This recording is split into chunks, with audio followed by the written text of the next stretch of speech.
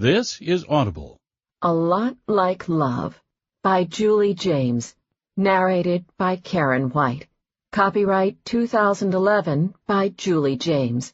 This unabridged audiobook is recorded by arrangement with the Berkeley Publishing Group, a member of Penguin Group USA, Incorporated, and was produced in the year 2012 by Tantor Media, Incorporated, which holds the copyright thereto. 1. From the moment Nick McCall walked into his boss's office, he knew something was up. Being a special agent for the FBI, he was an expert at both observing body language and reading between the lines, often gleaning all he needed to know from a carelessly chosen word or the subtlest of gestures, a skill that frequently came in handy. Upon entering the room, he watched as Mike Davis, the special agent in charge of the Chicago field office, toyed with the sleeve of his venti Starbucks coffee cup. Even he refused to drink the crap they had in the office, a gesture many of the senior agents in the office had noted long ago. It was Davis's tell, and Nick knew exactly what it meant. Trouble. Another long undercover job, he guessed. Not that working undercover bothered him. In fact, for the past few years, that was almost exclusively the type of investigation he'd handled. But having just finished a particularly grueling assignment, even he was ready for a break.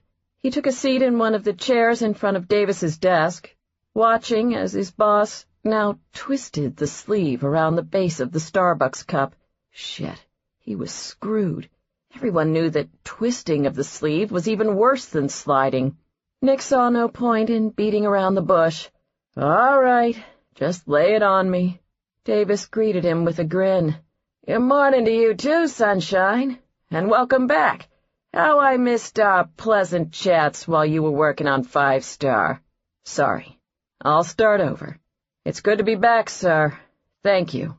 I assume you were able to find your office without too much trouble?" Davis asked dryly. Nick got comfortable in his chair, letting the sarcasm bounce off him. True, while working on Operation 5-Star over the last 6 months, he hadn't been in the office much, and it felt good to be back. Surprisingly, he realized that he had missed his chats with Davis. Sure, his boss could be prickly at times, but with all the crap he had to deal with as special agent in charge, this was to be expected. "I wandered around the floor until I found a door with my name on it. Nobody's kicked me out yet, so I figure I must be in the right place." He looked Davis over. "You're looking a little grayer around the temples there, boss." Davis grunted. "Spent the last 6 months of my life worrying that you'd screw up your investigation." Nick stretched out his legs in front of him. He didn't screw up investigations. "Have I ever given you any reason to doubt me?" "Probably. You're just better at covering it up than most." "That's true. So, you want to go ahead and give me the bad news?" "You're so convinced I've got something to tell you." Davis feigned innocence as he gestured to his Starbucks cup. "Can a guy simply catch up over coffee with the top agent in his office?" "Oh, so I'm your top agent now." "You've always been my top agent." Nick raised an eyebrow. "Don't let Palace hear you say that," he said, referring to another agent in their office who'd recently been on a run with some very high-profile arrests. "You and Palace are both my top agents," Davis said, as diplomatically as a mother who'd just been asked to name her favorite child. "Nice save." "Actually, I wasn't kidding about the catching up part. I heard the arrests last week got a little rough." Nick brushed this off. "That can happen with arrests. Funny enough, it's typically not an experience that catches people at their best." Davis studied him through sharp gray eyes. "Coming off an undercover job is never easy, especially a rough one like 5-Star. 27 Chicago police officers charged with corruption is quite a coup. You did a great job, Nick. The director called me earlier this morning and told me to extend his personal congratulations to you." "I'm glad both you and the director are pleased." "I can't help but think that the arrests might have struck a nerve, given your background." Nick wouldn't necessarily say the case struck a nerve, although it was true. Busting police officers wasn't high on his list of fun things to do. Cop blood ran through his veins, after all. He was a former police officer himself, having worked vice for the NYPD for 6 years before applying to the FBI. His father had served on the New York Police Department for 30 years before retiring, and one of Nick's brothers was a cop. But the 27 police officers he had arrested last Friday had crossed the line. In his opinion, the fact that the bad guys happened to wear badges only made them less worthy of sympathy. They were dirty cops, Mike. I didn't have any problem taking them down, Nick said. Davis seemed satisfied. Good. Glad that we got that out of the way. And I saw that you put in for some time off. I'm heading back to New York for a few days to surprise my mother. She's turning 60 this Sunday, and my family's having a big party. When are you leaving? Nick sensed that this question was less casual than Davis's tone would suggest. Tonight. Why? He asked suspiciously. What would you say if I asked you to consider postponing your trip a few days? I'd say you obviously don't know my mother. If I don't get back home for this party, you'll need a bulldozer to dig me out of the layers of guilt she'll pile on me. Davis laughed at that. You don't need to miss her party. You can still be in New York in plenty of time. Say Saturday night. Sunday morning at the latest. You're joking, obviously. Seeing how I've asked for all of about 2 days off in the last 6 years, I'm thinking I'm kinda due for this vacation. Davis turned more serious. I know you are, Nick. Believe me, I wouldn't ask if it wasn't important. Nick held back what would normally be his sarcastic reply. He respected Davis. They'd been working together for 6 years, and he found Davis to be a fair boss and a straight shooter.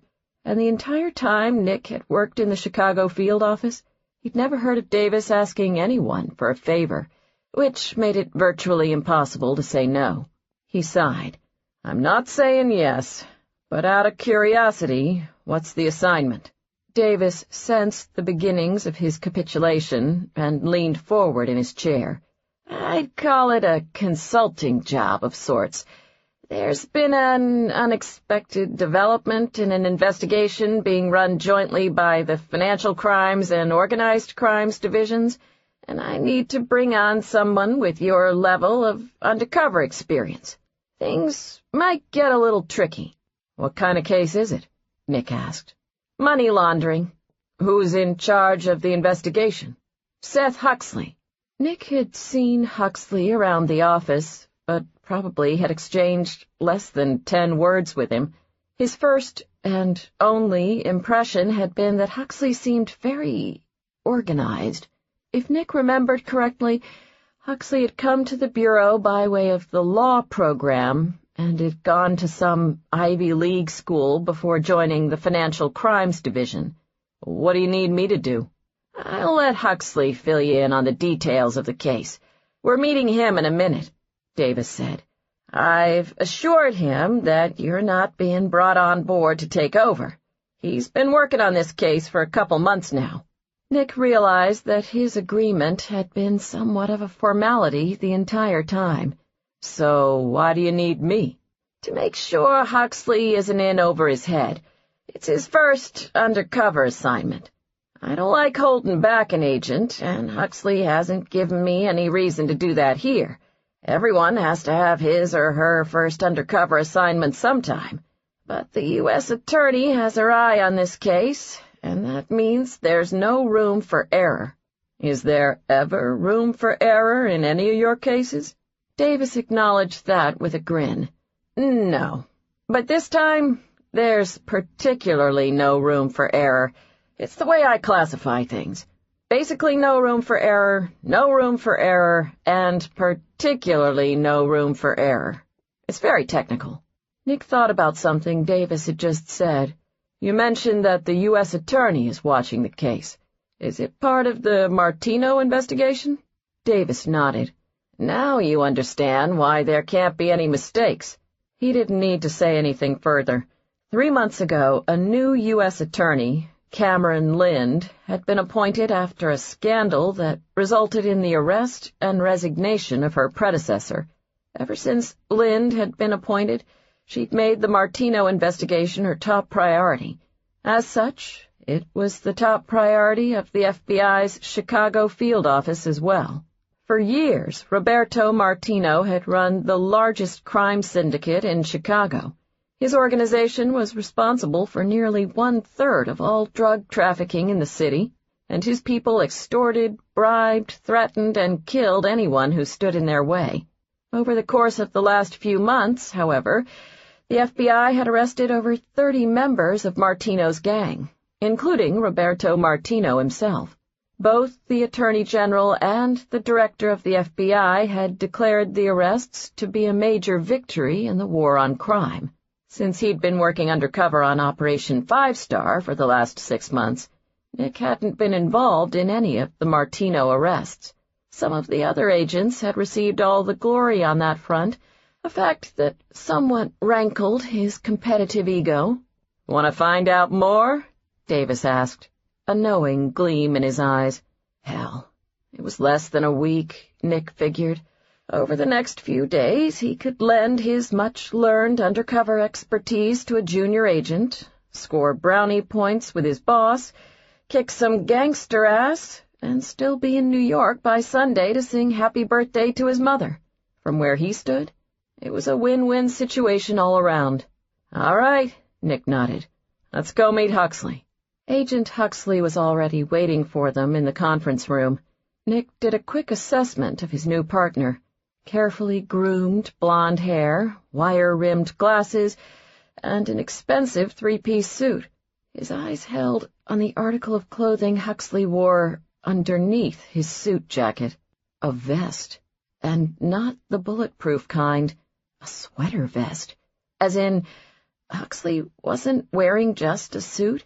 He had this whole ensemble going. Dark brown pants and jacket, crisp pinstriped shirt, V-neck vest, and tan silk tie. Nick, on the other hand, was dressed in his standard-issue, no-frills gray suit, white shirt, and navy tie, because men who grew up in Brooklyn didn't do ensembles, and they certainly didn't do sweater vests.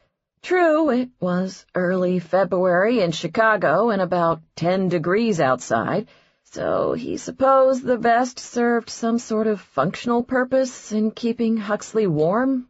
But still, in Nick's opinion, the only accessories an FBI agent should pair with a suit were a shoulder harness and a gun, maybe handcuffs, depending on the formality of the occasion. Nick nodded at Huxley and said a quick greeting as he took the seat opposite him at the marble conference table. Davis sat at the head of the table and got things started. "So, I told Nick how you've been working on the Eckhart investigation for the past couple of months." At least he had a name now, and one he was familiar with, a name many people in Chicago were familiar with. Xander Eckhart? The restaurant guy? "Nightclubs and restaurants, actually," Huxley corrected him. He adjusted his glasses, sitting straight in his chair. "Eckhart owns 3 restaurants and 4 bars in the Chicago area. All expensive, upscale establishments. The crown jewel is a French restaurant, Bordeaux, located just west of the Loop. It sits on the river and has an exclusive VIP-only wine bar that caters to a wealthy clientele. I've already filled Nick in on the fact that the investigation is connected to the Martino cases. Why don't you pick up from there?" Davis suggested. Huxley had his laptop out, prepared to do just that. He picked up a remote control, and with the push of a button, a screen dropped down from the ceiling in the front of the room. The lights in the conference room dimmed, and Huxley began his presentation.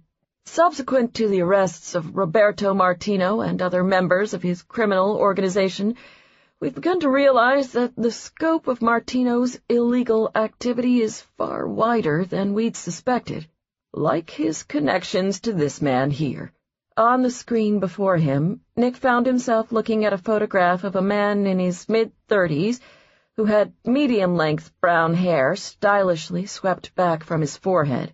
He wore a suit that appeared even more expensive than Huxley's, and had a tall, willowy brunette in her early 20s on his arm. "That's Xander Eckhart," Huxley said. "The girl's inconsequential, the flavor of the month. Based on evidence we've acquired over the last few months, we believe that Eckhart has been laundering large sums of drug money for Roberto Martino. Martino combines his money with the profits of Eckhart's restaurants and bars. The nightclubs, in particular, deal heavily in cash, providing the perfect cover. Eckhart then reports the dirty money as part of his revenue, and voila, it's clean. We've been working with the IRS to find proof in the tax records that Eckhart has filed for his businesses over the last couple years, but in the meantime, the U.S. Attorney has asked us to come up with additional evidence. Something a jury would actually pay attention to," Davis explained to Nick. Nick understood the U.S. Attorney's thinking behind this. He'd worked with enough prosecutors to know that they disliked cases where the evidence was primarily document-driven. Putting a boring IRS investigator on the witness stand to walk through pages and pages of indecipherable tax filings was the surest way to put a jury to sleep and lose a conviction. "So what other evidence do we have?" he asked. "I've been watching Eckhart for the last few weeks and observed him meeting with this man." Huxley pulled up another image, a photograph of a man with jet-black hair who appeared to be in his mid to late 40s. He wore a dark overcoat with the collar turned up as he hurried into a building Nick didn't recognize. "That's Carlo Trelawney, being photographed outside Bordeaux," Huxley said. "He's been there on several occasions to meet with Eckhart, always when the restaurant is closed. We suspect that Trelawney is one of Martino's men, although we don't have enough evidence yet to make an arrest. Hopefully we'll nail both him and Eckhart as part of this investigation." Nick was quickly catching on. "I'm guessing the tangible evidence we want lies in those meetings." Huxley nodded. "What we need is a way to listen in on Eckhart and Trelawney's conversations." Nick saw where Huxley was going with this. Electronic surveillance. More commonly used by the FBI than he suspected the average person realized. It was an investigative technique that often provided them the hard evidence they needed. The trick, however, was setting up the recording devices without tipping off the suspects. But the FBI had its ways.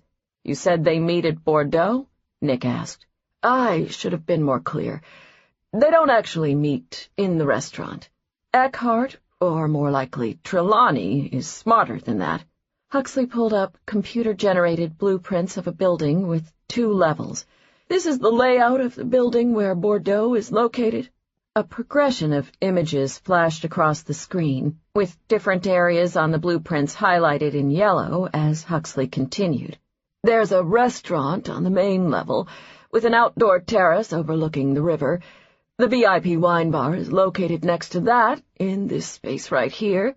Below the restaurant and the wine bar is this lower level, where Eckhart keeps a private office. That's where he and Trelawney meet."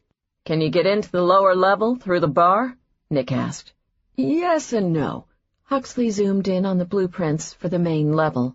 "There's an interior door in the wine bar that leads to a staircase to the lower level. There's also this separate exterior entrance here, right next to the back door for the main bar. The problem is that both doors to the lower level, as well as all the windows, are protected by an alarm system." "Eckhart has a separate security system for his office?" Nick asked. "I think he's more concerned with this space here." Huxley brought up the blueprints for the lower level and highlighted a large space located down the hall from Eckhart's office. "This is the wine cellar for the VIP bar and the restaurant. That's the reason for the security system. Eckhart's got over 6,000 bottles of wine down there. Really top stuff. I did some research. Apparently Eckhart's a huge collector. Last year, Wine Spectator did a whole cover story on him and the cellar at Bordeaux. And a few weeks ago, he made a big splash in the wine community by paying $258,000 for a case of rare wine. $250,000 for wine?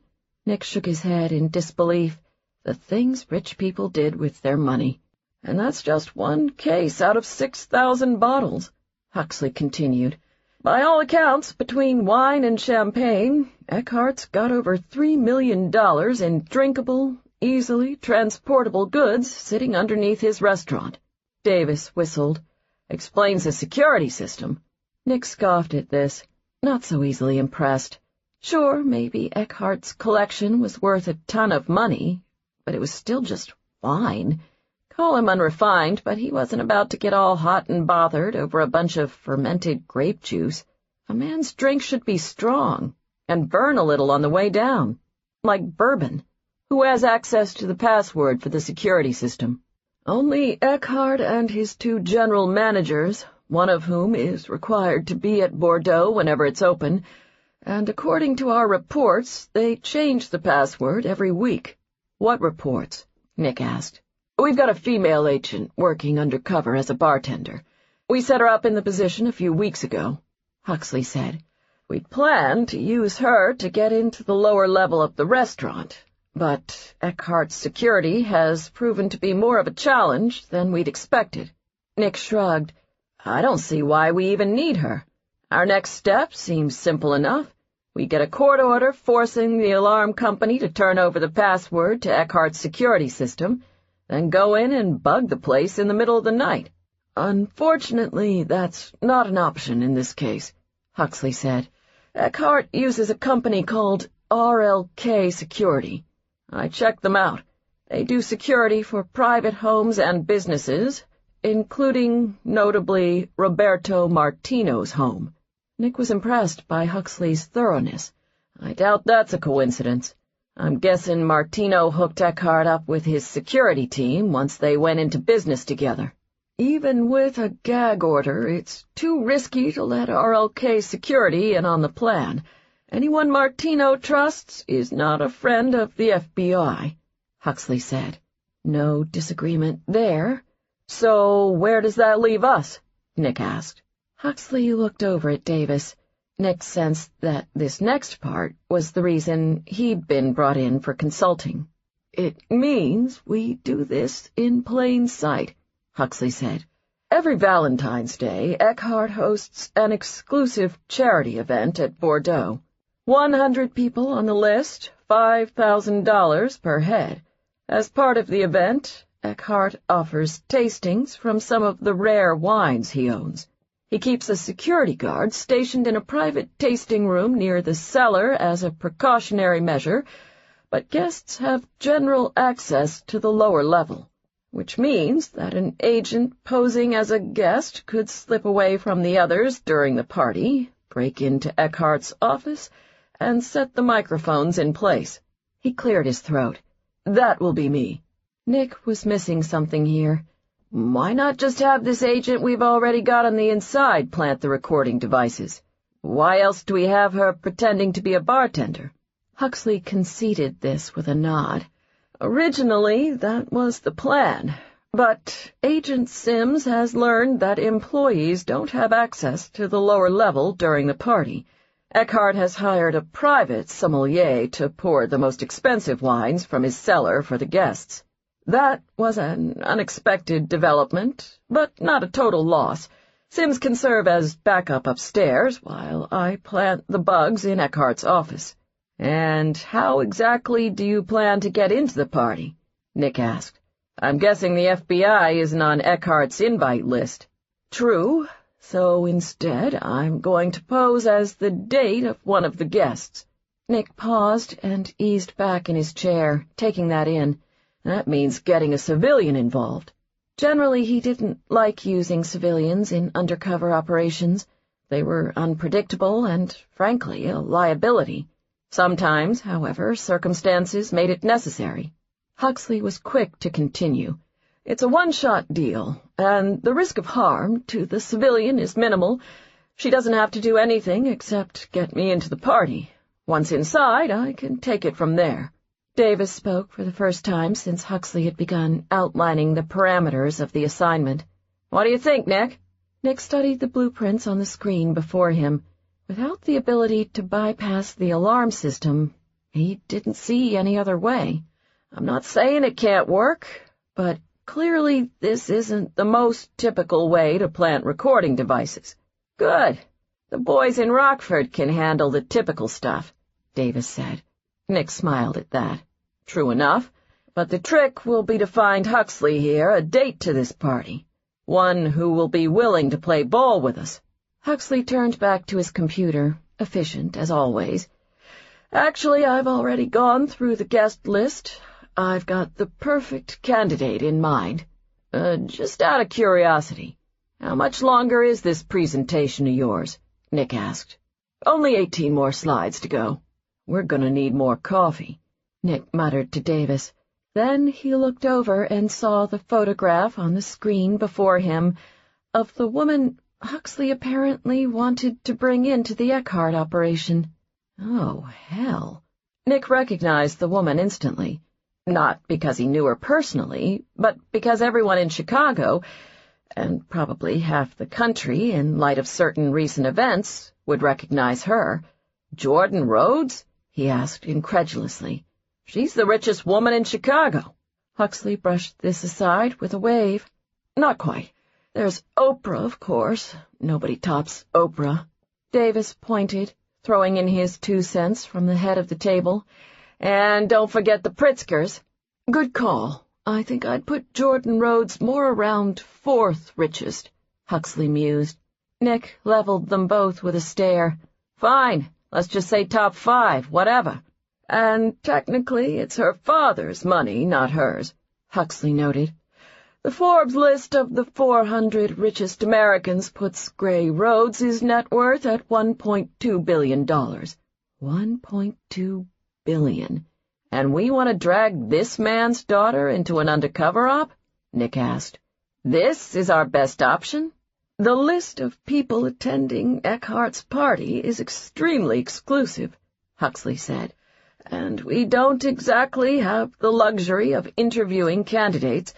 We need someone that we can be certain will agree to help us, someone who has a great deal of incentive to agree. Nick took in the photograph of Jordan Rhodes on the screen. Reluctantly, he had to admit that Huxley raised a good point. 4th richest woman in Chicago or not, they did have leverage over her. Significant leverage. What's the matter, McCall? Afraid she's out of your league? Davis asked with a sly grin. Professionally speaking. Nick had to fight back a laugh. Over the last 6 months, he'd posed undercover as everything from a drug dealer to a thief to a con artist. He'd spent nearly 30 nights in jail, and he'd taken down 27 corrupt Chicago cops. He could certainly handle one billionaire heiress. Xander Eckhart was his target now, at least for the next 5 days, and Jordan Rhodes appeared to be their best shot at making the investigation a successful one, which meant that it was no longer a question of whether she cooperated with them, but when. He nodded at Davis. All business. Consider it done, boss. 2. The chime rang on the front door of the wine store. Jordan Rhodes came out of the back room, where she'd been sneaking a quick bite for lunch. She smiled at her customer. You again? It was the guy from last week, the one who'd looked skeptical when she'd recommended a Cabernet from South Africa that, gasp, had a screw top. So, how'd you like the Excelsior? She asked. Good memory, he said, impressed. You were right. It's good, particularly at that price point. It's good at any price point, Jordan said. The fact that it sells for less than $10 makes it a steal. The man's blue eyes lit up as he grinned. He was dressed in a navy car coat and jeans, and wore expensive leather Italian loafers, probably too expensive for the 6 to 8 inches of snow they were expected to get that evening. His light brown hair was mussed from the wind outside. You've convinced me. Put me down for a case. I'm having a dinner party in a few weeks, and the Excelsior will be perfect. He pulled off his leather gloves and set them on the long ebony wood counter that doubled as a bar. I'm thinking I'll pair it with a leg of lamb, maybe seasoned with black pepper and mustard seed, rosemary potatoes." Jordan raised an eyebrow. The man knew his food. Sounds delicious. The Excelsior would certainly complement the menu, although she personally subscribed to the more relaxed drink-what-you-want philosophy of wine, rather than putting the emphasis on finding the perfect food pairing, a fact that constantly scandalized her assistant store manager, Martin. He was a certified Level 3 sommelier, and thus had a certain view on things, while she, on the other hand, was the owner of the store, and thus believed in making wine as approachable as possible to the customer. Sure, she loved the romance of wine. That was one of the main reasons she had opened her store, Divine Cellars, but for her, it was also a business. "I take it you cook?" she said to the man with the great smile. Great hair, too, she noted approvingly. Nicely styled, on the longer side. He wore a gray scarf wrapped loosely around his neck that gave him an air of casual sophistication. Not too fussy, but a man who appreciated the finer things in life. He shrugged. "I know my way around food. It comes with the job." "Let me guess. You're a chef," Jordan said. "Food critic. With the Tribune." Jordan cocked her head, suddenly realizing, "You're Cal Kittredge." He seemed pleased by her recognition. "You read my reviews?" Yes, she did, along with many others in Chicago, religiously. With so many restaurants in this city to choose from, it's nice to have an expert's opinion. Cal relaxed against the counter. "An expert, huh? I'm flattered, Jordan." So, he knew her name. Unfortunately, a lot of people knew her name. Between her father's wealth and her brother's recent infamy, rare was the person, at least in Chicago, who wasn't familiar with the Rhodes family. Letting this sit for a moment, Jordan moved behind the counter and opened the laptop she kept there. "A case of the Excelsior it is." She pulled up her distributor's delivery schedule. "I can have it in the store next week." "That's plenty of time. Do I pay for it now, or when I pick it up?" Cal asked. "Either one. I figure you're good for it, and now I know where to find you if you try to skip out." Yes, she may have been flirting a little, maybe more than a little. For the last few months, her family had been living under an intense spotlight because of the mess with her brother, and frankly, dating had been the last thing on her mind. But things were finally starting to settle down, as much as things could ever settle down when one's twin brother was locked up in prison, and it felt good to be flirting. And if the object of said flirtation just so happened to have polished, refined good looks and was a first-class connoisseur of cuisine, well, all the better. "Maybe I should skip out, just to make you come look for me," Cal teased. And maybe she wasn't the only one flirting a little. He stood opposite her with the counter between them. "Since you read my reviews, I take it you trust my opinions on restaurants?"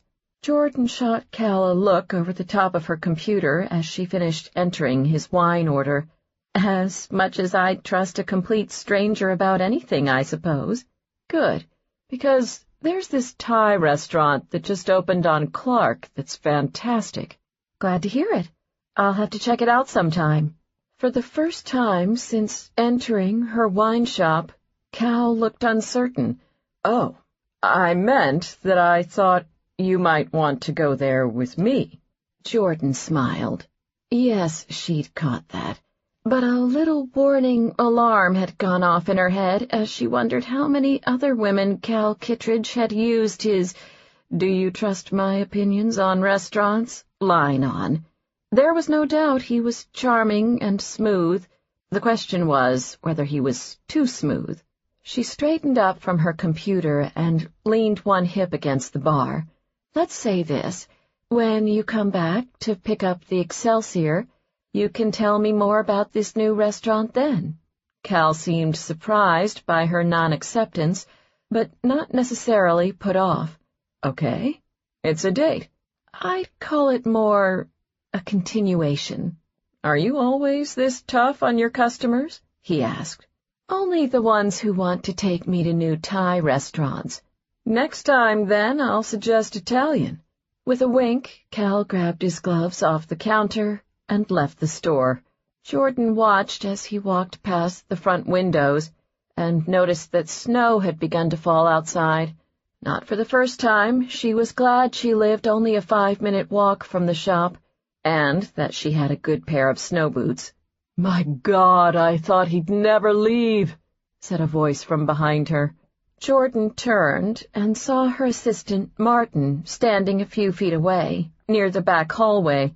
He walked over, carrying a case of Zinfandel that he'd brought up from the cellar. He set the box on the counter and brushed away a few unruly reddish-brown curls that had fallen into his eyes. "Phew! I've been standing back there holding that thing forever. Figured I'd give you two some privacy. I thought he was checking you out when he came in last week. Guess I was right." "How much did you hear?" Jordan asked, as she began to help him unpack the bottles. "I heard that he's Cal Kittredge." Of course, Martin had focused on that. He was 27 years old, more well-read than anyone she knew, and made no attempt to hide the fact that he was a major food and wine snob. But he knew everything about wine, and he'd grown on her. Jordan couldn't imagine running the shop without him. "He asked me to go to some new Thai restaurant on Clark," she said. Martin was instantly impressed. "I've been trying to get reservations there for 2 weeks." He lined the remaining bottles on the bar and tossed the empty box onto the floor. "Lucky you. If you start dating Cal Kittredge, you'll be able to get into all the best restaurants.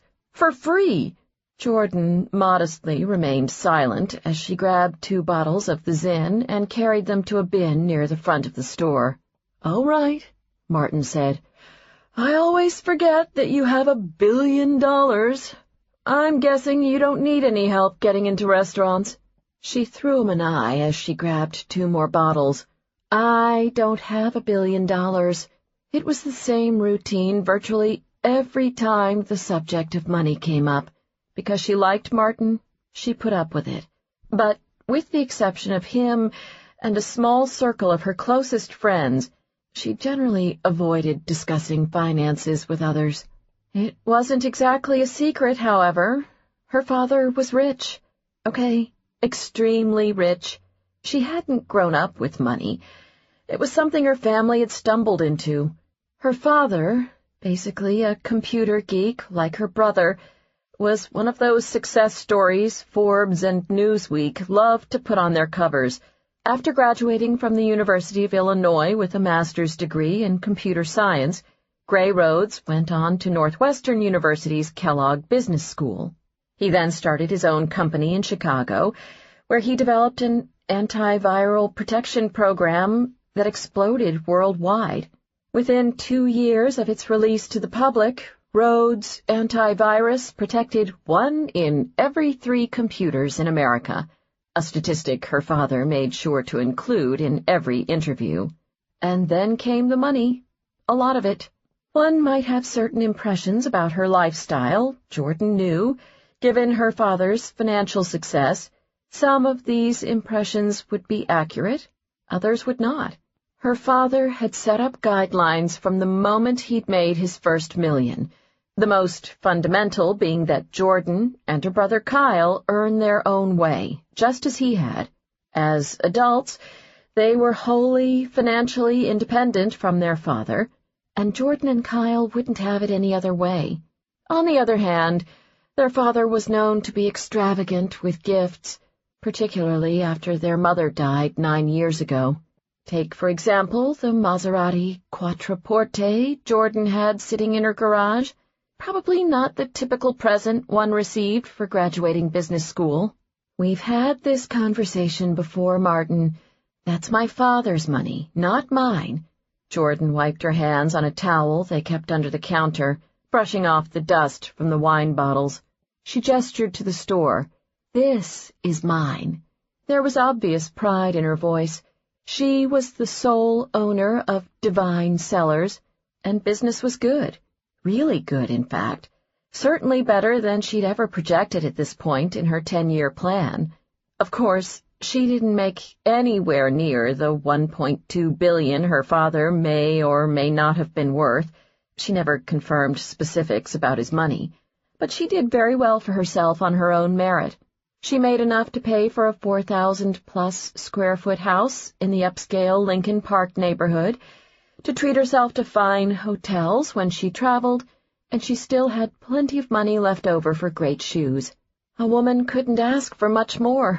"Maybe, but you still get into any restaurant you want," Martin pointed out.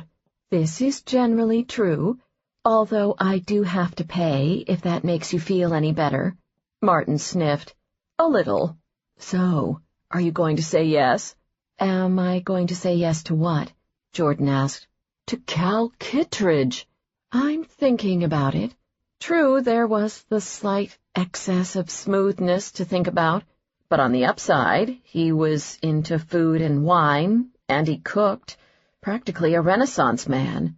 "I think you should string Kittredge along for a while," Martin mused aloud. "Keep him coming back so he'll buy a few more cases before you commit." "Great idea. Maybe we could even start handing out punch cards," Jordan suggested. "Get a date with the owner after 6 purchases, that kind of thing?" "I detect some sarcasm," Martin said. "Which is too bad, because that punch card idea is not half bad. We could always pimp you out as a prize." Martin sighed as he leaned his slender frame against the bar.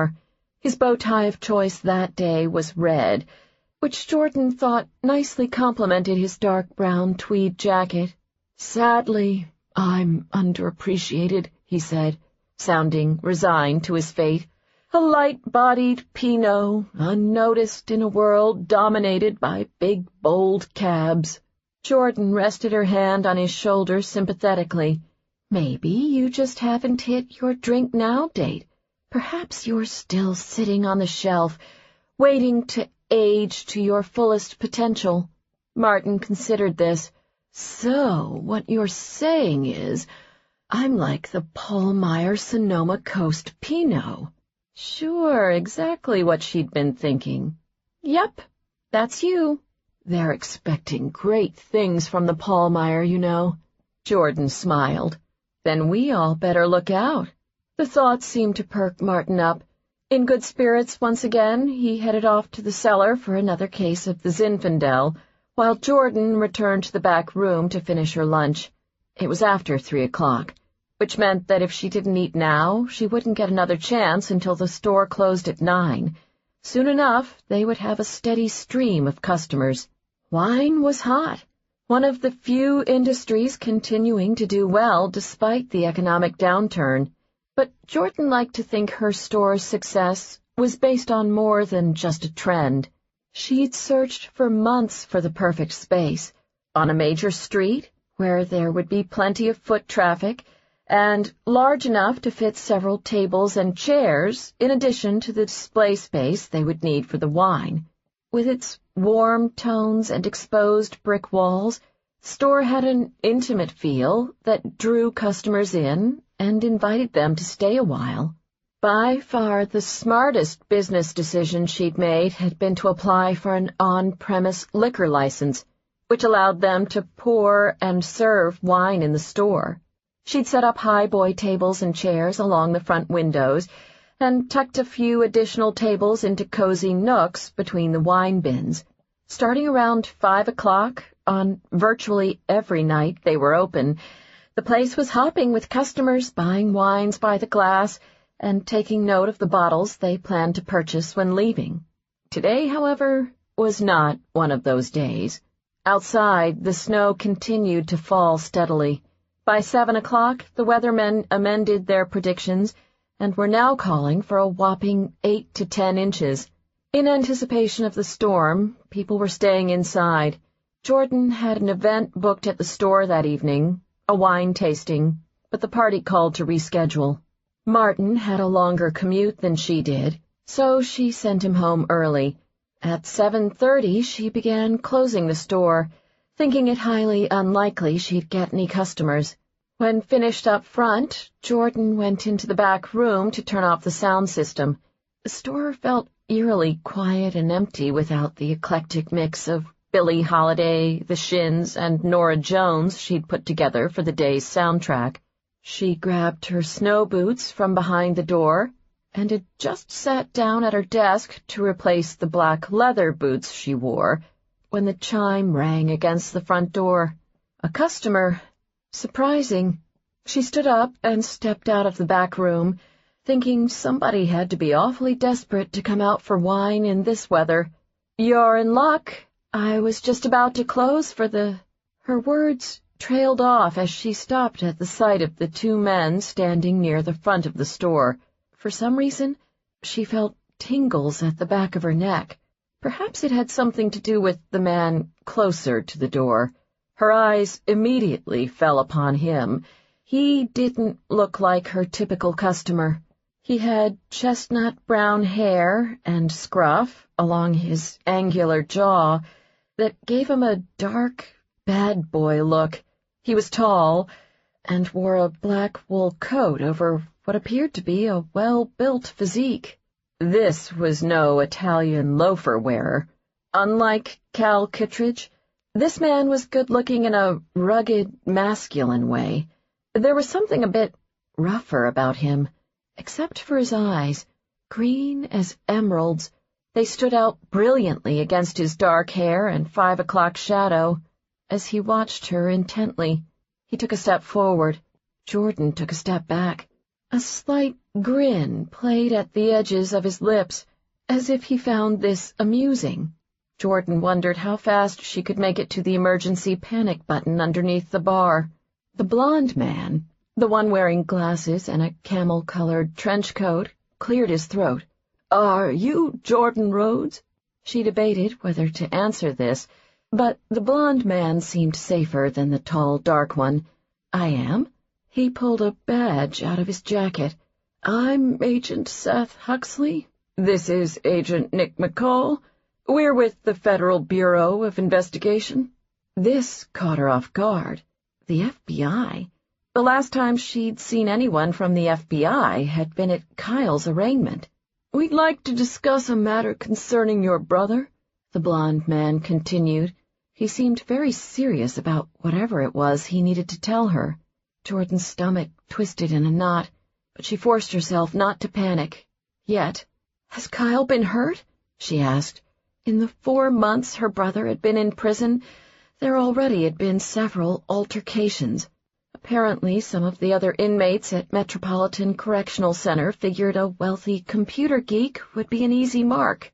Kyle assured her that he could hold his own whenever she asked about the fights during her visits, but every day since he'd begun serving his sentence, she'd worried about getting that phone call that said he'd been wrong. And if the FBI had sent 2 agents to her store during a blizzard, whatever they had to tell her couldn't be good. The dark-haired man spoke for the first time. His voice was low, yet smoother than Jordan had expected. "Your brother is fine, as far as we know, anyway." Jordan cocked her head. That was an odd thing to say. "As far as you know? You make it sound like he's missing or something." She paused before folding her arms across her chest. "Oh, no. Don't tell me he's escaped." Kyle wouldn't be so stupid.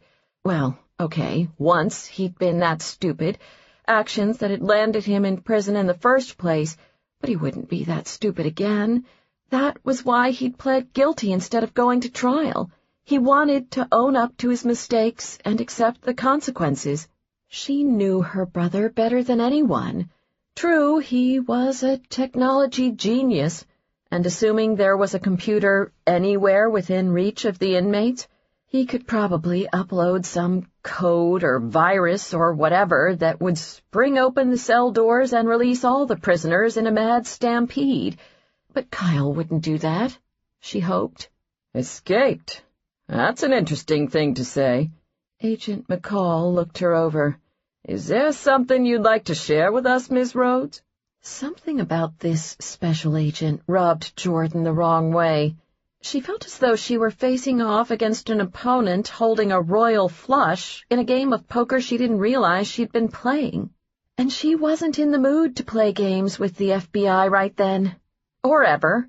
They charged her brother to the fullest extent of the law, locked him up at MCC, and treated him like a menace to society for what, in her admittedly biased opinion, was simply a really bad mistake. By someone with no criminal record, she noted. It wasn't like Kyle had killed anyone, for heaven's sake. He'd just caused a bit of panic and mayhem for about 50 million people. "You said this is about my brother. How can I help you, Agent McCall?" she asked coolly.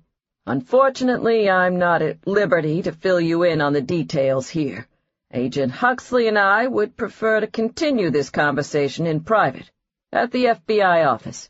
And she would prefer to say nothing at all to the FBI, if they weren't dangling this bit about Kyle over her head. She gestured to the empty wine shop. "I'm sure whatever it is you have to say, the Chardonnays will keep it confidential." "I never trust a Chardonnay," Agent McCall said. "And I don't trust the FBI." The words hung in the air between them. A standstill. Agent Huxley intervened. "I understand your hesitancy, Miss Rhodes, but as Agent McCall indicated, this is a confidential matter. We have a car waiting out front and would very much appreciate it if you came with us to the FBI office. We'd be happy to explain everything there." She considered this. "Fine. I'll call my lawyer and have him meet us there." Agent McCall shook his head. "No lawyers, Miss Rhodes. Just you." Jordan kept her face impassive, but inwardly her frustration increased. Aside from her general dislike of the FBI because of the way they'd treated her brother, there was an element of pride here. They had come into her store, and this Nick McCall person seemed to think she should jump just because he said so. So instead, she held her ground. "You're going to have to do better than that, Agent McCall.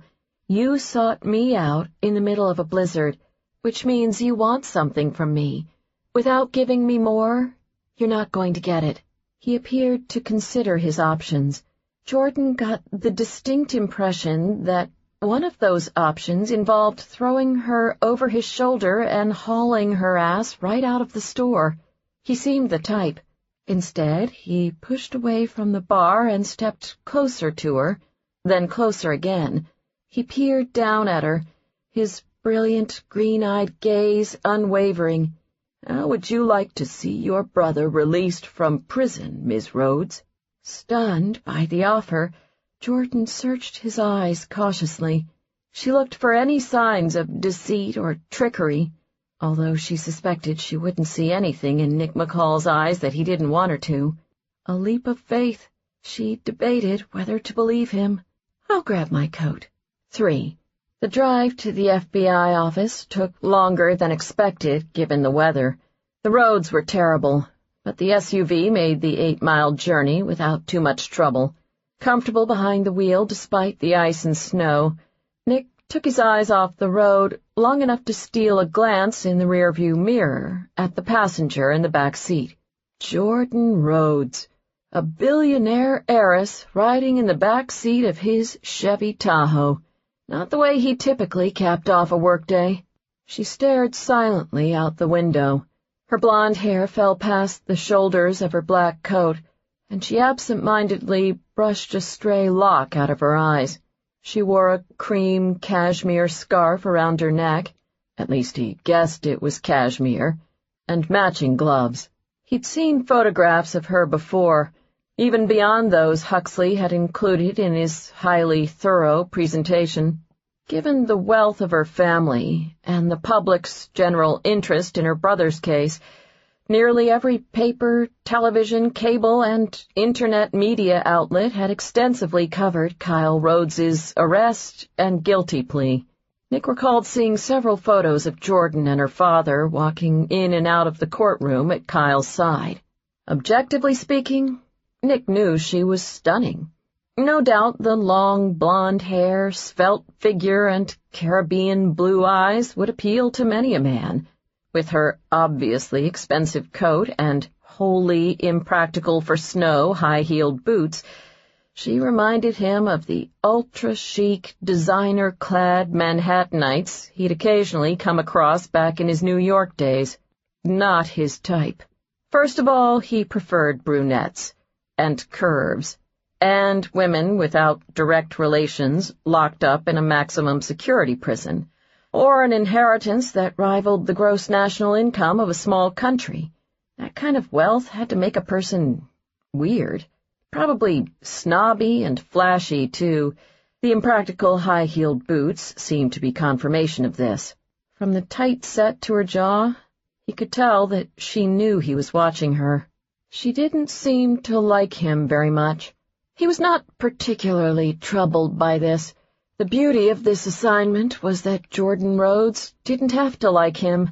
Huxley was going to be her date at Eckhart's party. He could be the one to work his charm routine, assuming Huxley had a charm routine. Nick's responsibility, on the other hand, was simply to secure Jordan Rhodes's cooperation, and to do that, he had to resolve a few unanswered questions first. "So, how's the wine business these days?" he asked, breaking the silence. Jordan turned her head away from the window and met his gaze in the rearview mirror. "You don't need to make small talk with me, Agent McCall. I realize this isn't a social call." He shrugged. "What can I say? I'm not much for uncomfortable silences." "What's your position on uncomfortable conversation?" Nick had to check his grin at that. Christ, she was a sassy one. "This is some weather we're having," Huxley said, quickly interjecting to keep things light. "Good thing you've got four-wheel drive, Nick." "True," he agreed, "although a Chevy Tahoe can't be nearly as fun to drive as a Maserati Quattroporte." Jordan stared at Nick with a mixture of surprise and annoyance. "You know what kind of car I drive?" "I know lots of things. Trust me, I have files worth of annoying small-talk questions I can ask as we creep through this blizzard at 10 miles an hour. I figured the subject of wine seemed the most innocuous." She sighed, as if resigned to her fate. "The wine business is good." "I'm curious. Who's your typical customer?" he asked. "Do you get a lot of hardcore collectors, or more locals from the neighborhood?" "I get all types. Some people are just beginning to dabble in wine and looking for a comfortable place to learn more. Others are more experienced drinkers who like to come in and relax while sampling the wines we have open. Then there's a third group, who I would describe as serious collectors." As Nick had guessed, she relaxed when discussing the subject of wine. "Good. I don't know much about wine myself. I did hear a story a few weeks ago about some collector from Chicago who spent over $250,000 on a case of wine." He turned to Huxley. "Can you believe it? $250,000. He checked back in the rearview mirror. "You're the expert, Miss Rhodes. In the wine world, what does one get for $250,000? "A 1945 Chateau Mouton Rothschild." "Wow. You came up with that awfully fast. I take it you heard about the auction, too?" "Actually, I helped that particular collector locate the wine," she said. "I knew it was going to auction and that he would be interested. The guy had a strange name. I think he owned a restaurant or something." Huxley looked over at Nick, but remained silent, having realized that their interrogation of Jordan Rhodes had begun. "Xander Eckhart," Jordan said. "Must be nice having customers who buy $250,000 worth of wine." For a brief moment, she loosened up a bit. "Unfortunately, that sale went to Sotheby's," she said with a smile. "But yes, Xander is a good customer." And therein lay the question, Nick thought. Just how good of a customer? "I take it you know him well?" "Well enough, I suppose." How well? There was a pause, and he saw the stiffening in Jordan's posture the moment she clued in. You want to know about Xander? That's what this is about? She asked. Yes. She appeared genuinely shocked. Why would you be investigating Xander? Nick ignored the question, shifting into interrogation mode. How would you describe the nature of your relationship with Eckhart? She seemed to weigh her options before answering. While sitting in the back seat of an SUV in the middle of a blizzard with 2 armed FBI agents in front, she didn't have many. Xander has been a regular customer of my store for a few years.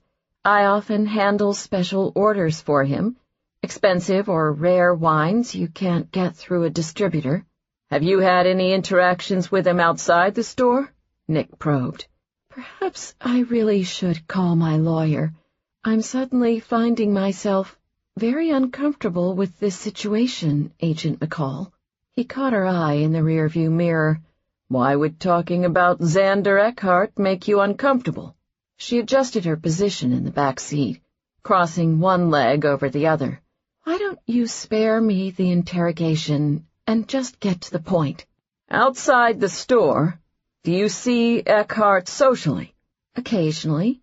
We know some of the same people, so from time to time I'll run into him at a party or at one of his restaurants, and every year I attend a charity fundraiser that he hosts at Bordeaux. The party is this weekend, as a matter of fact. Is that the full extent of your personal relationship? She locked eyes with him in the mirror. What else would there be to our relationship, Agent McCall? Do you have any sort of intimate connection to Eckhart? Her voice was smoky in the darkness of the back seat. Just a deep appreciation for good wine. She turned away from him and stared out the window once again. Nick got the message, loud and clear. Conversation over. When they arrived at the FBI office, he parked the car in the spot closest to the entrance of the glass and steel mid-rise building. The parking lot was virtually empty. With the snowstorm, nearly everyone had gone home for the evening. With a nod, he indicated to Huxley that he would get Jordan. He stepped out of the car and opened the back door. Jordan hesitated before sliding across the seat. She stepped down from the SUV, one high-heeled, leather-booted leg first, then the other. Because Nick held the door open, they stood close to each other.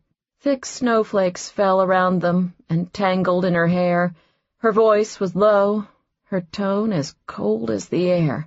The next time you want to know something, Agent McCall, don't bother to sweet-talk me first.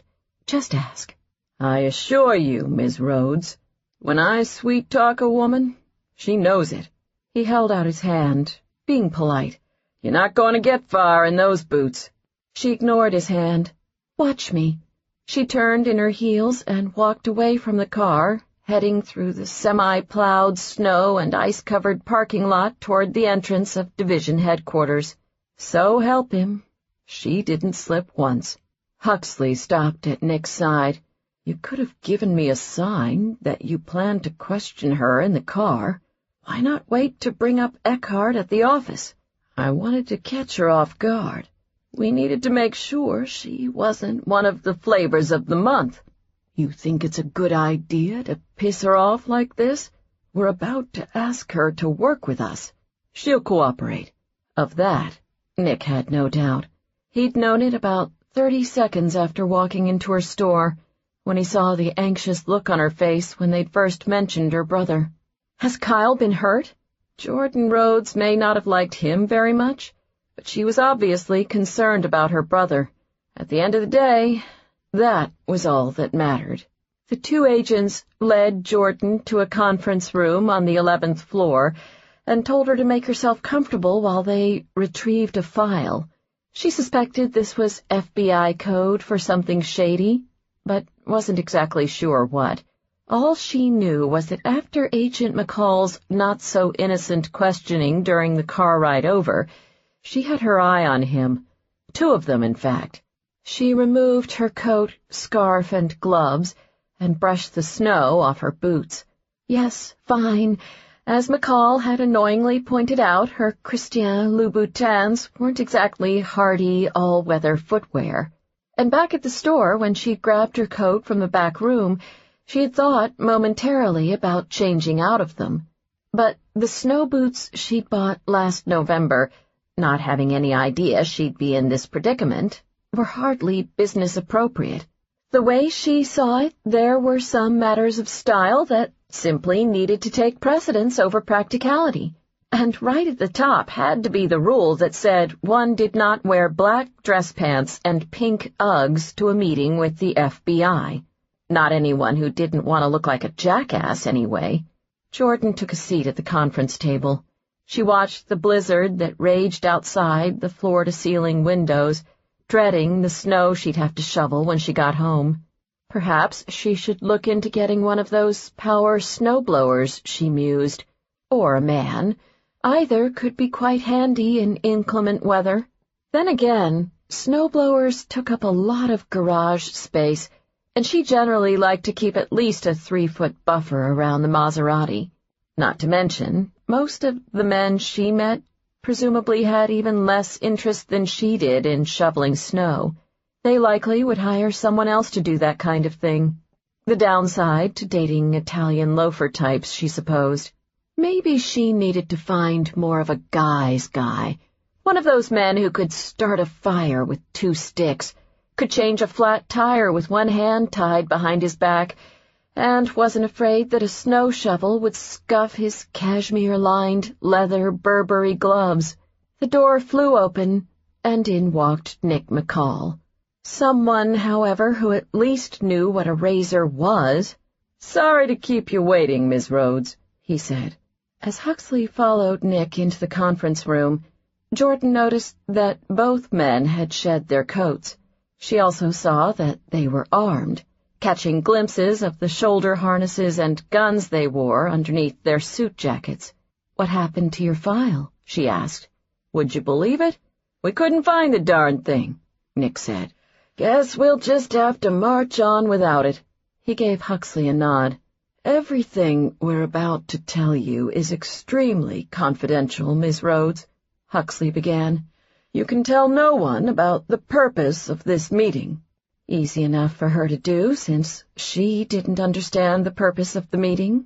"All right. You already know that this pertains to Xander Eckhart. For some time now we've had him under investigation. We believe he's running drug money through his nightclubs and restaurants for an organized crime syndicate led by Roberto Martino. You may have heard about the recent indictments of Martino and the others in his organization." Huxley gave Jordan a moment to process all this. "You seem surprised," Nick said. She shot him a look. "Of course I'm surprised. I had no idea Xander was mixed up in anything like this. You're sure of this?" Huxley nodded. "Yes, we've been watching Eckhart. We've seen him on several occasions with a man we know to be one of Martino's associates. They meet in Eckhart's office, which is located underneath the main level of his restaurant, Bordeaux." "The one down the hall from his wine cellar, you mean?" Jordan said. Nick sat forward in his chair, interested in this. "You've been inside Eckhart's office?" "Yes. Last year, at his Valentine's Day party, he gave me a tour of the entire space at Bordeaux." "How well do you remember the interior of the office?" Huxley asked. "Would you be able to describe it? Tell us the placement of the furniture, that kind of thing?" "I can certainly try," Jordan said. "Is that what this is about? You want me to describe Xander's office to you?" It seemed too insignificant for all the secret agent rigmarole. Nick shook his head. "Unfortunately, it's not that simple. What we want is for you to help us get inside Eckhart's office. This Saturday night." It took her a moment. "You mean during the party?" Nick folded his arms on the table. "How would you feel about bringing along an undercover agent as your date, Miss Rhodes?" Jordan leaned in to meet him halfway. "I think that depends on who the date is, Agent McCall." Next to Nick, Huxley pushed up his glasses. "Me." Jordan looked over, surprised. "Oh, Okay. Try not to look so relieved, Nick said dryly. Sorry, it's just that Agent Huxley seems more— She searched for the right word. Like a fancy wine type? Nick suggested sarcastically. I was about to say pleasant. Actually, I have been doing a lot of research into wine for this assignment, Huxley interjected. From what I've read, Eckhart has quite an impressive collection. He shot Nick a glance and cleared his throat. Not that I'll be drinking that evening, of course. From Huxley's nervous look, Jordan guessed that Nick held some sort of position of authority over the younger agent, another of the FBI's questionable judgment calls. So, I bring you as my date? And then what happens? She asked Huxley. I'll break away from the party at some point and plant small recording devices in Eckhart's office. They made it sound so easy. Then again, to them, maybe it was. Tell me how my brother fits into this. Nick took the lead here. The U.S. Attorney has agreed to a reduction of your brother's sentence to time served. If you cooperate with us, her office will file the motion on Monday. While waiting for the court to rule, we can arrange to have your brother transferred to home detention. Jordan studied both agents carefully. What's the catch? There has to be one if you're willing to give up Kyle. Several months ago, the U.S. Attorney had a blast making a public spectacle of the case. His way of being tough on crime, I suppose. The former U.S. Attorney made a public spectacle of your brother's case, Nick corrected her. The new one has a different agenda. You need to be aware that, with any undercover operation, there is some risk of danger, Huxley added. We think we can minimize the risk, but nevertheless, you should take that into consideration. How long do I have to make my decision? Jordan asked. I think we all know you've already made your decision, Miss Rhodes, Nick said. How Jordan wished she could tell him that he didn't know her half as well as he seemed to think he did. But unfortunately, in this case, he was right. I have one condition. Kyle can't know anything about our arrangement. He'd worry too much about me. No one can know about this until it's over, Huxley emphasized.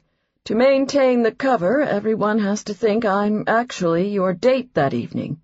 He blushed. Not that I'm suggesting we need to, get romantic or anything. Nick hadn't taken his eyes off her. So we have a deal? Despite the fact that Huxley would be her date on Saturday night, Jordan couldn't help but think that she was about to get into bed with the devil. A green-eyed one at that. She nodded. We have a deal. At the end of the meeting, Jordan and Huxley made arrangements to meet on Thursday evening, which was Martin's night to close the shop.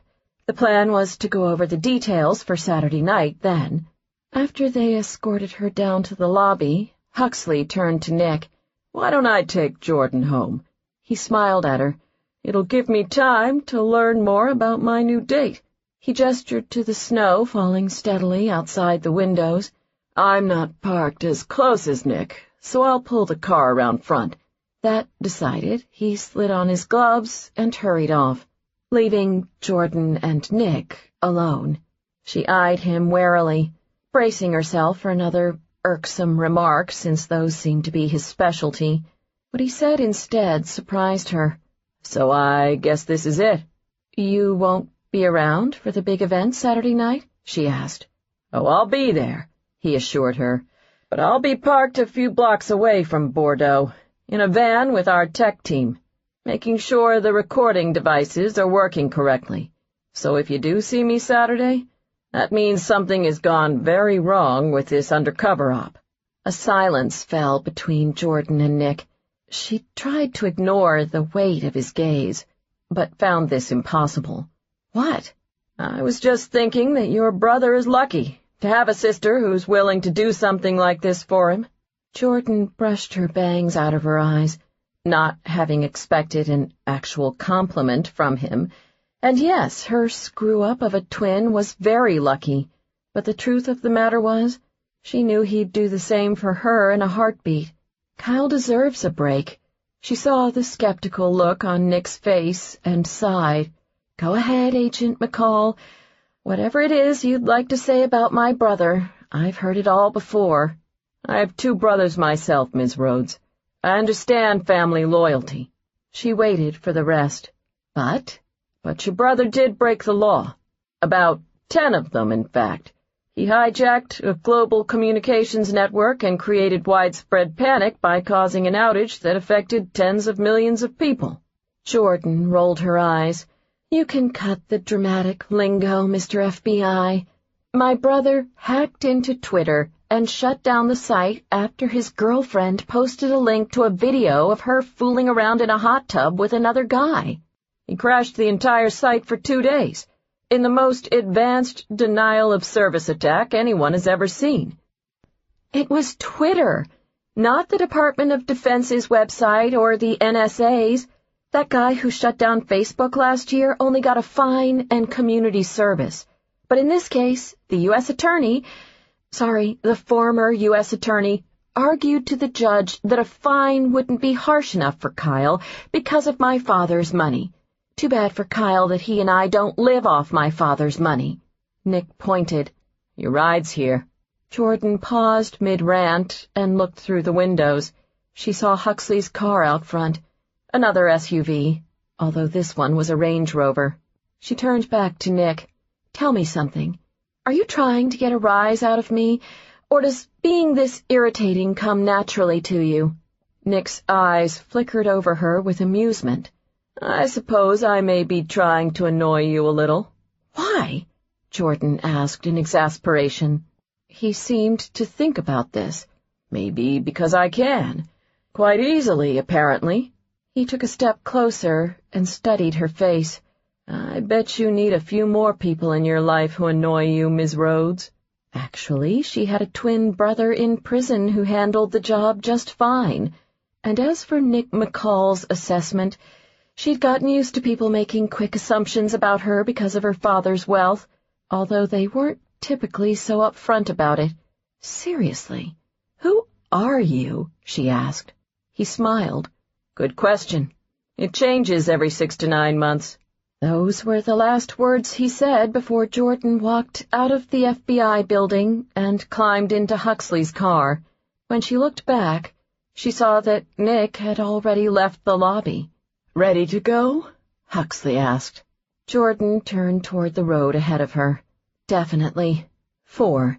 Jordan hurried to catch the light at Van Buren Street, thinking that if she never again laid eyes on Metropolitan Correctional Center after next week, she'd be just fine. The building was an eyesore, an ugly gray triangle that shot up over 30 stories high, with tiny vertical slats for windows. She visited Kyle every Wednesday, having worked out a routine with Martin that allowed for that. She'd been extremely appreciative that her assistant had made it to the store on time that morning. Despite the near foot of snow, the streets and sanitation department was still struggling to clear off the roads. Because her car was snowed in and taxis were always a rarity on bad weather days, she'd had to ride the L train downtown, which took extra time. Since visitors were permitted at the prison on a first-come basis, she liked to arrive promptly at noon, the start of visiting hours.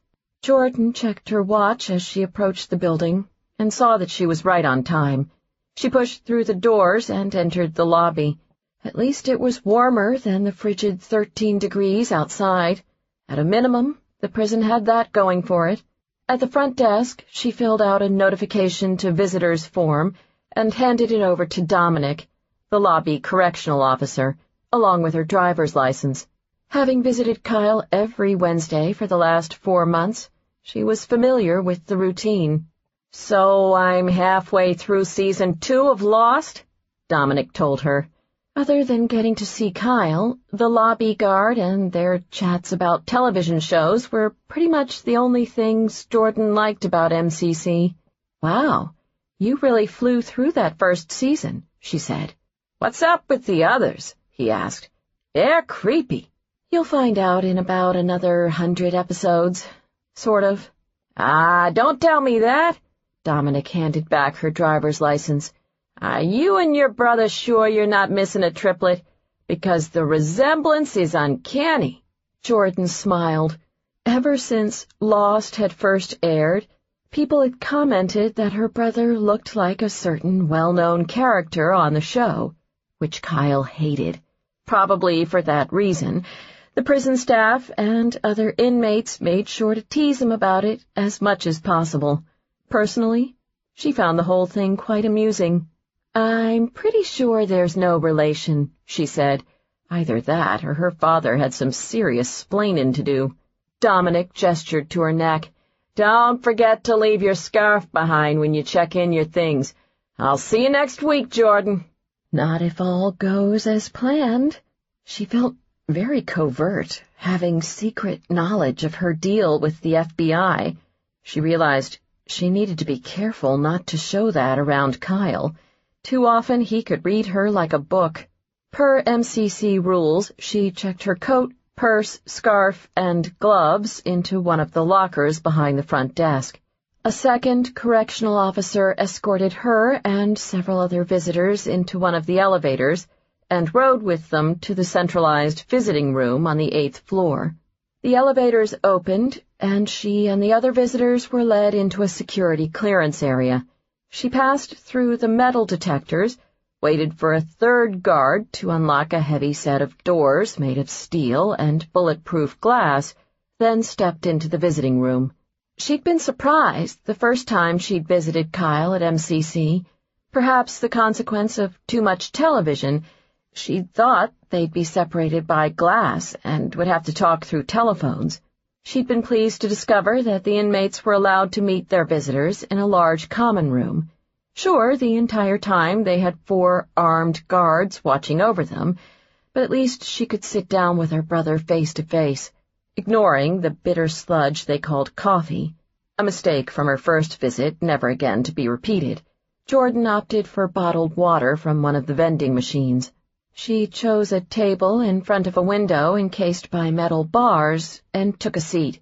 As she did every week, she tried to mind her own business and avoided paying too much attention to the other visitors waiting at the surrounding tables, assuming they preferred some modicum of privacy as much as she did. Her mind wandered, knowing she had several minutes to wait while Kyle made it past his various security checks before he could be processed through to the visiting room. "Shorto, I fucked up." Those had been the first words out of Kyle's mouth when he'd called her that fateful night 5 months ago. She'd had no clue what he'd done, but in the end, it came down to one thing. "Can you fix it?" she'd asked. "I don't know," he'd groaned worriedly. There was a hard, thumping sound, which she'd guessed was his head hitting the wall. "Where are you? I'll come get you, and we'll figure it out." His words were slurred. "Tijuana, getting very drunk." Oh, boy. "Kyle, what did you do?" His voice rose in anger. "I just shut down Twitter, that's what I did. The whole damn thing. The hell with Danny." Jordan hadn't caught all of that, but she'd grasped enough to understand that her computer geek of a brother had done something very, very bad because of Daniela, his girlfriend. Kyle had a knack for attracting the wrong kind of girl, meaning vapid, money-seeking, skanky ones, and, as Jordan ultimately came to find out through her brother's inebriated ramblings that night, Daniela, the Brazilian Victoria's Secret model, ultimately was no exception. They'd met in New York at a gallery exhibition for an artist who was a mutual friend. They dated long distance for 6 months, a record for Kyle. Then Daniela flew out to L.A. to shoot a music video, a great opportunity, she'd said, because she wanted to become an actress. Of course she did. On the second day of the trip, she stopped calling Kyle. Worried, he left messages on her cell phone and at her hotel with no response. Late on the 4th night, he finally got a reply, via Twitter. @Kyle Rhodes. Sorry, not going to work out for us. Going to chill in LA with someone I met. I think you are sweet, but you talk too much about computers. 20 minutes later, in her next tweet, Daniela posted a link to a video of her in Hollywood, making out with movie star Scott Casey in a hot tub. It was tough to say which bothered Kyle more, the fact that he'd been dumped over Twitter, or the fact that Daniela had no qualms about publicly cuckolding him. Given his wealth and her minor celebrity status, their relationship had been talked about in gossip columns in both New York and Chicago, and had been mentioned several times on TMZ.com. Kyle worked in technology. He knew it would only be a matter of time before the video of Daniela and the A-list actor went viral and spread everywhere. So he did what any pissed-off, red-blooded computer geek would do after catching his girlfriend giving an underwater blowjob to another man. He hacked into Twitter and deleted both the video and her earlier tweet from the site.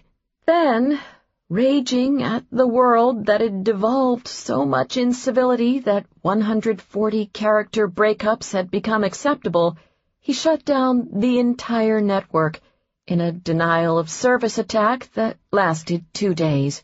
And so began the great Twitter outage of 2011. The Earth nearly stopped on its axis. Panic and mayhem ensued as Twitter unsuccessfully attempted to counteract what it deemed the most sophisticated hijacking they'd ever experienced.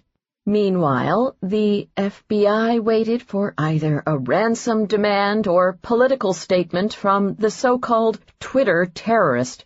But neither was forthcoming, as the Twitter terrorist had no political agenda, already was worth millions, and had most inconveniently taken off to Tijuana, Mexico, to get shit-faced drunk on cheap tequila being served by an 8-fingered bartender named Esteban. Late the second night, after an unpleasant encounter with a cactus to the forehead while bending over to throw up outside Esteban's bar, Kyle had a moment of semi-clarity. He stumbled to his hotel room and called Jordan, then, realizing the error of his ways, powered up his laptop computer. Determined to right his wrongs, he hacked into Twitter a second time and put a halt to his earlier attack. Only this time, Kyle wasn't as careful.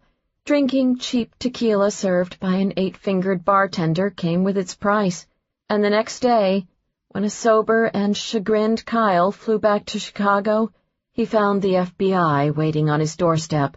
Despite all the attempts by his lawyers to dissuade him, Kyle steadfastly insisted upon pleading guilty. He'd done the crime, so he would do the time, he said. Jordan had found this to be an admirable sentiment, albeit one that would essentially cost him 1.5 years of his life. The heavy double doors swung open, jolting Jordan back to reality. The very real reality of bulletproof glass, barred windows, and armed guards. The inmates entered the visiting room single file. Jordan watched as the first 2 men spotted their families and headed over to nearby tables. Kyle, her computer geek of a brother, was third in line. His grin was the same every time she came to visit, part embarrassed to see her given the circumstances, and part happy just to see her. He walked over in his orange jumpsuit and blue tennis shoes as she stood up.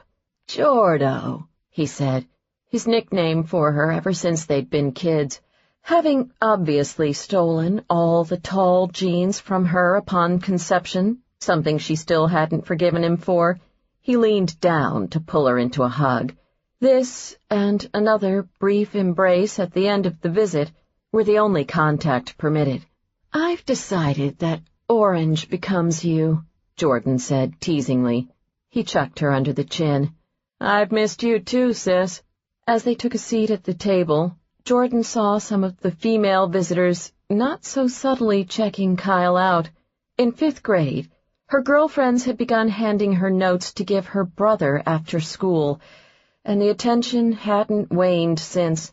Frankly, the whole thing flabbergasted her. It was Kyle. "Is it as bad out there as they say it is?" he asked. "From my 6-inch window, it looks like we got hit with one hell of a storm." "It took me nearly an hour to shovel the sidewalk this morning," Jordan said. Kyle brushed his neck-length dark blonde hair off his face. "See? That's one of the positives of being in prison. No shoveling."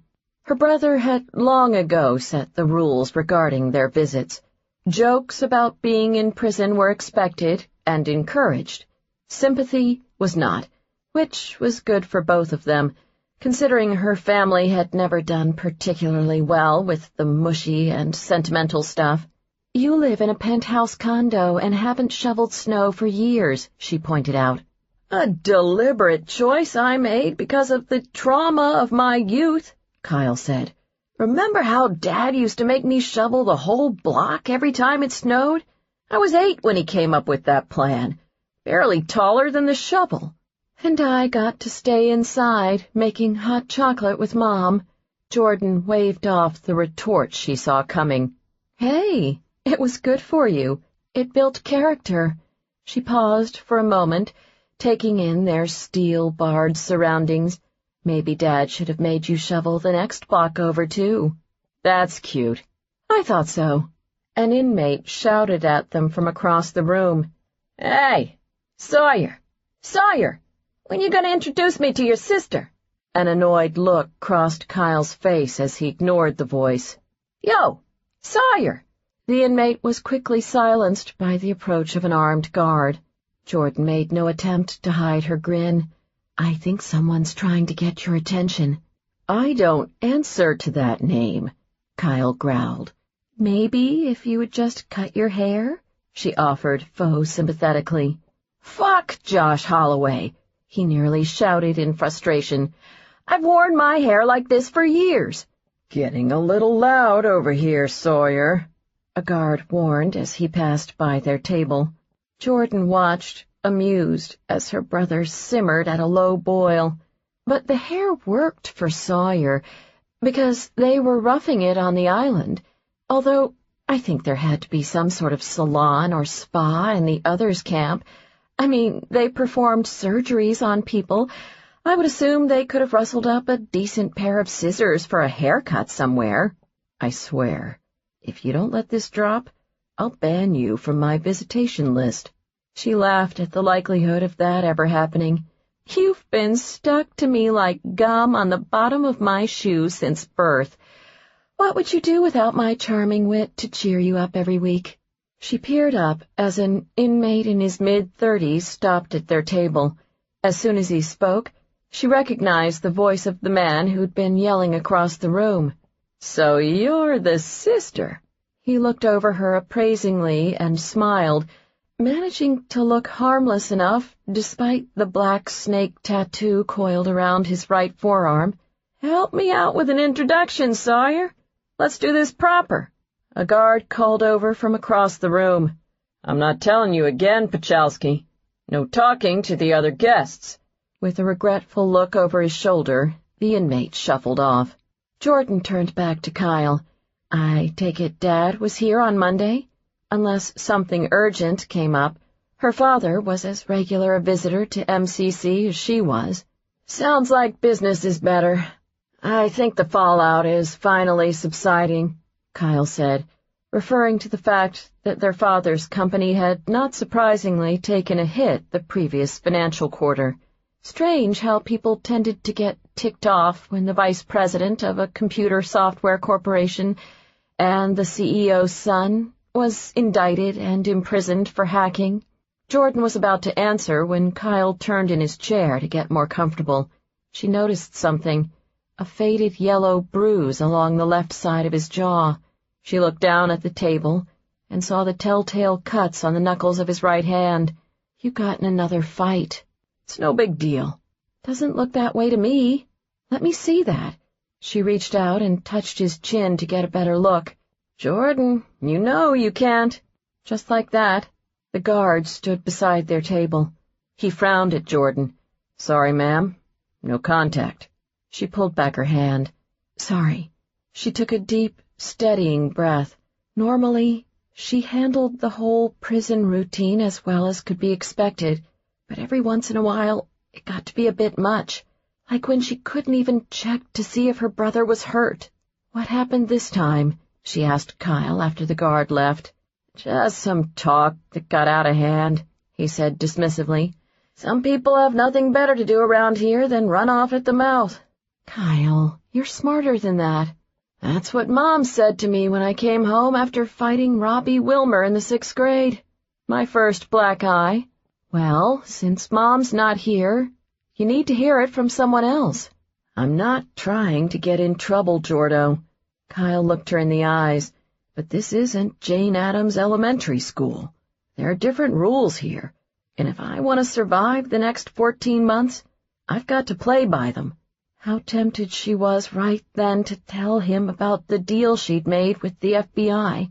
Not another 14 months, just one more week. But she kept her mouth shut. Did the fight get you in trouble again with the guards? A little disciplinary segregation never hurt anyone. You were about to say something else right then. He really did know her too well. I was going to yell at you some more, but decided it would be a wasted effort. Why do I think there's something you're not telling me? Because you have a lot of time on your hands these days, so you look for mysteries where there are none? She suggested. Or maybe I'm just really insightful, and if you're hiding something from me, Jordo, I'll figure it out. Thanks for the warning, Mr. Insightful. If only you could use your insight to keep yourself out of prison from now on. That would be helpful.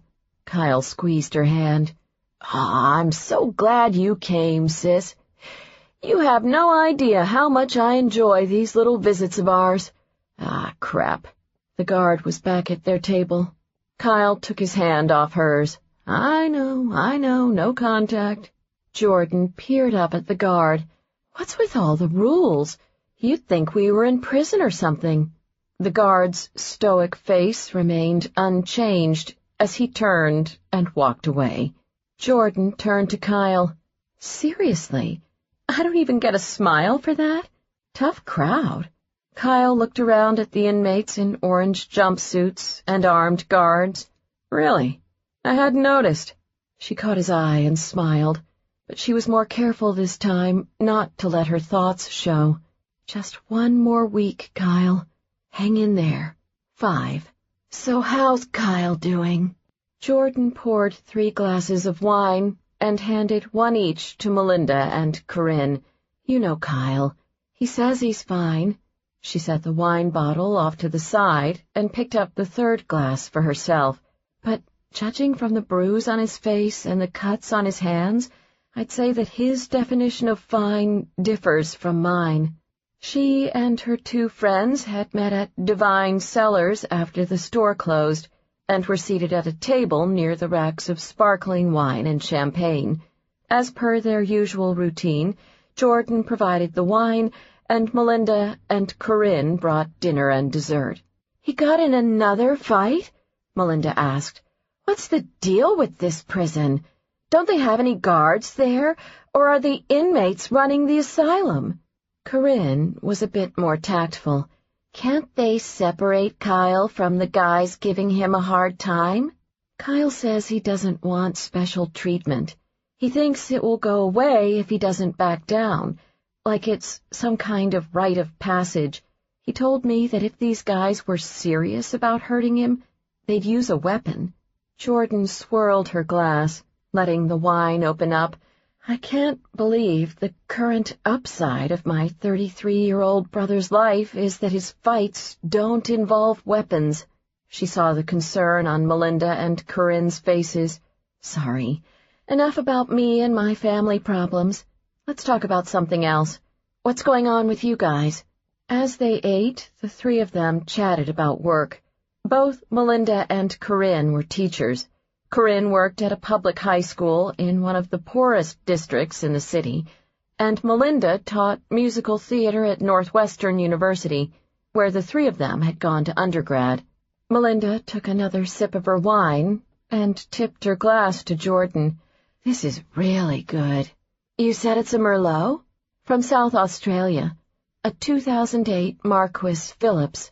I like how fruit-forward it is. Jordan was impressed. Look at you breaking out the wine terminology. She dabbed her eyes with a napkin, feigning tears. It's like seeing a child take her first steps. I'm so proud. Melinda threw a napkin at her. Just remind me to grab a bottle before I go. I want Pete to try it. He still won't touch Merlot because of Sideways. Jordan heard it all the time. Poor Merlot had been disparaged in the film and still hadn't fully recovered its reputation. I'll straighten Pete out the next time I see him. That reminds me, the 5 of us are still on for dinner next Saturday, right? Corinne asked. Yep, but first, let's talk about this weekend. Any special plans for Valentine's Day, Jordan? Melinda asked. Jordan paused mid-sip at the question. This weekend? No special plans, really. Just helping the FBI infiltrate the lair of a wealthy restaurateur who launders money for a notorious drug cartel. You? Corinne chimed in. Isn't this the weekend of Xander Eckhart's party? Yes. Jordan held her breath in a silent plea. Don't ask if I'm bringing anyone. Don't ask if I'm bringing anyone. So, are you bringing anyone? Melinda asked, foiled. Having realized there was a distinct possibility the subject would come up, Jordan had spent some time running through potential answers to this very question. She had decided that being casual was the best approach. Oh, there's this guy I met a few days ago, and I was thinking about asking him. She shrugged. Or maybe I'll just go by myself. Who knows? Melinda put down her forkful of gnocchi, zoning in on this like a heat-seeking missile to its target. What guy you met a few days ago? And why is this the first we're hearing of him? Because I just met him a few days ago? Corinne rubbed her hands together, eager for the details. So, tell us, how'd you meet him? What does he do? Melinda asked. Nice, Melinda, you're so shallow. Corinne turned back to Jordan. Is he hot? Of course, Jordan had known there would be questions. The 3 of them had been friends since college, and still saw each other regularly despite busy schedules, and this was what they did. Before Corinne had gotten married, they talked about her now-husband Charles. The same was true of Melinda and her soon-to-be fiancé, Pete. So Jordan knew that she, in turn, was expected to give up the goods in similar circumstances, but she also knew that she really didn't want to lie to her friends. With that in mind, she'd come up with a backup plan in the event the conversation went this way. Having no choice, she resorted to the strategy she had used in sticky situations ever since she was 5 years old, when she'd set her Western Barbie's hair on fire while trying to give her a suntan on the family room lamp. Blame it on Kyle. I'd like to thank the Academy. Sure, I'll tell you all about this new guy. We met the other day, and he's, She paused, then ran her hands through her hair and exhaled dramatically. Sorry. Do you mind if we talk about this later? After seeing Kyle today with the bruise on his face, I feel guilty rattling on about Xander's party. Like I'm not taking my brother's incarceration seriously enough. She bit her lip, feeling guilty about the lie. So sorry, girls, but this has to stay my secret for now. Her diversion worked like a charm. Perhaps one of the few benefits of having a convicted felon of a brother known as the Twitter terrorist was that she would never lack for non-sequiturs in extracting herself from unwanted conversation. Corinne reached out and squeezed her hand. No one has stood by Kyle's side more than you, Jordan, but we understand. We can talk about this some other time. And try not to worry. Kyle can handle himself. He's a big boy. Oh, he definitely is that, Melinda said with a gleam in her eye. Jordan smiled. Thanks, Corinne. She turned to Melinda, thoroughly skeeved out. And, ew, Kyle? Melinda shrugged matter-of-factly. To you, he's your brother. But to the rest of the female population, he has a certain appeal. I'll leave it at that. He used to fart in our Mr. Turtle pool and call it a jacuzzi. How's that for appeal? Ah, the lifestyles of the rich and famous, Corinne said with a grin. And on that note, my secret fantasies about Kyle Rhodes now thoroughly destroyed, I move that we put a temporary hold on any further discussions related to the less fair of the sexes, Melinda said. I second that, Jordan said, and the three women clinked their glasses in agreement. Jordan took a sip of wine, breathing a sigh of relief. 3 more days. That's all she had to make it. Then everything would be back to normal. 6. It is a truth universally acknowledged that an FBI special agent in possession of great skill and talent is likely to engage in trash talk every now and then.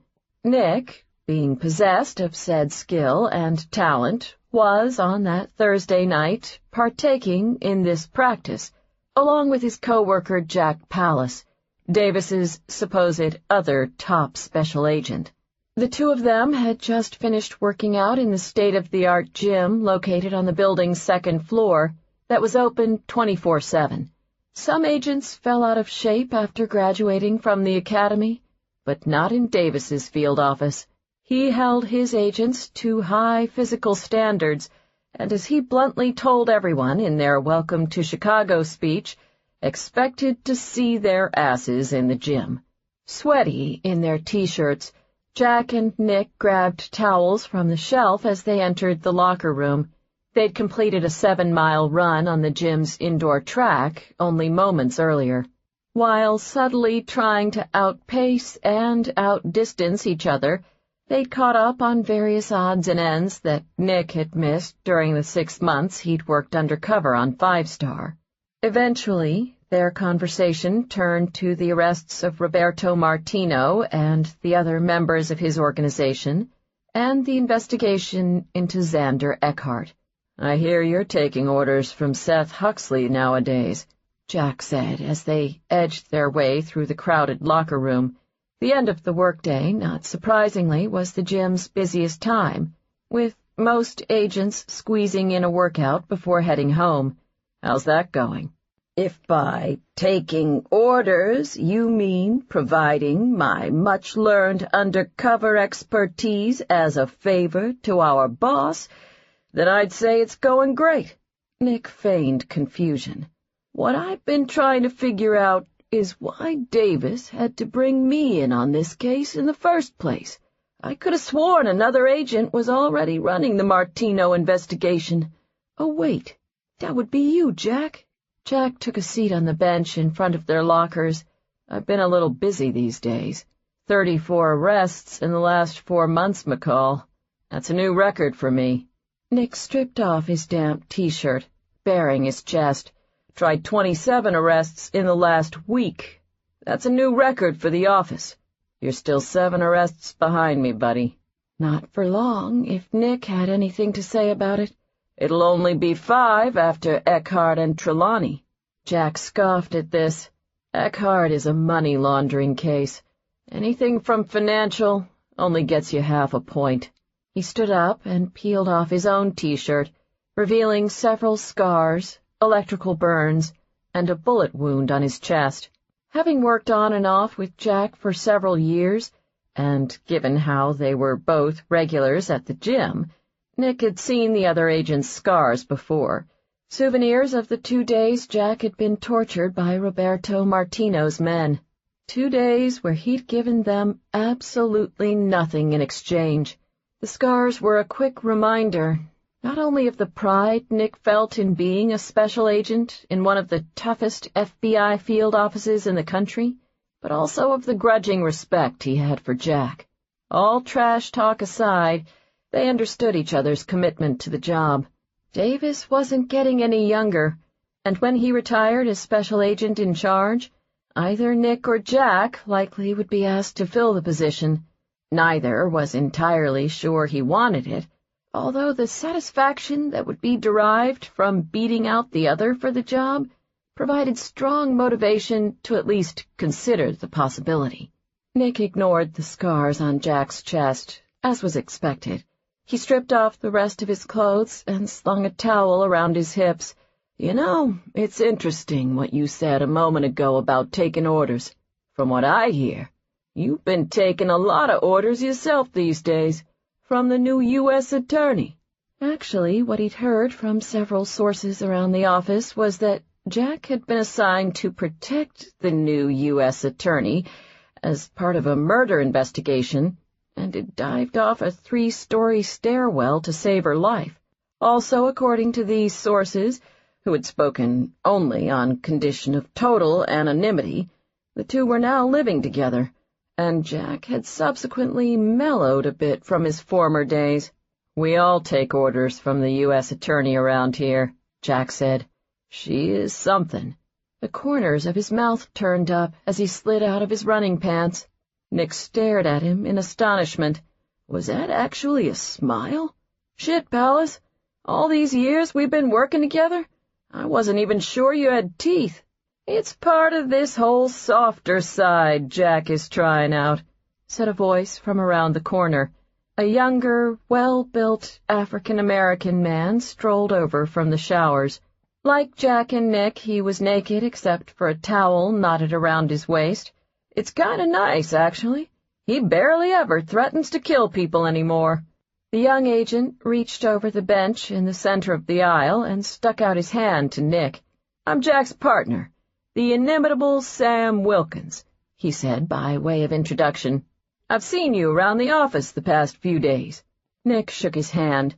"Nick McCall. You're the new guy from Yale, right? I've heard about you. People say you've got a wardrobe that rivals Huxley's." "Who's got a wardrobe that rivals mine?" Huxley came around the corner in a towel and, big surprise, polo shower shoes. He took his glasses out of his locker and put them on. He spotted Wilkins. "Oh, hello, Wilkins." "Hello, Huxley." Wilkins replied coolly. Nick pointed between the two of them. "You boys have a problem?" "No problem," Huxley said. "Just a little friendly school rivalry."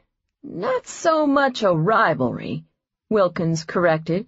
"I'd call it more a mutual understanding between the two of us that Huxley here went to the other Ivy League law school, the one that follows behind Yale in the rankings. And also a mutual understanding that Wilkins here went to a law school that, while theoretically Ivy League like Harvard, teaches its students wholly impractical classes like law and the butterfly," Huxley noted. With a chuckle, Jack mumbled under his breath to Nick, "It's like watching the preppy, well-bred versions of you and me trash-talking." He headed off to the showers. Huxley looked offended by this. "I'm not that preppy."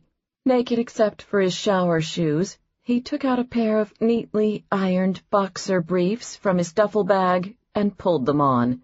Nick decided to redirect the conversation. "So, how did your meeting with Jordan Rhodes go today?" "Fine. We got together at her house and went over the details for Saturday. If anyone at the party asks how we met, we're going to say that I'm a customer of her store. I know enough about wine to be able to pull that off without a problem, and I have to tell you, we couldn't have picked a better person to help with the op. Jordan was able to give me a detailed description of Eckhart's office. I'm not anticipating having much trouble getting the bugs placed quickly." "You'll have to figure out a way to sneak away from the others," Nick pointed out. Huxley slid on a light blue dress shirt. "Already got it covered. Jordan is going to pull Eckhart aside and talk to him about some special wine she's been trying to locate for him. While he's distracted, I'll slip away from the other guests and make my way to the office." He gave Nick a knowing look as he buttoned his shirt. "Look, I know Davis asked you to babysit me on this. He held up his hand. I get it. It's my first undercover op, but trust me, I've spent 3 months working on this case. No one wants Saturday night to go smoothly more than I do. I'm ready for it. From the sound of things, Nick couldn't disagree. 20 minutes later, Nick crossed the parking lot to his SUV, unlocked the door, and climbed in. Damn, it was cold. 6 years had taught him that New York had nothing on Chicago in terms of bitter winters. He started the car and let it warm up for a few minutes. He was just pulling out of the parking lot when his cell phone rang, the sound carrying through the speakers via the Bluetooth system in his car. Nick checked the caller ID on the radio display. Lisa. He hadn't spoken to her in 6 months, since before he'd begun the 5-star investigation.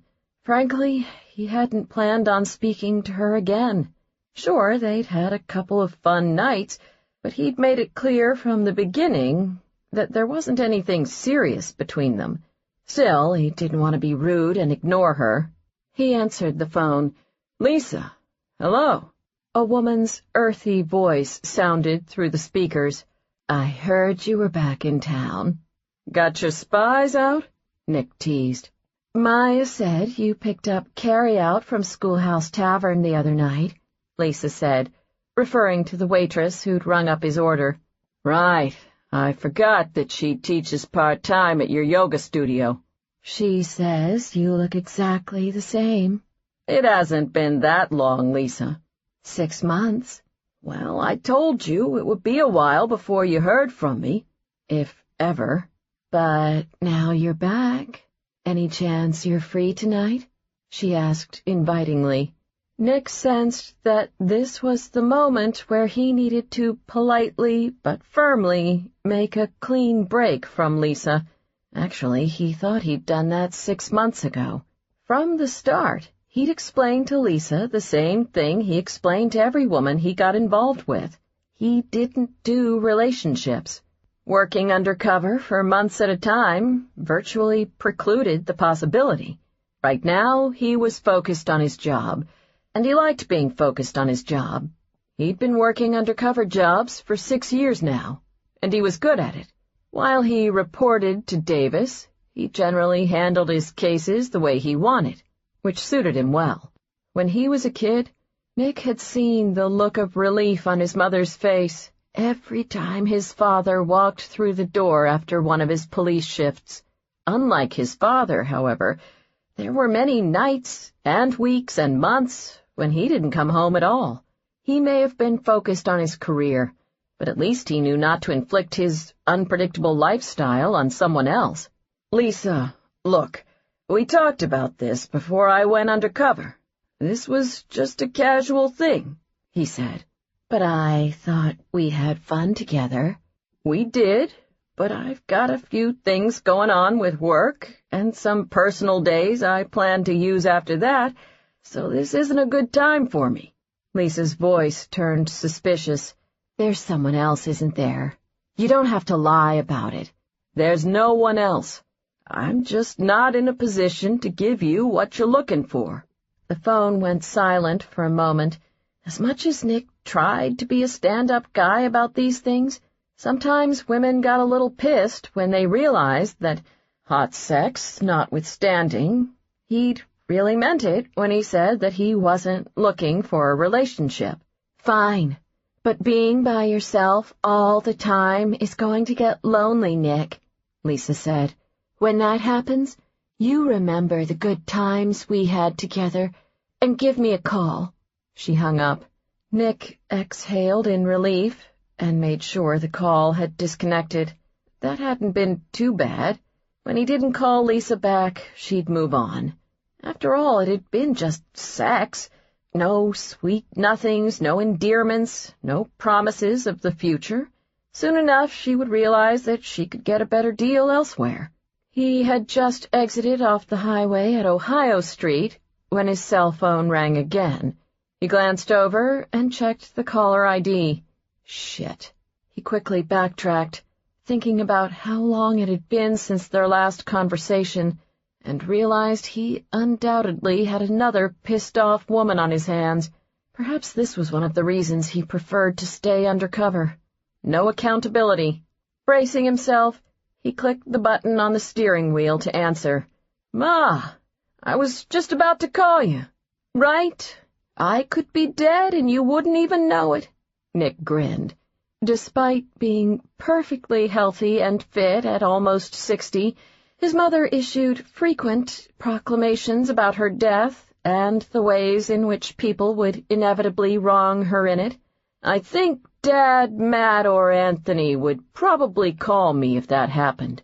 His mother, the illustrious Angela Giuliano, who had once disappointed every smitten, fiery Italian man of marriageable age in Brooklyn, as the story was frequently told to Nick and his brothers, by allowing the strong, silent, and decidedly non-Italian John McCall to drive her home from the Moonlight Lounge on a fateful New Year's Eve 36 years ago, snorted in disagreement.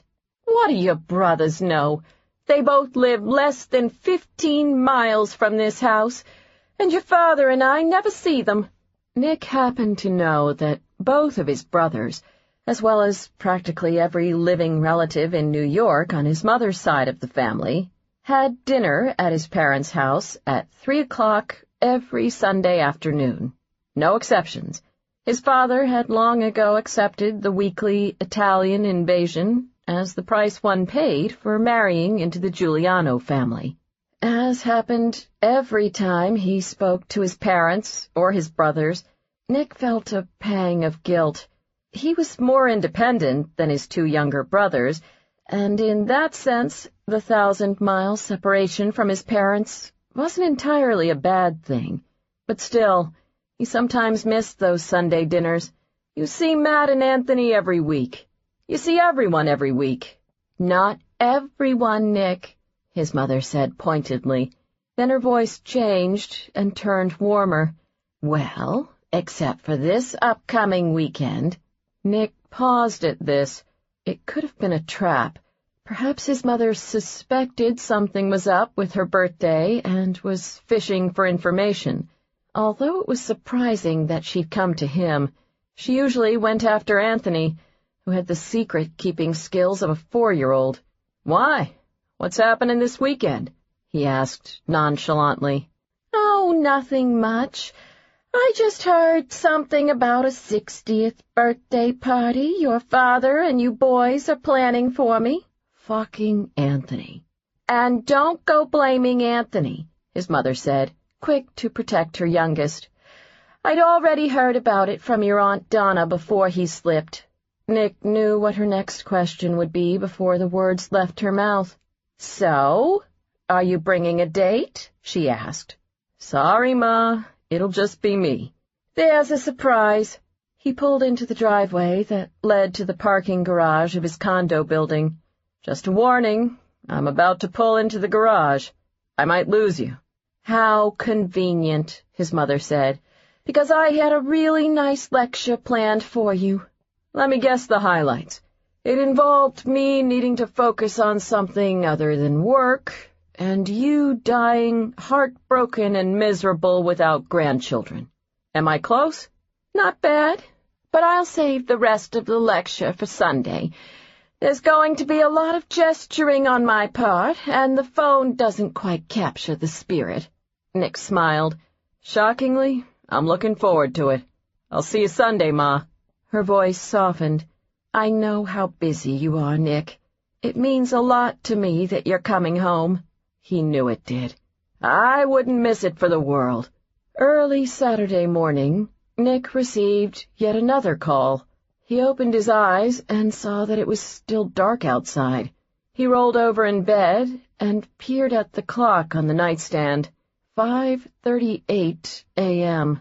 He reached for his phone and checked the caller ID. Huxley. Today was the big day, and Nick could certainly appreciate the junior agent's enthusiasm. Huxley had every right to be excited about his first undercover operation. Just not at 5:38 a.m.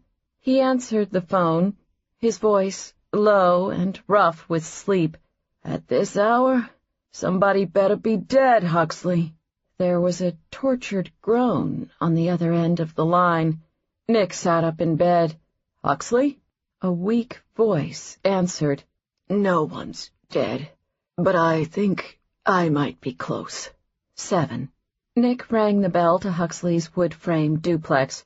As he waited on the front steps, he took a look around. Despite the blizzard that had hit earlier that week, the steps, walkway, and front sidewalk were shoveled pristinely. The yard had not one speck of litter, and the evergreens in front of the porch were shaped in a neat row of perfect triangles. Definitely Huxley's place. He rang the bell again, and waited a few more seconds before trying the door. Huxley had said to come in if he didn't answer, in the event he was indisposed.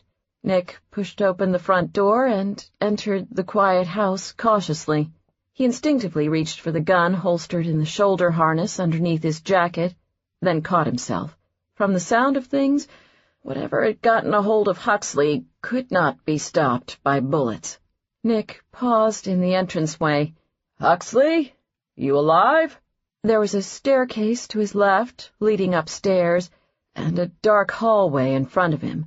No lights appeared to be on anywhere inside the place. He checked the bathroom to his right. Empty. Then came a feeble voice. In here. Following the voice, Nick cut through the hallway, the soft thud of his footsteps on the hardwood floors the only sounds in the house. The hallway opened into a spacious great room and kitchen area that looked like something out of a Pottery Barn catalog. There he spotted Huxley. Or at least what he thought was Huxley. The well-groomed agent he was used to seeing in three-piece suits and sweater vests sprawled face down across the beige sectional couch, with one hand limply clutching a garbage can on the floor next to him. Far from a three-piece suit, he was dressed in a navy sweatshirt and checkered flannel pants. Strangely, he wore only one sock. Nick slipped off his coat and came around the couch. Huxley weakly lifted his head. His eyes were glazed, and the hair on the left side of his head shot up into the air in a blonde mohawk. I wouldn't get too close, Huxley warned. The effort of holding up his head proved too much, and his face fell back into the pillow. Nick took a seat on the far opposite end of the sectional. Wow, you look awful. He peered more closely. What's going on with your hair? Huxley spoke into the pillow, his voice muffled. The stomach pains came on when I was in the shower. I had to get out ASAP, mid-shampoo. Nick nodded. And the missing sock? In the laundry. I puked on my foot. Oh. With painstakingly slow movements, Huxley rolled himself over. He groaned, and his head lolled against the pillow. The good news is, I haven't thrown up for 12 minutes. Before that, I only made it 9. I don't think it's like labor contractions, Seth. Whatever you've got doesn't look like something that will pass quickly. Could it be food poisoning? Doubtful. I have a fever. 102. The stomach flu, then. It appears so. Before Nick could say anything further, there was a knock at the door. Huxley closed his eyes. That's probably Jordan. I called her right after you and left a message saying we had a problem. Oh, they had a problem, all right. A couple of them. For starters, Eckhart's party was that night, and his partner clearly wasn't anywhere near up to par. Second, there were about 5,000 jokes Nick wanted to make about Huxley's hair, and he wasn't sure he could hold back much longer. I'll get the door. Nick cut through the hallway, working through their options. He grumbled to himself, realizing that they only had one at this point. This was supposed to be a simple assignment, a consulting job Davis had promised, and now he was stuck. He said a few Brooklyn-flavored curse words under his breath as he opened the front door. Nick blinked at the sight of the woman standing before him. He'd expected to find the stylishly dressed and designer-clad sophisticate he'd met 5 nights ago. Instead, Jordan stood on the porch wearing a black ski jacket, black, body-hugging leggings and pink snow boots. She had her long hair pulled back in a high ponytail, with a few layers framing her face. She wore not a speck of makeup, had rosy cheeks from the cold, and her blue eyes sparkled in the winter morning sun. Interesting. This was a new side to Jordan Rhodes. Without the designer clothes, it was a good thing for him that she was still blonde, with ne'er-do-well relations, or he might be in danger of thinking she was quite cute. And given that his role in the Eckhart investigation had just expanded about tenfold, he didn't need to be distracted by cuteness right then. Seeing him standing in Huxley's doorway, her eyes widened in surprise. Agent McCall? Nick raised an eyebrow. Nice boots. She leveled him with a glare. Apparently the boots were a taboo subject. You said that if I saw you today, it meant that something had gone really wrong with the undercover operation, she said. He stepped to the side of the doorway. I think you should probably see for yourself. He shut the door behind her, and they stood in the small entranceway. But I warn you, it's a little disturbing. He led her down the hallway and into the living room, where the death-warmed-over version of his partner lay on the couch. Oh, my gosh, what happened? Jordan asked. Shivering, Huxley mustered a faint smile. I guess I look as bad as I feel. It's mostly the hair, Nick offered diplomatically. It's ridiculous. I can't deal with a comb right now. Too heavy. Huxley sighed wearily. I'm a little under the weather, he explained to Jordan. That seems to be putting it mildly, she said. You're shaking. Are you cold? It's the fever. She spoke under her breath to Nick. Is there a reason he's wearing only one sock? He puked on his foot. Oh. She turned back to Huxley. Can we get you another sock? Maybe a blanket or something? Huxley sat up, looking pained by the effort. That's okay, he groaned. I'm heading upstairs. If you two would excuse me. He clutched his stomach. I think this is going to be a rough one. Jordan watched as Huxley clung to the railing and dragged himself upstairs. When she heard a door shut, she turned back and saw that Nick had moved into the kitchen. She followed him and watched as he began opening cabinets, searching for something. I know Huxley. He has to have it somewhere, he muttered to himself. Ah, got it. He shut the cabinet door and held a bottle out to Jordan. Hand sanitizer. Don't say I never got you anything, he said. Despite herself, Jordan smiled. Thanks, she said, taking the bottle from him. She poured an extremely generous amount onto her hands and made a mental note to touch as little as possible inside the house. Upstairs, she could hear the faint sounds of Huxley groaning. Should we do something? She asked Nick. I think he'd probably prefer to be alone right now. She nodded. She said the words first, needing to get it out there. He's not going to make it to the party tonight, is he? No, he's not. And that's a shame, because I know how badly Huxley wanted this. But he's shivering, he looks terrible, and he can't stay out of the bathroom for more than 20 minutes. Jordan felt bad for Huxley. Aside from his obvious physical discomfort, she knew how much he'd put into this investigation. But selfishly, she had other issues on her mind at that moment, like the fact that this had been her one chance to get her brother out of prison. Does this mean we're scrapping the plan for tonight? Nick leaned against the counter opposite her, stretching out his tall, leanly muscular body. He wore a navy crewneck sweater, jeans, and a gun harness that made him appear even more dangerous than he had that first night in her store. She took note of his strong, angular jaw, which was once again dark and stubbled. It wasn't the worst look she'd ever seen on a guy. She wouldn't go as far as to say she liked it or anything, but she supposed some women found this sort of overt manliness attractive. We're not scrapping the plan, he said. "This may be our only chance to nail Eckhart. But this development with Huxley means we need to make certain adjustments." "Such as?" His green eyes held hers. "Looks like you've got yourself a new date this evening." Balls. I had a feeling you were going to say that, Agent McCall. He shook his head. "No more Agent McCall. From this point on, I'm Nick Stanton, a self-employed real estate investor," he said, referring to the cover story they'd planned to use with Huxley. "I own several multi-unit apartment buildings on the north side of the city that I rent out mostly to college students and recent graduates. We met when I came into your store to buy a bottle of wine for my property manager, Ethan, who just got engaged to a girl named Becky, an advertising executive originally from Des Moines who used to live in one of my buildings. You helped me pick out the perfect bottle of wine, and I was so entranced that I didn't pay any attention to what I bought."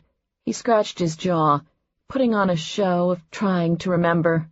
"What kind of wine was it again, sweetie? Something French I'd never heard of?" Jordan noticed that he was going off the script a little. "A Gamay?" Nick snapped his fingers. "A Gamay, that's it." With Huxley, it was a Carmenere from Chile, and he picked it out. "Well, Huxley knows a lot more about wine than I do. Since I don't have time to learn, my character is going to be more of a novice." He grinned. "Your character finds this refreshing, in contrast to all the stuffy wine snobs you usually meet." "But my character probably won't emphasize that fact tonight, since most of those stuffy wine snobs will be at this party," she threw back. The two of them looked over as Huxley stumbled his way into the living room and sank onto the couch. "I overheard you talking. You'll take my place, then?" he asked Nick. "It's our only option at this point." Huxley shook his head dejectedly. 3 years working for the FBI, and I've never had to take one sick day. Today, of all days, this happens." He leaned back against the pillows and looked Nick over. "You're going to need a suit." "I have several suits," Nick said, appearing offended. Huxley did not seem impressed. "A real suit." He held up his hand, cutting off Nick's objection. "No offense, but Men's Warehouse or whatever isn't going to cut it tonight. You want to blend, remember? Every person at the party will be checking out the guy walking in with Jordan Rhodes. You need to look like someone they would expect to see her with." "Hey, I would date a guy who wore a suit from Men's Warehouse," Jordan said indignantly. Nick sized her up. "Huxley's right. I better get a new suit." Jordan folded her arms across her chest, on the defensive. "You two are way off base with these assumptions about me." Nick turned to face her, taking the bait. "Okay, I'll eat my words right now if you can honestly say that you've dated anyone in the last 3 years who wore a suit from Men's Warehouse." Jordan stared him in the eyes, wanting to prove him wrong like nothing else. "But," she sniffed reluctantly, "just to be clear, it's not a criteria I have. True, I tend to meet mostly men who have white-collar jobs, and if they want to spend their money on expensive suits, well, that's their business." Nick shrugged. "You don't have to explain yourself to me, Princess." Jordan's eyes widened in surprise. She stepped over to him, pulling herself up to her full 5'5". "Listen, I don't know who you are or where you came from, but nobody's calling anybody a princess around here." "Brooklyn." "Excuse me?" "I'm from Brooklyn." The edges of Nick's lips curled up in a grin. "Your Majesty." Jordan stared him in the eyes for another moment, and then turned to Huxley. "Doesn't the FBI have some sort of top-secret vitamin shot they can give agents in these circumstances? Something that can get you up and running by tonight? Anything?" "Sorry, I'm afraid you're stuck with Nick." "Lovely." "Trust me, I'm not exactly thrilled about it either," Nick said. "No offense, but being cooped up in a van for 7 hours sounds more fun than hanging around with some elitist wine crowd." He glanced at his watch and swore under his breath. "We don't have a lot of time to pull this all together. Now that I'm taking your place, I need to find a backup man and get him up to speed," he said to Huxley. "And I need to go shopping, too." He was so bent out of shape about the darn suit. Because of that, Jordan was tempted to hold her tongue and let him figure things out by himself. But, like it or not, for Kyle's sake, the two of them were in this together. So she pulled out her cell phone. "I'll take care of the suit." She scrolled through her contacts list, found the person she was looking for, and dialed. A man's voice on the other end answered. "Please tell me you're coming in to shop. We've been dead this whole week because of the blizzard." Jordan smiled. 2 years ago she'd discovered Christian, a personal shopper at the Ralph Lauren store, and he'd never let her down, no matter what the fashion emergency. "Are you working this morning? I need a man's suit. Fast." "No problem. I'm at the store already." "Perfect. He doesn't have a lot of time to shop, so do me a favor. Pull some suits in advance. Shirts and ties, too. Nothing too trendy, something classic. I need a size." She looked expectantly at Nick. He didn't look thrilled that she was taking charge, but he didn't object either. 44 long. She repeated the information to Christian, who sounded intrigued. "You've never sent me a man before," he said. "This 44 long must be special." "Oh, he's special all right, and he'll be there in 15 minutes. "Wait," Christian said before she hung up. "I'm dying here, Jordan. You've got to give me something. Who is this mystery man?" She hesitated for a second, then realized she had to bite the bullet and start the lies at some point. May as well cut her teeth on Christian. "His name is Nick. He's my boyfriend." On their way out, Nick held Huxley's front door open for her. "Boyfriend, huh? I didn't realize we had taken things to that level." "Oh, I'm sorry. This is my first undercover operation," Jordan said. "I'm a little unclear about the rules. Are we seeing other people in this fake relationship?" He followed her down the steps to the sidewalk. "You expect me to make this decision on the spot? I'm a man, Jordan. I can't be pressured into these kinds of things." She flashed him a sweet smile. "Lucky for you, it will all be over soon. Tomorrow you can have a fake freak-out over commitment issues that will lead to our fake breakup. After that, I think our characters will need some very real time apart." She began walking toward the street. Nick caught her by the sleeve of her coat.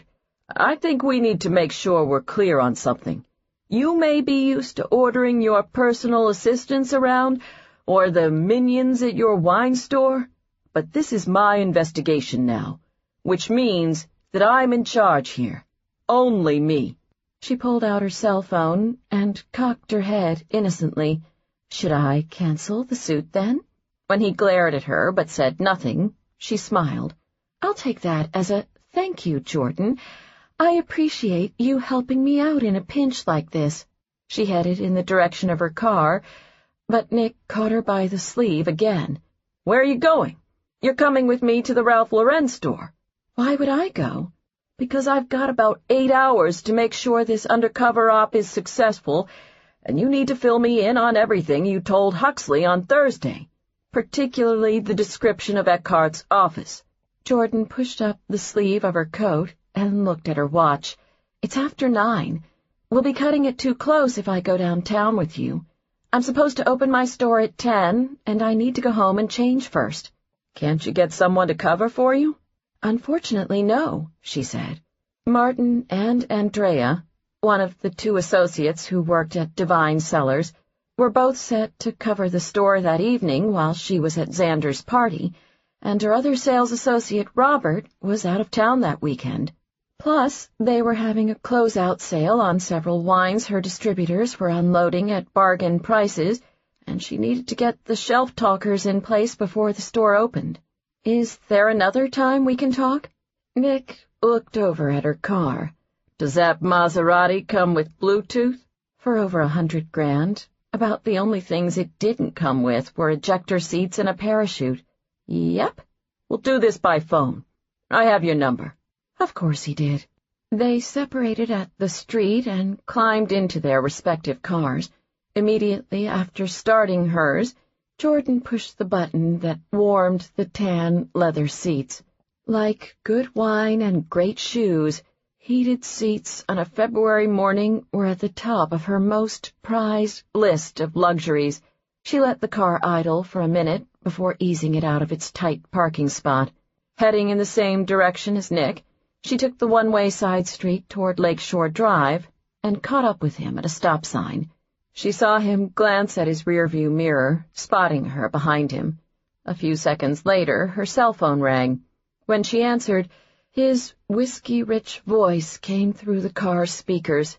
So I've been thinking about your question. My character has decided he doesn't want to see other people. What made you change your mind? Let me guess. The Maserati. He chuckled. Our cover story is that my character has been smitten from the moment he met you. He's not about to let another man get anywhere near you. Your character sounds a little possessive. Is this something my character should be worried about? They came to a stop at the light that would take them onto the drive. Nick's voice was low, even smoother than the car's engine. I think your character secretly likes it. You've been dating boring, uptight guys for too long. You've been looking for something different. Jordan looked sharply at the SUV in front of her. I think your character presumes too much. His eyes caught hers in the rearview mirror. Does he? The light turned green, and they drove off in opposite directions. As Jordan headed north, away from downtown, and with Nick's car safely out of sight, she decided it was time to change the subject. What do you want to know about the layout of Xander's office? As much as you can tell me. As she sped along the drive, with the gray expanse of Lake Michigan on her right, Jordan filled him in on as much as she remembered. She finished the call with Nick just as she pulled into her garage. She hung up and sat in her car for a moment, thinking about his comment. You've been looking for something different. Presumptuous words. Very presumptuous, but she couldn't help but wonder if there was any truth to them. Pushing the thought from her mind, she opened the car door and hurried into her house. There was one thing, at least, she knew without a doubt. It was far too cold to be sitting outside thinking about Nick McCall. 30 minutes later, suit in hand, Nick walked along Michigan Avenue toward the parking garage where he'd left his car. He made a phone call. It was a truth universally acknowledged that FBI agents in possession of great skill and talent, even those who frequently engaged in the practice of trash-talking, understood that there were times when all bullshit needed to be set aside in order to get a job done. This was one of those times. After 2 rings, another agent answered Nick's call. Palace, it's McCall. I've got a problem. The Eckhart up? You got it. Huxley's out with the flu. What do you need? Back up in the van? I'm on it. Meet me at the office in 10 minutes. Yep. Nick hung up the phone, mentally running through his checklist. Ridiculously overpriced Ralph Lauren suit, $1,600, all of which had better be reimbursed by the Bureau. Backup man? Technically free, although he'd be hearing about this from Palace for a long time.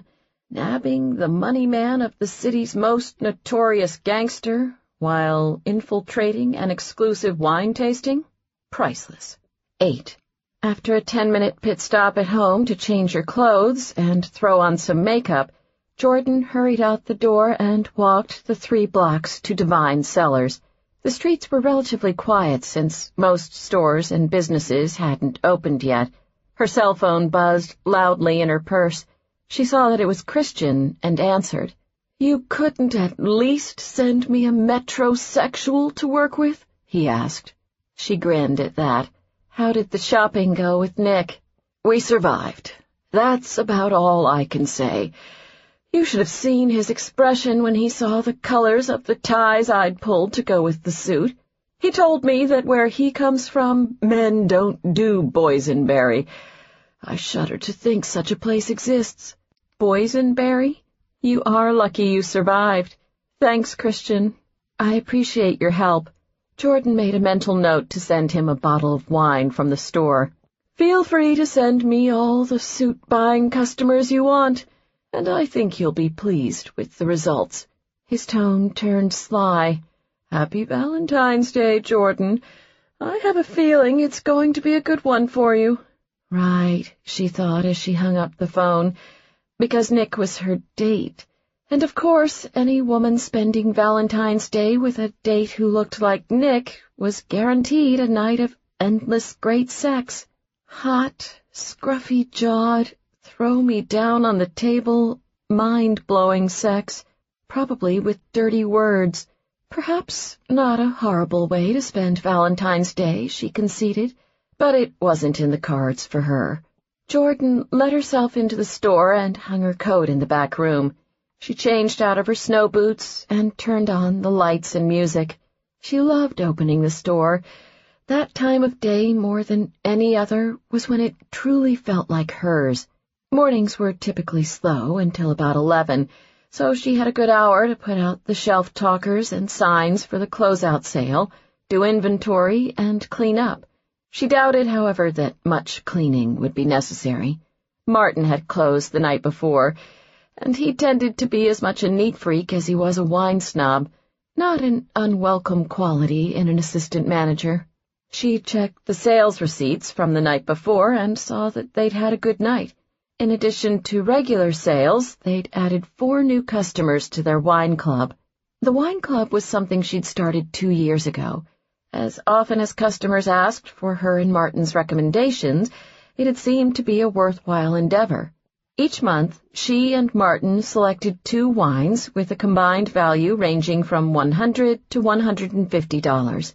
She'd hesitated at first at the price and had asked Martin whether they should consider offering more budget-friendly wines. She worried that at those prices, people wouldn't be willing to sign up for memberships. If I pick it, they will come, Martin had whispered dramatically. She'd given him 6 months to prove he was right. He had been. With nearly 800 members, the wine club was a huge success. They sometimes took a gamble with the wines they chose, excellent in quality but often from boutique, lesser-known winemakers. And Martin, a traditionalist, always insisted on choosing one old-world wine, despite the fact that research indicated consumers preferred New World wines because of their user-friendly labels. Yet no one in the wine club had complained thus far. They love you. Seriously, when are you going to open your own store and run me out of business? She'd teased Martin one day. It's not me. It's you, he replied matter-of-factly. Hardly. You deserve the credit. If it had been up to me, this wine club would have been 90% California cabs, $10 New Zealand Sauv Blancs in the summer. And you still would have had 800 members, Martin said. Let's be honest, Jordan. Rich people like what other rich people like. They buy the wines I pick because you tell them to. She had immediately opened her mouth to object. The conversation was sounding far too the Emperor's new clothes for her tastes, but part of her suspected that Martin wasn't entirely off the mark. Market share-wise, she knew a vastly greater proportion of wealthy Chicago wine buyers frequented her store. She may have been financially independent, but her father's money was there nevertheless, and with that came a certain level of fascination from others. You're sort of like the Paris Hilton of wine, Martin had offered. She'd nearly keeled over in horror. If you promise to never, ever make that analogy again, I'll let you pick 2 old-world wines for next month, Jordan had said. Martin had rubbed his hands together eagerly. Can I make one of them a Brunello di Montalcino? You always say the quality of the Brunellos is erratic. And for a lesser man, that might pose a problem, Martin had said. I'm telling you, Jordan, With your name and my impeccable taste, I think we can really go places with this store." So far, he hadn't been wrong. 9. Nick parked his car a half-block from Jordan's house and walked the short distance in the cold. He opened a tall, wrought-iron gate and stepped onto a front patio and garden area. He had assumed her home would be nice, very nice, and hadn't been incorrect. The brick house stood 2.5 stories above the ground, with elegant Juliet balconies curved around the arched glass windows of the main level. A large brick and limestone balcony, part of what he guessed was the master suite, looked over the front patio from the second floor.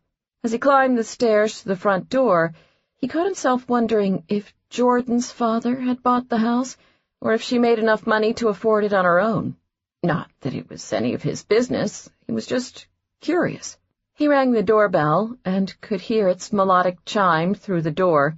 When a minute or two passed without an answer, he reached up to ring the bell again. The door flew open. "Sorry," Jordan said breathlessly. "Zipper problems." Nick tried not to show any reaction as he just stared. From where he stood, he saw no problems whatsoever. The deep purple fabric of her dress hugged all the curves of her slender frame. She wore her hair up, and a few errant blonde chunks swept across her smoky-lined, ocean-colored eyes that sparkled even more radiantly than the diamonds in her ears. She braced one arm against the doorframe. "That's the longest you've gone without talking since we met, Brooklyn. I take it you like the dress." Busted. Nick regrouped. "Don't get too cocky. I was just trying to figure out where we're going to stash a microphone in that thing." Jordan stepped aside as he entered the house and shut the door behind him. Nick's eyes nearly fell out of their sockets. My God! The back of her dress. It dipped invitingly low, practically begging him to stare at her ass. "What's this about me wearing a microphone?" she asked. He blinked cluelessly. "Excuse me?" "You said I'm wearing a microphone?" she prompted him. "Right. The microphone. Undercover op. It's just a precautionary measure. I want to be able to hear you and Eckhart talking while I'm downstairs in his office." Nick reached inside the pocket of his suit jacket and pulled out a wireless, quarter-inch-sized microphone. "Happy Valentine's Day."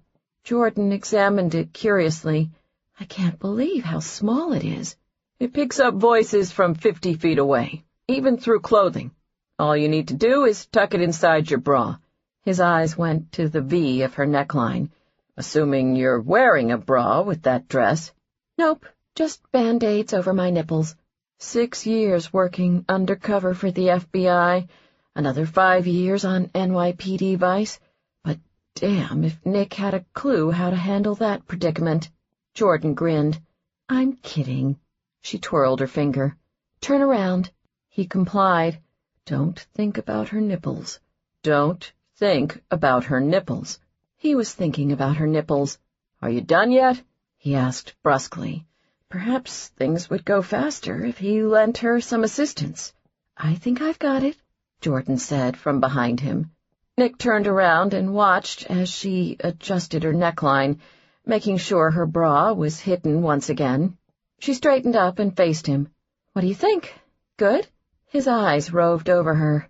Good was putting it mildly, but instead of answering, he gestured to the door. He'd seen the car waiting for them out front, and it was time to go. "Ready for this?" Jordan took a deep breath. "No, but I'll do it anyway."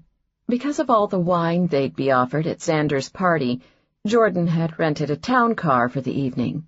It was what she did every year, and Nick had emphasized that it was important for her to stick to her routine as much as possible. Sitting in the back seat next to him, she tried to ignore the butterflies in her stomach. She officially was about to take part in an undercover sting operation, and an excess of nerves could only hinder her objectives tonight. Previously, the closest to danger she had ever come had been the time a drunk, homeless man wandered into her store and knocked over a display of Syrah before passing out on the floor. Really, though, the only danger had been that she would step on a piece of glass or stain her shoes as she cleaned up the mess, as the man had been so inebriated he hadn't woken up after his dramatic entrance. And Martin had been there to protect her, standing over the man with a loaded bottle of Côte de Rhone until the police had arrived. Jordan looked at Nick, who she suspected was carrying something far more powerful than a Côte de Rhone, although where he could fit a gun in that perfectly tailored suit was anyone's guess. He'd shaved for the evening, and centered in his chin was a small cleft she hadn't noticed before.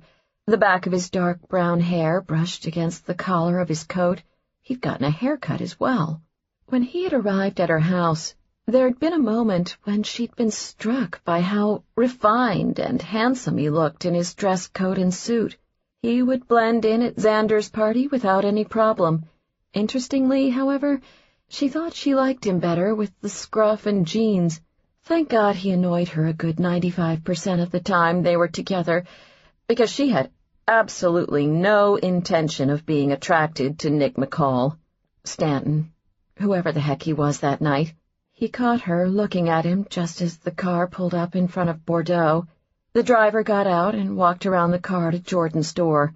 Nick studied her carefully, as if gauging her mood. So this is it. She tried to sound nonchalant, but there was a slight shake to her voice. The driver opened the door, and she shivered when the cold February air rushed into the car. Nick leaned forward to address the driver. "We'll need just a moment." He pulled the door shut to give them some privacy. He spoke quietly. "Jordan, look at me." She did, and he held her gaze. "You'll be fine. Trust me." She nodded, finding comfort in his steady tone. "Okay." Then he put his hand on her chin and moved closer. Wait, was he going to kiss her? And she felt the warmth of his breath against her neck as he whispered in her ear, "But if anything goes wrong tonight, find the red-headed bartender. She's a friend." Jordan's eyes flew open. Wrong? She didn't have time to ask what could possibly go wrong, because Nick pushed open the door, and the driver automatically reached for her hand. So she put on her game face and stepped out of the car. Nick followed, and together they walked to the restaurant's front door and stepped inside. Jordan had been to Bordeaux several times before, but the elegant decor continued to impress her. Soaring 18-foot ceilings, crystal chandeliers emitting a warm glow, and creamy silk wall panels all gave the place a light, airy feel.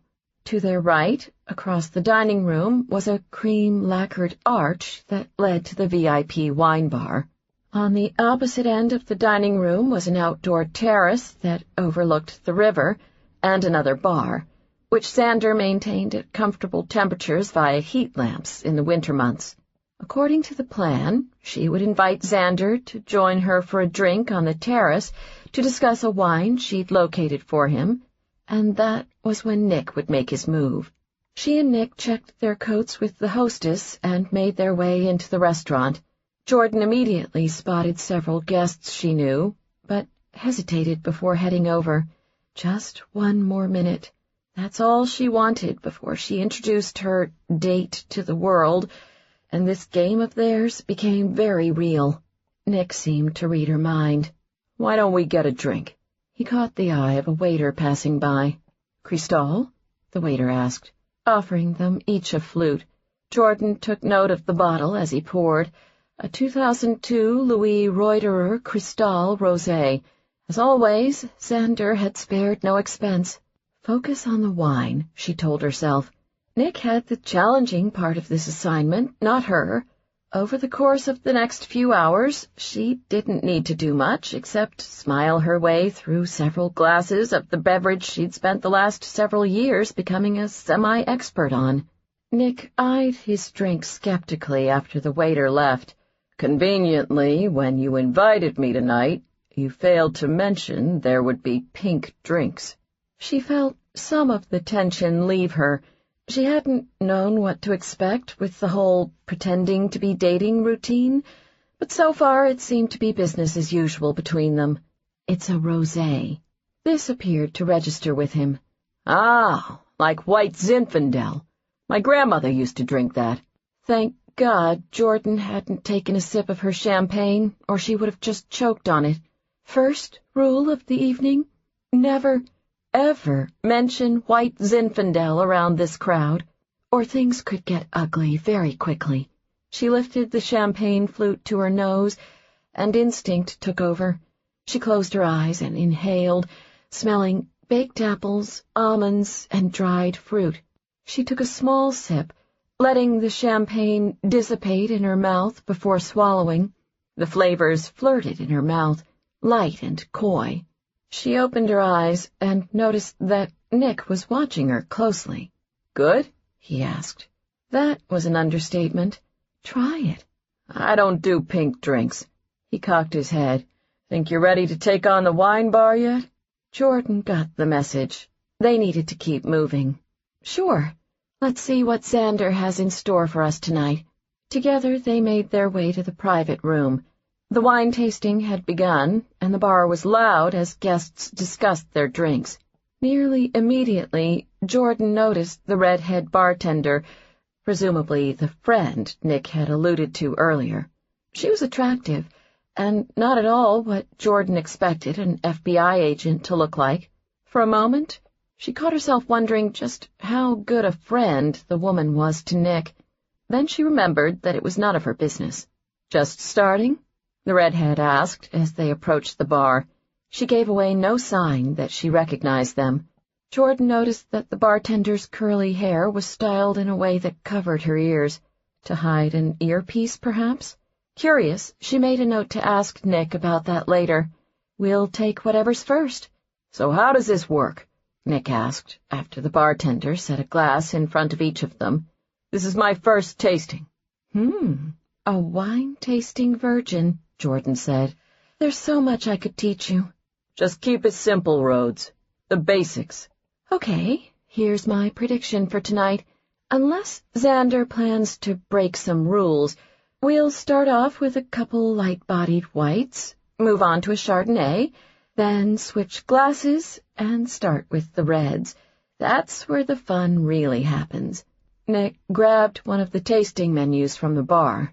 "All right, let's see how good you are. Call the first one." "A Sauvignon Blanc," Jordan guessed, "likely one from the Loire Valley, then a Riesling, a Pinot Gris, and a California Chardonnay." He looked impressed. "Not bad." She shrugged. "I know my way around a tasting." "Except you screwed up the Chardonnay."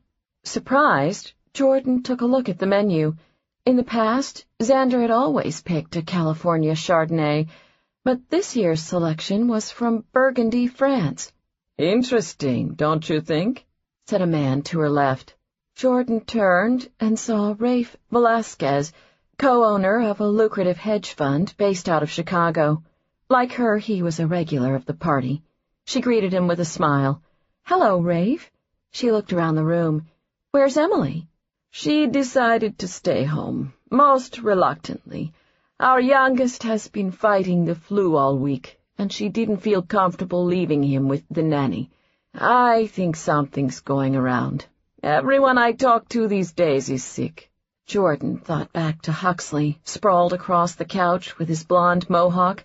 Something was going around all right, and it wasn't pretty. Turning to Nick, she made the introductions. Rafe Velasquez, Nick Stanton. As the two men shook hands, she breathed a sigh of relief. She'd made it through the first intro without screwing things up. "So you must be proud of yourself?" Rafe said to her. She cocked her head in confusion. "Meaning?" Rafe pointed to the wine menu. "The reds?" "I haven't gotten that far yet. I'm still stuck on the fact that Xander didn't go with a California Chardonnay." "Forget the Chardonnay. Check out the cabs." Jordan's eyes skimmed over the menu. She pulled back in surprise when she read the names of the two Cabernets Xander had chosen for the evening. "What do you make of that?" Rafe asked slyly. She didn't answer immediately. She had a feeling she knew what Rafe was suggesting, but it couldn't mean, well, that. Looks like somebody has a secret admirer, he said.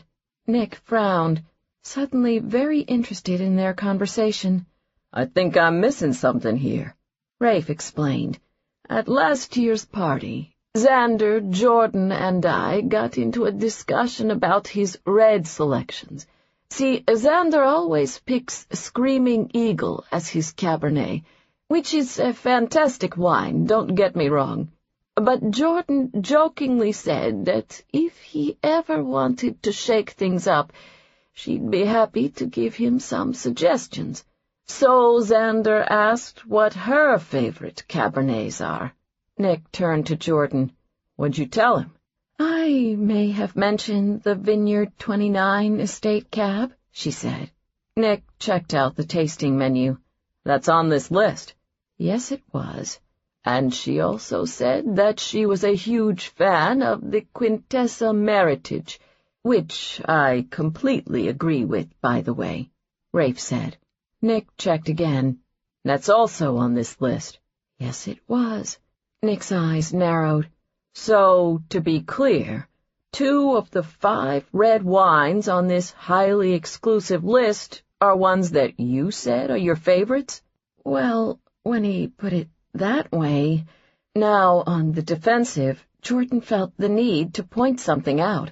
I do own a wine store, you know. This is likely a professional compliment, not a personal one. Are you sure about that? Nick's green eyes probed hers intently. Before answering, Jordan thought through her recent interactions with Xander. Nothing jumped out at her as abnormal. No conversations she could immediately recall that signaled any particular interest in her. Sure, Xander came by the store often, but so did a lot of her regular customers, and he flirted with her from time to time, but Xander flirted with everyone. He was a notorious womanizer, and constantly dated women he met in his clubs, usually leggy brunettes under the age of 25, being blonde, 5'5" if she stood really straight, and 33 years old. Jordan met none of his criteria. But now that she was specifically thinking about it, there had been that one slightly odd conversation 5 months ago, right before Kyle had been arrested, and just after she'd gotten back from a trip to the Napa Valley. Xander had dropped by the store, and she'd filled him in on some of the new wines she'd discovered. Must be a tough life, going to the Napa Valley several times a year on business, Xander had teased her as he perused the store's shelves. Jordan had chuckled as she handed him a glass of a new Pinot Noir she'd just opened, not disagreeing with him. Oh, and you have it so bad. You go wherever you want, whenever you want. She should know. He bragged about his exotic trips whenever he visited the store. Xander took the glass of Pinot from her. Yeah, but Napa's different. That's not the kind of place you want to go alone. You should be with someone who can appreciate the experience. He took a sip of the wine. It's good. A waiter recommended it to me. I liked it so much I had 2 cases shipped back here. Xander followed her over to the bar. Where did you stay while you were out there? Calistoga Ranch. Have you been? No, but I've heard good things. It's amazing, Jordan said. I stayed in a private lodge overlooking a canyon. Every morning I had breakfast on the deck as the sun came over the hills, and at night I sat under the stars drinking wine. Now tell me that wouldn't have been better with someone else there. Xander folded his arms across his chest, as if daring her to contradict him on this. He wore a crisp black designer shirt with the top 2 buttons undone, charcoal gray pants, and a brand-new Jaeger-LeCoultre watch. He was a good-looking man, but he had a certain air about him that occasionally rubbed Jordan the wrong way. He seemed very eager to show off his money, particularly around her. Because he was such a good customer, she smiled, humoring him. Maybe next time. There'll be plenty more trips to Napa for me. I already have one planned for the beginning of March. Why wait until then? Xander pulled out his cell phone. I can have us booked first class in 2 minutes. She laughed, as if she could drop everything right then and hop on a plane. I wish it were that easy. She grabbed a couple of bottles of the Pinot and carried them to a bin near the front of the store. Jordan. The serious tone in Xander's voice stopped her. She looked over her shoulder and saw that he had the oddest expression on his face. Is something wrong? She asked. Just then, Martin strolled into the room, having finished checking inventory in the cellar. I think we should order another case of the Zulu. People have been going crazy for South African wines. Oh, Mr. Eckhart, I didn't realize you stopped in. He paused and looked between them. Am I interrupting something? Jordan thought she saw a flash of irritation in Xander's eyes, but then it was gone, and she assumed she'd imagined it. Xander liked talking to Martin. The two of them had very similar tastes in wine. She saw no reason why he would be bothered by her store manager's presence. Xander waved off the question. No interruption. Just enjoying this new Pinot. He gestured to his glass. What's the price point? $30 a bottle. Jordan continued to watch for any sign of the tension she'd seen on his face a moment ago, but there was nothing. He appeared as relaxed as always. I might have to start carrying it in my restaurants, he said. The three of them discussed the wine's Robert Parker rating and Martin's belief that it had been unfairly undervalued because of Parker's preference for big, bold reds. Shortly after that, Xander had left, and Jordan didn't give a second thought to that one odd moment. But now, with the advantage of hindsight, she perhaps had a different take on the conversation. Now, she couldn't help but wonder if Xander had been interested in more than a new Pinot that day. She'd assumed he'd been joking about the trip to Napa, but maybe not. Shortly after that conversation, Kyle had been arrested, and her life had fallen into complete chaos. She'd dropped out of the social scene and had taken a break from dating. Perhaps Xander had been lying in wait since then, holding off for a more appropriate time to reveal his feelings, like tonight, with his homage to Jordan wine list. She locked eyes with Nick. We may have a problem. 10. A problem. Not the words Nick wanted to hear right then. No agent in the middle of an undercover assignment wanted to hear those words. He smiled politely at Rafe. Could you excuse us for a moment? I need to have a word with my date. Without further ado, he took Jordan by the hand and pulled her off to the side of the room. He braced one hand on the wall next to her and peered down into her eyes. Honey, before we came to this party, you might have mentioned that the host had the hots for you. She stared back up at him, not looking particularly intimidated. In 11 years of law enforcement, Nick had made many a suspect sweat under the duress of what he knew was an impressive don't-fuck-with-me face, yet she didn't so much as bat an eye. Granted, none of those suspects had been wearing a knockout dress with a slit nearly down to the ass, so perhaps the don't-fuck-with-me face wasn't in top form right then. I didn't know myself, darling, she said, and we still don't know that for sure. But let's say for argument's sake that Xander has more than a professional interest in me. Will that be a problem for you? Her words were careful and well chosen. To anyone who might be listening, it would seem as though she was merely placating a jealous lover, not an FBI agent who was a little cranky to be first learning of this development in the midst of an undercover op. I can handle it. In some senses, Nick supposed, Eckhart's attraction to Jordan could be a good thing. He doubted she would have much trouble convincing him to step away with her for a drink. Still, he was eager to keep things moving. They needed to mingle, drink some wine, plant a few wireless recording devices, the usual social obligations. We should rejoin the others, he said. Wait, Jordan put her hand on his arm, stopping him before he turned away. Her eyes were clouded with concern. "I'm sorry if I put you in an awkward position tonight. I honestly didn't know until I saw the wine list." She looked so genuinely troubled right then. Nick couldn't help what he did next. He reached out and touched her chin. "Don't worry, Rhodes. I've got this." He grinned. "I think there's a glass of wine with your name on it at the bar." "For $5,000 a head? There better be a lot more than one." "Now I see why no one drives to this party." He took Jordan by the hand, turned around, and nearly ran into Xander Eckhart, host of the party and Nick's target for the evening. "I always thought it's because parking is a bitch around here," Xander said in response to Nick's comment.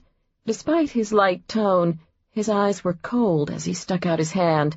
"Xander Eckhart." Nick shook his hand, squeezing a little harder than was necessary. "Nick Stanton. I see you're here with Jordan." "I am." Jordan moved to his side. "Xander, I wondered when we'd see you. You've outdone yourself tonight, as always." Xander broke the stare down with Nick long enough to turn his attention to Jordan. He took in her appearance. "As have you, Jordan. I'm flattered you made it. I know you've been keeping a low profile because of everything that happened with your brother. In fact, I was surprised when my secretary told me that you called this week to add a guest to your RSVP. I didn't realize you were seeing anyone." Nick linked his fingers through Jordan's. "The late RSVP was my fault. I had originally made plans to be out of town this weekend, but when I realized it was Valentine's Day, I rescheduled my trip to be with Jordan. Couldn't miss out on the most romantic night of the year, could I?" "Yes, that would have been a real shame," Xander said dryly. "Nick and I were just discussing the wines on the tasting menu," Jordan interjected. "It looks to be a fantastic night." "I suppose you could say that I'd been hoping to make a memorable impression this Valentine's Day. Certain recent developments, however, make me wonder if I've overshot a little." Xander gestured between them. "So I'd love to hear how you two met." "At Jordan's store," Nick said. "Oh, are you a wine man, Nick?" "Can't say I am. I know red and white." Jordan winked at him. "And now pink." Nick smiled. "True. And now pink." Xander looked between them. Whatever he saw, he didn't seem to like it. "Will I sound overeager if I say I can't wait to see what you have in the cellar?" Jordan asked Eckhart. "You're always full of surprises, Xander." Nick had to admit he was impressed. Not too many civilians could pull off acting this naturally in an undercover job, particularly in front of someone they knew was laundering money for a drug cartel. Her suggestion worked like a charm. "Who am I to make such a beautiful woman wait?" Xander gestured to an open door on the opposite end of the wine bar. "I'll take you down there myself. Follow me." Eckhart led them through the door and down a freestanding glass staircase. "Since this is your first time, Nick, I'll give you the 50-cent tour." Actually, the FBI had already paid $5,000 for that privilege. "I appreciate that, Xander. Given the value of my collection, I normally keep that door upstairs locked," Xander told him. "But I trust my guests tonight. Most of them, anyway. And with the others, I trust the 6'5", 250-pound security guard I've got stationed downstairs." As they descended into the lower level, Nick quickly understood the reasons for Eckhart's security system. He'd studied the blueprints of the building and had been aware that the wine cellar took up a large portion of the space. But neither the blueprints nor Jordan's descriptions had prepared him for the sheer magnitude of the wine cellar he faced now, or rather, the wine cellars. They stood before 3 rectangular glass chambers, each approximately 25 feet long and 10 feet wide.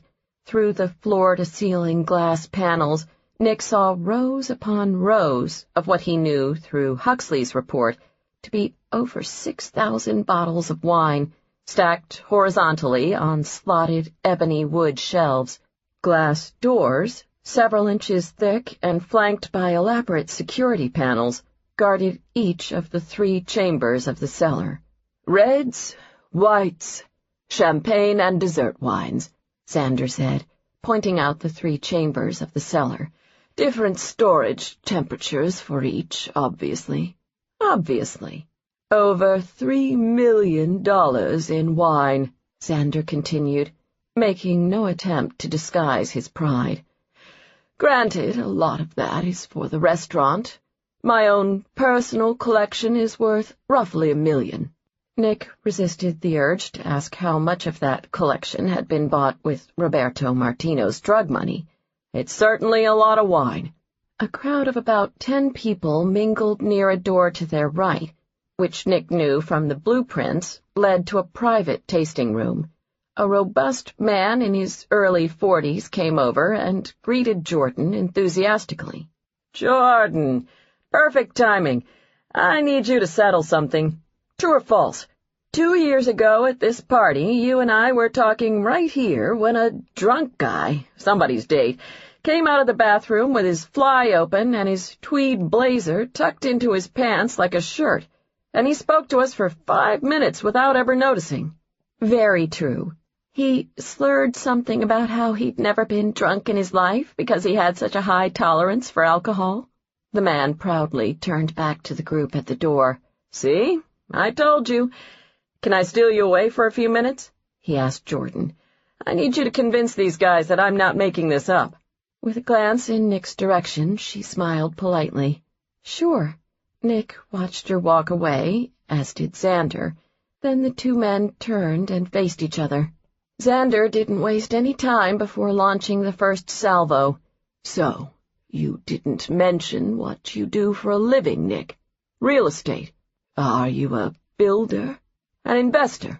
I rent out residential properties, mostly to college students and recent graduates. Real estate has really bottomed out these past few years, hasn't it?"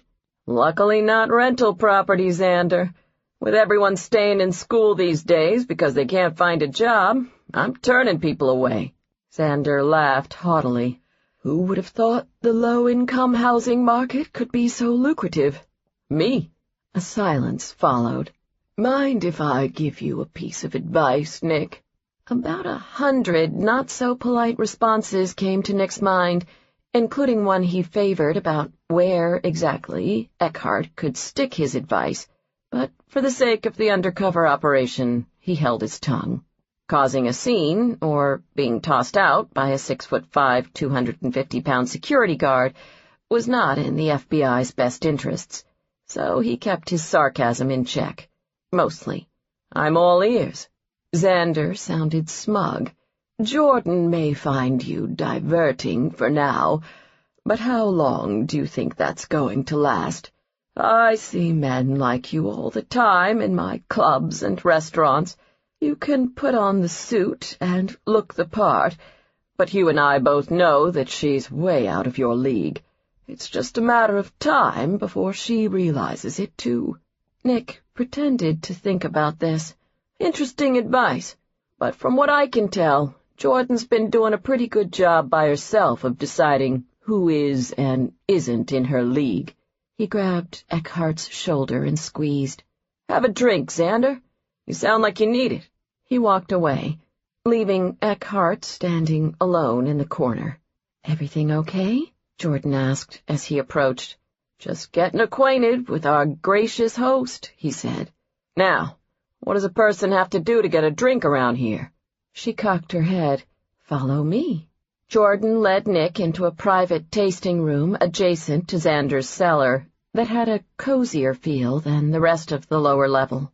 Although guests were free to come and go all night, several had planted themselves in the leather armchairs that faced the lit fireplace, knowing that this was where the truly exceptional stuff was served. A man in his 40s and wearing a suit, the sommelier Xander had hired for the evening, stood behind a bar pouring small amounts of wine into crystal glasses. A bulky security guard dressed in all black stood near the back of the room, discreetly out of sight, yet there nevertheless. Jordan brought Nick over to the bar and caught the eye of the sommelier, the same one Xander had hired for the party the past couple of years. He grinned as he came over. "Ms. Rhodes, I was hoping you'd be here tonight. I've been saving something special for you. A 1990 Chateau Savon." A 90 Savon? Sweet Jesus, her heart began to race. "Did you just gasp?" Nick asked, as the sommelier poured their glasses. Jordan tried to play it cool. "I don't think so." "I'm pretty sure I heard it." "Okay, maybe there was a tiny gasp," she conceded, "because the 1990 Chateau Savon is supposed to be extraordinary, thrilling, breathtaking." "Sounds orgasmic," Nick said, with a wicked gleam in his eyes. The sommelier made a hasty retreat. Jordan gestured in his direction. "Very nice. You chased him away before he could tell us about the wine." "Does it matter?" Nick asked skeptically. "At the end of the day, doesn't it all pretty much taste the same?" She shook her head. "Truly, Nick, I don't even know where to begin with you." He leaned confidently against the bar, baiting her with his grin. "Giving up already?" She looked him up and down, debating. Then she picked up the 2 glasses the sommelier had poured and handed one over. "Not yet." She stopped Nick, her hand on his, when he tipped his glass to take a sip. Virgin, with wine like this, a little foreplay is required." He eyed her over his glass. "Foreplay?" "Absolutely. Time for wine tasting 101. So here's how this works. When tasting a wine, as opposed to casual drinking, there are 4 basic steps you need to remember: sight, smell, taste, then spit or swallow." Nick paused at that last part and cocked his head. "And your personal preference on the latter would be?" "Only lightweights spit." His right eye twitched. Jordan raised her glass, fully into teacher mode now. "So, the first step is sight." Nick gave his glass a quick once-over. "Looks like wine to me." "Check." She shook her head. "No. Tilt the glass and hold it over the white tablecloth." She demonstrated, holding her glass at a 45-degree angle.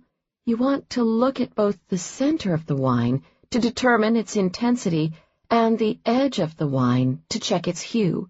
"And why am I doing this?" "The wine's color can tell you a lot about whether it's a youthful wine or if it's showing signs of age." She continued her demonstration. "Then swirl the glass and watch how quickly the wine filters down after it stops moving. The slower the wine's legs flow down the glass, the higher the alcohol content in the wine." "You know, by law, they have to print the alcohol content right on the label. That could be a good clue, too." "Perhaps we should save all questions and comments until the end of the tasting ritual." He shrugged. "Fine by me. I'm as eager as the next guy to get to spit or swallow."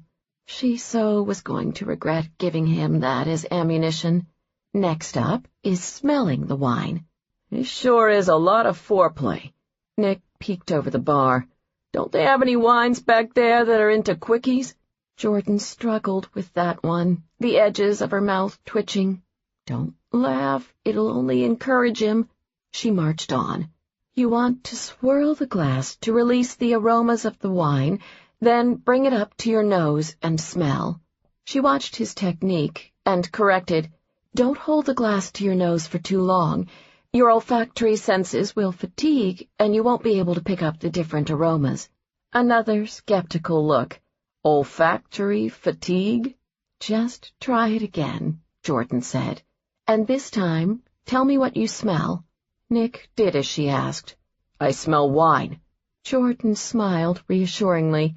"I used to say the same thing when I first started out. It takes a while to develop a nose for wine, to be able to distinguish the different aromas." "Okay, Ms. Expert. What do you smell?" "Sorry, no hints until you taste it for yourself," she said. Now, when you take a sip of the wine, suck in some air. That will open its flavors. Then swish it around your mouth before swallowing. Normally, I'd say you could spit it out if you want, but this wine costs $1,500 a bottle. If you spit it out, about 20 people here will drop dead of a heart attack. She lifted her glass, ready to taste the wine, when she saw the look of shock on Nick's face. What? $1,500 a bottle? He repeated. Yep. She held up her glass. Cheers.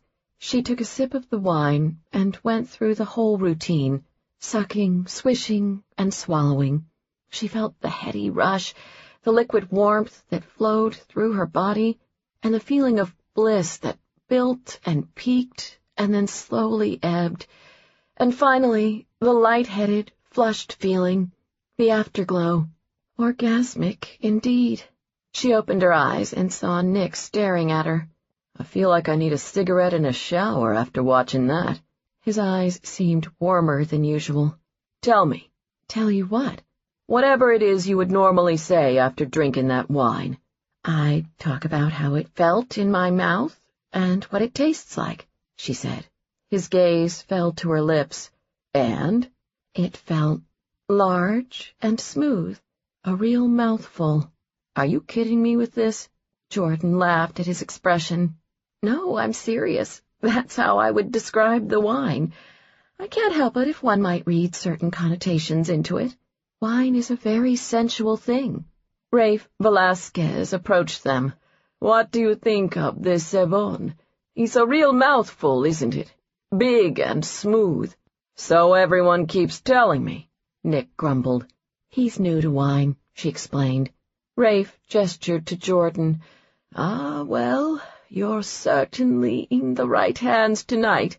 At that moment, she noticed Xander making his way toward the door, about to leave. Time for her to make her move.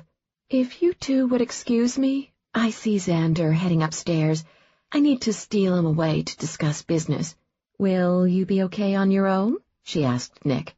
His demeanor was so casual, she almost thought he didn't catch that this was her signal. I'll be fine, he said. I'm sure I can find some way to amuse myself while you're gone. Rafe slapped him on the shoulder. Don't worry, Jordan. I'll make sure he stays out of trouble. Thank you, Rafe. That's very nice of you, she said, thinking she'd have a good laugh over that one later. She turned back to Nick. I'll see you in a few minutes, then? The plan was that he would come upstairs and find her on the terrace when he'd finished planting the recording devices. His eyes held hers, calm and steady as ever. Before you know it. 11. Jordan saw Xander climbing up the glass staircase and called after him. Xander, wait! He turned around on the steps. Jordan, enjoying yourself tonight? At your party? Always. She stopped on the step below him and gestured to her wineglass. The Savon is fantastic, by the way. I like all your selections tonight. I paid attention to the ones you recommended last year. I'm flattered. And speaking of fabulous wine, there's something else you might be interested in. What's that? Jordan moved up a step to stand next to him. A 2000 Chateau Petrus. Xander's eyes brightened with interest. Tell me more. One case going to auction through Sotheby's. Where and when? Hong Kong, in April, but she didn't tell him that yet. She was about to act coy, which was something she really didn't want to do, but it seemed like the easiest way to make sure Xander stayed out of Nick's way. She took a deep breath and dove in. Join me for a drink on the terrace, and I'll tell you everything. She screwed it up. Her voice came out sounding too high, her words too quick. Still, she kept outwardly calm and waited as Xander considered her offer for what seemed like an eternity. Finally, he tipped his glass to hers. What are we waiting for? He gestured for her to lead the way. When her back was to Xander, Jordan finally began to breathe again, wondering how anyone survived undercover work 30 minutes into her first and last assignment, and she'd nearly broken out in hives. She needed to be smoother, especially once she and Xander got onto the terrace. For better or worse, she was on her own now. Nick waited 5 minutes after Jordan left the room. He listened politely to the guests around him, drawing as little attention to himself as possible as they discussed tannins and nuances and structure and all sorts of other mumbo-jumbo that didn't hold his attention half as much as when Jordan talked about wine. When he finished his glass of Chateau, some fancy French crap, he asked Rafe where the bathrooms were located. "Down the hallway, on the right-hand side," Rafe said. Of course, Nick had already known that. He excused himself and left the room. He walked past the bathrooms and kept going toward the staircase. If anyone spotted him, he was simply a guest who had gotten lost in the cavernous lower level after having a couple of drinks. He paused on the other side of the staircase, at the edge of the hallway that led to Xander's office. Satisfied that no one was around, he moved on. The first door on his left was a storage room. The next door, on the right, was a massive utility room that housed the building's heating and cooling systems. When he reached the door at the end of the hallway, he grabbed the handle and turned. Locked. Obviously, he'd expected this, but it had been worth checking nevertheless. Nick reached underneath his jacket and shirt to a small pouch he had strapped to his hip. He pulled out a lockpick set. One of the benefits of playing a criminal for 6 months was that he'd refined certain illicit skills, and he doubted that Eckhart's simple deadbolt lock would give him much trouble. Being careful not to leave any sign of tampering behind, he twisted a flat, skinny torque tool into the lock while applying pressure. Then he used a pick to push up the lock pins one at a time. When the last pin was in place, he turned the torque tool like a key. Voila! Nick stepped inside the office. He shut the door behind him and locked it. Then he reached into the inside pocket of his jacket and put a tiny receiver into his right ear. "Jack, I'm in." Pallas's voice came through without any interference. "Sounds like you and Eckhart are getting along swimmingly." At least he knew that the microphone strapped to his chest, which had been active since he and Jordan had arrived at the party, was working. "Eckhart is lucky I'm being such a gentleman tonight. Otherwise, I'd be tempted to throw my coat over his head, toss him in the back of the van, and show him what happens to people who get mouthy with FBI agents." "And people say I have a dark side," Jack said. "At least you're learning a thing or two about wine. Good to hear you're making such an effort to improve yourself. Does the U.S. Attorney know how much you like spending your Saturday nights eavesdropping on private conversations?" Nick asked. "The U.S. Attorney knows exactly how I like spending my Saturday nights." Nick grinned at that. Then he surveyed the room, getting down to business. Eckhart's office was just as Jordan had described it, an oversized mahogany desk, 2 walls of built-in bookshelves, a file cabinet in the southwest corner of the room, which he checked, locked, and 2 leather armchairs centered by a coffee table. 5 recording devices should cover the space easily. His eyes moved to 2 electric sockets, low on the walls that were immediately visible, and the glass light fixture on the ceiling in the center of the room. All great places to start. Another bug underneath the coffee table, and a 5th one attached to the bottom of Xander's desk, and they should be good to go. Nick pulled a small screwdriver out of his lockpick set. "Are you guys ready?" "Ready," Jack said in his ear. "As soon as you get the first bug in place, we'll do a sound check."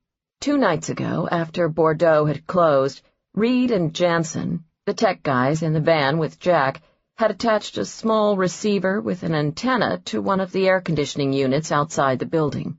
The receiver would transmit the signal from the recording devices inside Eckhart's office over a several-block radius, which allowed them to park the van with the monitoring equipment farther away from the restaurant to reduce visibility. Nick took the first recording device out of his suit pocket, ready to rock and roll. "Is Agent Sims hooked in?"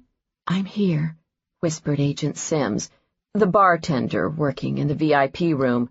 "I've got a visual on Eckhart and Rhodes.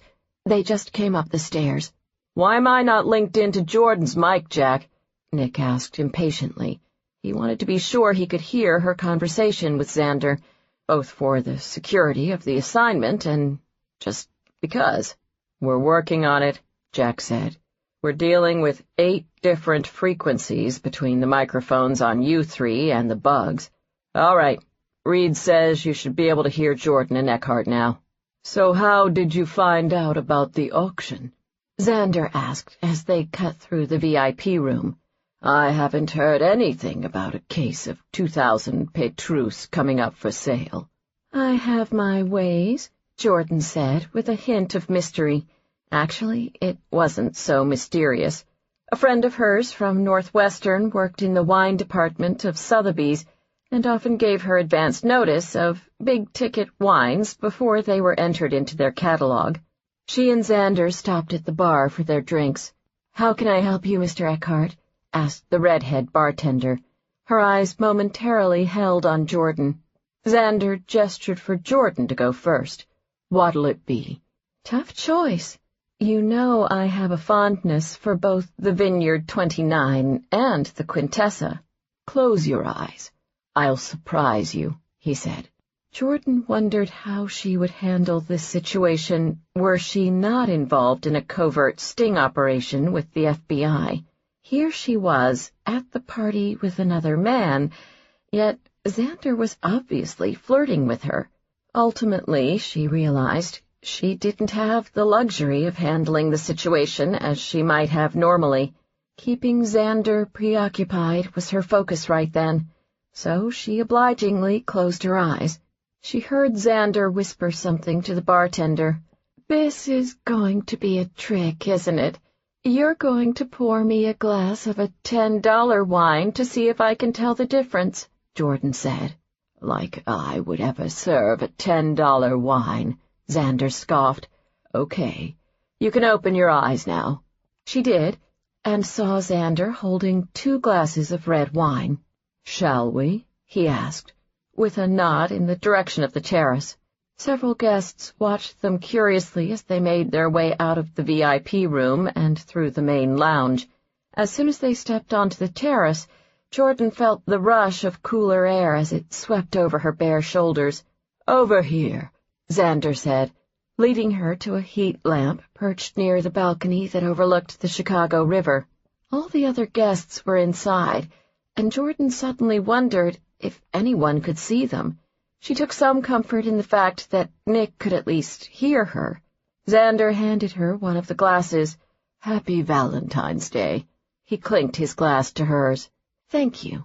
Jordan took a sip of the wine, tasting the dark red fruit, rose petals, chocolate, and chili powder. "It's the Vineyard 29. "You're good," Xander said. "It's one of my favorites. I should recognize it by now." "How many people know enough about wine to appreciate how fantastic this one is?" Xander stood against the railing, stretching one arm in her direction. "I guess a better question is, how many people can even afford this wine to know how good it is? You and I are similar in so many ways, Jordan." Not so much. First, she generally didn't associate with infamous criminals, twin brother excepted. Second, she usually tried to avoid being a snob, a character trait Xander seemed to have fewer qualms with. Changing the subject, she looked out at the water and the backdrop of the Chicago skyline at night. "The view is great out here." Xander moved closer to her, his eyes holding on her face. "Yes, it is." He reached out and brushed a stray lock of hair behind her ear. Uh-oh. Jordan debated how to finesse her way through this predicament. She hoped that Nick was moving his ass as fast as humanly possible down there in Xander's office, because the situation up here on the terrace was starting to get awfully damn sticky. Normally she'd be giving Xander the polite version of her back-off buddy speech, having no desire to fan the embers of affection of a man who was in cahoots with notorious gangsters. But given the parameters of the evening, she needed to stick it out a bit longer. "Kyle, dear brother of mine, if you so much as get a parking ticket after this, I'll call you Sawyer for the rest of your life. Oh, and I'll also tell Dad about the time you broke Mom's rocking chair playing WrestleMania with Danny Zeller and blamed it on the dog." "You flatter me, Xander," Jordan said, subtly putting a few inches of space between them. "But I've seen pictures of that model you're dating. She's beautiful." "Come on, Jordan. You know you're gorgeous," he said. "And if your date hasn't told you that 10 times tonight, he's an idiot." "My date probably wouldn't be too pleased if he knew we were having this conversation right now." "Yet still, you asked me out here." "To talk about the Pétrus." Xander dismissed this. "You could have sent me an email about the Pétrus. You wanted to talk to me alone tonight, and I think I know why." He moved his finger to the side of her face and stroked her cheek. "Xander," she said in a calm tone, "I'm sorry if you misunderstood my reasons for asking you to come out here, but I'm with Nick tonight." She reached up and removed his hand from her face. Convicted felon of a brother or not, this money-laundering asshole was not touching her again. At her rebuff, Xander's expression took on a harder edge. "Excuse me, Mr. Eckhart?" Jordan started at the unexpected sound of the woman's voice. She turned and saw the redhead bartender/FBI agent standing a few feet from them, in front of the doorway that led to the restaurant. "Yes?" Xander asked, obviously annoyed with the interruption. "We're nearly out of the Zinfandel. I was wondering what you would like us to open in its place?" Xander frowned. "That's impossible. There should be more than enough. Excuse me for a moment, Jordan." He strode over to the bartender and pulled her aside to speak privately. Jordan turned her back to them. Facing the river, she gripped the railing and exhaled in relief. She had a feeling a certain special agent was watching out for her from his post in Xander's office. She glanced down at her chest, feeling the microphone stashed safely in her bra. "Nice save, Brooklyn," she whispered under her breath. Xander and the bartender took a few minutes to wrap up their conversation, and then she left. He walked over to Jordan, shaking his head. "No clue what that was all about. This is my 5th year throwing this party. I think I know how much wine to order. I kept telling her there were extra cases of all the wines in the storage room, but she insisted we were out of the Zin. Then suddenly she tells me that she realized she forgot to check the racks behind the door." He rolled his eyes. "Fucking airhead. I'm firing her after tonight." "That airhead is listening right now," Jordan thought, "and she's going to have a lot of fun arresting you in the not-too-distant future." Xander resumed his place by her side at the railing. The interruption seemed to have calmed his earlier response to her rejection. "So, where were we?" "We were talking about the Pétrus," Jordan said. He shook his head. We were talking about us."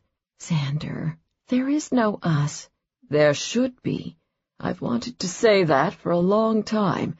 Seeing you here with Stanton shows me what a fool I've been for not saying it earlier."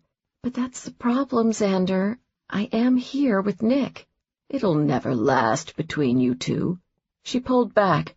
"Why would you say that?" He gave her a get-real look. "Don't you think you should be with someone more on your own level?" He put his hand on top of hers and ran his thumb over her fingers. "Jordan, Nick Stanton is a nobody. A nobody who's gonna throw your ass into the river if you don't get your hands off my date." What struck Jordan as she looked over at the sound of the voice was that the Nick she saw standing to the right of them was not the devil-may-care, always ready with a quip man she knew. This man was angry. Nick's expression was dark and intimidating. His voice, however, remained calm. "You have guests who are looking for you, Eckhart." Xander shifted. After a moment of studying Nick, he seemed to decide that a quick departure was the safest course of action. "We can finish our conversation later, Jordan," he said coolly. He passed by Nick as he walked to the door. "You are really starting to annoy me, Stanton." Nick didn't blink. "Good. By the end of the night, I hope to finish the job." Xander's scowl deepened as he turned and left the terrace. Nick watched him leave before turning his attention to Jordan. He looked her over, his voice softening. "Are you all right?" "Yes," she exhaled as he walked over. That got a little too close for comfort for a moment there. She gestured to his face. "What's with the look?" "It's my don't fuck with me face." Jordan nodded, impressed. "It's not bad." "Thanks." Nick smiled slightly, and the tension seemed to lift as the darkness left his face. He raised an eyebrow. "You handled yourself well." "Yes, true. She pretty much rocked this assignment, except for the part where she nearly broke out in hives, and that little bit at the end there when Nick sort of had to rescue her from Xander." Jordan chose her words carefully, just in case anyone was listening. "Were you able to find some way to amuse yourself while I was up here?" Nick tucked his hands into his pockets and shrugged casually. "I found a few things to divert my attention." She couldn't help but smile. He always seemed so effortlessly confident, as if nothing fazed him. "That's good." As they stood there, each taking in the other, an uncharacteristic silence fell between them. A cold breeze blew over Jordan's shoulders. With their assignment now complete, she realized that her work with the FBI was nearly over. At the end of the night, she and Nick would go their separate ways. Later, someday, she would have one heck of a story to tell her girlfriends. Tough to say what she would tell them about Nick. Probably she'd talk about how he annoyed her a good 87% of the time they were together. "You're shivering. We probably should get back inside," he said. "We probably should." Jordan's eyes held Nick's for another moment. Then she finally turned and began to walk toward the door that led inside the restaurant. She heard Nick clear his throat pointedly and glanced back over her shoulder. He held out his hand, waiting. "Sweetie?" "Right." In a couple of slow strides, Jordan crossed the distance between them and slid her hand into Nick's. His grip was warm, firm, and strong. She caught the satisfied expression on his face. "You're enjoying yourself quite a bit this evening, aren't you?" He laughed, tilting his head in acknowledgement. "More than I'd thought, Rhodes. I'll give you that." 12. From a corner in the far end of the VIP room, Xander Eckhart stood in a circle of his friends. He watched as Jordan and Stanton walked in and made their way over to the bar. When she smiled at something Stanton said, Xander's eyes narrowed.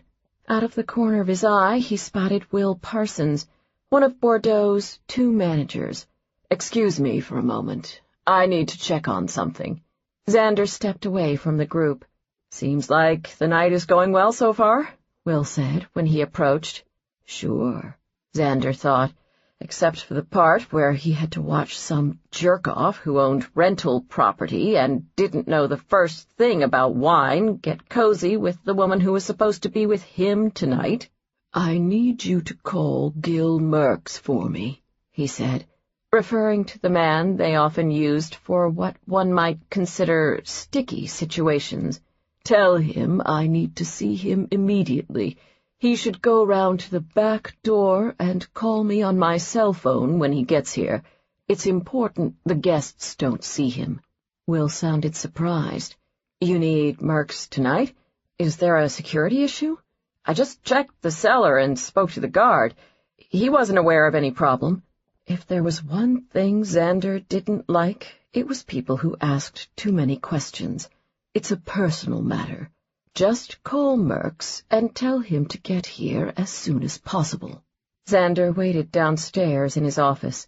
Merks had left him a message, letting him know that he was 5 minutes from Bordeaux. He appreciated the notice, having needed a few minutes to slip away from the many guests who wanted to corner him and gush about the wine. Normally he basked in such adoration, but not tonight. He eased back in his desk chair and ran his hand through his hair. For 5 months he'd foolishly waited to make a move on Jordan. He'd had his chance that afternoon in her store, when they'd talked about her Napa trip, but her damn assistant had cock-blocked him. Then her brother had pulled his Twitter stunt, and she'd become consumed with family matters. After a few weeks had passed without the right moment arising, and then a couple months, he had decided to create the perfect moment himself, at his party. Wine was their thing, after all, a passion they shared. Jordan would know what he'd been trying to tell her when she saw the tasting menu, without him even having to say the words. So much for the best-laid plans. Xander had the business side of his life nailed down. He was the top restaurant and nightclub owner in Chicago, and a year ago he'd set some things in motion to expand far beyond that. With the very private assistance of the notorious but powerful Roberto Martino, he planned to take on the big 4 scenes in the nightclub industry: New York, Las Vegas, Los Angeles, and Miami. In exchange for mixing Martino's drug money into the cash flow of Bordeaux and his other clubs and restaurants, Martino, through a tangled web of dummy corporations, financially backed the projects Xander had in development. That included the properties he had purchased in Los Angeles and New York, clubs that were set to open this summer, as well as a 6th restaurant in Chicago that he planned to renovate and reopen the following spring.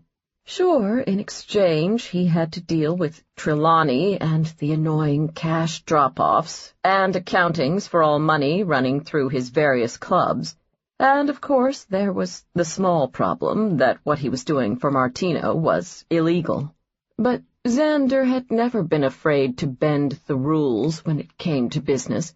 In fact, some would claim that he was downright ruthless, and in his opinion, the payoff was worth skirting around a few federal laws. The way he saw it, the world was his oyster, and he planned to slurp it down with a bone-dry Sancerre. His personal life, on the other hand, had not been blessed with the same abundance of riches. He was a picky man.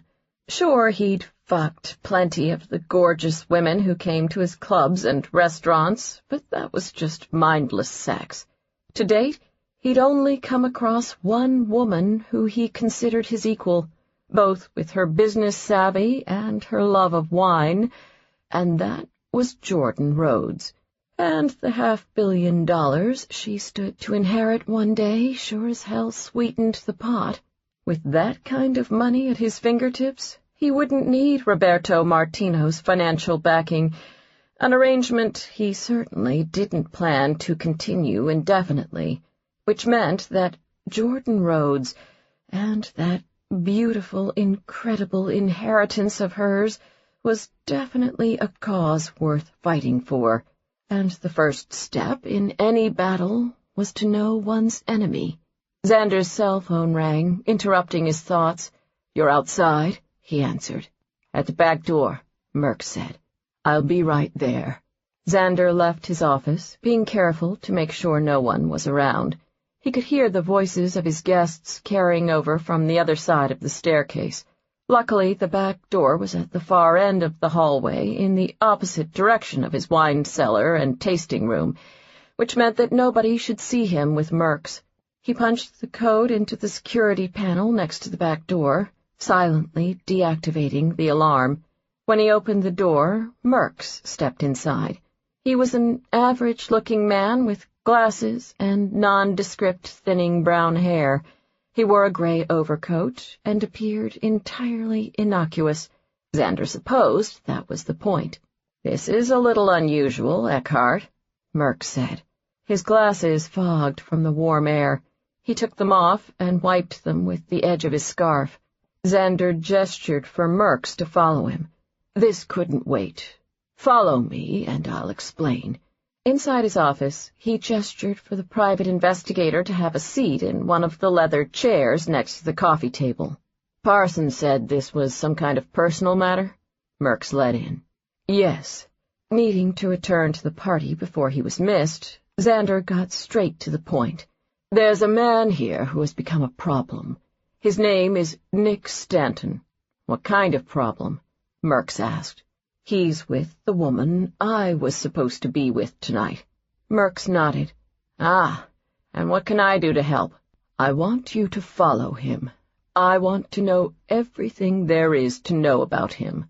Done, Merks said without batting an eye. What do you know so far? Not much. He says he's in real estate, rental property. Time is of the essence with this. I need you to dig up whatever dirt you can before he and the woman get too close. That's why I asked you to come here tonight. I want you to start following him now. I've got a guy who can be waiting outside in 5 minutes, Merks said. Just 2 things we need to be clear on before we get started. First, this kind of surveillance and background check isn't going to be cheap. Xander waved this off. Money's not a problem. Not when it comes to this woman. Second, there's always a chance I might not find anything on this guy. For all you know, he's a Boy Scout. Xander thought back to the dark expression on Nick's face when he'd found him on the terrace with Jordan. This guy is no Boy Scout, he assured Merks. You'll find something. There's always something. 13. Nick hated to admit it, but Huxley had been right. All evening, people studied him curiously.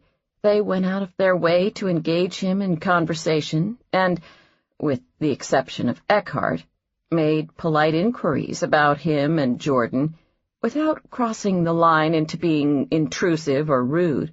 Mostly they wanted to know how they'd met. After all, if she liked him, that was good enough for them. This philosophy carried over into wine, he noticed. People waited to hear her reaction to a wine before commenting themselves, and then almost always vocalized a similar opinion. Perhaps her palate was simply that good, but he suspected the consensus also had something to do with the fact that others viewed Jordan with no small degree of fascination. She was smart, beautiful, ridiculously wealthy, or at least she would be one day, and her family recently had been plagued with a very public scandal. In any setting, this would make her a person of interest. In the staid circles of the Chicago wine community, it made her a star. Nick watched as she spoke to a couple in their mid-30s, wondering if she realized how much influence she held. If pressed, he would have to admit that she was turning out to be not what he'd expected when they'd first met. He kept waiting for her to display some sign of weirdness and/or snobbery, but so far she seemed relatively, normal. A somewhat irritating conclusion to arrive at, given how much he hated to admit that he'd been wrong. So how did you and Jordan meet? The man standing across from Nick asked. How Nick wished he could shake things up, considering this was the 6th time he had been asked that question in the last half hour. Interesting story, actually. We met in her wine store when I offered her a deal to get her brother out of prison in exchange for cooperating in a covert FBI investigation. It was just one of those things, he began, launching into their now familiar tale of romance. I dropped by Jordan's store to buy a bottle of wine for my property manager. He'd gotten engaged over the weekend, and I thought I should— He frowned when he felt his cell phone vibrating inside his blazer. He reached into his pocket and pulled it out, apologizing. Sorry, I need to check this for work. He looked at the number on the caller ID and instantly knew. Something was wrong. He caught Jordan's curious look. It's Ethan. I should grab this. She nodded, understanding there obviously was no Ethan, and managed an affectionate smile. Of course. Nick stepped out into the hallway, away from the others. He answered his phone with a casual tone. Ethan, I'm surprised to hear from you. Don't you ever take a night off? Jack answered, short and to the point. You've picked up a tail. Someone is going to follow you and Jordan home tonight." Nick's jaw tightened. "Any idea how that happened?" "Eckhart's making a play for Jordan. He hired a guy to follow you and dig up whatever dirt he can on Nick Stanton." Just what they needed. "I'll have to call you back to discuss this further," Nick said. "But obviously this changes our position in the matter." "There is some good news," Jack noted. "What's that?" Nick asked. "At least we know the bugs in Eckhart's office are working." Having picked up on the Ethan code, Jordan was impatient for answers. Nick did a great job of maintaining the charade with everyone else, but she noticed a subtle change in his demeanor after the mysterious phone call he'd received. Xander's party was typically an event she looked forward to every year, but on this night she counted the minutes until she and Nick could leave without bringing attention to themselves. A long 2 hours later, they made their way to the waiting town car and settled into the back seat. As soon as the driver shut the back door, Jordan opened her mouth, needing to know something. Nick put his hand on her leg, just above her knee, and squeezed. He held her gaze and shook his head in a barely noticeable gesture. "Don't." She closed her mouth and watched him for some further sign. The driver climbed into the car and looked at them in the rearview mirror. "Back to your house, Ms. Rhodes?" "Yes," Nick answered for her. He turned back to Jordan and acted as if nothing was amiss. "Did you have a good time tonight?" Jordan may not have had a clue what was happening, but she understood that she needed to play along with the small talk. "I did. You?" "I found my introduction to the wine scene very interesting. And speaking of interesting, remember that project Ethan and I have been working on? I got an email from him this evening with some unexpected news. I'll show it to you." He handed his phone to Jordan. When she took it, she saw a warning typed onto the screen. "We're being watched. Follow my lead." A chill ran down her back. Watched by whom? And why? She handed Nick back his phone, her heart suddenly racing. "That is unexpected news." She fell quiet, not sure she could keep the tremor out of her voice. Nick did something unexpected. He reached out and covered the top of her hand with his. "I'm on it." The steadiness of his gaze confirmed just that. "Trust me." Jordan took a deep breath, realizing that she did trust him. She didn't know Nick all that well, and frankly didn't like, well, mostly, what she did know, but she had no doubt that he could handle whatever problem was thrown their way. So she left her hand where it was, covered by his. When the town car finally came to a stop in front of her house, she resisted the urge to immediately jump out. Instead, she waited with forced patience as the driver handed her a clipboard with a bill for her to sign. She quickly added in a tip, scrawled her signature, and gave him back the clipboard. "Thank you." "Any time, Ms. Rhodes." She opened her door and stepped out of the car without waiting for the driver. A minor breach in town car etiquette, but she had more important things to focus on than playing the part of the pampered rich girl. Being followed by unknown villains and engaging in domestic espionage tended to put one's priorities in perspective. She met Nick at the sidewalk. He'd gotten out of the car as soon as she had, and he took her arm and led her toward her house. She saw him look casually past her to the street. "Keep walking at a regular pace," he said low in her ear. "We're just a regular couple coming home from a party." "Could you please tell me what's going on?" she whispered back. "A car turned onto the street and parked a few houses down. The driver turned off the car but didn't get out. People don't usually sit in cars with the heat off on cold nights like this." He opened the front gate and led her toward the stairs. "You're rushing, Jordan." Yes, true, she had picked up the pace. She began heading up the steps to her front door. "It's 13 degrees outside," she whispered impatiently. "And we're supposed to be on a date on Valentine's Day, remember? Maybe my character is simply eager to get to the hot sex part." Nick caught her at the top of the steps and pulled her closer. That's not a bad idea. Jordan's heart began to race faster. "What are you doing?" she asked breathlessly. His eyes burned into hers, brilliant green in the moonlight, and there was no mistaking his intentions. It is our cover, after all. "You're going to kiss me here? Now?" she whispered. He raised his hand to cup her cheek. Yes, so make it look good, Rhodes. Without another word, his mouth came down on hers.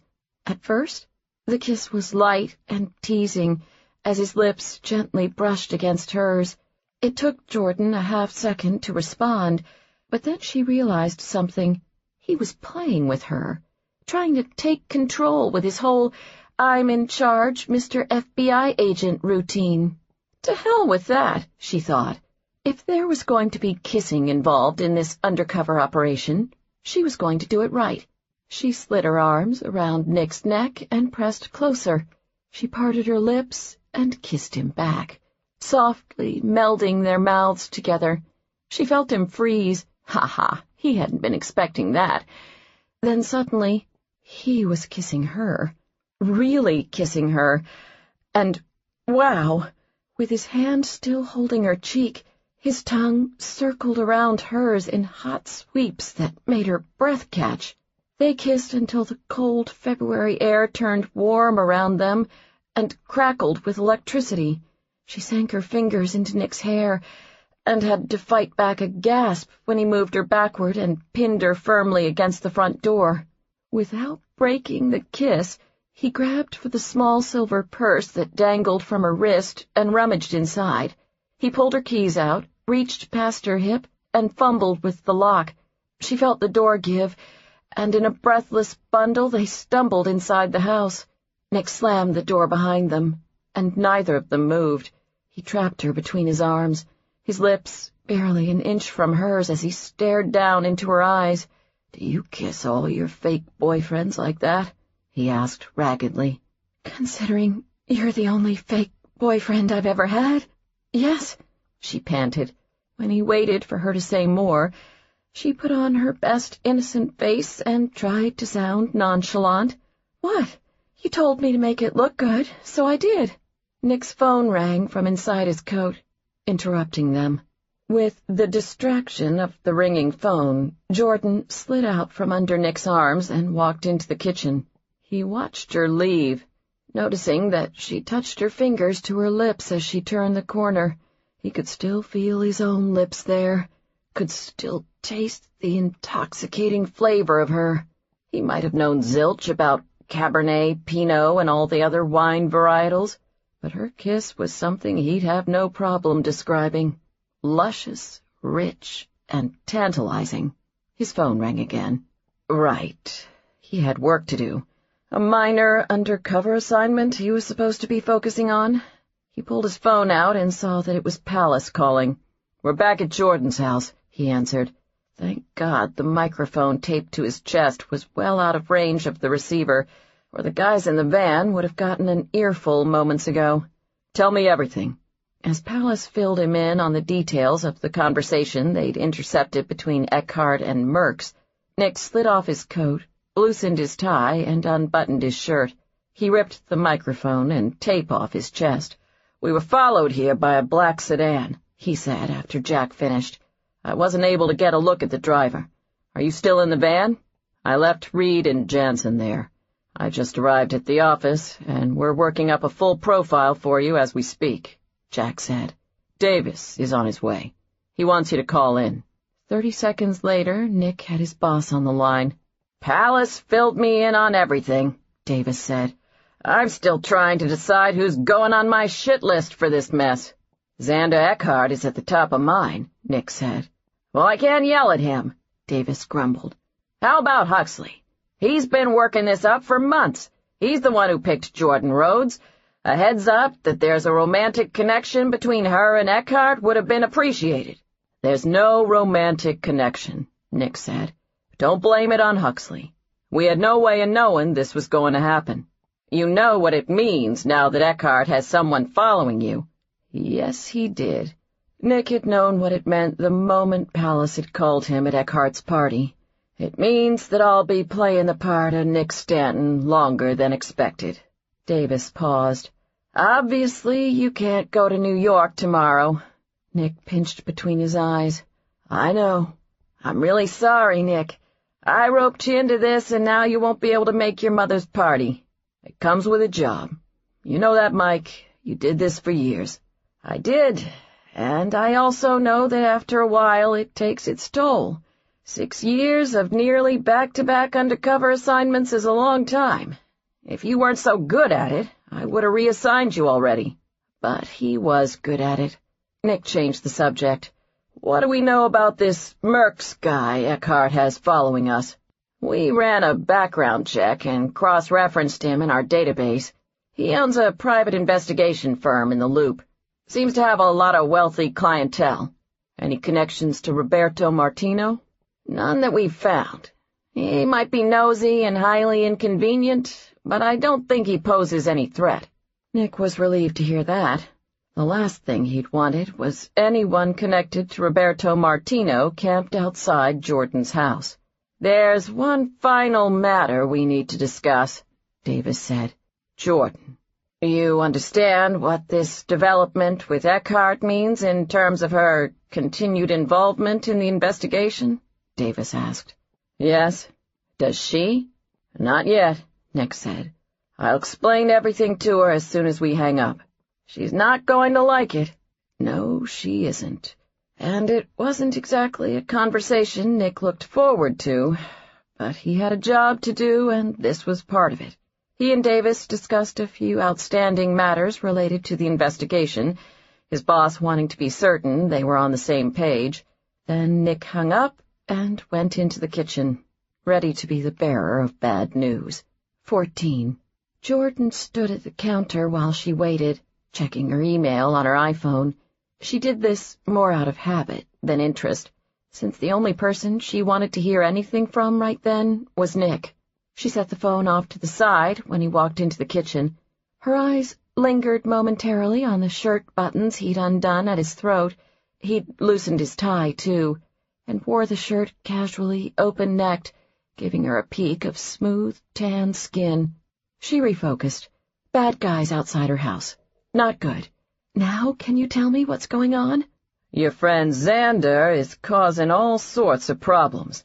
Nick told her about the private investigator Eckhart had hired to follow him.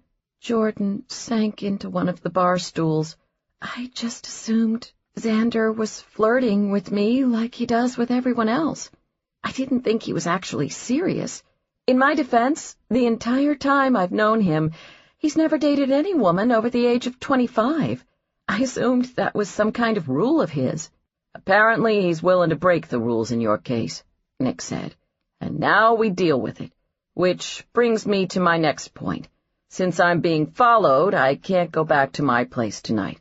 Obviously, there can't be any connection between Nick Stanton and Nick McCall, which means I'm stranded here."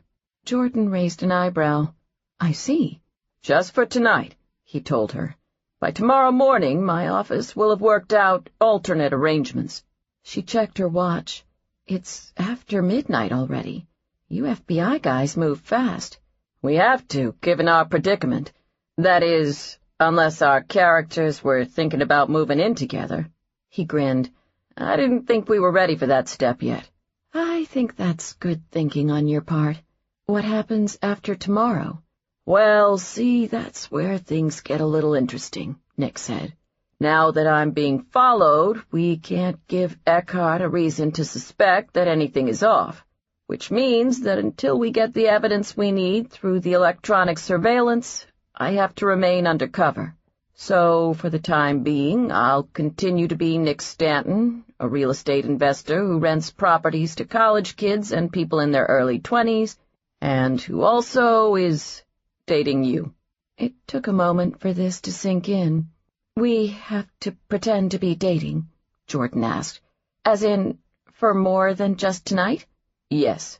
She couldn't help but feel as though she'd been given the bait-and-switch routine. "My agreement with the FBI was a one-shot deal. Now you're changing the game on me." "Xander Eckhart changed the game," Nick emphasized. On all of us. Trust me, if we had known about his interest in you, we never would have come to you with this deal." Jordan bit her lip, still feeling guilty about that. "I'm not blaming you," he said. "I'm just trying to explain why we're in this position. After tonight, it will look odd if you and I are never seen together again. And not looking odd is the #1 rule in undercover work." "Okay, let's say that I agree to this. How long would we have to pretend to be dating?" Feeling thirsty, she got up and walked over to one of the cabinets. She pulled out 2 glasses. "Water?" Nick nodded yes. "I can't give you an exact time frame, although I don't expect it to be very long. A week? Maybe a little longer? However long it takes for us to get the evidence we need through the bugs in Eckhart's office." Jordan filled both glasses with water from the refrigerator, then set one in front of him. "So walk me through this. What would I have to do as the supposed girlfriend of a real estate investor who rents properties to college kids and people in their 20s? She took a sip of her water. "You'd need to have lots and lots of sex with me." Jordan choked on the water and began coughing. Nick blinked innocently. "No good?" Her watering eyes undoubtedly lessened the effect of her glare. Nick smiled. "The answer is that we need to act from all outward appearances as if we're a real couple. Xander thinks that you like me enough to spend $5,000 to bring me to his party, and that I'm similarly smitten enough to cancel work plans to be with you on Valentine's Day. If that was all true, what would you do next?" "I don't know. I'd probably start by calling my girlfriends and meeting them for brunch tomorrow to tell them all about you," Jordan said. "There you go." She pointed for emphasis. "No way. You need my help, and, well, I agreed, so I'll help you. But it stays between us. No bringing my friends and family into this." Nick thought this over. "All right. To the extent we can reasonably keep your friends and family isolated from this, I'll go along with that. It's not like I want to lie to them either." He turned oddly serious. "Speaking of family, there's something else I have to tell you, and you're not going to like it." Not exactly Jordan's favorite lead-in. "What?" He rubbed his hand over his jaw and sighed. "You're really not going to like it." "Okay, now you're making me nervous." He looked her dead in the eyes. "We can't release your brother on Monday." The words fell like stones between them. Jordan said nothing for a moment. On this subject, there would be no jokes or bullshit between them. "Tell me the truth. Did you ever intend to release Kyle, or did you simply make that up to get me to take you to Xander's party?" "Releasing your brother was always part of the plan," Nick said, "and it still is. Just not yet. Now that Eckhart has his eye on you and me, we have to proceed cautiously. Letting your brother inexplicably walk out of prison 14 months ahead of schedule could lead the wrong person to ask the right questions."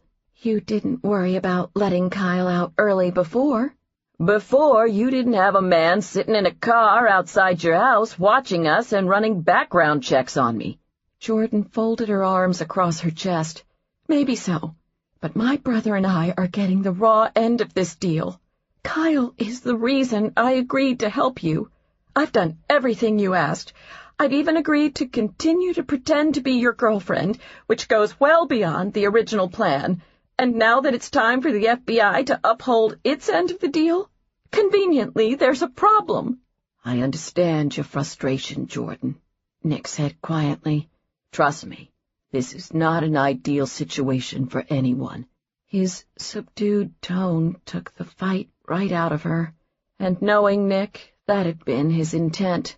She was angry and annoyed with him, even though the rational part of her realized this wasn't his fault, with the FBI in general, with Xander, even with Kyle. But mostly what she felt right then was tired. She ran her hands through her hair. "I think I should show you where you'll be sleeping tonight. It's getting late." After leading Nick to the guest bedroom, Jordan left him with a polite nod good night. He heard her retreating footsteps on the hardwood floors of the hallway, then a quiet click as she shut her bedroom door. Clearly, she wasn't happy about the news concerning her brother, and Nick couldn't say he blamed her. She was getting the raw end of the deal with the FBI, but sometimes that was how things went. That's why they'd chosen her, after all. With her brother's freedom at stake, she wasn't going anywhere, no matter how unhappy she was that they'd changed the terms of their deal. The special agent in him knew all this and was glad the operation hadn't completely tanked because of the curveball Eckhart had thrown at them that evening. The man in him, however, felt like shit. Nick closed the door and checked out the guest bedroom. His eyes skimmed over the king-sized bed with its plump, welcoming pillows and silk blue comforter. Through a doorway on his right, he found a private bathroom designed in creamy marble and well-stocked with virtually every toiletry imaginable. It certainly beat the 8-by-8-foot cell he'd slept in as part of his last undercover assignment. Getting comfortable, he slipped off his suit jacket and made one last call for the night. "So, is Jordan on board?" Davis asked. "Of course. Eckhart's not going to slip away that easily. But there's a catch." Nick eased onto the bed. "I'm calling in that favor you owe me. The one that just tripled in magnitude because of this mess you roped me into." Davis sounded surprised and a little suspicious. "What kind of favor?" "Do we still have Agent Griggs in play?" Nick asked. "Yes? Why? This will involve him, too." Davis sighed. "I'm not going to like this favor, am I?" "Probably not," Nick said. "But I debated between this and having you call my mother to explain that it's your fault I can't make it to her 60th birthday party. You pick, but I should warn you, my mother is Italian. New York Italian. Which is like being 500% Italian." Davis swore under his breath. "The hell with that. I'll get a hold of Griggs." 15. Nick woke up the next morning, not immediately recognizing his surroundings, an occupational hazard. When he felt the silk comforter brush against his bare chest in a caress, he remembered Jordan. He wondered how angry she'd still be that morning. If he were an introspective person, one of those in touch with hidden emotions types, a.k.a. a woman, he would probably take note of the fact that it was much harder to blow off her dislike of him than it had been merely 6 days ago. And if he were an introspective person, he might also ask himself what he'd been doing by calling in that favor with his boss last night. Thank goodness, then, that he wasn't such a person. Because if he were, he would also have to tell himself to shut up and stop asking so many damn questions. He had an assignment to focus on. He sat up and listened for any sound outside the guest bedroom, wondering if Jordan was awake. He checked the clock on the nightstand, saw that it was just past 7 a.m., and figured she was still asleep after the late night they'd had. He yanked the comforter off and made his way into the bathroom. He sped through his shower routine and threw on the shirt and pants he'd worn the night before, having no other options. Despite its other luxuries, Palazzo Rhodes didn't come with a spare set of men's clothes. He looked in the mirror and decided to skip shaving. For anyone who might be watching from a black sedan out front, Nick Stanton had just spent the night rolling around in bed with a smart, sexy woman and undoubtedly had better things to do this morning than shave. Nick Stanton was a lucky SOB. Nick McCall, on the other hand, had work to do, starting with a few phone calls, including one in particular he dreaded. He went downstairs to the kitchen, found an expensive-looking espresso maker that appeared wholly unused, then poked around and saw no other machinery in the house capable of producing caffeine. This brought about a round of grumbling about damn fancy rich types and their damn fancy gadgets as he sat down at the counter and called into the office. "We've got a condo for you in Bucktown," Davis told him. 1841 North Waveland, Unit 3A. It'll work well for you. 2 bedrooms and an office, top amenities. Nice enough that it won't raise any suspicions. "Can't have Jordan Rhodes' boyfriend slumming it now, can we?" Nick grumbled. "I wasn't thinking so much about the girl. More that a successful property investor such as yourself wouldn't be slumming it, Davis said. What's gotten into you this morning, sunshine? Nick grunted.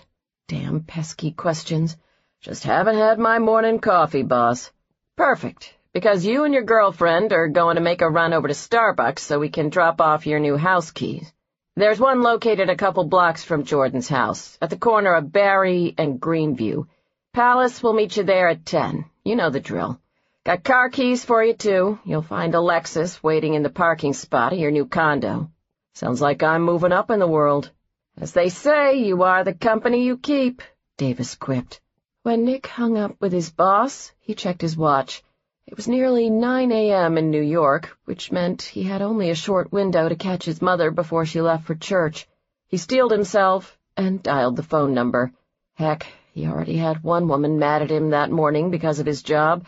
He might as well make it 2. His mother picked up on the second ring. "Happy birthday, Ma," he said. "Nick, what a surprise to hear from you," she said in an overly dramatic tone. She lowered her voice to a whisper. "Hold on. Let me go into the other room." There was a pause, then she came back on the line. "Okay, the coast is clear. Your father still thinks I don't know about the party. Are you at the airport? You should call Anthony or Matt to pick you up. Tell them to bring you right over. Who knows how long it's been since you've had a decent meal? I've already got a pot of sauce on the stove." Nick closed his eyes. She was making his favorite, penne arrabbiata. Just shoot him now. No sense in delaying the inevitable. "Ma, there's no easy way for me to say this, but I'm not coming today. They put me on a new undercover assignment, and there's been an unexpected development that means I can't go to New York. But as soon as the assignment's over, I'll visit for a whole week. I promise." He waited. He could practically hear her thoughts. "Your promises aren't worth very much these days, are they?" And it would be the truth. "I understand," she finally said. "I know how hard you work, Nick. Your job comes first. You do what you need to do." He tried to explain as best he could without getting into details. "This wasn't something I planned. The case was supposed to end last night. You know that if there was any way I could make it today, I would." "Don't worry about it," his mother said in a short tone. "The family will be disappointed, but I'll explain it. Frankly, I don't think anyone will be too surprised you're not coming."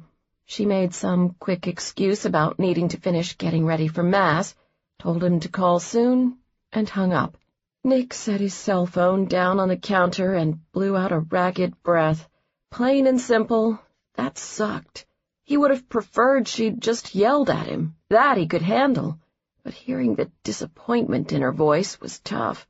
He heard Jordan clear her throat from the doorway. He looked over, not having realized she was there. She shifted awkwardly. "I overheard your conversation when I was coming down the stairs."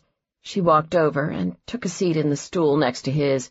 "Your mother's birthday is this weekend?" Nick nodded. "Her 60th. My family planned a big party for her." "She was born the year after my mother. My mom would have been 61 this June." She hesitated before continuing. "She died in a car accident 9 years ago. Maybe you knew that already." Actually, he had known that from the file Huxley had pulled together. Jordan had been in business school at the time of her mother's car accident. "Yes." "Granted, I'm a little biased when it comes to the subject of mothers, but I would have given anything to have been able to throw a 60th birthday party for mine." Jordan held his gaze. "I'm sorry you couldn't make it home this weekend." She rested her chin in her hand and sighed. "What can I say? Xander's an asshat." Nick blinked, then laughed, and something pulled tight in his chest when he realized that was exactly what she'd intended. "I didn't realize billionaire heiresses were allowed to say asshat." With a slight smile, she glanced at him sideways.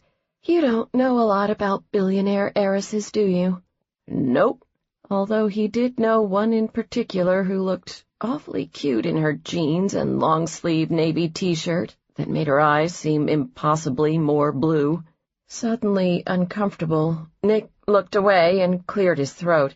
He shook off the feeling and changed the subject. "We need coffee." He pointed to the high-tech espresso maker. "Think you can skip the homemade stuff and go for a Starbucks run? I have to get my new house keys from another agent who will be there at 10. I was thinking you could be the contact person for the drop-off." Jordan's eyes widened. "Ooh, that sounds very cloak-and-daggerish. How will I know who to get the keys from? Some sort of secret code word?" "Don't worry. He'll find you." Just then, the doorbell rang. Jordan looked at Nick, and he gave her the same look right back. "Are you expecting someone this morning?" he asked. "No. Are you?" Neither of them moved, and the doorbell rang again, twice in quick succession. "Whoever it is, it sounds like he or she isn't going away." Nick stood up and pulled his gun out of the harness at his calf. He tucked it into the back of his pants, where it was more accessible. "Stay close to me while I check this out." Jordan gestured to the gun as she followed Nick to the front door. "Take it easy there, cowboy. I don't want you blowing a hole through some poor guy asking for donations for Greenpeace." "Door-to-door solicitations when it's 15 degrees outside?" Nick asked. "I don't think so." The doorbell rang a third time. Nick gestured to the door. "You have a library, a wine cellar, an espresso machine that looks like it could launch a space shuttle, and yet no peephole. Personal security isn't a priority for you?" "I have another security measure that works just fine," Jordan retorted. "It's called an alarm system." Using the panel on the wall next to the door, she deactivated the security alarm before unlocking the deadbolt. She glanced over at Nick, who had moved to her side, and stood behind the door. He nodded. Jordan opened the door and panicked. Melinda stood on the doorstep, shivering. "Geez, took you long enough to answer. Let me in, it's freezing out here." Before Jordan could say anything, Melinda brushed past her and stepped inside. As her friend unwrapped her scarf, Jordan peeked over her shoulder and saw Nick standing behind the door. He shrugged helplessly. She leaned against the door, keeping it open so that she could block Melinda's view of Nick. Hopefully, whatever the reason behind this untimely visit, they could keep things short and quick, without her moving an inch from that spot. "So here's the question," Melinda let in. "Who's tall, dark, and smoldering?" Jordan gestured nonchalantly with her free hand, the one that didn't have a death grip on her front door. "I'll go with Gerard Butler in 300, or that naked guy from the first Sex and the City movie." Melinda pointed. "Good answers, but neither is correct today." She pulled a folded newspaper out of her oversized purse.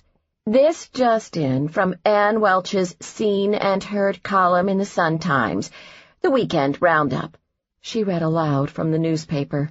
"Millionaire restaurateur Xander Eckhart's annual charity fundraiser at uber-swanky restaurant and nightclub Bordeaux raised over $100,000 for Children's Memorial Hospital and proved once again the place to be seen by Chicago's social elite." She held up her finger for emphasis as she read the next part. "Gorgeously attired in an amethyst-colored backless dress, wine entrepreneur Jordan Rhodes, daughter of billionaire Gray Rhodes and sister of the illustrious Kyle Rhodes, who made headlines worldwide 5 months ago when he—" Melinda cleared her throat. "Well, I think we can skip over that part. Twitter, prison, etc., etc. Here we go. Ms. Rhodes attended the party with an unknown man whose sources describe as tall, dark, and smoldering. Sources also say that the couple appeared quite close. Here's hoping for all our sakes that this Rhodes twin is luckier in love than her brother." Melinda refolded the paper and stared expectantly at Jordan. "So I repeat, who is tall, dark, and smoldering?" Jordan swore to herself, potently vile, offensive curse words that undoubtedly were not in the vocabulary of most billionaire heiresses. She knew that Melinda would never, ever in a million years let this go until she had some answers. The jig was officially up. She pushed the door closed, revealing Nick. He grinned and held out his hand in introduction. Nick Stanton. Interesting. Melinda's eyes went wide as she slowly shook his hand. Melinda Jackson.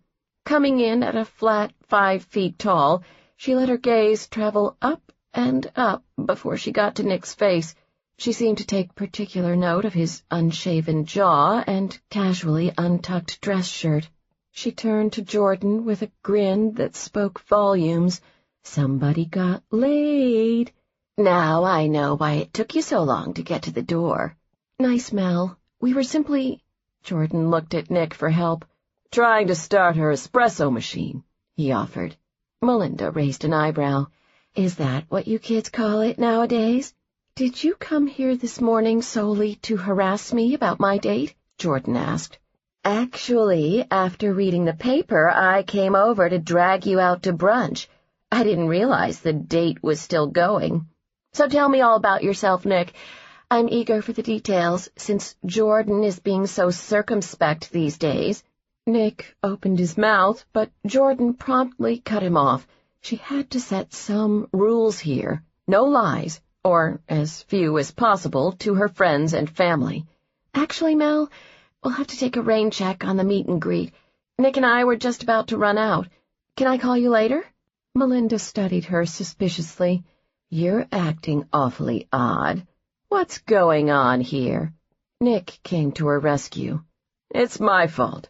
I roped Jordan into coming with me to meet a friend for coffee. My sneaky way of keeping the date going. He slid his arm around Jordan's waist and pulled her close. Aw, aren't you two just the cutest? Melinda smiled at Nick. Some other time, then. Oh, I know. Jordan should bring you to dinner at Corinne's on Saturday. That way you can meet everyone at once. Jordan shook her head. No way, no how. That would mean lying to her friends all evening. Oh, unfortunately, Nick already has plans for Saturday. She spun around to face him, which put her body smack up against his firm, really firm, chest. Wow. She pled with her eyes for him to play along. You know, that thing you mentioned earlier that you have to do on Saturday? You mean that meeting with the developer I told you about? Nick said, without hesitation. The one who's building the new apartment complex in Old Town for me. She could have kissed him right there.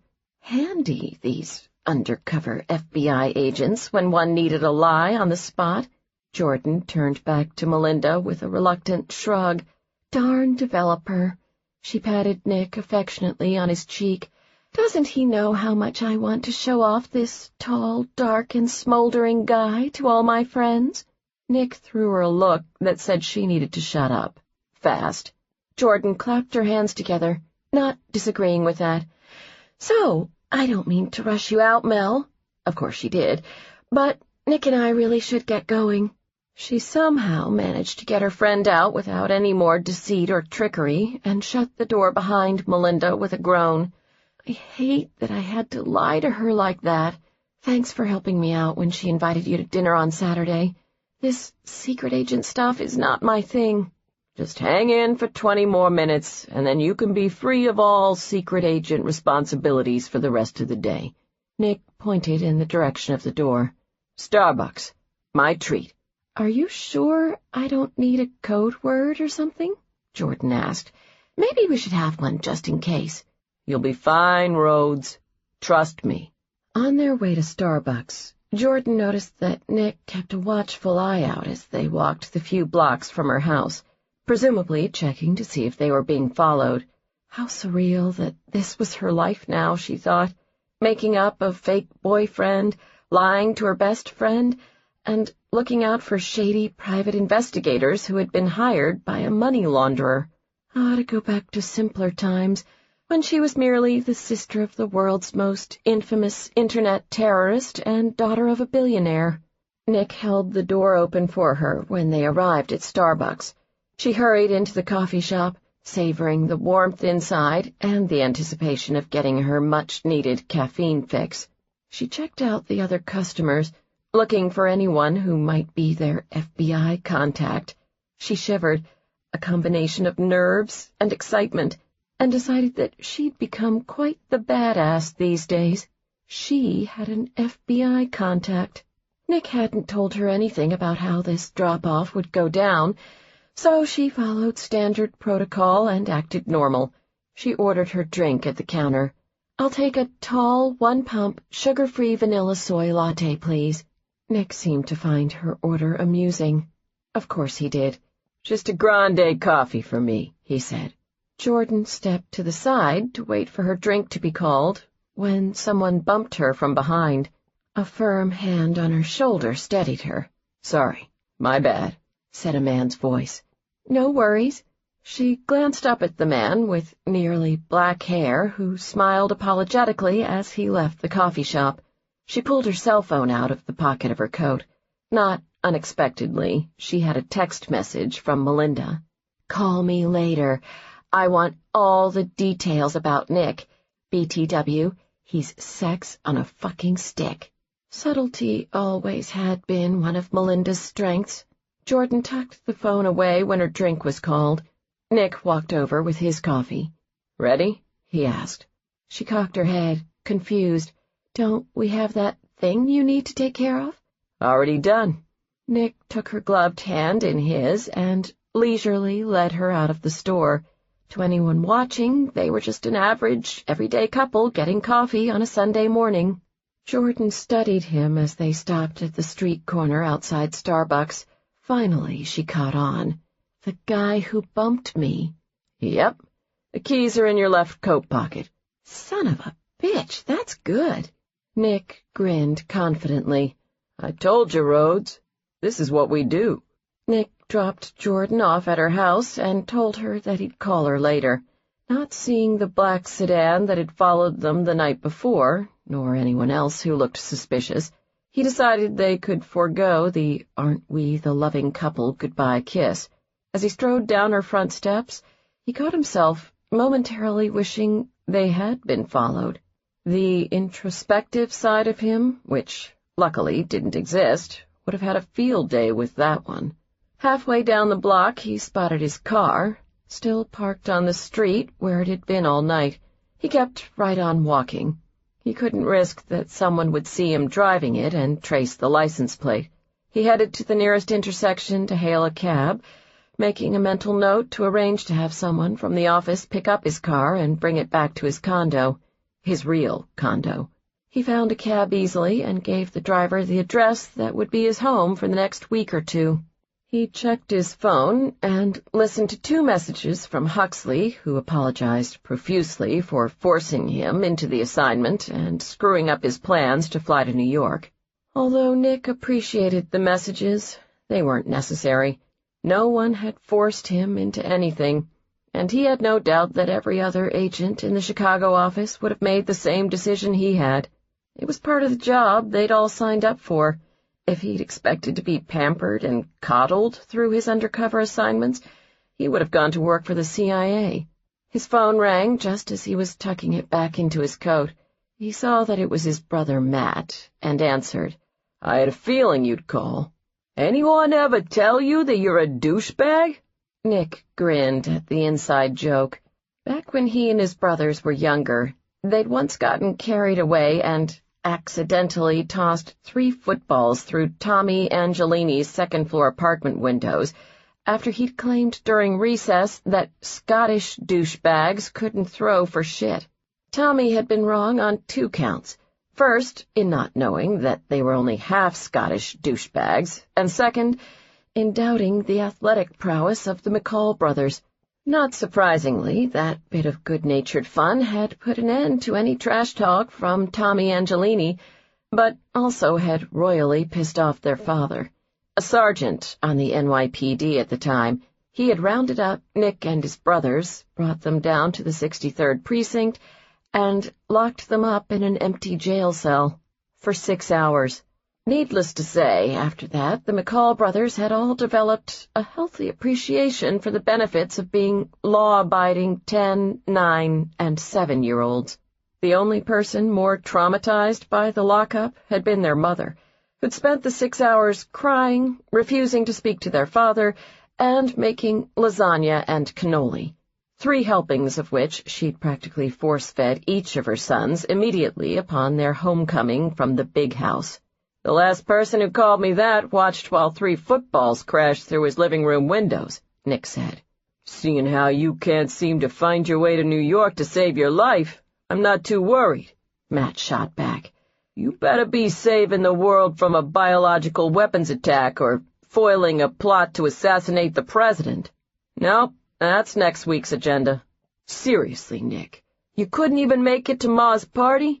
We've been planning this for months." Feeling like a major asshole, Nick distracted himself by looking out the rear window of the cab and keeping an eye out to see if he was being followed. "I know, but something came up that made leaving impossible. I'll figure out some way to make it up to Ma." "How bad is she taking it?" "She says she's not FedExing you any more arrabbiata sauce," Matt said. Nick whistled. His mother had to be really pissed if she was threatening to cut off food. "That is bad. Unless you suddenly announce you got a girlfriend or you're getting married or something, I think you're going to be on her shit list for a while." Matt chuckled. Being the middle child and peacemaker of the family, he didn't hold grudges for long. "She's getting crazy with this grandchildren stuff, you know. If I so much as mention that I'm having drinks with a woman, she's on the phone with Father Tom, asking what days the church has free for a wedding. Unfortunately, there's no imminent announcement on my end, so I'll be in the doghouse for a while." Nick oddly caught himself wondering what his mother would think of Jordan. Tough to say whether the billion-dollar inheritance or the convicted felon of a brother would freak her out more. Not that it mattered. "I'm planning to come out there as soon as I finish this project with work. If Ma won't let me in the door, think I can crash with you?" "Sure. And don't worry about Ma," Matt said.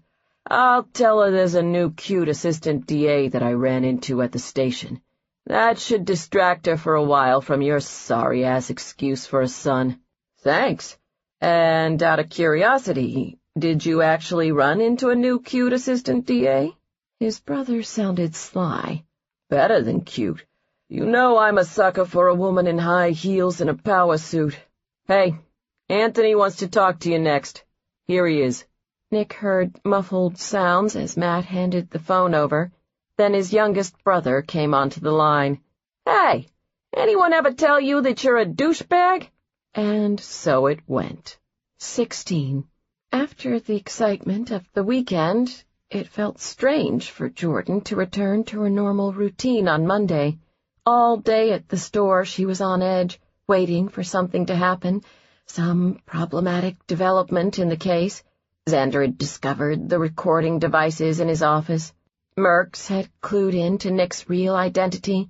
The FBI, for whatever reason, had decided to call the whole thing off. It didn't happen. By Tuesday night, it was fair to say that she was essentially back to her normal routine, with one notable addition. Nick called to check in every night at 9:30 when she got home from Divine Cellars. Through him, she learned that Xander and Trelawney had met that morning, which meant, first and foremost, that Xander wasn't suspicious yet, and second, that the FBI was on their way to getting the evidence they needed to make the arrests. "If this keeps up, you won't be stuck with me for long," Nick said teasingly. Then, for the 3rd evening in a row, he asked if she had noticed anything unusual during the day. "You keep asking that," Jordan said. "Trust me, you'll be the first person I call if anything seems out of the ordinary. I have no lofty ambitions of being a hero in all this. Just keeping an eye on you, Rhodes." The next day, Jordan fought the downtown traffic and headed back to MCC. So much for last week having been my final visit, she thought, as she rode up the elevator. She and her brother got their usual table, right in front of the grimy, bulletproof window covered with steel bars. Nothing but the best seat in the house when visiting Kyle Rhodes. He laid into her the moment he sat down. "Who's tall, dark, and smoldering?" Jordan's mouth dropped open. "Shut up! You've been reading Seen and Heard?" Kyle gestured to the bars. What else am I supposed to do in this place? Repent, reflect on your wrongdoings, rehabilitate your criminal mind. You're avoiding the question. Yes, she was, because her brother was number 2 on the list of people she really didn't want to lie to, right after her father. It's no big deal. He's just a guy I brought to Xander's party, who, yes, happened to be tall, dark, and smoldering, allegedly, and who occasionally made her smile when he wasn't busy getting under her skin, like an itch she couldn't scratch, or a tick. For $5,000 a head? I doubt he's just a guy, Kyle said. Suddenly their friend Pachelski, the inmate with the black snake tattoo, was at their table. So who's this tall, dark, and smoldering jerk? He asked Jordan, seemingly affronted. Jordan held out her hands. Seriously, does everyone read Seen and Heard in this place? Pachelski gestured to Kyle. I snagged it from Sawyer here while he was reading the financial section. I've got to keep up with current events. He winked. I won't be in this place forever, you know. You will be if you don't shut your yap and start following the rules, Pachelski, a guard warned as he passed by. The inmate scuttled off. Kyle picked up where they'd left off. So now the big secret's out. Jordan glared at her brother, who apparently had decided to be more annoying than usual on this particular subject. Yes, it's true. I had a date. Ooh, shocking. Then she thought of something. Wait, does Dad know about the gossip column? He didn't mention it when he visited on Monday. I doubt he reads Seen and Heard. Kyle eased back in his chair, rubbing his jaw thoughtfully. This is an interesting situation, Jordo. What's it worth to you to keep this information under wraps? Because I'm going to need some income when I get out of this place, and I hear that wine business of yours is really taking off. Get real. You owe me. Kyle sat up, indignant at that. For what? Jordan folded her arms on the table. Sophomore year. You took Mom's car out of the garage in the middle of the night, without a license, to drive over to Amanda Carroll's. Dad thought he heard a noise when you tried to sneak back in, so I distracted him by saying that I'd seen a strange person in the backyard. While he was looking out my bedroom window, you crept by and mouthed, "I owe you." Well, now I want to collect. That was 17 years ago, Kyle said. I'm pretty sure there's a statute of limitations on IOUs. I don't recall hearing any disclaimers, expirations, or caveats at the time. I was a minor. The contract's not valid. If you want to weasel your way out of this, I suppose that's true. Jordan waited, knowing she had him.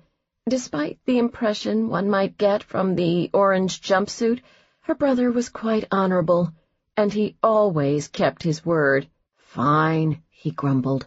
I finally get some dirt on you, Ms. Perfect, for the first time in 33 years, and it's wasted. He grinned. Good thing that trip to Amanda Carroll's was worth it, or I'd be pretty pissed about this. Jordan made a face. Way too much information. I'm hardly perfect. I'm just a lot better at not getting caught than you. She took in their surroundings. Maybe I should have given you a few pointers. Kyle nodded approvingly. Nice one. I have months and months' worth of this material, Jordan said. I figure I better get it in while it's still fresh in my head. Whoa. She needed to be careful. She'd almost slipped there. You were about to say something else. Kyle eyed her suspiciously. Truly, she was the worst secret agent accomplice type person ever. But on Thursday, Jordan's brief respite of normality came to an end. At the store, they had a pickup party for their club members, and the place was packed with customers. Robert and Andrea, the 2 sales associates, had a steady stream of people at the register, while Martin and Jordan worked behind the bar and around the room, pouring and telling people about the additional wines they'd opened for the night. When they finally closed the shop at 9:30, a half hour after the usual time, Jordan was exhausted but satisfied. Sales from the tasting had been good. Not surprisingly, one of the best times to sell wine to people was after they'd already drunk a few glasses of it. They were organizing the store, Martin cleaning up, Jordan organizing the sales receipts, and Andrea drying glasses as Robert washed, when Jordan heard her cell phone ringing. She walked into the back room to grab it. "Why haven't you been answering your phone?" Nick demanded when she answered. "I've been trying to reach you all night." "I had 60 people in the store until just a few minutes ago. I didn't hear it ringing and couldn't have answered it even if I had." "I'm in my car, 2 minutes from the store. When I get there, you and I are going to have a talk about your lack of vigilance with your cell phone." "No, wait." Jordan shut the door so the others couldn't hear. "Look, Nick, I'm beat. We had a pickup party tonight. I've got 3 employees in the store, and I don't have the energy to do the whole pretending to be dating thing in front of them. Plus, you sound like you're raring to go over this, and as much as I normally enjoy being lectured after a long day of work, I'm wondering if we could just save that for another time. As in, never." Nick didn't say anything at first. When he finally answered, his voice had a note of suspicion in it. "What's a pickup party? Sounds sketchy, and it definitely sounds like something my girlfriend shouldn't be attending." "It's a party where club members pick up their wine, not people." He sounded somewhat appeased. Just as long as no one's putting their keys in a fishbowl or anything." Jordan smiled. "How 1970s of you. I think it's wristwatches now, not keys." "I don't even want to know how you know that." Nick paused. "Seriously, how do you know that?" "I saw it on Oprah." Jordan took a seat at her desk. "What's the emergency anyway? I assume there is one if you were trying to reach me all night." "Someone's been following me all day." She turned serious. "Do you think we're in trouble?" "No, I actually think this is a good sign," Nick said. "Eckhart's investigator must be getting desperate, not having been able to dig up any dirt on me. But since he's watching, we need to make sure everything looks on the up and up." "And that means?" "That you and I are going on another date.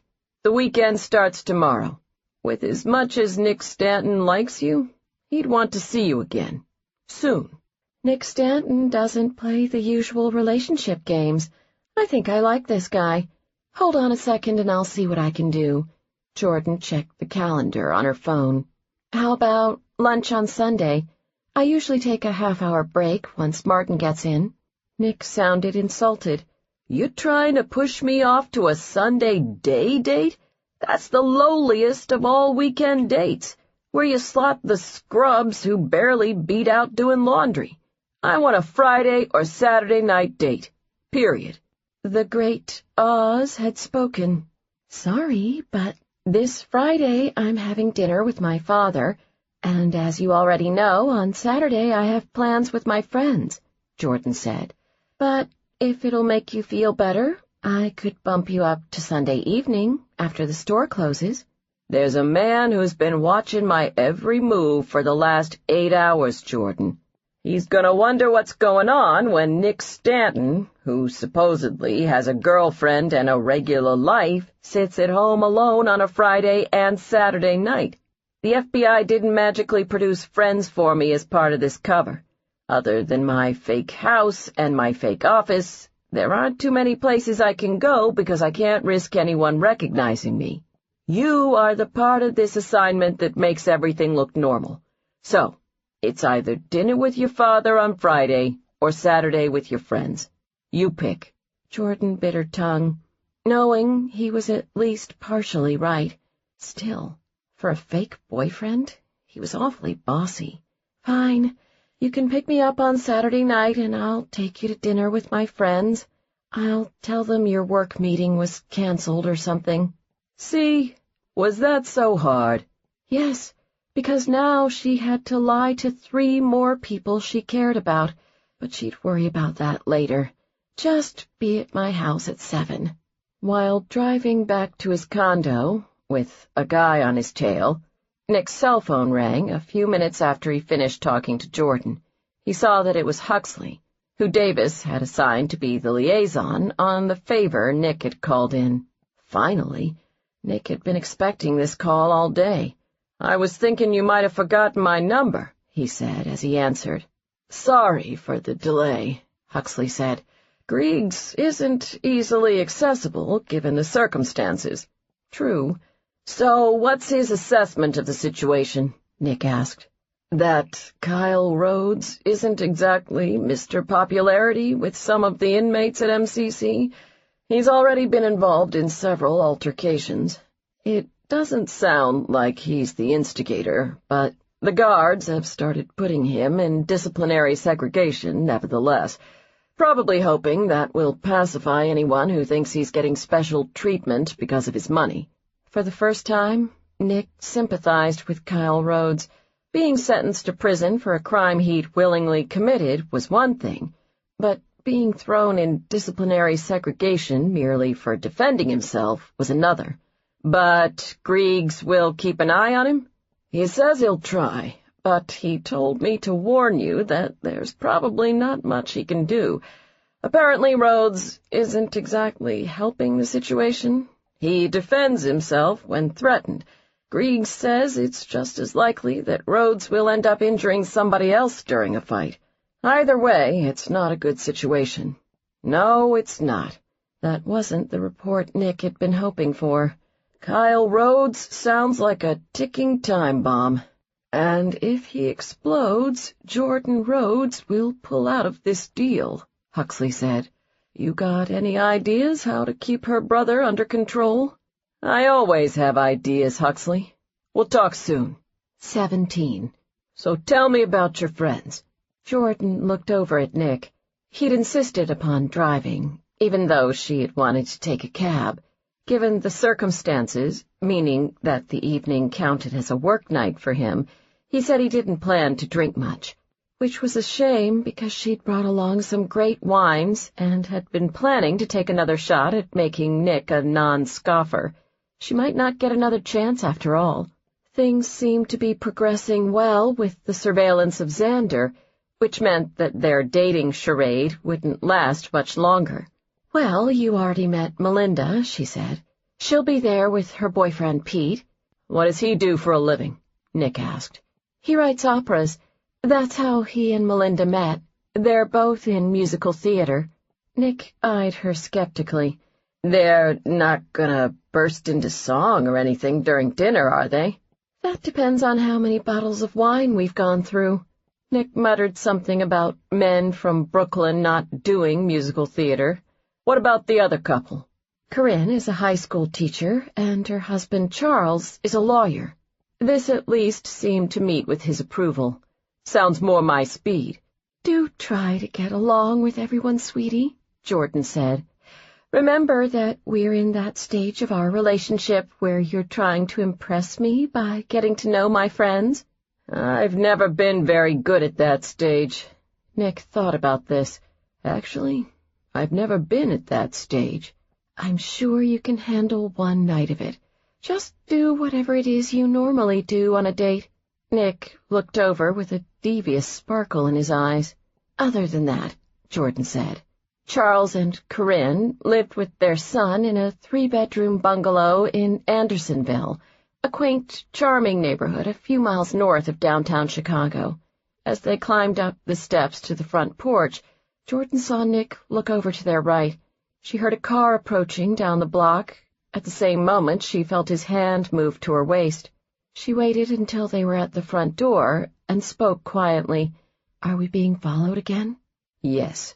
She rang the doorbell and took a deep breath, preparing herself for the next episode of the Nick and Jordan Show. Nick plastered on a charming grin just as the door opened. A woman with straight, jet-black hair greeted them with a cheerful smile. "Hey, guys." She held the door open and introduced herself. "I'm Corinne. It's so nice to meet you, Nick. Honestly, we've heard nothing about you. Jordan's been oddly quiet about this whole thing." Melinda's been telling everyone that you're some kind of spy or secret agent." Jordan tripped over a child's boot and would have fallen if Nick hadn't caught her in his arms. He shot her a look. "Stay cool." Corinne apologized to Jordan and kicked the boot out of the way, as Melinda and a man with sandy brown hair and a medium build came out of the kitchen. "Don't take it personally," the man told Nick with a chuckle. "Mel thinks everyone's a spy or secret agent these days. She's addicted to watching 24 on DVD. He shook Nick's hand. "Pete Garofalo." Melinda punched Pete in the shoulder. "I didn't say I thought he was a spy. I said he looked James Bond-esque with the 5 o'clock shadow and the dress shirt and pants." A second man, wearing a red and white checkered apron, called out to Jordan and Nick from the kitchen, throwing in his 2 cents.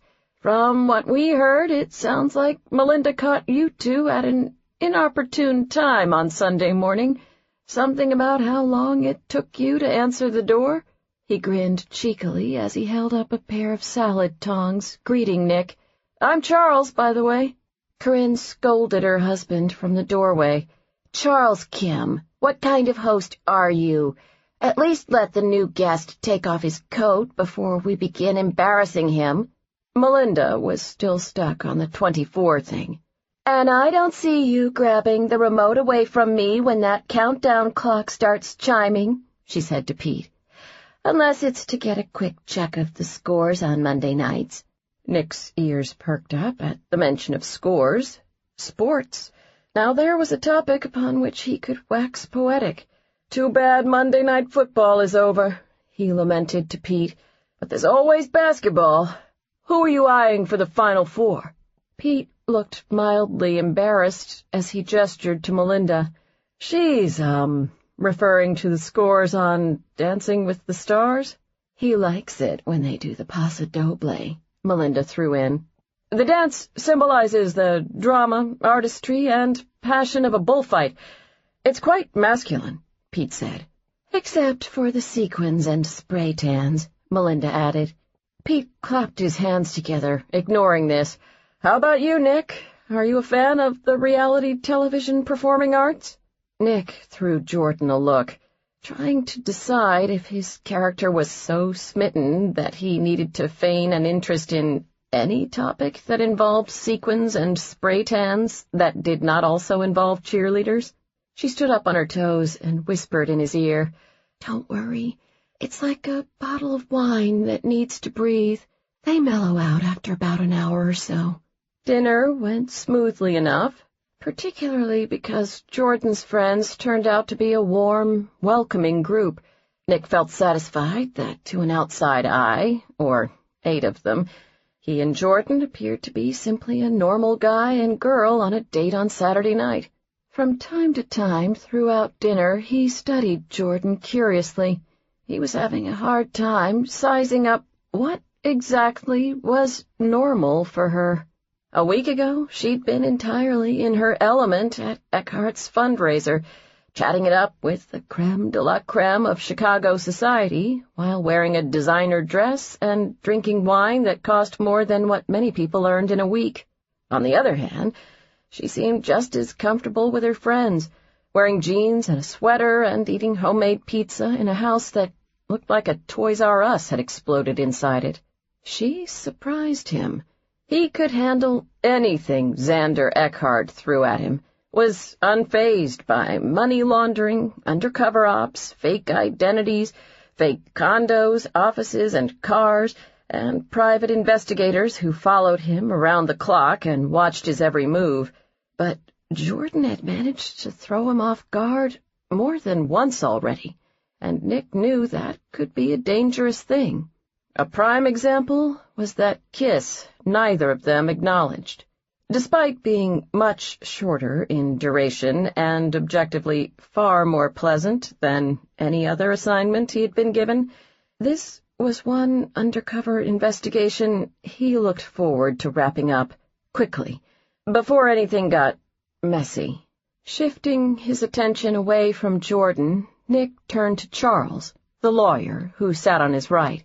The 2 of them spoke about Charles's criminal defense practice, with Nick being careful not to give away the fact that he obviously knew a lot more about the justice system than the average real estate investor. "Does your firm handle a lot of high-profile cases?" he asked. He hadn't recognized the name of the firm when Charles had mentioned it earlier, but Chicago was a big city with a lot of lawyers. "We get our fair share," Charles said. "I mean, nothing as high-profile as the Roberto Martino trial. Not that my firm would represent the likes of them." He lowered his voice. "At one point, we talked to Jordan's brother about handling his case, but he decided to go with a different firm, which is a shame given the way things turned out.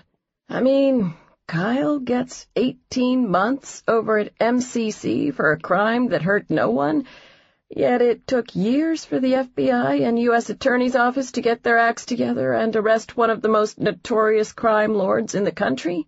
That's our federal criminal justice system at work." "Charles." Corinne reached over and squeezed her husband's hand with a meaningful look in Jordan's direction. "You know she worries about Kyle. Let's not bring that up tonight." She smiled. "Maybe you could tell us how you and Jordan met, Nick." All conversation at the table stopped. Frankly, Nick was surprised it had taken this long for someone to ask. Out of the corner of his eye, he saw Jordan take a nervous sip of her wine. He knew this was the part of the evening she'd dreaded, the part where they told more lies to her friends. Perhaps he could help her out with that. "Jordan and I met 2 weeks ago, at her store," he said, "on the night of the big snowstorm." Pete chuckled. "You really must have been jonesing for wine to go out in that mess." Nick reached across the table and linked his fingers through Jordan's. "I think fate had a higher purpose for bringing me to her store that night." He winked at her. "I've got this." Melinda melted. "That's so sweet." "Then what happened?" Corinne prompted. Nick faced Jordan's friends. For her sake, he'd tell the truth. Perhaps not the whole truth, but at least nothing but. "Well, I asked Jordan a few questions, some quips were exchanged, and I distinctly recall her making a sarcastic comment about Chardonnay. I can't tell you exactly what happened from there, but 5 days later, I found myself at Xander Eckhart's party drinking pink champagne." Her friends laughed. Charles raised his glass. "That's how it happens, Nick. A cute smile, a few clever words, and 5 years later you're watching Dancing with the Stars on Monday nights instead of football." "Hey, don't knock it until you've tried it," Pete said indignantly. As the group teased Pete, Nick felt Jordan squeeze his knee underneath the table. She spoke softly as she held his gaze. "Thank you." It took far more effort than it should have to make his tone sound as cavalier as always. "Any time, Rhodes." Melinda and Corinne struck fast, cornering Jordan in the kitchen while she opened a bottle of Moscato d'Asti she'd brought to go with dessert. "About your mystery man," Melinda let in. "I think he really likes you." "I agree.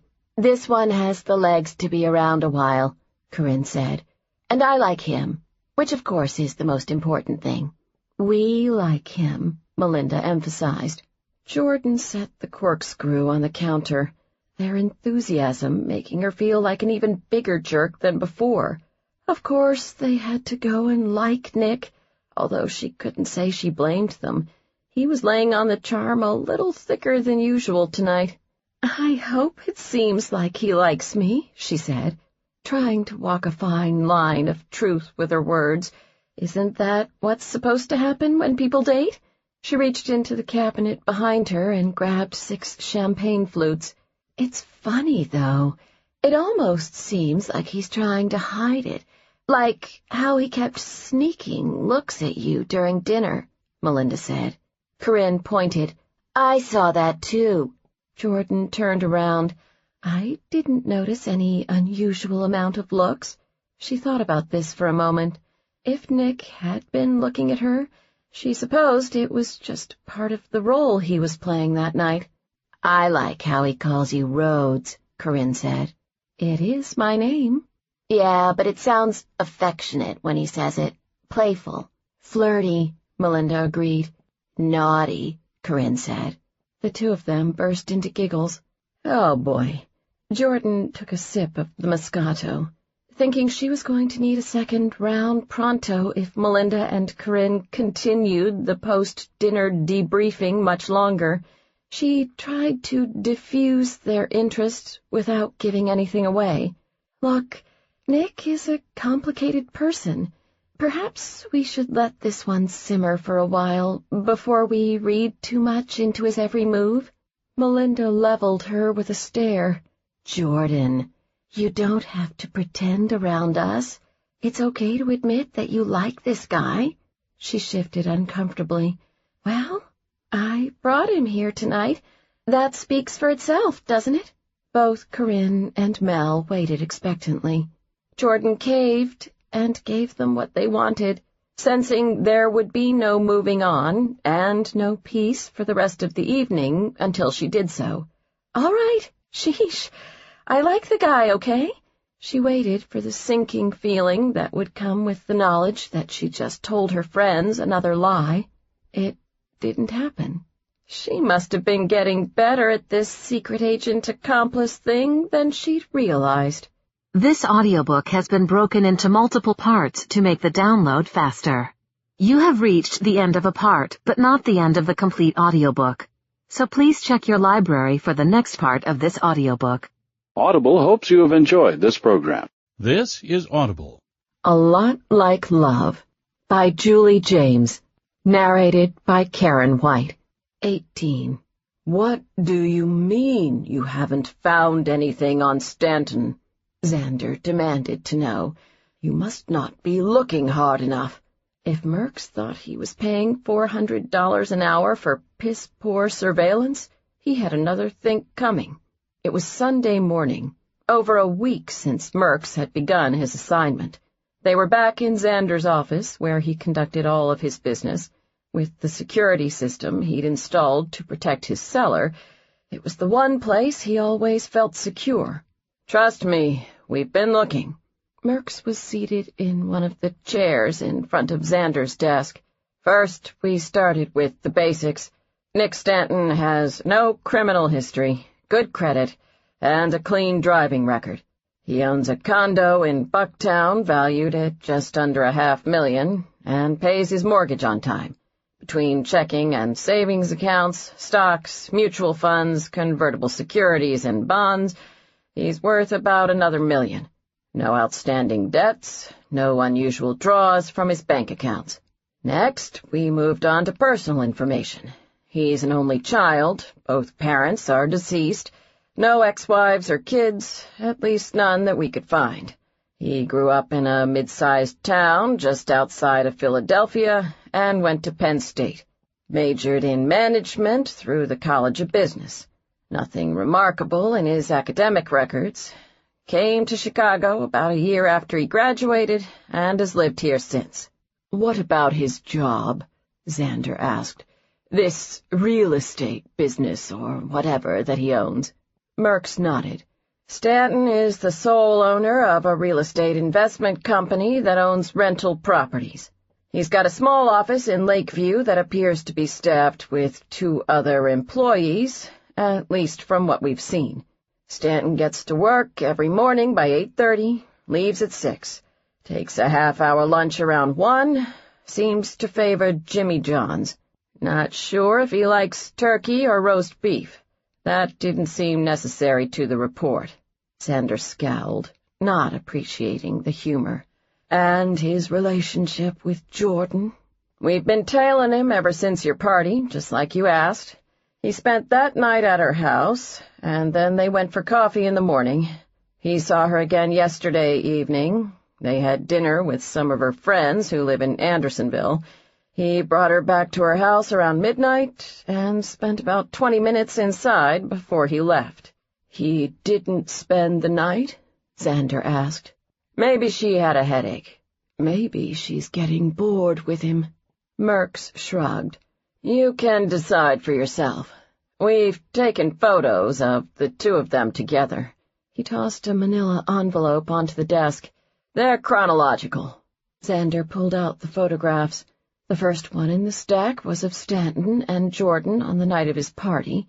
Judging from the purple dress he saw peeking out from underneath her coat, they were kissing on her front stoop and looked far from bored with each other. He leafed through the remaining photos, Jordan holding hands with Stanton as they came out of a Starbucks, Stanton with his arm around her waist, whispering something in her ear as they waited on the front porch of an unfamiliar house, presumably her friend's place. The final image was of Stanton leaving Jordan's house as she watched from the doorway. "That last photo was taken last night," Merck said. Xander put the photographs back into the envelope and set them off to the side. "I'm not convinced, and let me tell you why. I know a lot of people in this city, and I've been asking around about Nick Stanton. No one's ever heard of the guy, so I'm supposed to believe that this nobody, who knows nothing about wine, comes out of the blue and just so happens to walk into Jordan's store and sweep her off her feet. I'm not buying it. People meet like that all the time," Merck said. Xander jabbed his forefinger on his desk for emphasis. "People don't meet Jordan Rhodes like that all the time. Her father has $1.2 billion. Billion. I'm calling it now. This thing is some kind of setup. Stanton's after her money. He's probably a con artist or something." He pointed at Merckx. "You stay on Stanton until I say otherwise. There's more to this story. I can feel it." The following day, in his fake office, Nick eased back in his desk chair. He grinned, amused with this latest report. "So, Eckhart thinks I'm a con artist who's after Jordan's money. Good. That should keep him distracted for a while." He'd called Huxley after listening to the recording of the conversation. His partner had been stationed in the van a couple blocks from Bordeaux every day since he'd recovered from the stomach flu. Over the course of the past week and a half, they'd developed a good working relationship. Huxley listened live from the van to Eckhart's conversations, then emailed for Nick's review the digital audio files, along with notes of the minute and second markers for any conversations that were particularly relevant to their investigation. Huxley took the day shift in the van, and they had 2 additional agents working the evening and early morning shifts, including Agent Sims, who, per Eckhart's promise, had been fired from her bartending position the day after his party. The agents covering the second and third shifts similarly sent over audio files for Nick's review, although thus far there had been very little substantive evidence gathered through the recording devices during those hours. They'd recorded a second conversation between Trelawney and Eckhart, and this was good progress for their case. None of it, however, was particularly thrilling work. But Nick needed something to do while working at his fake office, and this kept him busy enough. Thus they carried on. Huxley holed up in a van 7 days a week, weeding out hours upon hours of Eckhart's tedious wine, nightclub, and restaurant-related conversations, and him stuck in a stuffy office 5 days a week with 2 interns pretending to be Ethan, the property manager, and Susie, his office assistant. Nick peered through the glass pane that separated his private office from the front office where the 2 interns worked. At least they were able to work remotely from their laptop computers, so the facade wasn't a total waste of bureau resources. Still, he could only imagine the excited looks on their faces when Davis had approached them with the chance to work undercover.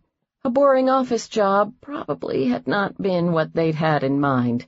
"As long as you and Jordan keep Eckhart fooled about your supposed relationship, we should be fine," Huxley said. "Still, I'll feel better when we're finished with the surveillance and can be done with this whole thing." Nick ran his hands through his hair, in agreement with that sentiment. The situation with Jordan was starting to seem too real for his comfort. This normally would be the point when he, sensing a possible attachment, would back away from the situation, but with her, he was trapped. Consequently, all he could do was carry on as usual, being that guy who didn't let things become real, who was always handy with a quip, but didn't have feelings deeper than that. Because he didn't. Undercover agents didn't allow themselves to become attached to a case, or anyone involved with it. He wasn't complaining. He'd signed on for this. He'd worked hard to get where he was. And being the best undercover agent in the Chicago field office was a major accomplishment. It was his specialty, the thing that differentiated him from the other agents in the office. Without that distinction, he'd be just another guy with a badge, a gun, and cool facial scruff. Hell, he'd be palace. That alone was more than enough motivation to get his head back in the game. "You and me both, Huxley," he told his partner. "The faster we can wrap this up, the better. For all of us." 19. Jordan feigned a pleasant smile for her customers. "What do you think?" The couple, in their late 20s, looked at each other. "I like it," the woman said, swirling the 2-ounce pour of Chardonnay. "I like it too," the man agreed. "It's not as buttery as a lot of Chardonnays I've tasted. Let's get a bottle." "Perfect." Jordan rang them up. Then she headed over to one of the tables in the corner where a group of women in their early 40s were drinking wines by the glass. "How are you ladies doing? Can I answer any questions about the wine?" When she had finished there, she moved to the next table, then to the racks where a few additional customers were browsing, before hurrying back to the bar to ring up one of her regulars. "Busy tonight," he noted. Jordan bagged up his 4 bottles. "Can't complain." Actually, she could complain, quite easily in fact, but she wouldn't. Not around customers anyway. The stomach flu had struck Divine Cellars. Both of her sales associates had been out sick since Monday, which meant that she and Martin had to divide all the shifts between the two of them. Normally, this wouldn't be a problem, but she had visited Kyle that morning, per usual, so Martin had opened the store and she had to work the evening shift, by far the busiest time, alone. As such, she'd been running around almost non-stop since 5:30, hadn't eaten, hadn't even had a chance to go to the bathroom, and was feeling more than a little crabby, but not in front of the customers. She plastered on another smile as she made her way around the bar and scooted toward the back hall. It looked as though everyone was content for the next 30 seconds, so this was her chance to make a run for it. The chime on the front door rang. Son of a bitch! If one more friggin' customer came through that friggin' door before she had a chance to pee, somebody was going to get a corkscrew up his... She hurried around the corner to check the door and barreled right into a tall, hard body. Nick. He caught her in his arms. "Whoa! Looks like somebody missed me," he said in a teasing tone. Jordan pleaded with her eyes. "Please help me." His expression turned serious. "Anything. Name it." "Oh, thank you." Jordan put her hands on Nick's hips and turned him around to face the rest of the store. "Stand here. Make sure that nobody steals anything or sneaks a glass of wine." She took a step down the hallway before glancing back. "And don't touch anything." She hurried to the bathroom before her eyeballs turned yellow and floated out of her skull. When she returned, she found Nick still at his post. He pointed to the door. "Is it okay that these 2 guys came in with a wheelbarrow and took off with a couple crates of wine? They only took the pink stuff, so I figured no one would kick up much of a fuss." "Ha, ha." Jordan scooted around him and slid behind the bar. "Thanks for keeping an eye out. What are you doing here, anyway?" She checked herself, aware there were others around. "I mean, this is such a pleasant surprise. Sweetie?" Nick shrugged. "I worked late this evening and was about to drive home when I was overcome with the sudden urge to see my girlfriend." Code for being followed, Jordan guessed. "I'm closing in 20 minutes. We could grab something to eat after that." Nick checked his watch. You haven't eaten dinner yet? It'll be after 9:30 before you get out of here." She threw him a charming smile.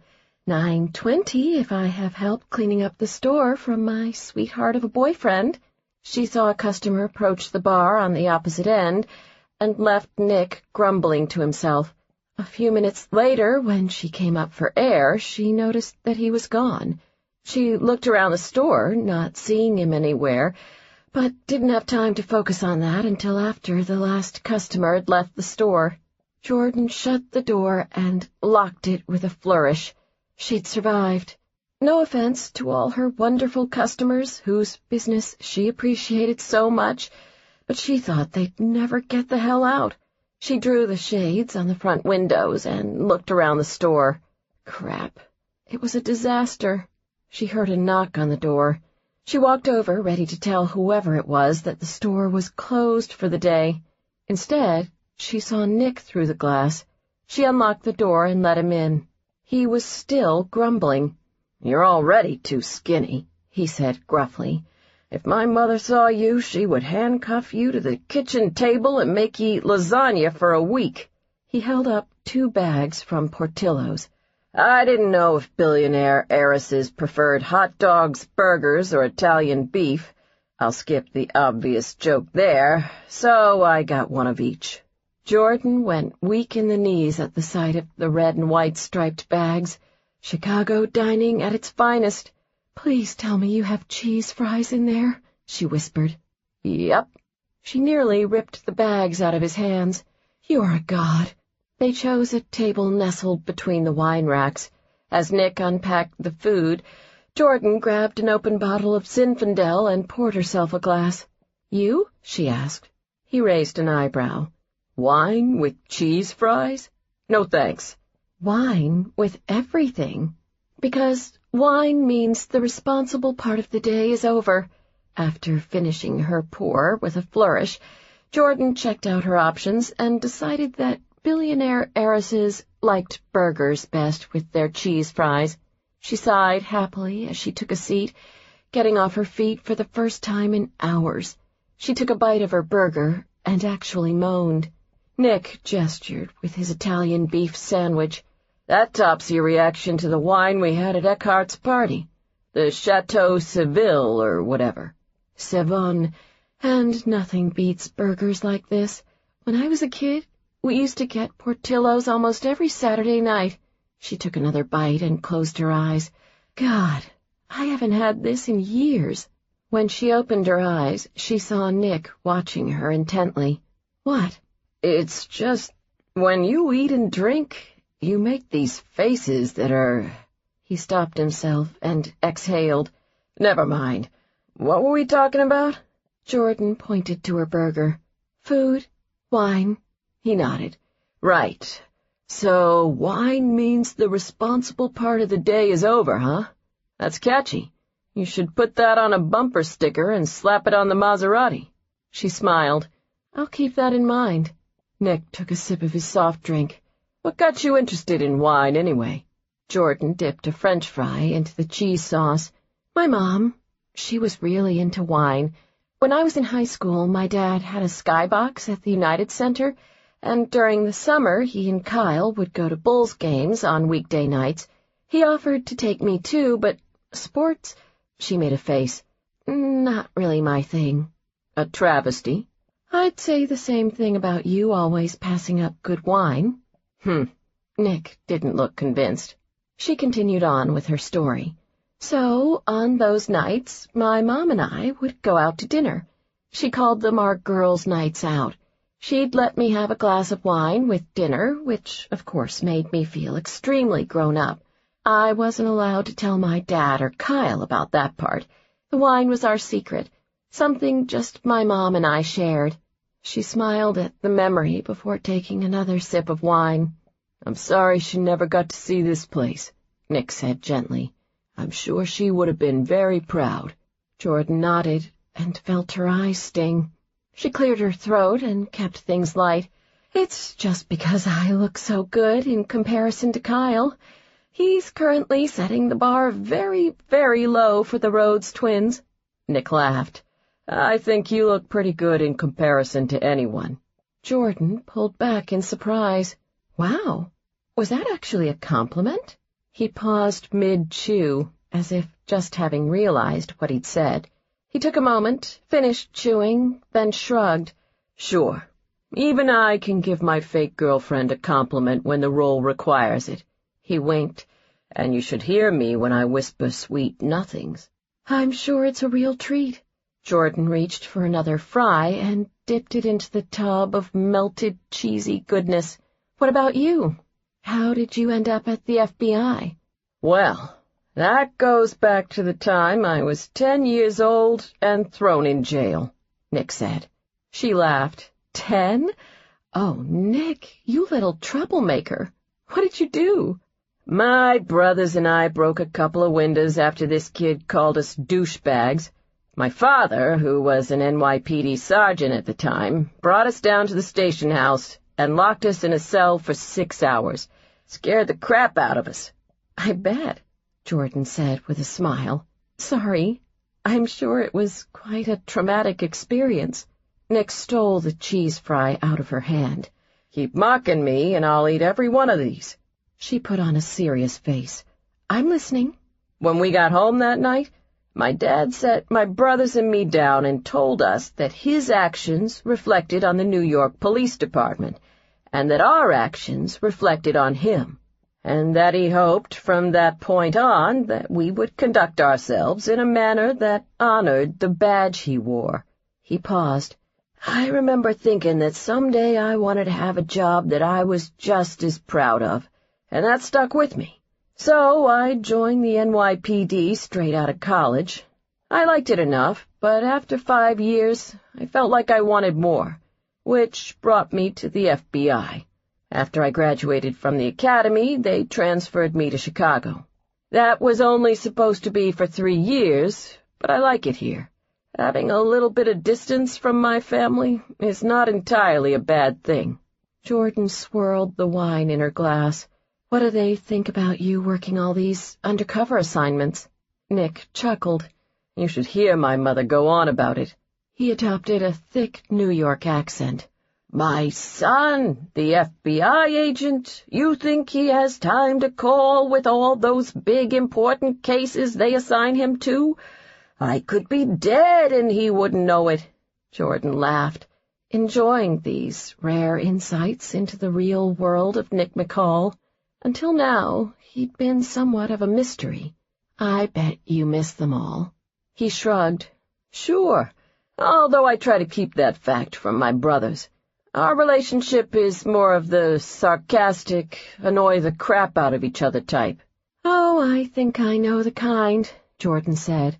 Her relationship with Kyle wasn't exactly defined by expressive sentimentality either. When they had finished eating, Nick offered to help her clean up the store. "You don't have to help me out," she said. "I was just kidding about that earlier." "And let you do all the hard work?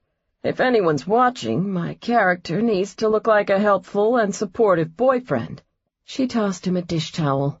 "In that case, your character can get to work on all these dirty wine glasses."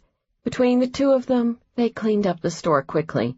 Nick had parked out front, and he drove Jordan the 4 blocks to her house, where he insisted on walking her to the door. Per usual, she saw him check out the other cars parked on the street. "Were we followed?" she asked. "Actually, I don't think so," Nick said. "We're in the clear." "Oh, good." Jordan stopped at the top of the steps. As they stood in the moonlight on her front stoop, it struck her that this had been the first evening she'd spent truly alone with Nick.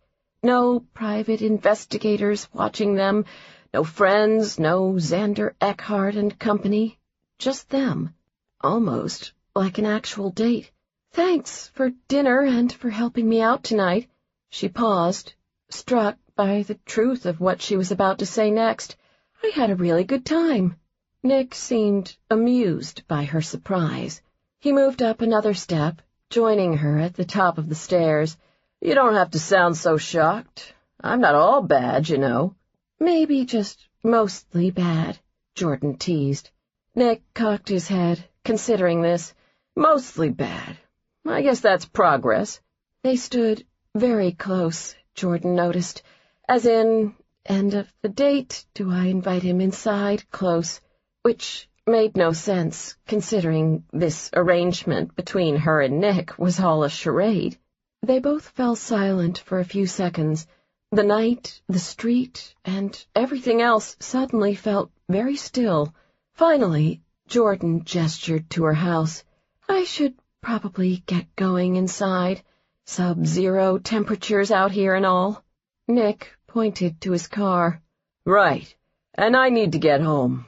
Have to get up bright and early for my fake job. Okay then. Great. Neither of them moved. So I guess I'll see you later, Jordan said. She turned to go, if for no other reason. Her feet were beginning to freeze in her boots, and pretty soon she wouldn't be able to move. Nick caught her hand. Jordan. He said her name so quietly. If it hadn't been for the relative silence of the night, she might have missed it. When she turned around, his eyes were looking into hers as if searching for something. Then, just like that, the moment was gone. He gave her a curt nod, his expression unreadable once again. I'll call you later. He dropped her hand and strode down the steps without looking back. 20. The next morning, Jordan spent her first hour at the store doing inventory and placing orders with her distributors for the following month's wine supply. She was leaving for Napa Valley on Friday, a trip she'd planned months ago. While she generally tried to make it out to wine country 3 or 4 times a year for business, she was particularly excited about this trip. She had an appointment to visit a new winery whose debut Cabernet she was considering for the store's wine club. Plus, she needed the weekend away. From Chicago, FBI undercover assignments, and everything else. A few days alone would do her some good, get her back to thinking clearly again. Maybe get her to stop wondering whether Nick had wanted to kiss her last night. Somehow, she'd blurred the line in her head between what was real and fake in their situation. But a real date would have kissed her last night, not given her a token, I'll call you later, before hightailing it off her front porch. Yet here she was, still thinking about him. Jordan did a mental headshake, forcing herself to focus on work, wanting to make up for the extra shifts she had to burden her staff with during the time she'd be in Napa. She had scheduled herself to both open and close the store that day. Luckily, Andrea was feeling better and was set to come in at 1 o'clock, which meant that Jordan wouldn't have to work the evening shift alone again. After placing orders, she posted on the store's Facebook page about the special they were running through the weekend. Buy 3 reds, get the 4th half off. Then she turned to her favorite project, paying bills. She cringed at the gas bill and cursed the ridiculous cost of keeping a large store warm in the winter. Apparently, the folks at People's Gas thought she had $500 million at her disposal. A little heiress humor. Shortly before noon, the chime on the door rang as the first customer of the day walked in. Jordan looked up from the bar and smiled at the woman, an attractive brunette wearing a North Face coat and yoga pants that showed off her fit, curvy physique, either on her way to or from the gym, Jordan guessed. Can I help you? The woman seemed to ponder this question for a moment. I'm just looking for now. She looked around the store, as if checking to see if anyone else was around.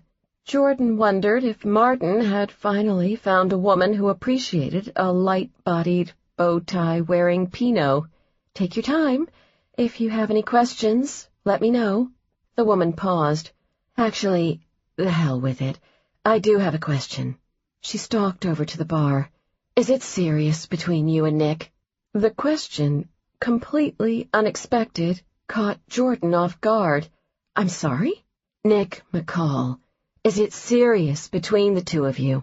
Jordan took a moment to respond, thinking carefully about her answer. I know a Nick Stanton, but not a Nick McCall. She looked the woman over. I'm sorry, I didn't catch your name? Lisa. And the name of the guy who was in your store last night is Nick McCall. Trust me, I would know. I know Nick very well. Reasonable reaction or not, Jordan caught herself bristling at the implication. If you know Nick so well, why do you need to ask me if things are serious? Lisa shifted uncomfortably, seeming to hedge a little. I haven't heard from him for a couple weeks. Then I happened to see him yesterday in his car. I followed him here and thought I'd catch him inside the store until I spotted you two through the door. You looked cozy. Apparently, the Nick and Jordan show was picking up viewers every day. I think this is a conversation you need to have with Nick, not me. Lisa laughed at that. Maybe you don't know him that well after all, because if you did, you'd know that you don't ask Nick questions. It's part of his whole no-strings-attached, I-don't-do-relationships routine. She raised an eyebrow. Or hasn't he given you that speech yet? Hearing the other woman's words, Jordan felt it, a pang of disappointment, strong enough that she had no choice but to acknowledge it. Nick didn't do relationships. It should have meant nothing. Of course he hadn't given her any such speech. There'd been no reason for him to, because, just like she'd thought, any connection between them was imaginary. With that in mind, she managed to maintain a nonchalant air in front of Lisa. This was her store, and no one was going to make her look like a fool in it. You don't really expect me to tell you what Nick and I talk about, do you? She asked coolly. Oh, I get it. You haven't slept with him yet, have you? Lisa smiled smugly. Listen, honey, I hate to be the bearer of bad news, but you'll hear his speech soon enough, right before he fucks you. It's part of his code or whatever. Trust me, lots of women have been down this road with Nick. Jordan pretended to think this over. Thanks for the tip, Lisa. This all has been very informative, particularly the creepy part where you said you followed Nick and stood outside my store watching us. She pointed to a wine display. Hey, you know what I like to do after stalking an ex-boyfriend? Pour myself a nice glass of Petite Syrah. And you're in luck, because we're having a sale on Reds today. Across the street, Merks's investigator, a man named Tennyson, froze with the camera in his hands when the door to Divine Cellars flew open. The brunette in yoga pants stormed out, looking pissed. She crossed the street, heading straight toward the car he sat in. Tennyson panicked. On a whim, he'd decided to follow Jordan Rhodes to see if she gave them something. Anything, because after 11 days of tailing Stanton, they'd come up with nothing of any significance to report to Eckhart. By now he was familiar with Stanton's routine. The guy wouldn't leave his office for lunch until 1 o'clock, which meant he had plenty of time to kill. At first, tailing Jordan Rhodes had seemed to be no less boring than following Stanton. Tennyson had parked his car across the street, and using the zoom on his camera, he could see into the wine store through the front windows. Rhodes made a lot of phone calls, worked at the bar on her laptop computer, and rearranged wine bottles. Really exciting stuff. But then the brunette with the bombshell figure had shown up, and things had gotten interesting. Tennyson initially had assumed that the brunette was a customer, and from what he could tell through the camera lens, Jordan Rhodes had assumed that too. But then the brunette had said something that had made Rhodes tense, and Tennyson had begun paying closer attention. No clue what either woman had said, but from their rigid body language, he personally had been hoping for a catfight. Then Rhodes smiled, gestured to some wine bottles on the bar, and the brunette stormed out. Tennyson quickly tossed the camera onto the passenger seat beside him and covered it up with the backpack filled with snacks, water, and cigarettes he always kept on hand during a surveillance. He grabbed his cell phone off the dash and pretended to make a call. The brunette pulled out her keys and pushed the unlock button, and the lights on the car in front of him blinked. So far, she hadn't noticed him. Tennyson watched out of the corner of his eye as she yanked a cell phone out of her coat pocket and dialed. He'd had a smoke in the car a few minutes earlier, and had cracked the window open to get some fresh air. As such, he was in a perfect position to hear her end of the conversation as she approached her car. It sounded like she was leaving a voicemail message for someone. "Hello, Nick McCall, or should I say Nick Stanton, whoever the hell you are today. I'd assumed you hadn't called because you were on another undercover assignment, not because you had your dick stuck in some skinny blonde bitch. I thought you told me this wasn't about another woman. Guess you lied about that. And why am I not surprised? It's what you do for a living, after all. Lie to people." The remainder of the brunette's tirade became muffled as she climbed into her car. Then she slammed the driver's door shut, and everything went quiet. Tennyson sat in his own car, motionless, still holding the phone in his hand. Holy fuck. After the brunette drove off, he made a call of his own. "Merks, you are not going to believe this. I think I've got something on Stanton. I've fucking got something. We need to run another background check. This time on the name Nick McCall, 21. At 8 o'clock that evening, Divine Cellars was hopping. Thursdays often were the store's busiest nights, as people like to get their wine situation settled before the weekend. Tonight was no exception. Andrea pulled Jordan off to the side. "There's a Nick Stanton on the phone for you. He says it's important." "On my cell phone?" "No, the store phone." "Thanks, Andrea." Jordan went into the back room and picked up the extension. "Hello?" Nick did not sound pleased. "I've been calling your cell all day." "I got your messages. I just haven't had a chance to call you back."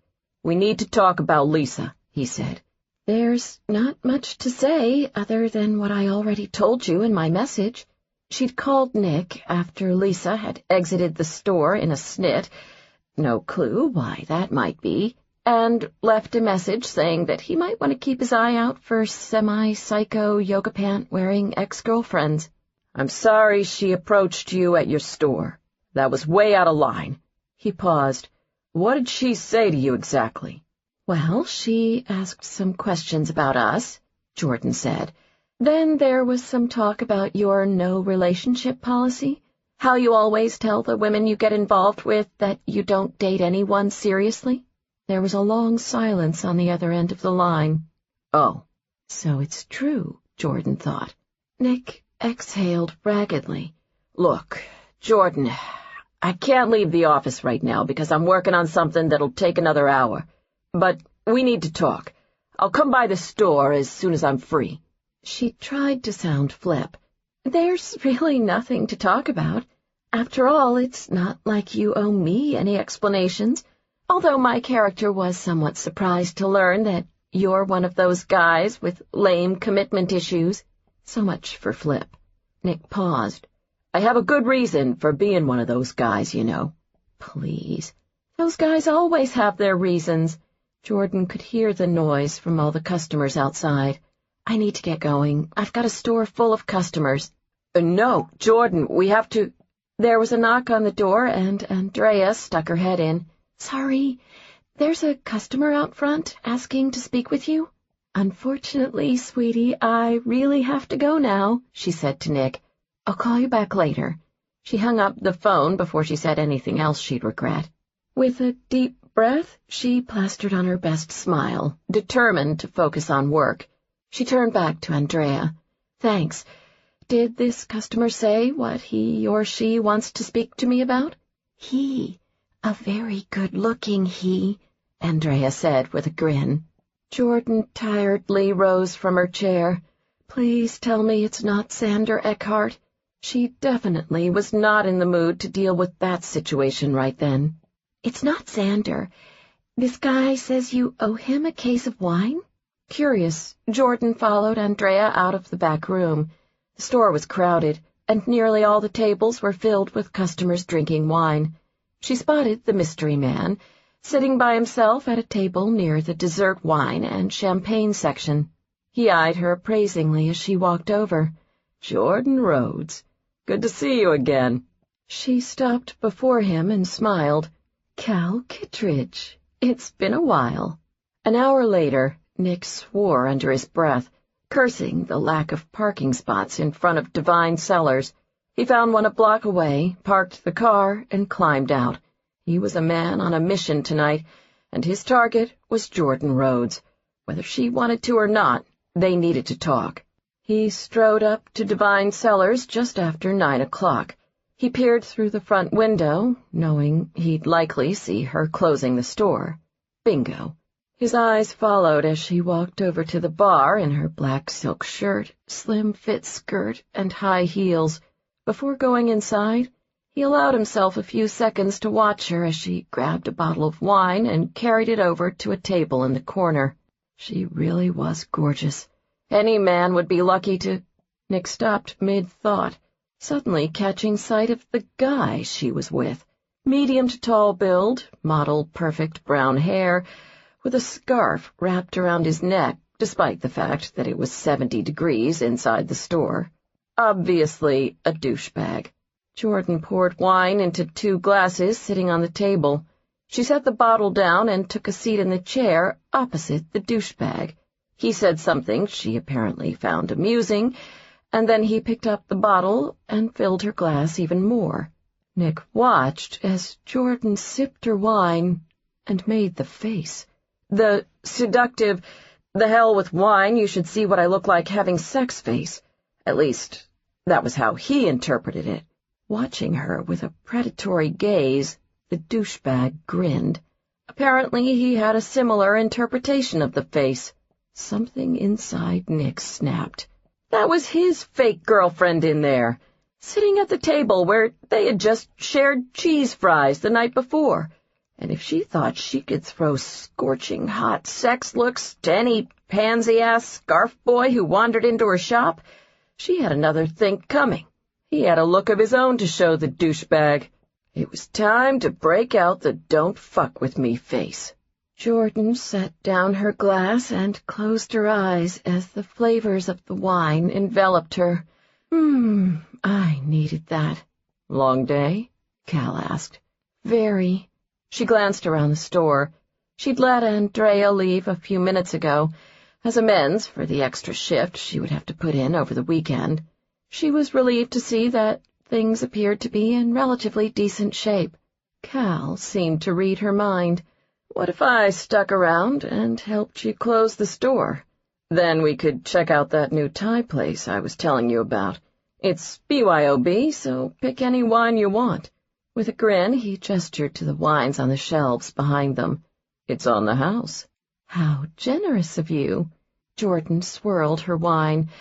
"But I think I'm going to have to pass on Thai." "Does this have anything to do with tall, dark, and smoldering?" While grumbling to herself about the ridiculous seen and heard column, Jordan thought about the best way to answer Cal's question. The situation with tall, dark, and smoldering is complicated. "How complicated?" Cal asked. "You wouldn't believe it if I told you." The chime on the door rang, and a cold gust of wind blew in. Jordan looked over and was surprised to see Nick standing in the doorway. He wore his dark overcoat and a formidable scowl. With his eyes trained on her and Cal, he strode over to their table. "Looks like I'm just in time for last call." Wasting no time, he held out his hand to Cal. "Nick, Cal Kittredge. Nice to meet you, Cal. The store's closed." Jordan shot him a look for his rudeness. "Nick." He held up his watch and tapped it. "See? 9 o'clock. Cal looked from one to the other. "I get the feeling I've stepped into the middle of something here." Nick smiled mock-pleasantly. "Yes, and here's your chance to step out of it." He grabbed Cal's coat off the back of his chair and handed it over. Jordan glared at him. "You can't be serious." "Has a heart attack, sweetie. We need to talk." She turned back to Cal. I am so sorry about this.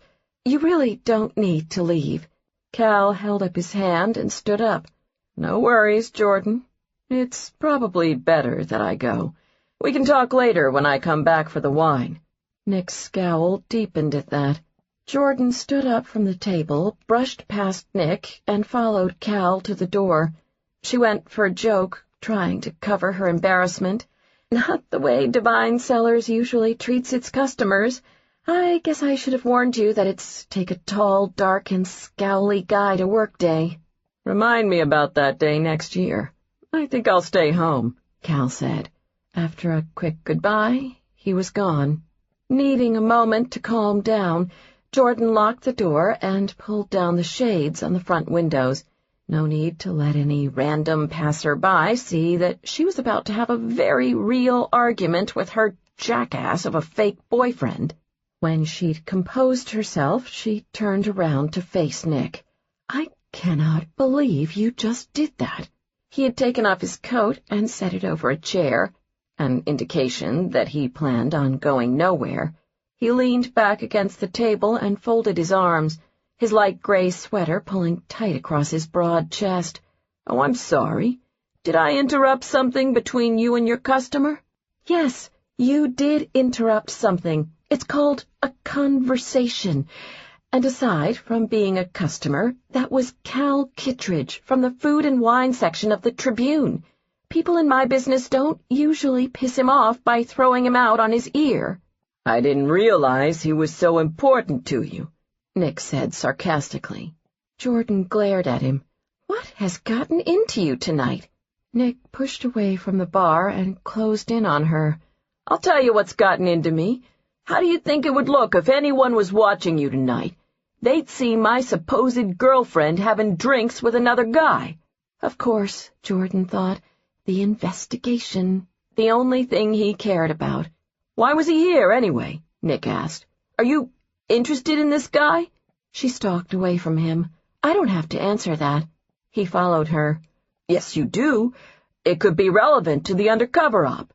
Jordan whirled around. Oh, blow your undercover op out your ass. I didn't ask any questions when your ex-girlfriend waltzed into my store and told me about the numerous women you've screwed, and how you don't give a damn about any of them because you don't do relationships. So the same rule goes for you. No questions. Which means that if I want to have drinks with Cal Kittredge or any other man, that's my business, not yours. She put her hands on Nick's chest and shoved. Take that. He didn't budge. Instead, his hand clamped down on her wrist and he pulled her closer. The hell it isn't, he growled. I'm making it my business. His mouth came down on hers and he kissed her. His hand swept to the back of her head as he claimed her lips, rough and possessive.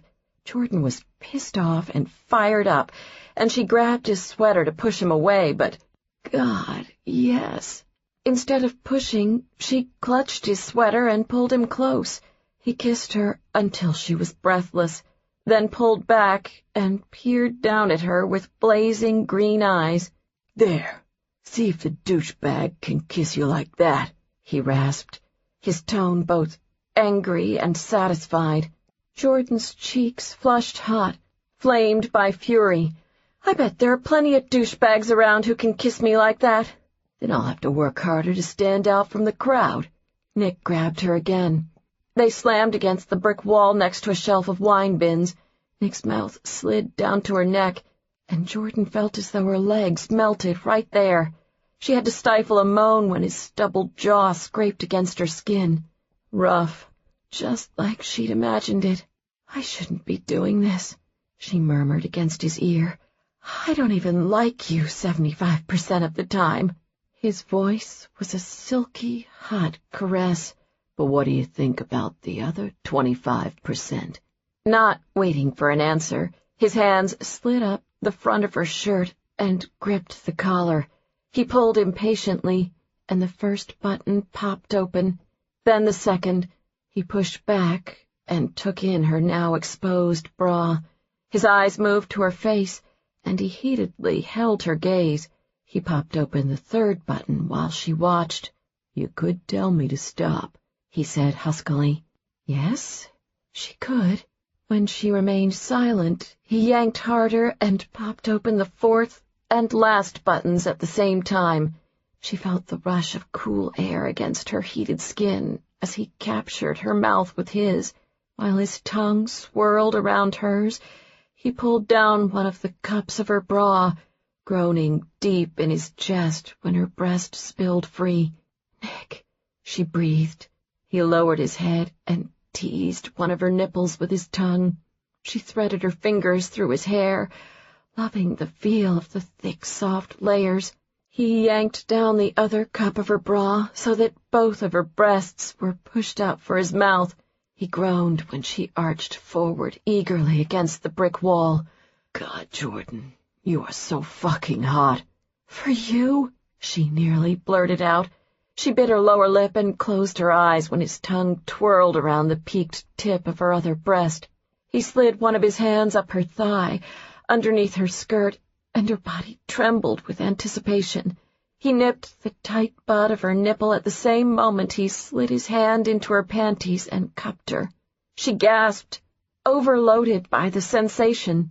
He slid a finger inside her and moved it in and out in a deliciously slow motion. He added another finger, then brushed his thumb against her clit, teasing her until her legs were shaking. "Do you want this?" His lips swept over hers as he continued the exquisite torture with his fingers. "I want to hear you say it. No more games, no more sarcasm, just the truth." She didn't need to think. She already knew the truth. Maybe she was a fool to keep going in spite of everything Lisa had said about Nick, but she'd have to be a bigger fool to let some stranger's jealous words dictate how she led her life. She'd make her own decisions about Nick and have no one to blame but herself for the consequences. She pulled back to meet his eyes. "Take me home." Something happened. She saw it on his face. His expression softened. The tough exterior, the walls, the mask he wore as an undercover agent melted away, leaving just him.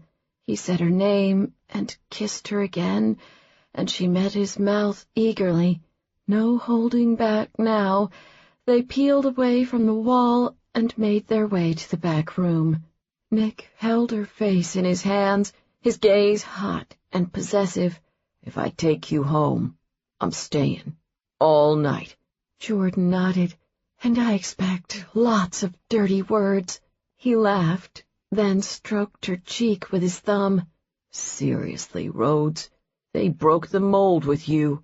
She smiled as he leaned down to nuzzle her neck. Melinda and Corinne were right. She did like the way he said her last name. Her cell phone rang from the back room, which she ignored, of course.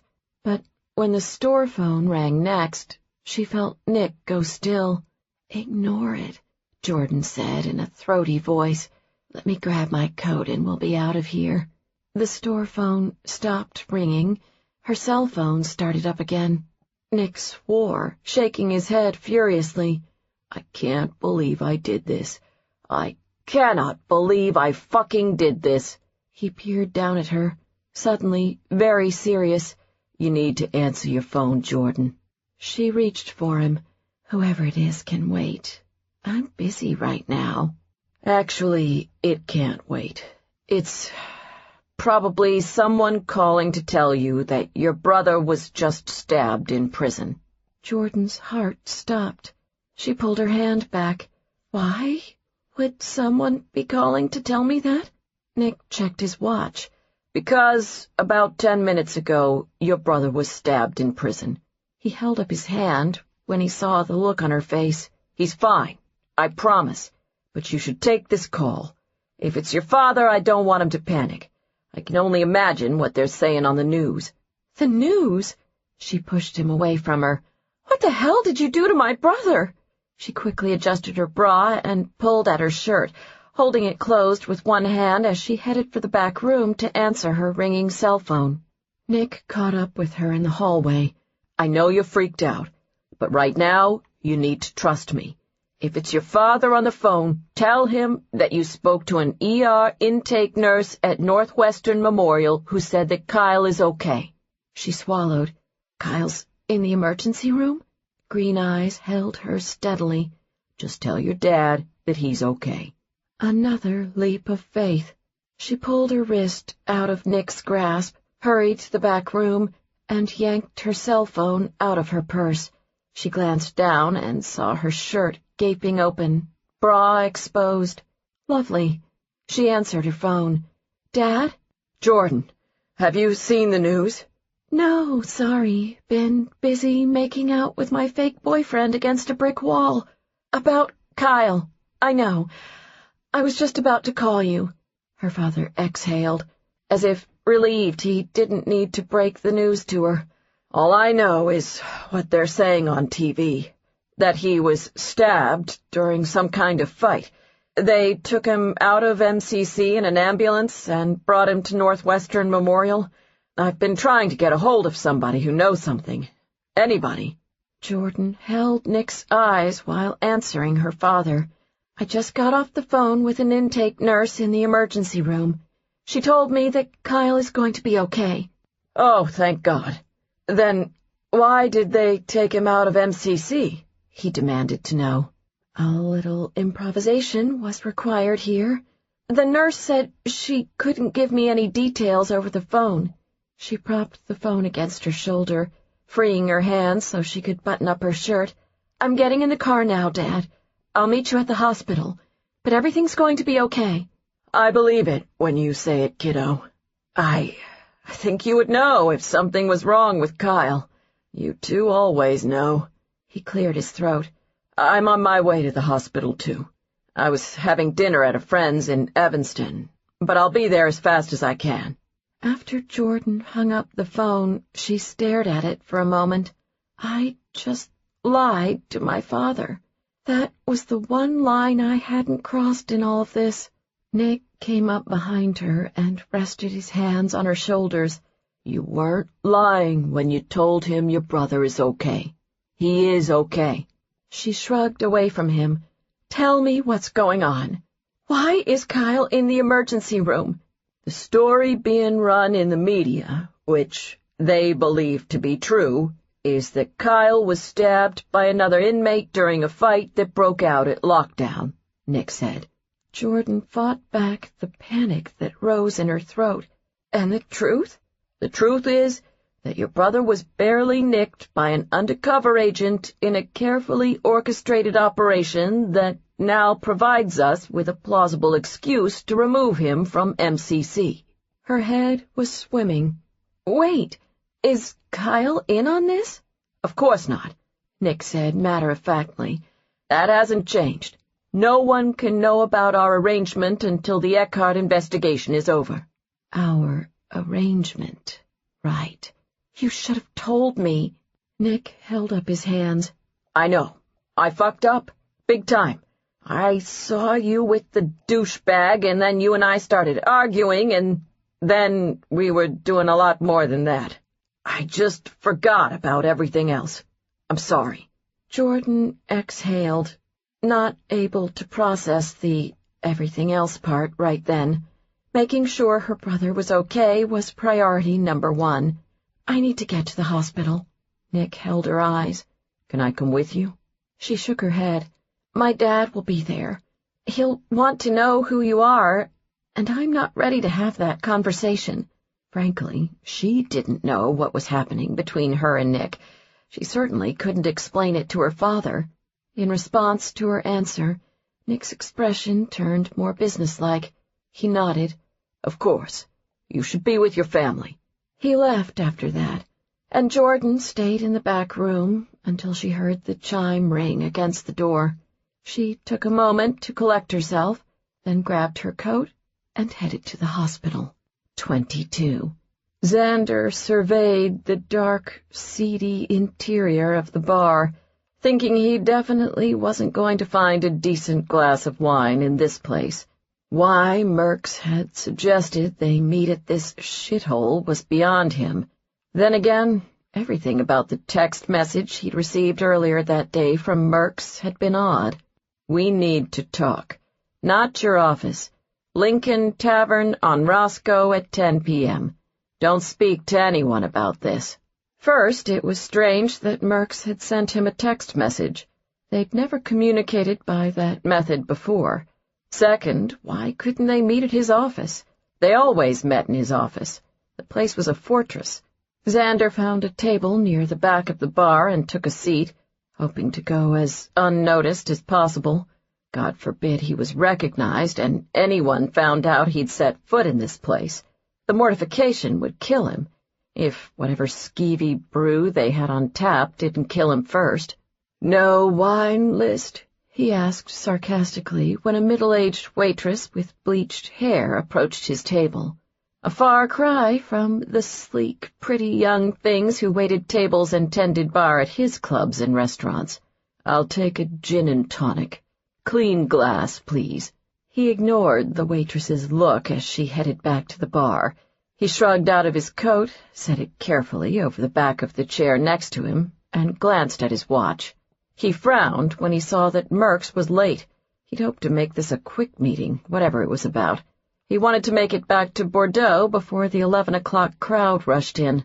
Thursdays were always good nights for them, and he loved being at Bordeaux, watching, mingling, and proudly soaking it all in. He lived the good life. Hell, the great life, and the icing on the cake would be Jordan Rhodes. With her money, his knowledge of nightclubs and restaurants, and their mutual passion for wine, they could be an unstoppable team. She was perfect for him. She just needed to see it. Hopefully, Merks had some positive news on that front. A few minutes later, Merks finally showed up. "Sorry. Traffic on the drive was worse than I'd expected." He set a black leather shoulder bag on the chair next to him. "My usual," he said to the waitress when she approached. "You come here regularly?" Xander looked around, appalled. "Why?" "Because nobody asks any questions here." "Of course they don't. They've got about 3 working brain cells between them." Xander pointed to a man slumped over the bar. "I don't think that guy's even alive." "Don't worry about them. Focus, instead, on the question you should be asking," Merks said. Xander scowled. He never liked games. "What question is that?" Merks said the words with emphasis. "Who is Nick Stanton?" Xander sat forward, interested. "You found something. I knew it. No one's that clean. He's a con artist, right?" "I suppose you could say that's true, in a sense." Merks pulled a file out of his briefcase and set it on the table. "See for yourself." Xander opened up the folder and saw a photograph on top. As unexpected as the image was, it took him a moment to process what he was seeing. Nick Stanton, wearing a bulletproof vest over a long-sleeved T-shirt and jeans, standing in front of a blue-and-white squad car as he spoke to 2 uniformed policemen. It appeared to be some kind of crime scene. The squad car had the letters NYPD blazoned prominently across the side. He looked up at Merks, confused. "I don't get it. Stanton was a New York cop?" "Nick Stanton doesn't exist. That's a fake identity," Merks said. "Nick McCall, on the other hand, used to be a member of the Vice Department of the NYPD. He spent 5 years there before leaving and going back to school, at a small academy in Quantico, Virginia." Xander's body went cold. "He's FBI?" he hissed. "Yes." Xander jabbed the picture with his finger. "This man, who was at my restaurant, drinking my wine, is a fucking Fed?" "Yes. It was hard to find anything recent on him. I suspect he's been working undercover for a while, but we do know that he graduated from the academy 6 years ago before moving here." "So why was he at my party?" Xander asked. Merks leveled him with a look. "I think you can answer that better than I can." There was a moment during which neither man said anything. and Xander wondered how much Merks knew about his dealings with Roberto Martino. He'd thought he'd taken enough precautions to keep Martino a silent, hidden partner in his businesses, but perhaps that information wasn't as much on the down low as he'd believed. The fact that the FBI had sent an undercover man to crash his charity fundraiser appeared to be confirmation of this. "Whatever you're involved in, Eckhart, the feds know," Merks said quietly. In a haze, Xander stood up from his chair. "I've got to go." He pulled out his wallet and threw down a bill without looking at it. "Don't speak to anyone about this." He started to walk away from the table, then stopped and looked back, realizing something. "Jordan, was she in on this?" Merks shook his head. "No clue.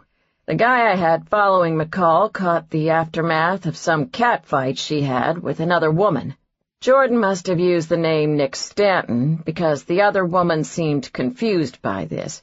We overheard her say his real name when she left him a message. Sounds like the two of them don't see eye to eye on who's dating the real Nick.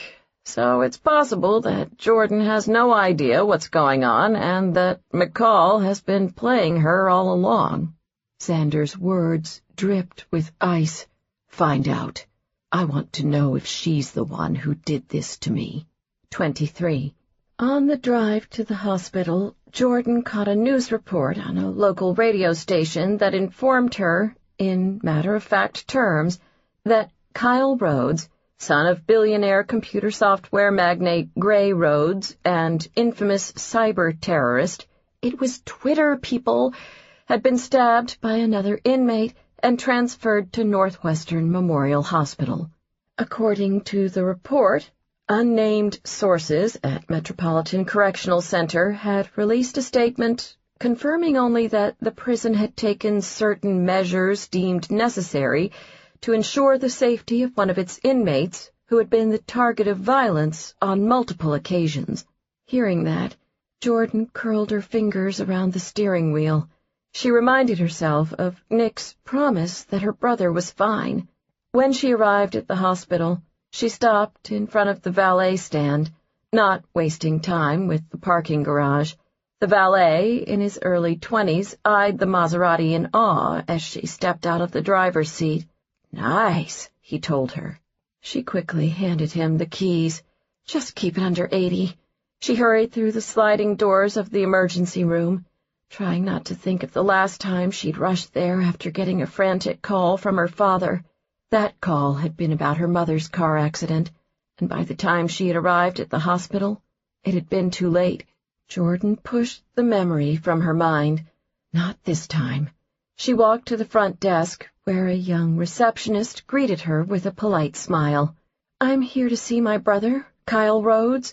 He was brought in about a half hour ago." The receptionist's eyes widened.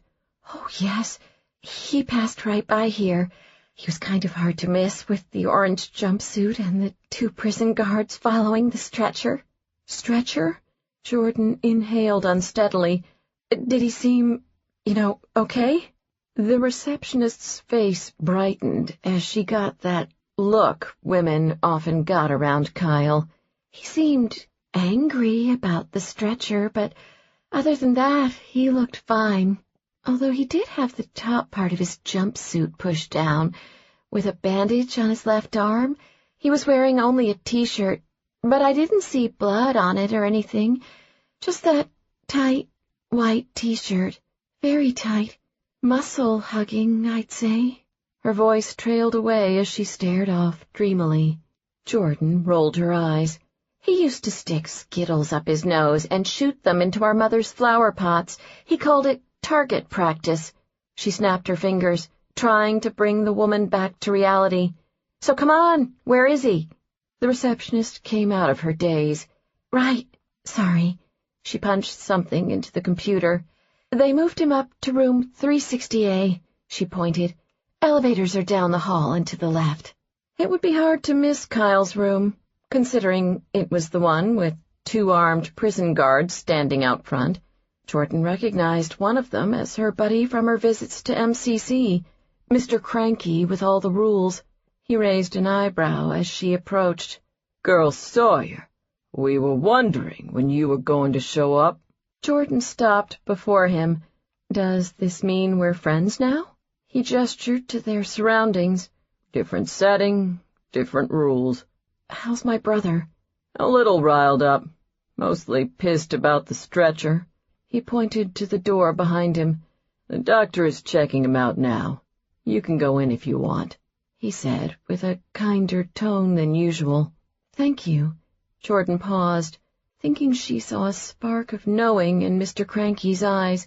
She wondered how much the prison guard knew about her deal with the FBI, and if that had anything to do with his sudden change in attitude. She tabled that issue and pushed open the door to Kyle's room.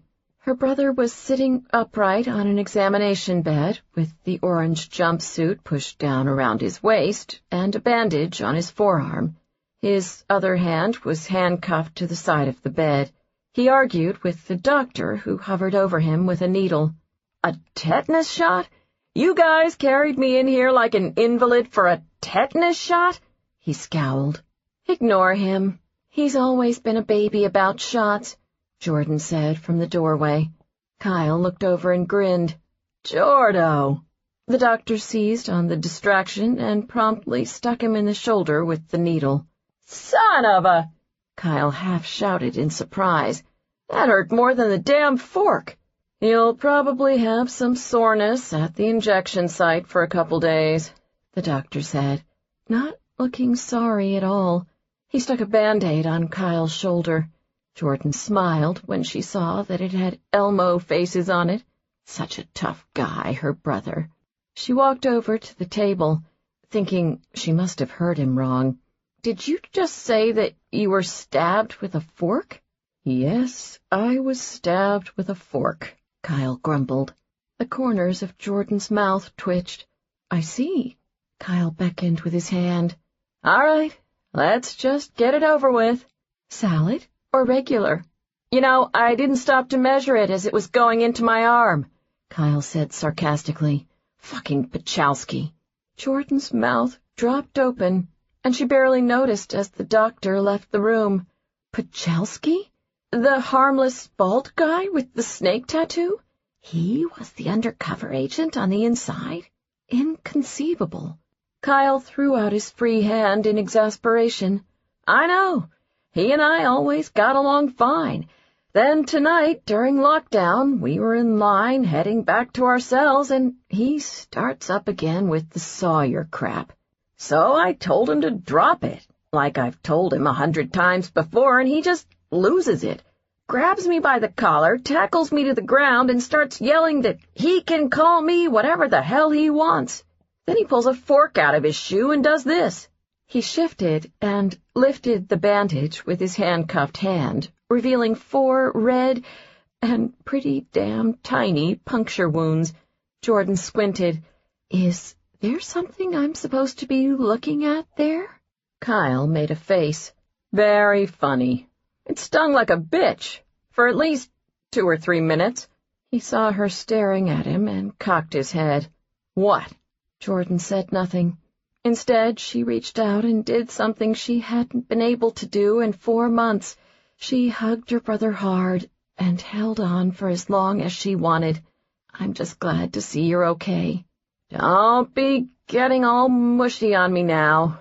You know the rules, Kyle growled, but he squeezed her back tightly with his free arm. She felt tears of relief spring into her eyes. Different setting, different rules. She pulled back and quickly brushed at her eyes. Mr. Cranky, the prison guard, told me that. Did he also happen to tell you why they brought me to this hospital? Kyle asked. Because I sure as hell can't figure it out. There was a voice to their left. They brought you here because I asked them to. An attractive woman with long brown hair and wearing a gray pinstriped suit stood in the doorway. She walked over and shook hands with Jordan and Kyle. Cameron Lind, U.S. Attorney, she said in introduction. She folded her arms across her chest and studied Kyle. So what do we do with you now, Mr. Rhodes? I've been getting all sorts of reports that you're having problems at MCC. Kyle brushed his hair off his face defensively. Nothing I can't handle. 6 fights in the last 4 months, and now this attack. You're a PR disaster waiting to happen, Cameron said. Jordan threw Kyle a look. You only told me about 4 fights. It's nothing, Kyle said to both of them. The U.S. Attorney appeared to mull this over. I don't like it. With the media's interest in your case, if something happened to you at MCC, my office would take a lot of heat. Your office didn't seem too concerned about my well-being 4 months ago, Kyle said. I think it's safe to say that the former U.S. Attorney had a very different agenda than I do, Cameron said. You've served 4 months of hard time, harder than many others. Perhaps we can look into an alternate arrangement. Thanks, but no thanks. I don't want to be shipped off to another prison. The same thing will just happen there. Kyle pointed begrudgingly to Jordan. Plus, if you take me out of Chicago, I'd miss my annoying sister's cheery visits. Jordan nearly got teary-eyed again. That may have been the nicest thing her pain-in-the-ass brother had ever said to her. She put her arm around him. He's the gum I can't scrape off the bottom of my shoe, she explained to the U.S. Attorney. Cameron laughed. I have a friend like that. She turned back to Kyle. I wasn't talking about moving you to a different prison. I was thinking more along the lines of home detention. The door opened again, and a tall and well-built man wearing jeans and a corduroy blazer walked into the room. He carried a backpack in one hand. Jordan recognized him as the FBI agent who'd accidentally bumped into her at Starbucks and slipped Nick's keys into her coat pocket. But if the agent recognized her, and she was sure he did, he gave away nothing. Agent Pallas. Perfect timing, Cameron said. Are we all set? He asked. I was just about to explain to Mr. Rhodes how this will work. She turned back to Kyle. This is Special Agent Jack Pallas. He's going to fit you with an electronic monitoring device that you'll wear around your ankle 24 hours a day. Inside the device is a GPS transmitter that will tell the supervising probation officer in charge of your parole where you are at all times. You'll be able to work and will be permitted to leave your residence for pre-approved purposes like doctor's appointments, court appearances, things of that nature. Your probation officer will go over the specifics of the arrangement with you. Kyle held up his hand, confused. Probation officer? Parole? What are you talking about? I have 12 more months of incarceration to serve. Not anymore. You're going home, Mr. Rhodes. Agent Pallas moved to Kyle's side. He took keys out of his pocket and unlocked the handcuff with a snap. Kyle stared at his free hand for a moment, then peered up at Cameron with a confused expression. I don't understand. Why would you do this? Of course, 3 people in the room knew the true answer to that question, but Jordan maintained her poker face, as did the U.S. Attorney. Because it's the fair thing to do, Mr. Rhodes. That's the best answer I can give you, Cameron said. One thing, however, for appearance's sake, I think it would be best if you spent tonight at the hospital, and I'd appreciate it if you would keep a low profile over the next couple weeks. Not a problem. It's not like I have an active social calendar these days, Kyle said. Sit back and put your left leg on the table, Agent Pallas told him. He unzipped the backpack and pulled out a black ankle monitor. Kyle lifted the leg of his jumpsuit. I don't know what to say, he said to Cameron. Thank you, I guess. It's good to see they've replaced Silas Briggs with someone who's a little more reasonable. He grinned. Not to mention someone with a much prettier face. Agent Pallas snapped the ankle monitor on, and Kyle yelled out in pain. Son of a bitch! You got some skin there, he said to Pallas. Cameron threw the FBI agent a look. Jack? He shrugged. It slipped. He turned back to Kyle with a look that could wilt plants. Easy there, Wolverine, Kyle grumbled. Put the claws back in. I meant no disrespect. There was a knock at the door. Mr. Cranky, the prison guard, stuck his head in. Hey, we've got a package for Sawyer. You're getting deliveries at the hospital already? Jordan asked her brother. Agent Pallas went to the door. He took the package from Mr. Cranky, which turned out to be a blue garment bag, and brought it into the room. He hung the bag on the back of the door, unzipped it, and did a quick check of the contents. Clothes. Did you arrange for that? Cameron asked Jack. He shook his head. Must have been one of the other agents. He stole a glance at Jordan, and she knew. Nick. Cameron clapped her hands together. Well, I'm sure you two don't want us hanging around any longer. She pulled a card out of her jacket pocket and handed it to Kyle. This is the contact information for your probation officer. He'll be expecting you to call him tomorrow when you get home. Remember, we'll be watching. She joined Agent Pallas at the door and paused before the two of them left. And stay away from Twitter, Mr. Rhodes, for all our sakes. With an efficient turn of her heel, she was gone. Are they serious? Kyle asked Jordan. I can just walk out of here tomorrow? She shrugged innocently. Looks that way. She pointed to the garment bag. Let's see what's inside. Kyle got up from the hospital bed and walked over to the bag. He unzipped it and pulled out jeans and a gray long-sleeved shirt. Jeans. He fingered the material, turning quiet. When he finally spoke, his voice was thick with emotion. Never thought I'd be so glad to see denim in my life. He regrouped and threw Jordan a wry look.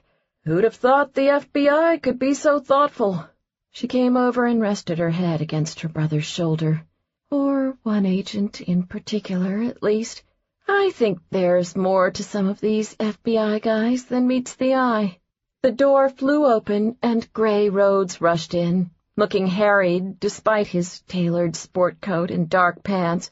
He saw Kyle, exhaled in relief, and rested his hands on his knees, like he might pass out from running.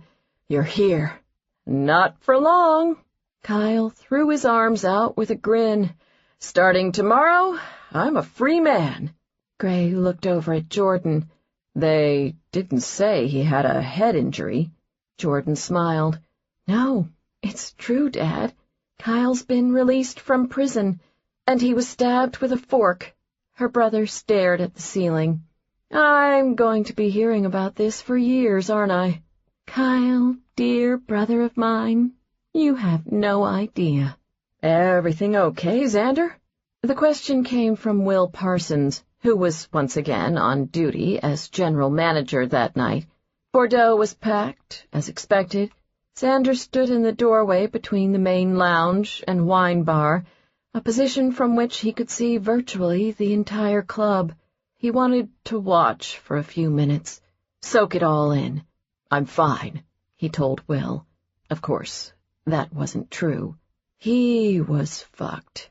He should have been satisfied with being the top nightclub and restaurant owner in the city. But a year ago, he'd gotten greedy. Sure, he could say that no one refused Roberto Martino, and this was true. At least, no one refused Roberto Martino without suffering some very serious consequences. But Xander hadn't needed to be coerced. He'd been perfectly willing to have Martino invest in his businesses as a silent partner, and now it seemed he would pay the price for that. I'm heading down to my office.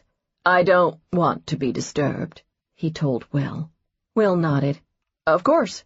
Xander cut through the VIP wine bar and entered the security code on the panel next to the door that led to the lower level. As he descended the staircase and walked along the hallway to his office, he ran over the events of his wine tasting 2 weeks ago, the evening that Nick Stanton, a.k.a. Special Agent Nick McCall, had infiltrated the heart of his empire. He wasn't a fool.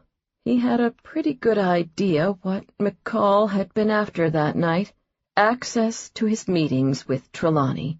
If it hadn't meant that he was so thoroughly screwed, Xander could almost admire the FBI's cleverness, using Jordan Rhodes, either with or without her knowledge, to get into his office on virtually the only night such an act was possible, took careful, intricate planning.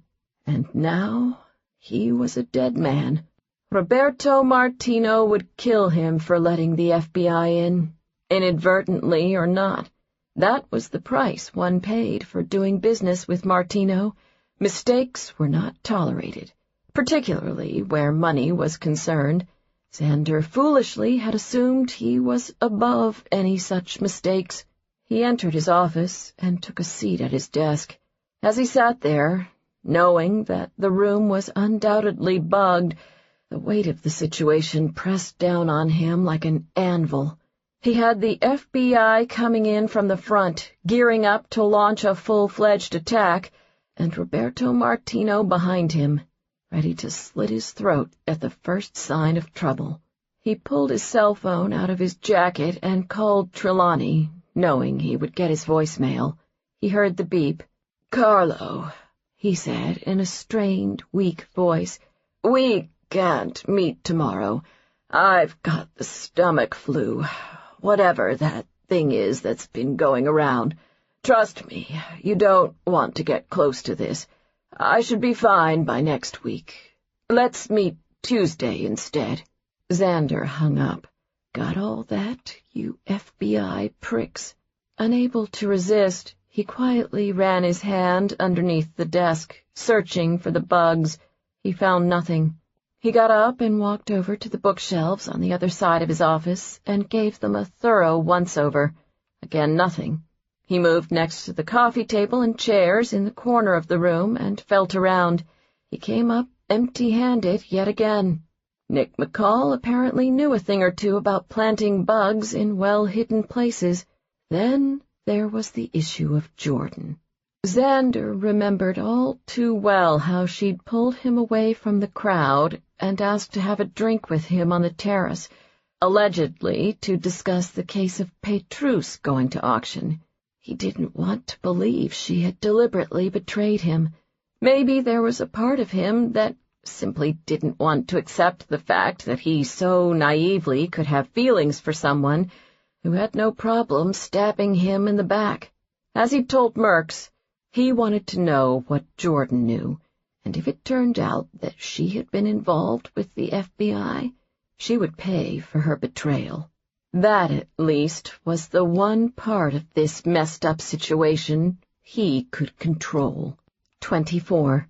Jordan left the hospital shortly after midnight. She stepped outside to retrieve her car from the valet, only to discover that there was no valet.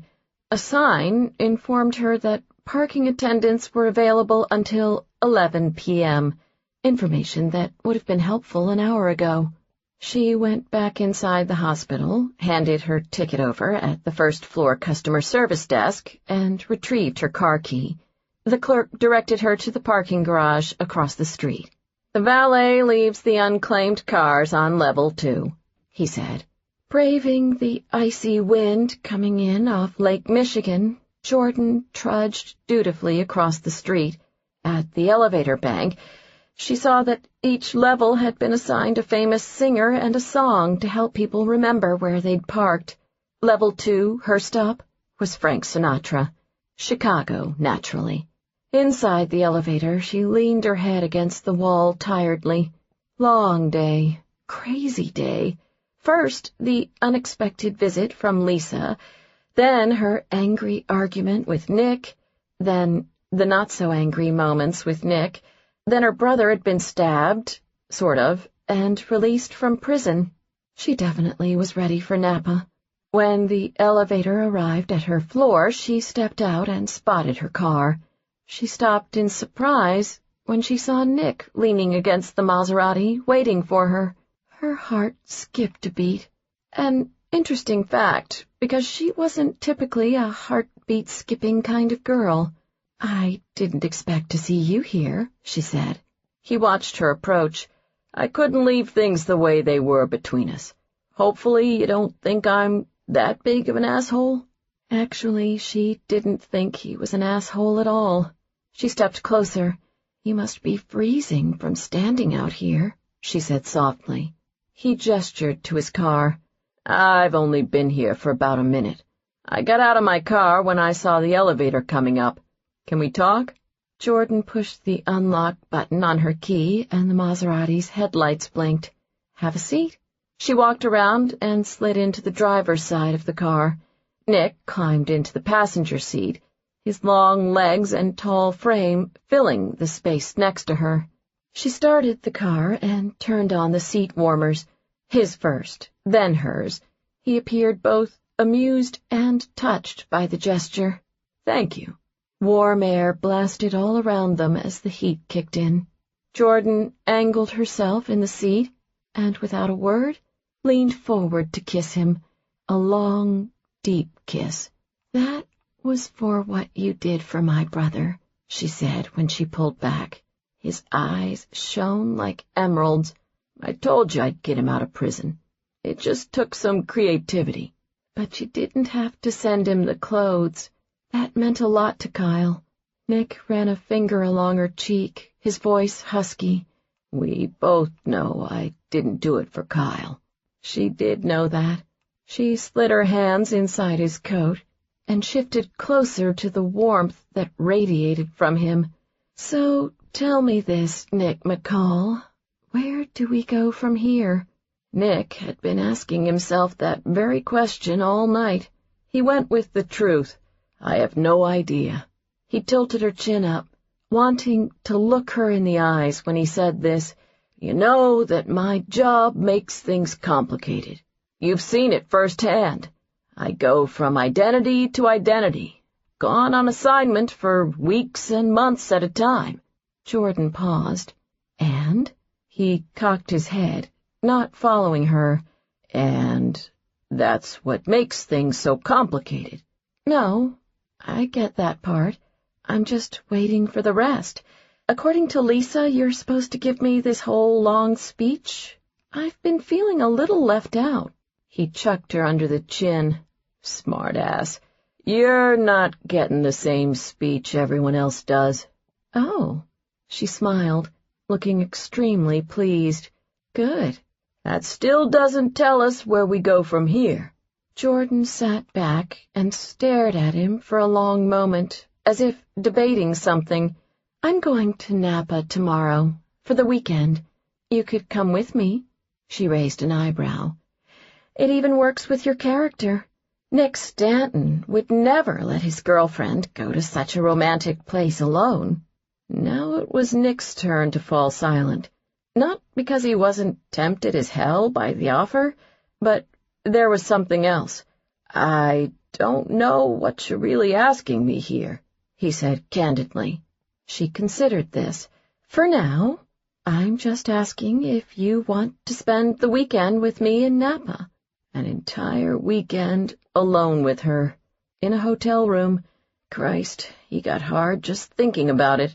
A man would have to be a saint not to be tempted by that offer, Rhodes. Sensing his hesitation, Jordan rested her elbow against the smooth, tan Italian leather of her seat.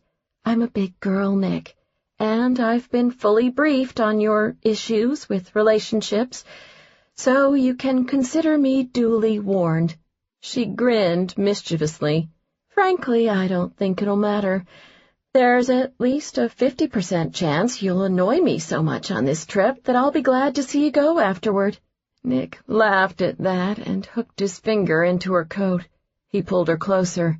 "And if by some miracle I fail to accomplish that?" Her voice was low and throaty, anticipating his kiss. "Then we'll deal with that when we get there." Something in Nick's chest pulled tight. Xander Eckhart had been right about one thing. Jordan Rhodes was out of his league. Hell, she was out of everyone's league.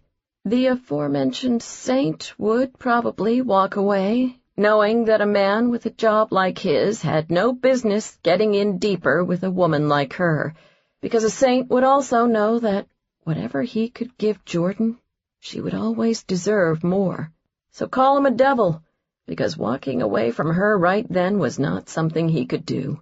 Instead, he slanted his mouth over hers, taking his time with this kiss. No need to rush now. Starting tomorrow, she was his for 2 nights. Days, too. The possibilities. "I should mention one thing," Jordan said. He said distractedly.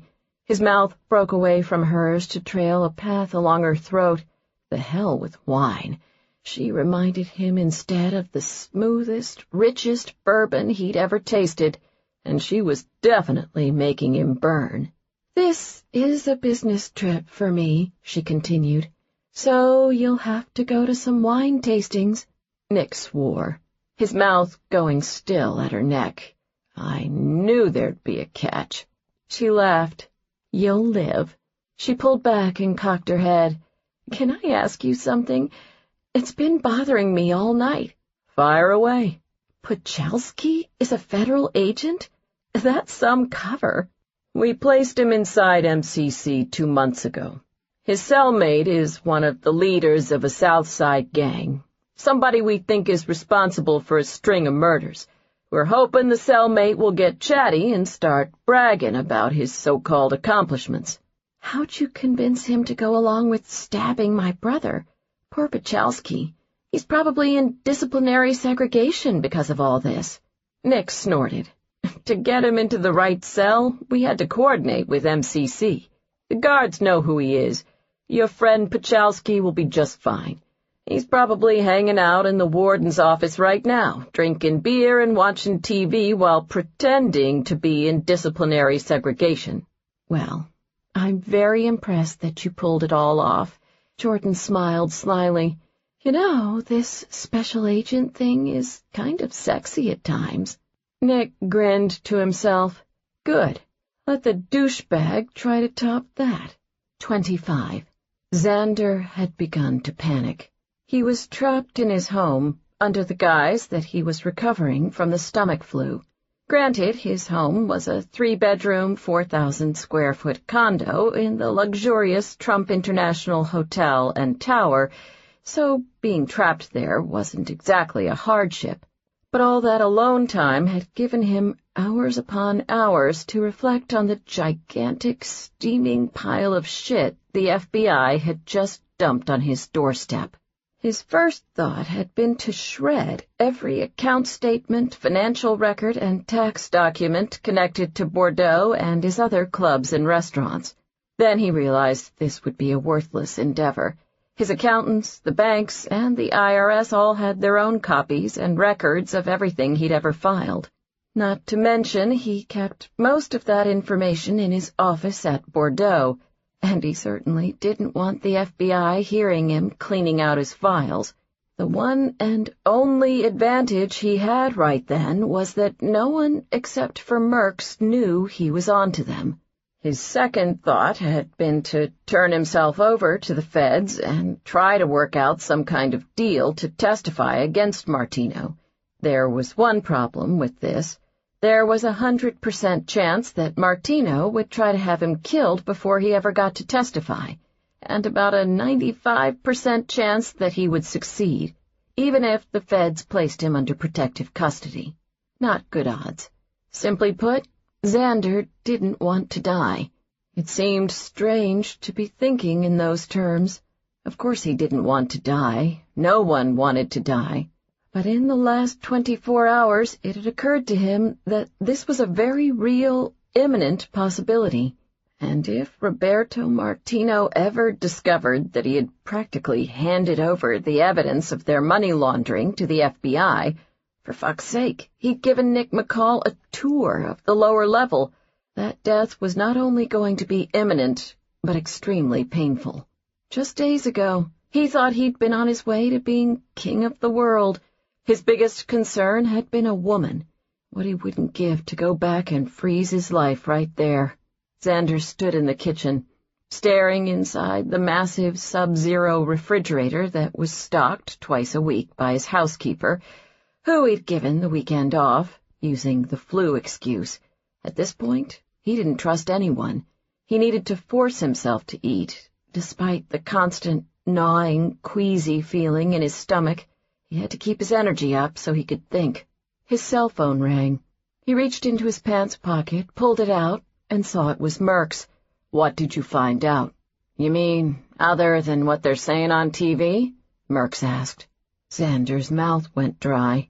"They're talking about me on TV? Did the FBI make an announcement?" "No, not you. I meant about Kyle Rhodes.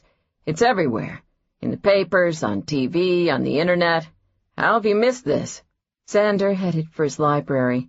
How had he missed some irrelevant story about Kyle Rhodes?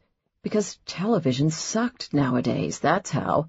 All reality shows and hour-long dramas that introduced some mysterious event that was dragged out for 7 seasons before coming to a wholly anticlimactic finale that explained jack shit. And while he normally read the paper, he'd been a little bit preoccupied with other matters over the last 18 hours, primarily how to keep himself alive and out of jail. Hold on, I've got the Tribune here somewhere.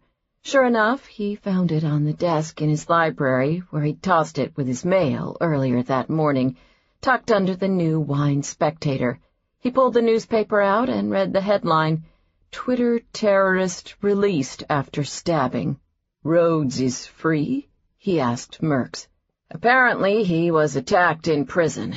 The U.S. attorney released a statement saying that she agreed to permit him to serve the remainder of his sentence in home detention out of concern for his safety. And this interests me because I can't help but wonder if Kyle Rhodes was released because someone else paid his debt to society." Xander felt the sickening betrayal in his stomach. "You think Jordan made a deal? Me for her brother's release?"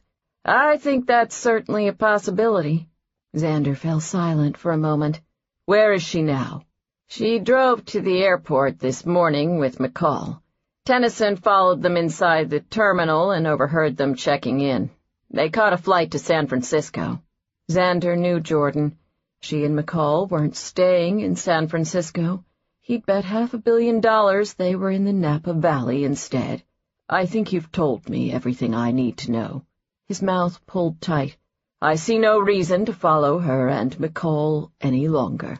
"I know this wasn't the information you were looking for. You did your job, Merck's. Don't worry, you'll still get paid." After Xander hung up, he paced through his penthouse like a caged tiger. He felt trapped, so trapped he could barely breathe. He ran his hand through his hair. For the first time since Merck's had laid the news on him about the FBI, he felt wild, out of control. Goddamn, Jordan Rhodes had sold him out. Fucking bitch! He whipped around and threw his phone at a silver-framed decorative mirror hanging on the wall in the foyer. The glass shattered and fell in large shards to the travertine floor. He stared at the broken glass and walked over. For the past 18 hours, he'd had no one to focus his anger on other than himself. He had been the greedy bastard.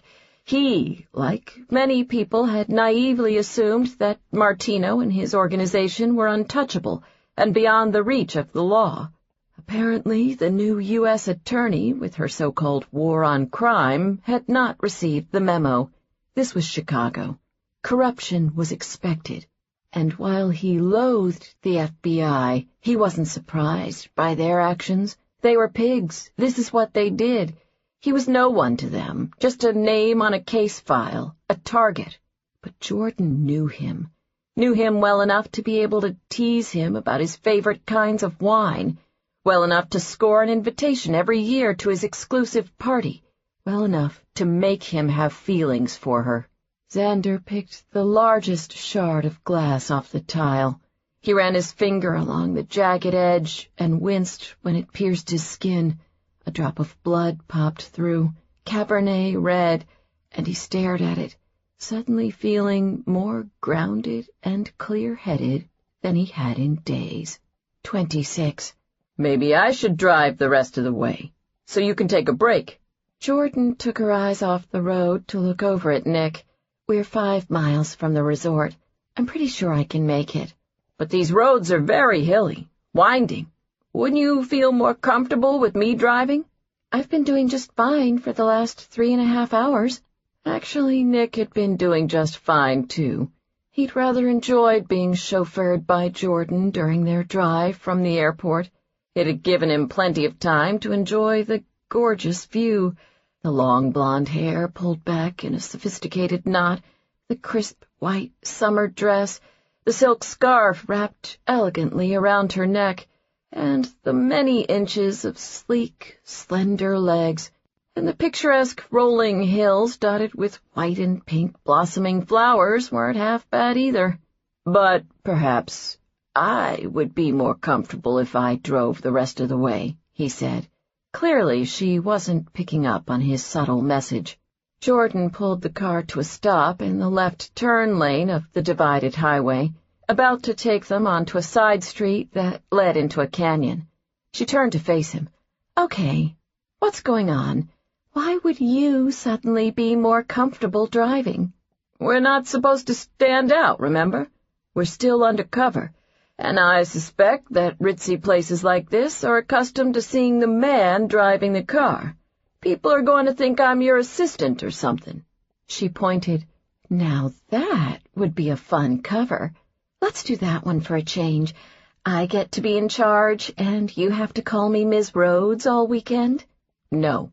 "I'll even get you a little notepad, and you can follow me around taking dictation.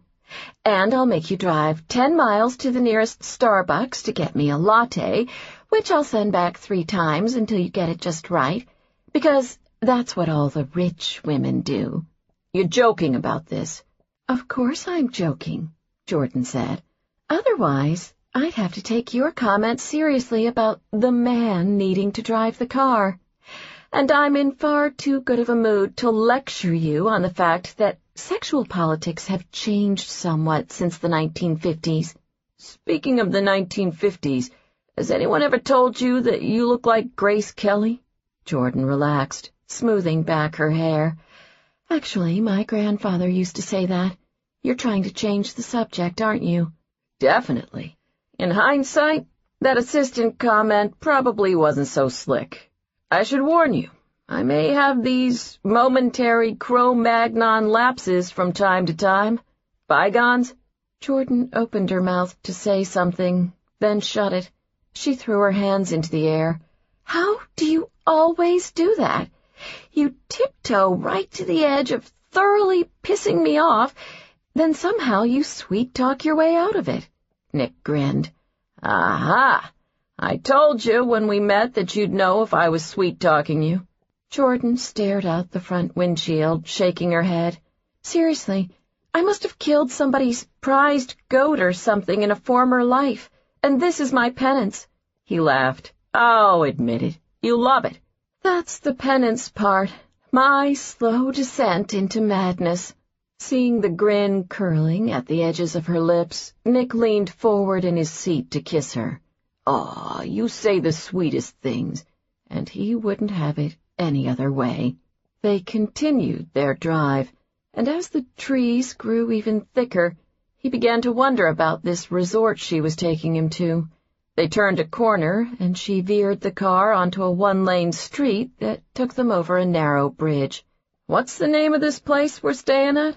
He realized how odd it was that he needed to ask. Since they'd landed in San Francisco, Jordan had been calling the shots. Both the FBI agent and Cro-Magnon in him felt somewhat unsettled by this. He was used to taking charge of a situation, any situation. With another glance at Jordan, he decided to go with the flow. For now, at the very least, it gave him a few more minutes to enjoy the view. "Calistoga Ranch," she answered him. "It seems off the beaten path," he said. "It's meant to have a rustic, one with nature kind of feel," Jordan said. They drove around another bend and then pulled into a clearing at what appeared to be the main lodge. Several cars lined the driveway ahead of them, and Nick did a quick tally. 2 Mercedes, 1 Porsche 911, a BMW 6 Series, and an Aston Martin. Nick raised an eyebrow as Jordan parked their rental car behind the Aston Martin. Rustic? Well, call it rich person rustic, she conceded. She opened her door and slid out of the car, all long, slim legs and heels, and her golden blonde hair shining in the warm California sun. In an instant, she looked like she belonged. "Welcome back, Miss Rhodes," said the valet as he took the keys from her. "Did you have a pleasant flight?" "Very pleasant, thank you. I'll load the bags into the cart while you check in." With an efficient nod, the valet took off. Nick came around the car and took Jordan's hand. "The cart? Cars aren't allowed on the resort grounds, so they shuttle us to and from our room in a golf cart." "Rich person rustic doesn't include walking?" "Our room is a mile away, uphill." She pulled him closer. "I know it's asking a lot, sweetie, but try to enjoy yourself. You might be surprised and actually like it here." Nick took a look around.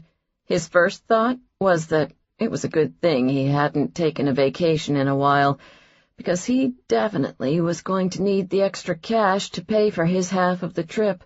If Jordan thought he was letting her foot the bill, she could think again.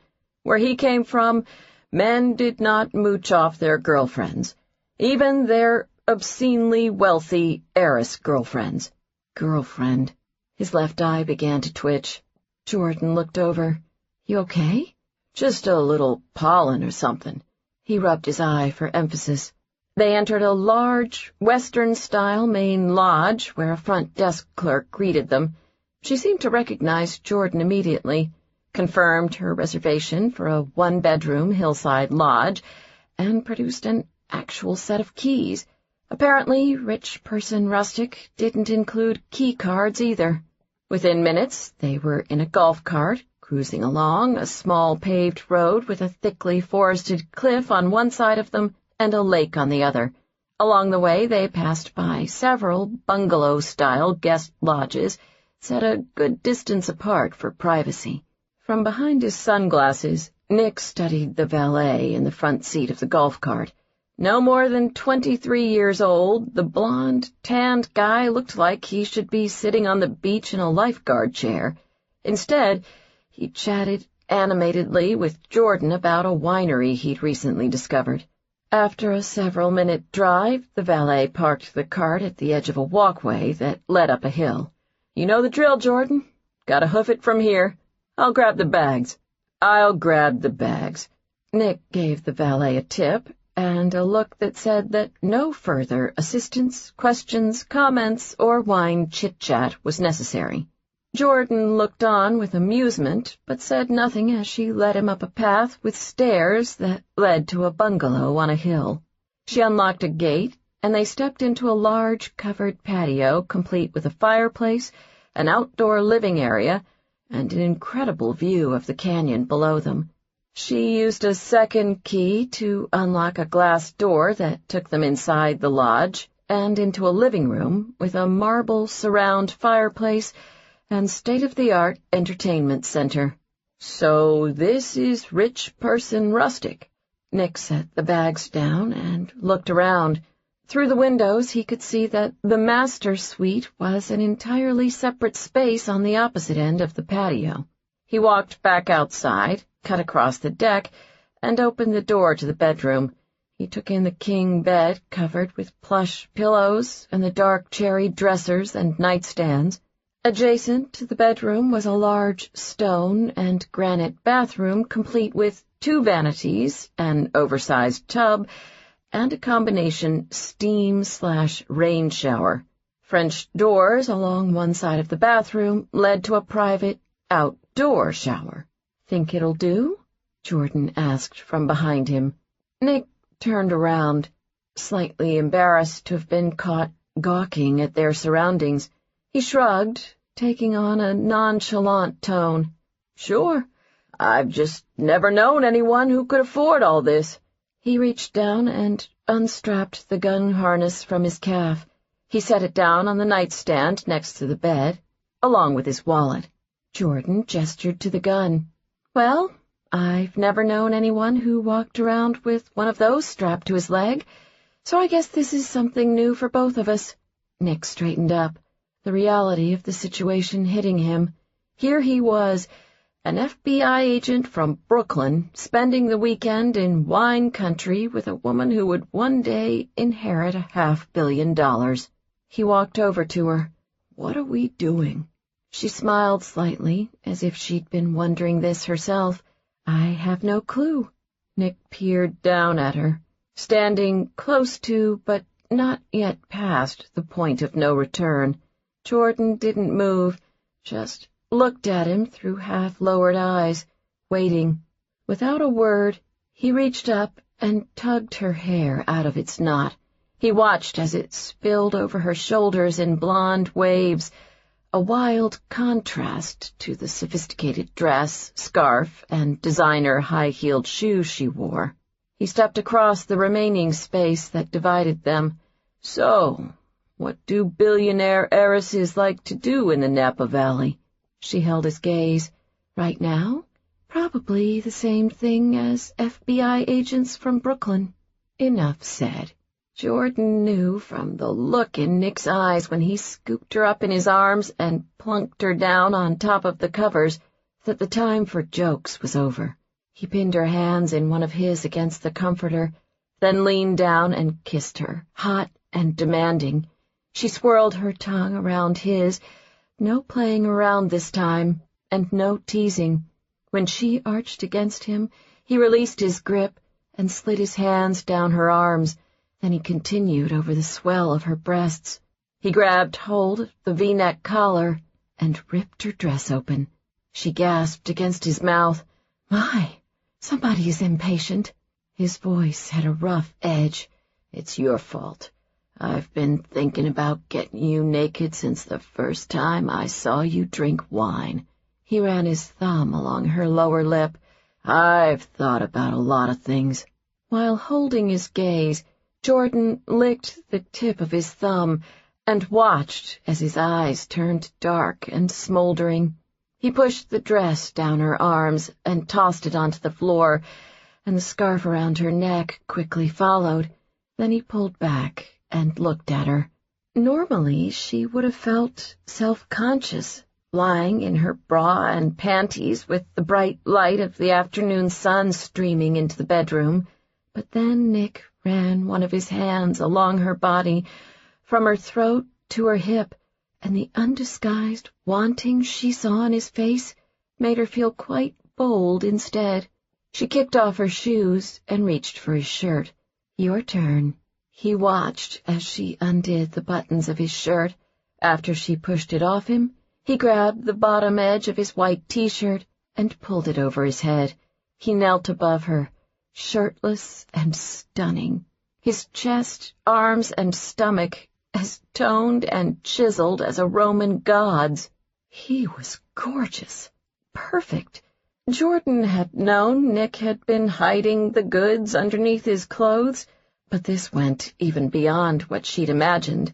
Her voice came out in a near whisper. "And the rest?" "If you insist." With a devilish smile, he rose and stood at the foot of the bed. He kicked off his shoes and then undid the button and zipper of his jeans. Without any hesitation, he shed his jeans, boxer briefs, and socks. He stood before her, unabashedly naked in the sunlight. Propped up on her elbows, Jordan took in every inch of bronzed skin and sleek muscle, her eyes widening at the sight of his thick, hard erection. "Think it'll do?" he teased, repeating her earlier question. She crooked her finger and beckoned him back to the bed. Nick lowered himself over her, his eyes lit with an emerald fire that made her heart pound. He skillfully snapped open the front closure of her bra with one hand and watched as her breasts tumbled free. "Now we're getting somewhere." He eased her back onto the comforter and slid the straps of her bra over her shoulders. Jordan shivered with anticipation. "Nick," she whispered, needing him to kiss her. Their mouths came together, and she sighed when his fingers brushed across the tips of her breasts. He lowered his head, plumped up her breast, and pulled the nipple into his mouth. With his other hand, he spread her legs and sank his hips between them. She moaned and pressed instinctively against him as he worked his tongue across each of her breasts.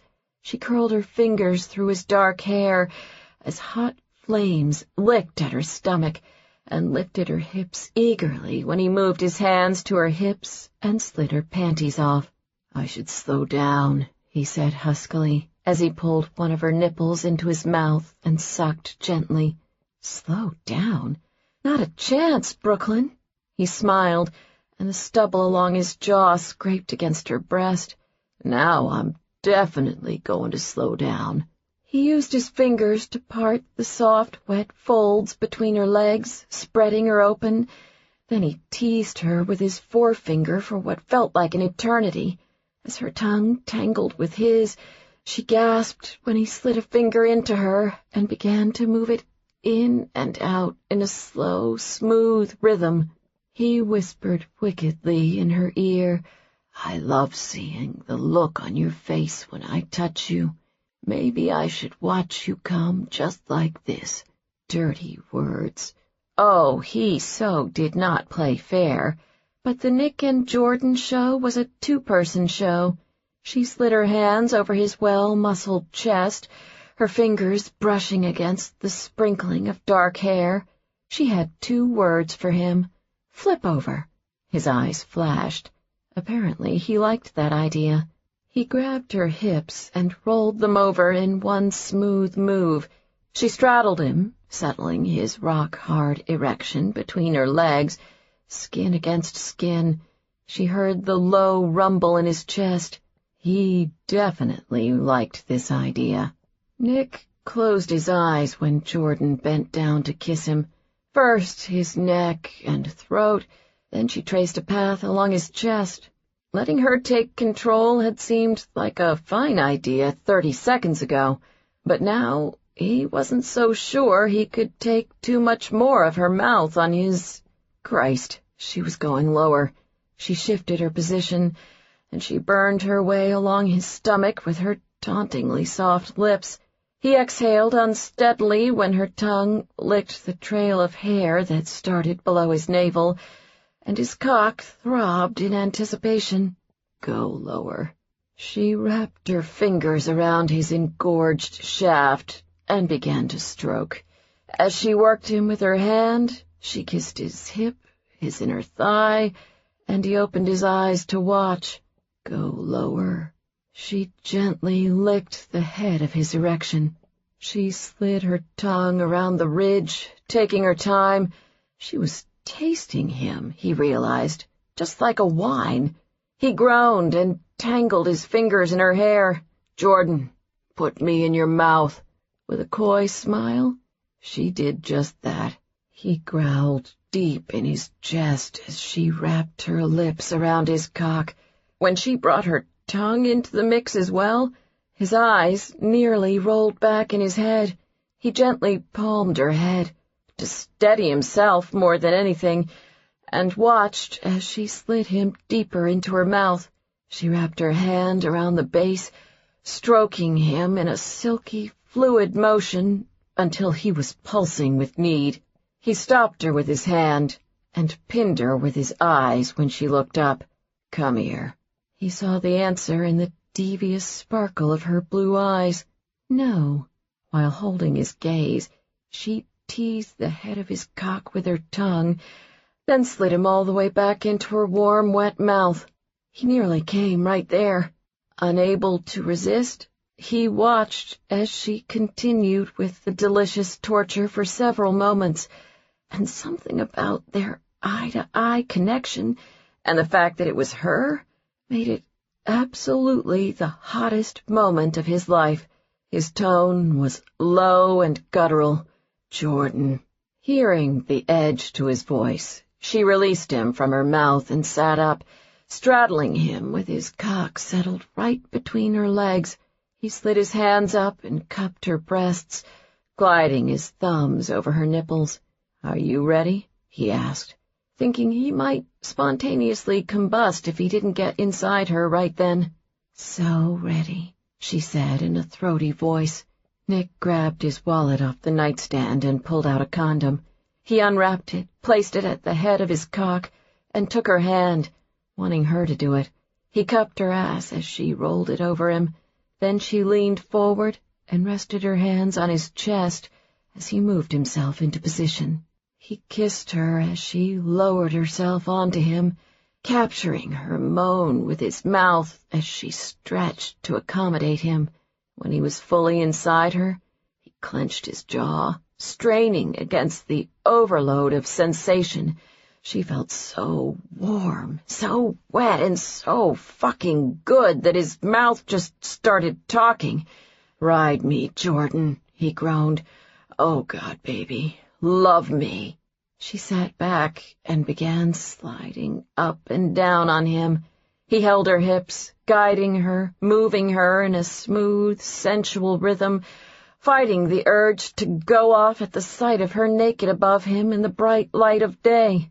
"Lean forward," he rasped. "I want one of those beautiful breasts in my mouth." With a sharp inhale, she did as he asked. He took one of her rosy nipples into his mouth and flicked his tongue over it. Still riding him slowly, she let out a stifled cry, and he knew she was getting close. "Spread your legs wider," he whispered. When she shifted, he grabbed hold of her hips and held her steady. He took charge of their rhythm, thrusting up into her with smooth, deep strokes. She said his name again, urgently, and he knew she was at the edge, and he was right there with her. She whimpered and closed her eyes, and that sound, plus the exquisite expression on her face, drove him right over. "Let me feel it, baby," he groaned. He kissed her as they both exploded, first her as she cried out, then he followed her when he felt her tighten around him, pulling him deeper inside. They moved together, gasping and riding through the aftershocks, until she finally slowed to a stop and collapsed on his chest. They lay there for a long time, skin to skin, hearts pounding. After several minutes, she broke the silence. "That's the longest we've ever gone without talking." She perked her head up. "I didn't break anything, did I?" With his finger, Nick brushed a lock of hair out of her eyes and tucked it behind her ear. "No." She looked concerned when he fell quiet again. "Are you okay?" "Definitely. Just thinking that it's never been—" He stopped awkwardly. Man, he sucked at this. Her expression turned tender, a look that said she got it, as she leaned forward to cover his lips with her own. "For me either," she whispered softly. 27. Jordan peered through the car window at the heavy wrought iron fence that loomed before them. The gates bore a marble crest with an elaborate monogrammed B, the logo for Beresford Estate Winery. Nick sat next to her in the back seat. "Nobody's answering. That's a shame. Guess we'll just have to head back to the resort." He snapped his fingers.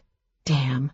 It looks like the driver is speaking to someone on the intercom now. Oh, and the gates are opening." "See, I told you they were expecting us," she said, nudging him. "I'm excited. Really? How long do we have to stay?" Jordan threw him a look. "It's a wine tasting, Nick.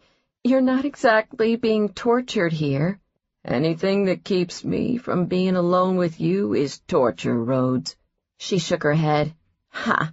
That's not going to work this time." She pointed.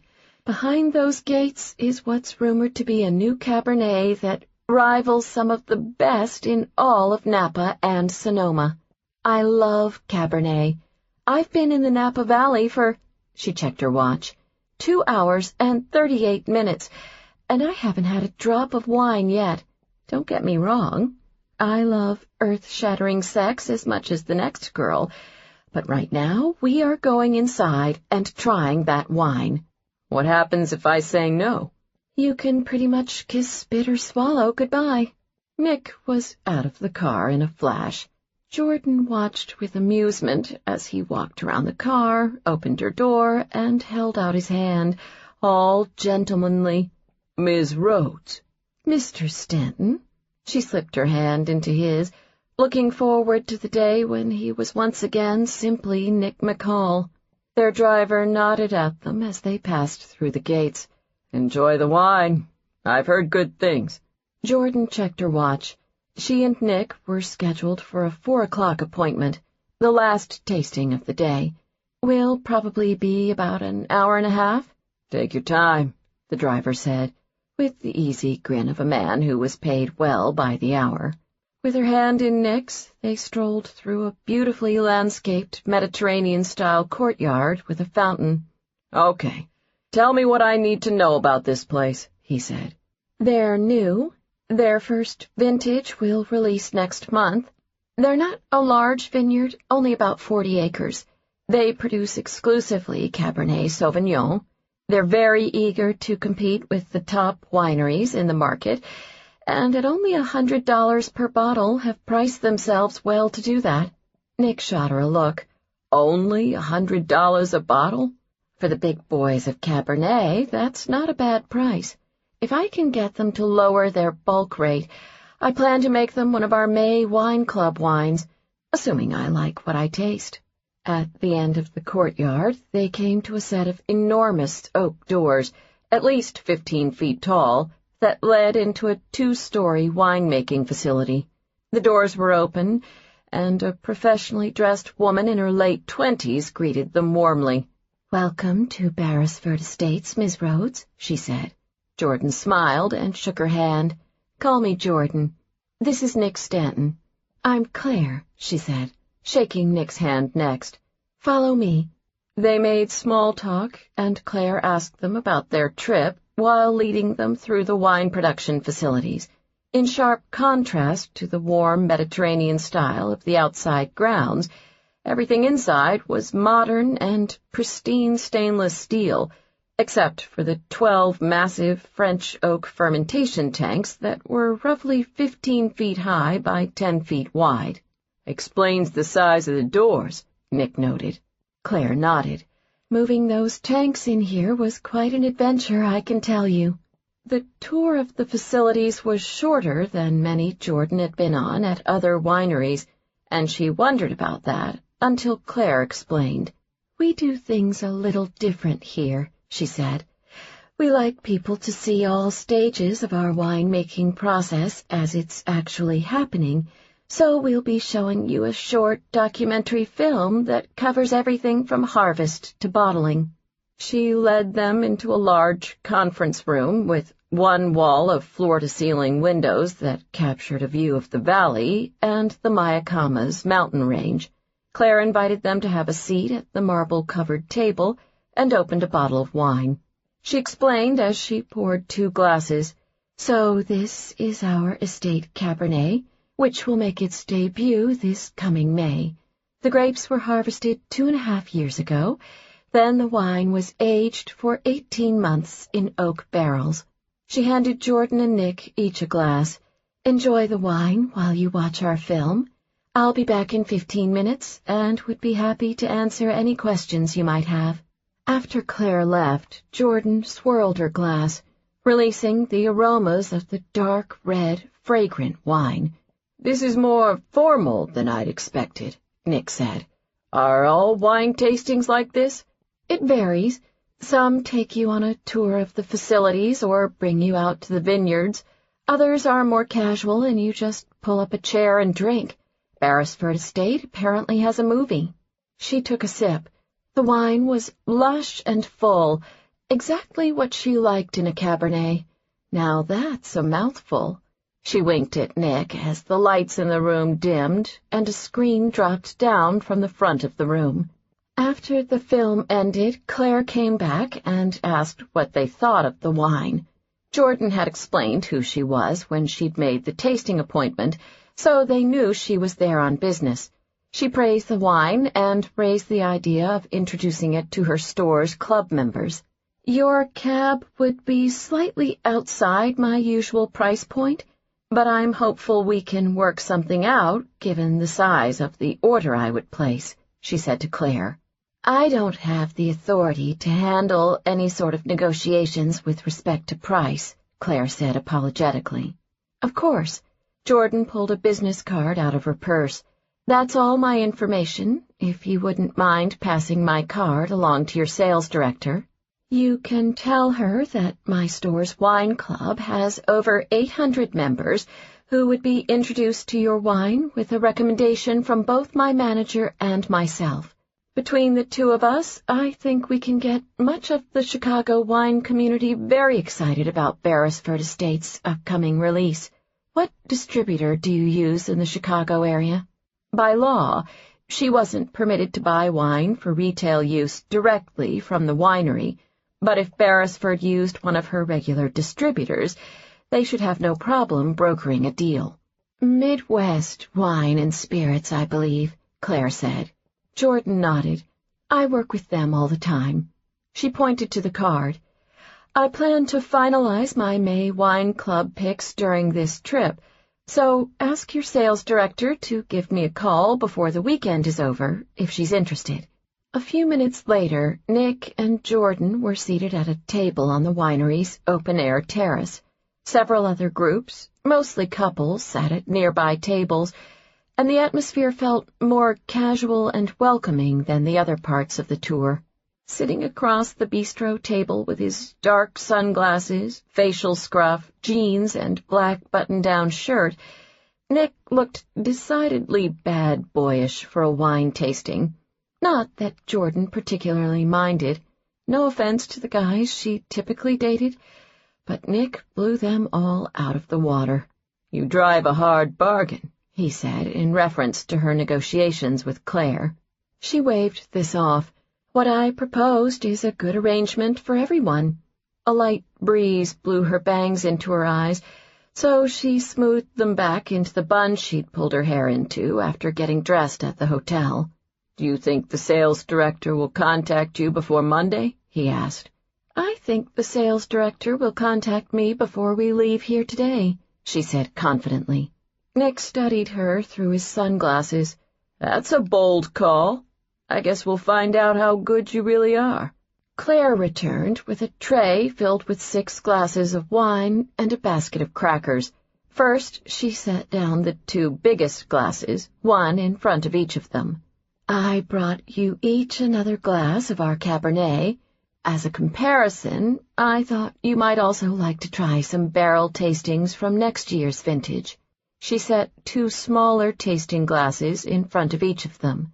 So, after we harvest the grapes and ferment the wine, we fly in a professional taster from France, the renowned Philippe Fournier, and set him up in a room with samples of wine from our 28 different vineyard blocks.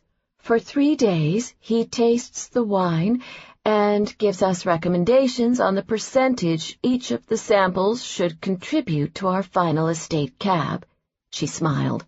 Then everyone drinks and parties for 2 days before we get back to work. She clasped her hands together. So, are there any questions I can answer for you at this time? I think we're good for now, thank you, Jordan said. When they were alone again, Nick leaned in and spoke under his breath. And the $100 per bottle question is, does any of that make a difference? If people enjoy the wine enough to spend $100 on it, then sure. He looked skeptical. You can't think of it as merely a beverage, Nick. Every glass of wine is its own experience, Jordan said. Approach it the same way you might approach, say, a new relationship. He looked even more skeptical now. A relationship? Jordan picked up her glass of Cabernet. Sure. Think about it. You start by looking at the wine. That's your first impression. You ask yourself, does this look good to me? Am I interested in finding out more? Then you get a little closer to the wine. You try out its aromas, and if it's something you like, your body reacts instinctively, begins to hum with the anticipation of going further. You let the wine begin to tease you, draw you in, seduce you. You're close at this point to getting a taste, but you're not there yet. Maybe hold out a little longer, delay that final gratification, keeping yourself right at the edge for as long as possible. And finally, when you get to the point that you just can't wait anymore, you taste. You give yourself over to the rush, the smooth, silky feeling of the wine, its flavors, its scent, and you taste again, and again, until you feel that flush begin to build, that warm, tingly, euphoric feeling that goes on, even after the last drop is gone, before you slowly float down on a cloud of bliss. She tipped her glass at him. Now that's what drinking wine is about. Nick's expression remained unreadable, his eyes hidden behind the dark sunglasses. Then he looked over at Claire as she passed by their table. I think we're going to need a second round. She clapped her hands with delight. Wonderful. Glad to hear you're enjoying the wine. After she left, Nick took off his sunglasses and set them on the table. He picked up his glass and tipped it to Jordan. All right, Rhodes. For you, I'll give it a real shot. He swirled his glass, smelled the wine like a pro, and took a good, hearty sip. He closed his eyes for a moment, as if debating. Then he looked at her. Black cherry and licorice. Jordan's wine geek heart nearly burst with pride. I knew you had it in you. A woman stopped at their table and introduced herself. Jordan, hi. I'm Denise, the director of sales. Claire mentioned that you were interested in featuring our wine in your store. Let me grab a pen from the bar and we can talk specifics. Nick nodded, impressed, as the sales director stepped away. Nice job. Jordan smiled. I told you, Nick. This is what I do. Nick pulled Jordan into his arms as soon as they got back to their bungalow. She felt a rush of excitement and happiness when he bent his head to kiss her. She'd caught the way he'd looked at her during the car ride back to the resort, and had sensed he'd had other things on his mind than tasting more wine. Normally, she would have suggested having a sunset drink on the terrace of the resort's bar, but she was willing to bend a little, if he was too. He slid his hands to her waist as he kissed her neck. So what's next on the agenda? Jordan closed her eyes and thought she definitely could get used to having Nick around for wine tastings if this was what she had to look forward to afterward. I thought we'd keep it simple, order room service, and have dinner on the deck. It was a little chilly, but the fireplace would keep them warm. She didn't want to miss this chance to eat under the stars. Now that she finally had someone to share Napa with, she planned to go all out. I like that idea, he murmured against her skin. He reached up and carefully undid the top button of her shirt dress, seemingly more patient than last time. But room service will take at least an hour, which means that we have some time to kill before dinner. Her thoughts exactly. True. I was thinking I'd take a bath and relax for a while. His hands stilled on the second button of her shirt dress. Oh, sure. I was also thinking that you could come with me. Nick cocked his head.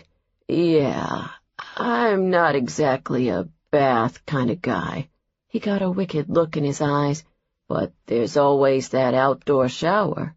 Jordan shrugged nonchalantly. Nick McCall had a few too many rules. It was high time he started bending them. Suit yourself, but if you change your mind, you know where you can find me. She slid from his embrace and went over to the bar. He followed her and leaned against the wall, watching as she poured herself a glass from the half-finished bottle Beresford Estate had given them when they'd left. Feeling Nick's gaze on her, she headed across the terrace to the master suite. She hummed to herself as she went into the bathroom and began filling the tub. She set the wine glass on the marble ledge, adjusted the temperature of the water, and added some bath gel. She sipped her wine, letting the water run for a couple minutes before she walked back to the bedroom. Each room of the bungalow had windows that vertically spanned 3/4 of the wall, which meant she could see across the terrace into the living room. Nick sat on the couch with the TV remote in his hand, watching a basketball game. Jordan rolled her eyes. Men.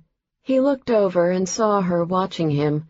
She turned her back and innocently went about her business, while in front of the window she unbuttoned her dress and let it fall to the floor. She just so happened to be wearing a thong right then. She kicked the dress aside. Next, she unsnapped her bra, possibly taking a moment longer than necessary to ease the straps off her shoulders, and dropped it to the floor as well. Then she strolled into the bathroom, naked except for her thong and heels. Inside the bathroom, she dug a clip out of her makeup bag and pulled her hair up. Then she stripped out of her underwear and heels and slid into the steamy water. She grabbed her wine glass, leaned her head back against the back of the tub, and silently counted to 10. She made it to 6. "You didn't say there would be bubbles." From the doorway, Nick frowned at the offensive white foam. Jordan tried not to smile. "Agent McCall, imagine seeing you here. Change your mind about the bath?" "I'm thinking about it." With his gaze trained on her in the tub, he stepped into the bathroom. He carried the open wine bottle and a glass in one hand. Jordan watched as he set them both on the ledge of the tub. Without saying a word, he unhooked the gun harness strapped to his calf and set it on the bathroom vanity. Next, he pulled a condom out of his pocket and tossed it next to the wine bottle. "I see you're packing heat again." She lifted one leg out of the bubbles and turned off the faucet with her foot. Nick's eyes held on her bare leg, and then traveled up to her breasts that peeked out of the water. "And I see that somebody believes she's calling the shots around here with this bubble bath power play." He stripped out of his clothes. Jordan took another sip of wine, needing something to quench her suddenly parched mouth, as Nick stepped into the tub and lowered his naked body into the water. He grabbed her by the ankle and pulled her onto his lap so that she straddled him. "So is this your attempt to reassert your authority?" she teased. He answered her with a kiss that fogged the bathroom mirrors. As their mouths moved together at a slow, languorous pace, her breasts felt tight and her nipples peaked, ready for his touch. When she instinctively began to rock forward on his lap, his thick erection settled right between her legs and pressed firmly against her sensitive skin. Jordan's hand tipped. She'd forgotten about the glass she held, and the wine nearly spilled on Nick before she righted it. "Almost got you there." She reached over to set her glass onto the ledge. He took it from her. "That gives me an idea." He pressed the rim of the glass against the swell of her left breast and watched her face as his intention sunk in. Jordan sucked in a breath, the wine geek in her doing battle with the woman who was very turned on. "That's a really good wine." "And I can't think of a better pairing." He tipped the glass, and a small stream of wine flowed down her breast, covering her nipple. "Maybe it's time I showed you how I like to taste wine." She gasped as he lifted her breast to his mouth and sucked. He ran his tongue around the pebbled tip. I taste sassiness and a lot of spice." He reached for the glass and poured wine over her other nipple. He set the glass back down and pulled her breast into his mouth. With a quiet moan, she ran her hands over the flexed muscles of his shoulders and arms. She shifted in his lap so that the tip of his erection was right at the warm, wet entrance between her legs. He groaned and pulled his mouth off her breast. He dug his fingers in her hair, kissing her hard. "Don't tempt me, Jordan. You have no idea how much I want to be inside you with nothing between us." He lifted her off his lap and plunked her into the hot, bubble-filled water. She saw that he had the don't fuck with me look on his face, the bossy but ridiculously sexy version. "Sit up on the ledge," he said. She raised an eyebrow. "I'm not used to taking orders in the bathtub, Agent McCall." "You better not be."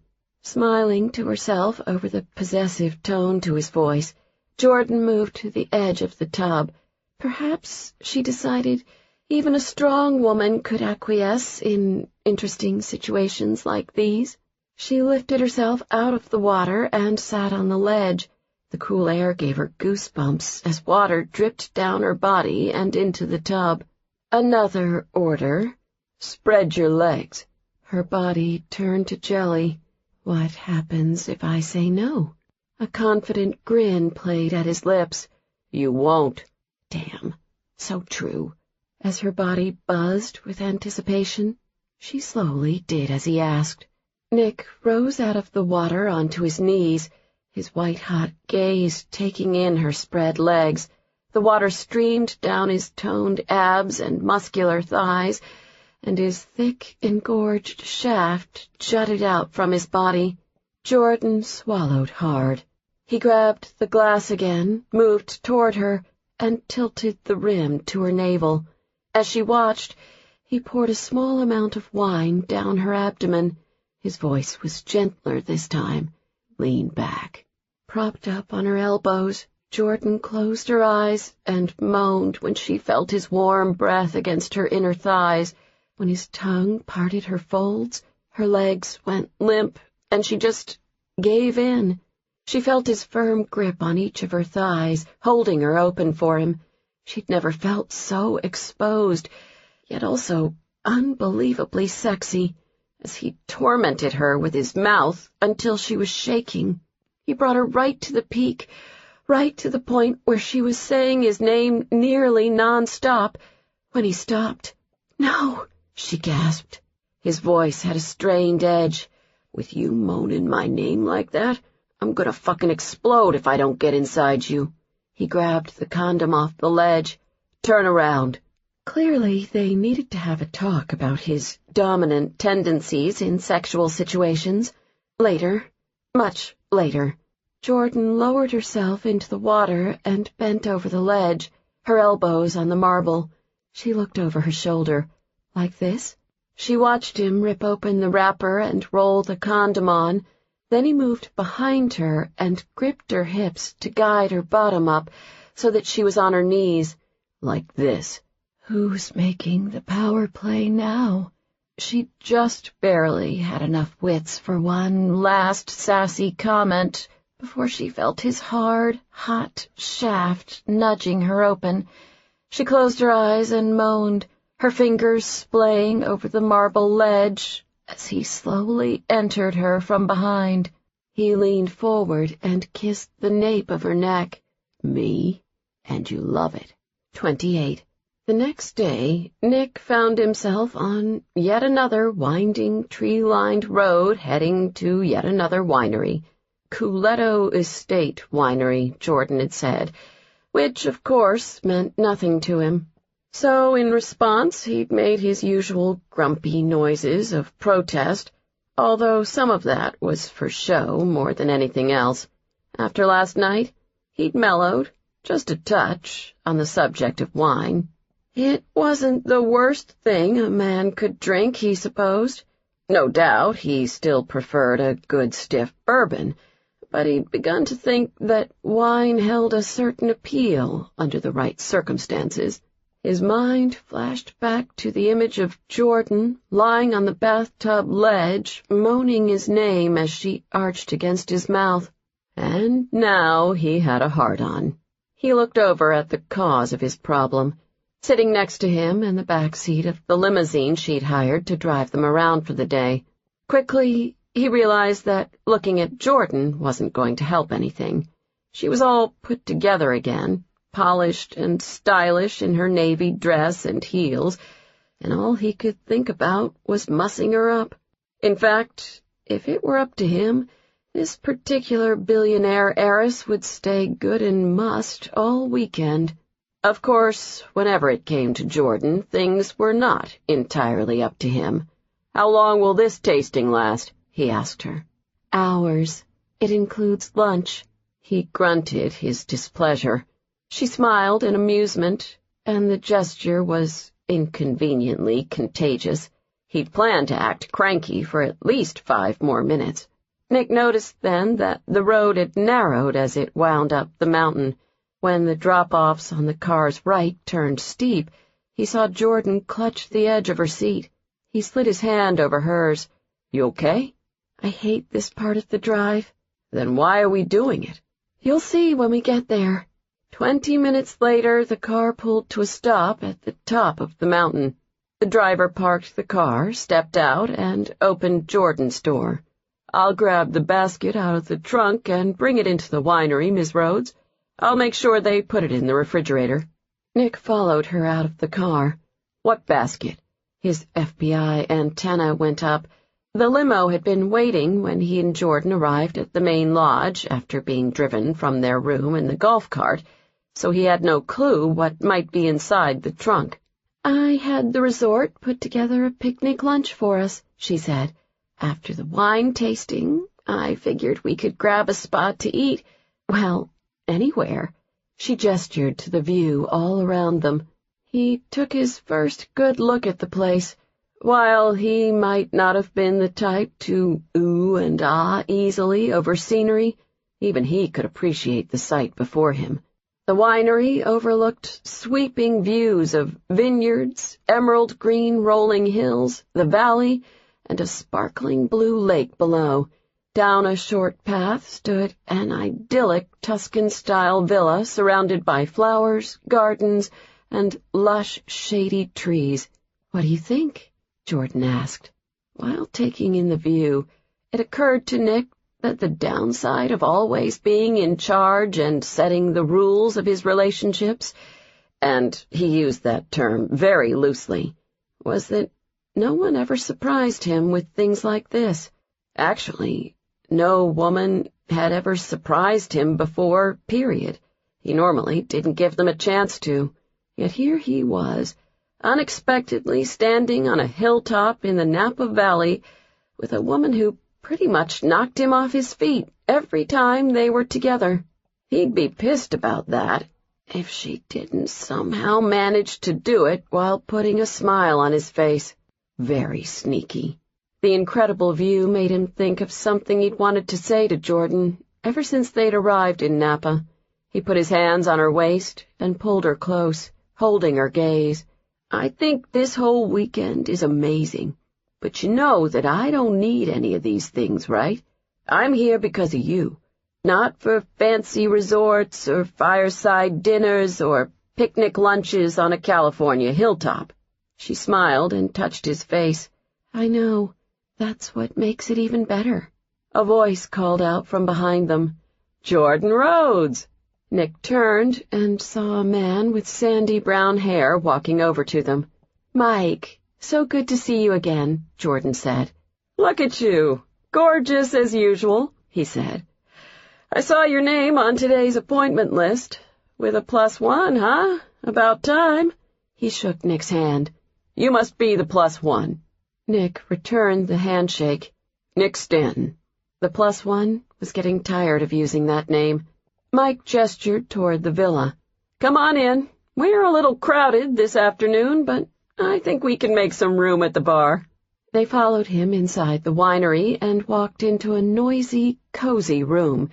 Guests drank wine at a long banquet table, at cocktail tables scattered along the walls, and at the large bar in the corner.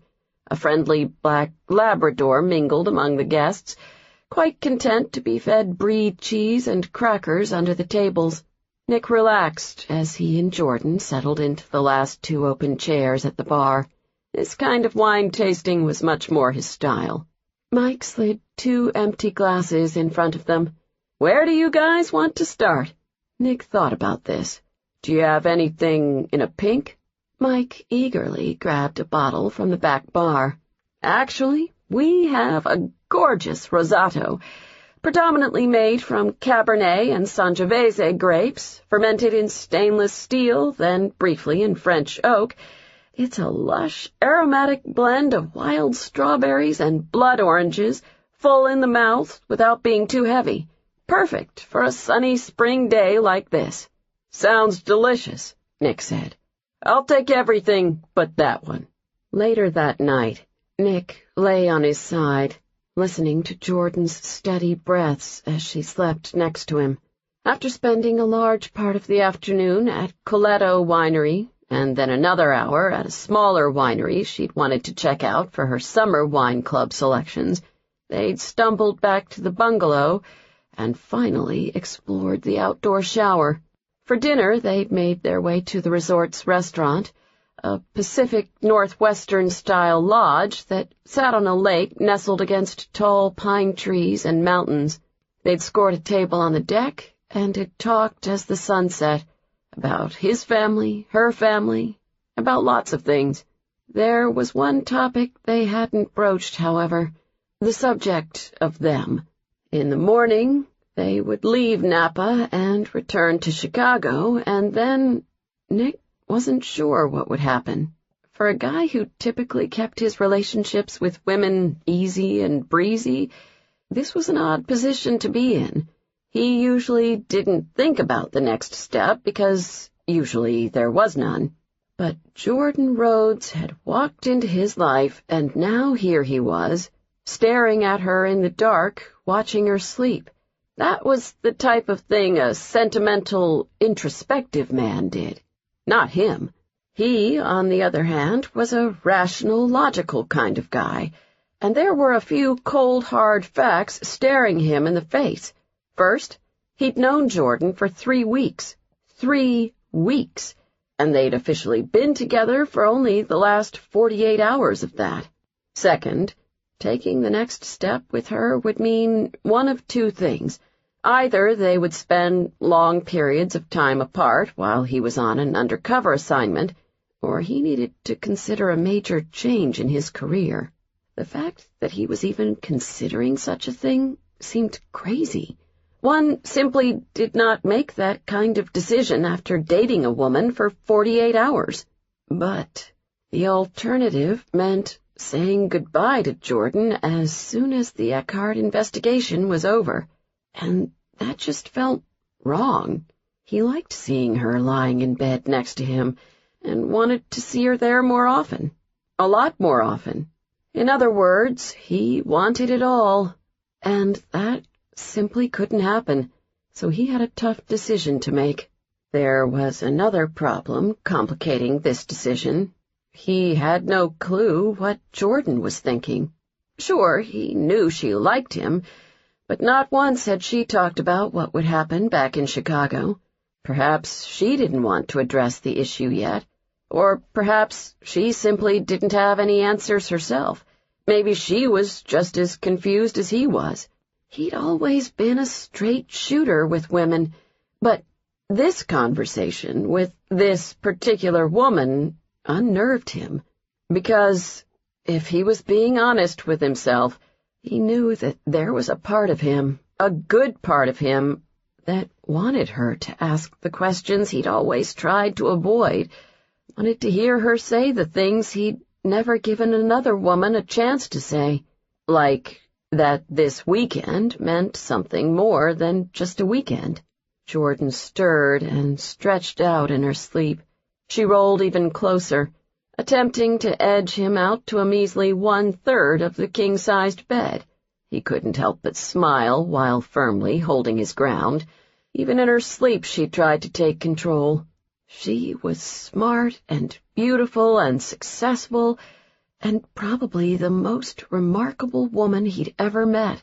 With all she had going for her, it was hard to see her ever lacking for or needing anything, and although he'd never want to change her strength and independence, some Cro-Magnon, club-swinging, plain old greedy bastard deep inside nevertheless wanted to know that she needed him. He'd come to the Napa Valley. He'd even semi-willingly gone to wine tastings, 3 of them, and he'd specifically told her that she wasn't getting his usual no relationships speech. So, the way he saw it, the next step was hers. Sure, she'd wined and dined him, but maybe that was par for the course for billionaire heiresses. So, before he put himself out there any further and thought about those career decisions he couldn't believe he was thinking about, he wanted something more from her. Unbelievably, for once, he actually wanted to talk about feelings. But hell if he would be the one to bring it up first. He was a guy. He did have some pride. Still, that didn't mean he couldn't show her how he felt. Nick's eyes moved over Jordan, taking in the tank top and underwear she slept in. He shifted and slid between her legs, careful to keep his weight on his forearms as he kissed her throat and collarbone to wake her up. She sighed contentedly and smiled when she opened her eyes and saw him. He brushed his thumb against her cheek. That smile got to him every time. "Hey, you," he said softly. "I was dreaming about you." She wrapped her arms around his neck, pulling him closer. "But this is even better." Pride or no pride, if he had been one of those sensitive types, he'd say he knew he was a goner right then. 29. The next morning, as he and Jordan packed their suitcases, Nick's phone rang with a call from his boss. This was not unexpected. In fact, he'd been waiting for this particular call all weekend, the one where Davis asked him what the hell he was doing. "Good to hear from you, boss," Nick answered pleasantly. He stepped out onto the terrace and waited for the conversation to go downhill from there. "What the hell do you think you're doing in the Napa Valley?" Davis demanded. Bingo. Nick Stanton figured he should treat himself to a little R&R. The real estate market for rental properties is really booming these days. "Don't give me any of that Nick Stanton crap," Davis warned. "Do I need to remind you that you're in the middle of an investigation? An investigation in which my primary objective is to appear to be dating Jordan Rhodes. As such, I see no conflict with my present location. Not to mention, I've checked in with Huxley and the other agents on the team several times while I've been gone. Eckhart's been quiet this weekend, sick with the stomach flu. He's scheduled to meet with Trelawney on Tuesday morning, and I'll be back in town well before then. Today, as a matter of fact." Davis grunted. "Well, don't you have all the answers? You'd expect nothing less of me, boss. I expect you to remember that you're an FBI agent, that's what I expect. Trust me, that fact hasn't slipped my mind once since I've been here," Nick said sharply. Davis paused, likely surprised by his tone. He responded carefully. "All right, Nick, you seem to have things under control. I suppose you've earned a little leeway. Thank you. You're not going to give me the touchy-feely speech about being your top agent again, are you?" Davis chuckled. "No speeches. Just a question. Violent motorcycle gang or insider trading? Is this an opinion question? Generally, I frown on both." "Good, because one of them is going to be your next undercover assignment. Figured I'd let you pick.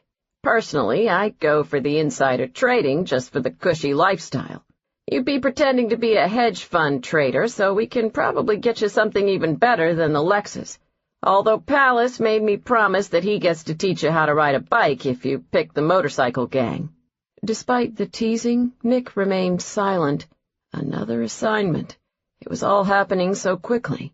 "Still there, McCall?" "Yes, just thinking that this conversation seems a little premature. I'm not finished with the Eckhart investigation yet. According to Huxley, you guys are close. He seems fairly confident we'd be able to wrap things up after Eckhart's meeting with Trelawney on Tuesday. Do you disagree?" Nick paused. "No." "Glad to hear it. In addition to tying you up, I've had 3 agents practically living in a van outside Bordeaux for the last 2 weeks. The sooner we can finish this, the better," Davis said. I know you've got your New York trip coming up, but as soon as you're back, I figured we can start prepping you for your next case. Nick knew this was how it worked. It was how he'd done things since he'd begun working undercover several years ago. He went from assignment to assignment and didn't think twice about it. But now, he looked through the window and saw Jordan standing next to the bed, packing the white dress into her open suitcase. Like it or not, it was decision time. Jordan was beginning to get nervous. Nick had been acting strangely ever since he'd received the phone call at the resort. It was just like the time he'd gotten the call from Ethan at Eckhart's party. She knew something was up. Sure, he'd put forth a good effort during the drive from Napa to the airport, and again during their flight home, but she could see it in his eyes. She'd asked him twice what was wrong and had gotten nowhere. She'd begun to think she needed to break out some seriously badass interrogation tactics, and then realized she had no such tactics, although he did respond well to the thong and high heels technique. Something to keep in mind. When they got back to her house, Nick left his suitcase by the front door and carried hers upstairs to her bedroom. Jordan waited in the kitchen, eyeing that suitcase by the front door, and becoming more worried as she contemplated its meaning. If she was reading between the lines and speculating about Nick's mysterious behavior, something she didn't want to do, but since he wasn't telling her anything, she had no choice. She would have to say that it didn't appear as though he planned to stay the night. Suddenly, she had a bad feeling she knew why Nick was behaving so oddly. She'd only asked him for a weekend, and now that weekend was over. She heard him coming down the stairs and pulled herself together. She was overreacting, obviously. She had to be. He liked her, and they just spent an incredible 2 days together. There was no reason to start getting all worried and presumptuous now. She threw on a smile when he entered the kitchen. "Thank you for carrying that upstairs for me," she said, referring to her suitcase. "Just how many bottles of wine did you stash in there?" he asked. "Actually, it's the shoes." She tried to look casual. "So, should we talk about this thing you've been avoiding all day?" Standing at the opposite end of the counter, Nick nodded. "Yes, sorry. I've been mulling a few things over in my head." He took a moment, as if deciding where to begin. "That call this morning was from my boss. He wanted to talk about my next undercover assignment." Jordan blinked in surprise. "Your next assignment? You haven't even finished the one with Xander yet." "Eckhart plans to meet with Trelawney on Tuesday morning," he said. "I think we'll probably be able to wrap things up after that." Jordan's heart sank. So soon. Sure, she'd known the end of the investigation was looming, but she hadn't realized it was this close. "When do you begin your next assignment? I assume you at least get some time off, right?" Nick shook his head. "Not much.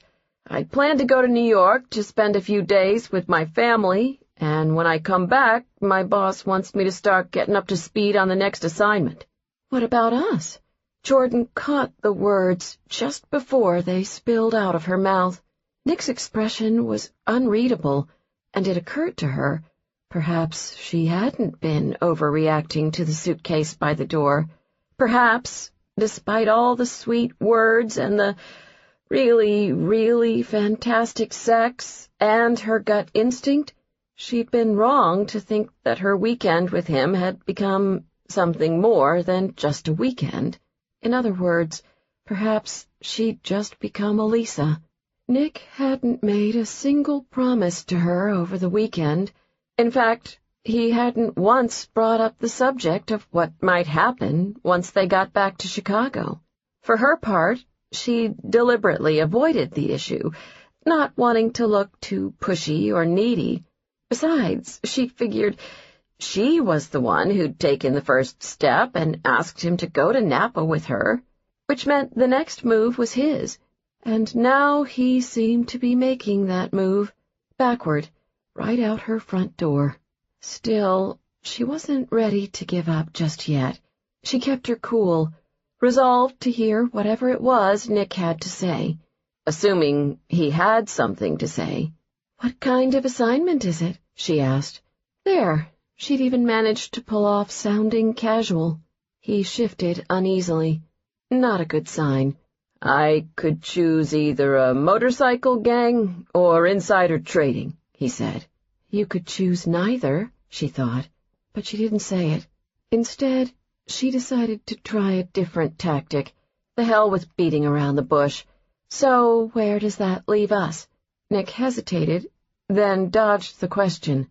"Where do you think that leaves us?" What Jordan wouldn't do right then for those badass interrogation techniques. He was being far too cagey. Also not a good sign. Still, she pressed on. Hell, she would make this as easy as possible for him. She'd even start him out. "I think that this was an incredible weekend." She paused, waiting for Nick to pick up from there. "Me too, Jordan," he could say, "and I want to keep it going. I don't care what it takes. We're fantastic together." Something along those lines. Anything? She stared at him expectantly. He stared right back at her. Undoubtedly the second longest amount of time they'd ever gone without talking. Then the strangest look of resignation came over his face, and he finally picked up where she left off, except he didn't say what she'd wanted to hear. "But we both knew it was just a weekend," he finished, his voice noticeably flat. Jordan felt the ache, a sharp pang cut through her. "It meant a lot more than that to me." But she didn't say that either. Instead, she put on a brave face. She was getting pretty good at telling lies these days. She could handle one more. "You said your job made things complicated. I suppose this is the complicated part." Nick watched her closely with those amazing green eyes of his. "I'd been hoping, actually, that things wouldn't have to be so complicated," he said quietly. She got it. He didn't want her to make this awkward. Probably the reaction he was accustomed to from all the other Lisas in his life, but she had her pride. And she'd told him before she was a big girl. She wouldn't yell, she wouldn't cry, she wouldn't beg him to stay, but she needed him to leave. Her eyes stung at the thought. Now. She needed him to leave now. "We're both adults, Nick. This doesn't have to be a long, drawn-out discussion. We had our weekend together, and now we've come back to the real world. You've got your job and all the trappings and rules that come with that." He stepped toward her. "So that's it?" Jordan guessed that he'd expected her to at least ask him to stay one more night, but every moment she spent with him would only make this harder. "I think it's probably better to make a clean break, given the inevitable." "The inevitable?" He stood up straight and folded his arms across his chest. "I have to say, this was not how I saw this conversation going." She cocked her head at that. "Well, is there any other option?" Although she kept her expression carefully neutral, inside she felt anything but. "Say you don't want to leave." Nick studied her for a long moment. "No, I guess not." A silence fell between them. "I think, all things considered, that it's best if you go now." Jordan forced herself to meet his eyes, then had to look away before he could read too much in her own. He nodded. "Yeah, I think so too." He edged his way toward the front door, then paused. "Should I call you on Tuesday to let you know how things go with Eckhart?" "Sure." Jordan followed him and watched as he grabbed his suitcase. The image of him leaving her place, suitcase in hand, would likely stay burned in her brain for a long time. But for now, she kept her chin up. All she had to do was keep it together until he walked out the door. Nick rested his hand on the door handle, and when he looked at her one last time, what she saw surprised her. His eyes blazed with anger. "Well, Rhodes, thanks for the weekend," he said, his jaw clenched tight. "I'll be sure to send you a check for my half of the hotel room. Hell, Maybe I can even write it off as a business expense." Now that was a slap in the face, and Jordan was confused. Why would he be mad at her? That's a little cold. You don't have to be an asshole about things. His expression was incredulous. "I'm the asshole?" She pointed between them. "Is there something I'm missing here? Because all I said was—" "Don't bother. I heard you the first time," Nick said, cutting her off and yanking the door open. "I heard every word you said." He stormed out, slamming the door behind him. Jordan stood in her living room, staring at the door in confusion. Well, no clue what that was all about. 30. After Kyle let Jordan into his penthouse condo, a man dressed in a black tuxedo came around the corner and greeted her. "Good evening, Miss Rhodes." He held out his hand. "May I take your coat?" "Of course. Thank you." Jordan handed over her coat and threw her brother a wry look when the man hurried off. "You hired a butler? That would be so Kyle." He slung his arm around her neck, half hugging her, half dragging her toward the dining room. "Now, Dad brought in a waiter for dinner tonight. Hope you're in the mood for sushi, because he bribed the head chef from Japonais to cook for us." Actually, she wasn't in the mood for sushi, or any dinner for that matter. For the last 24 hours, all she could think about was Nick, and thinking was all she'd been doing since he hadn't returned any of her calls. She'd tried his cell phone 3 times and had left him messages, not a word in response. Given the way he'd stormed out of her house on Sunday night, it was obvious that they'd had some kind of misunderstanding. Clearly, they needed to work on their communication skills, an issue she intended to address with him as soon as he called her back. For now, however, she had her family to deal with. This was her brother's homecoming dinner, the first time the 3 of them had gotten together since his release from prison and the hospital. "Sounds like Dad really went all out," she said to Kyle. Gray was waiting for them in the dining room with a glass of scotch in his hand. He gestured magnanimously. "What can I say? How often does a father get to celebrate his son's release from prison?" His sharp blue eyes narrowed in on Kyle. "You better say only once." Kyle held up his hands innocently. "Only once, I promise." They took their seats at the dining table, which had been set with crystal stemware and china. "Since this is a celebration of sorts, it's a good thing I brought something too." Jordan handed a bag with her store's label to Kyle.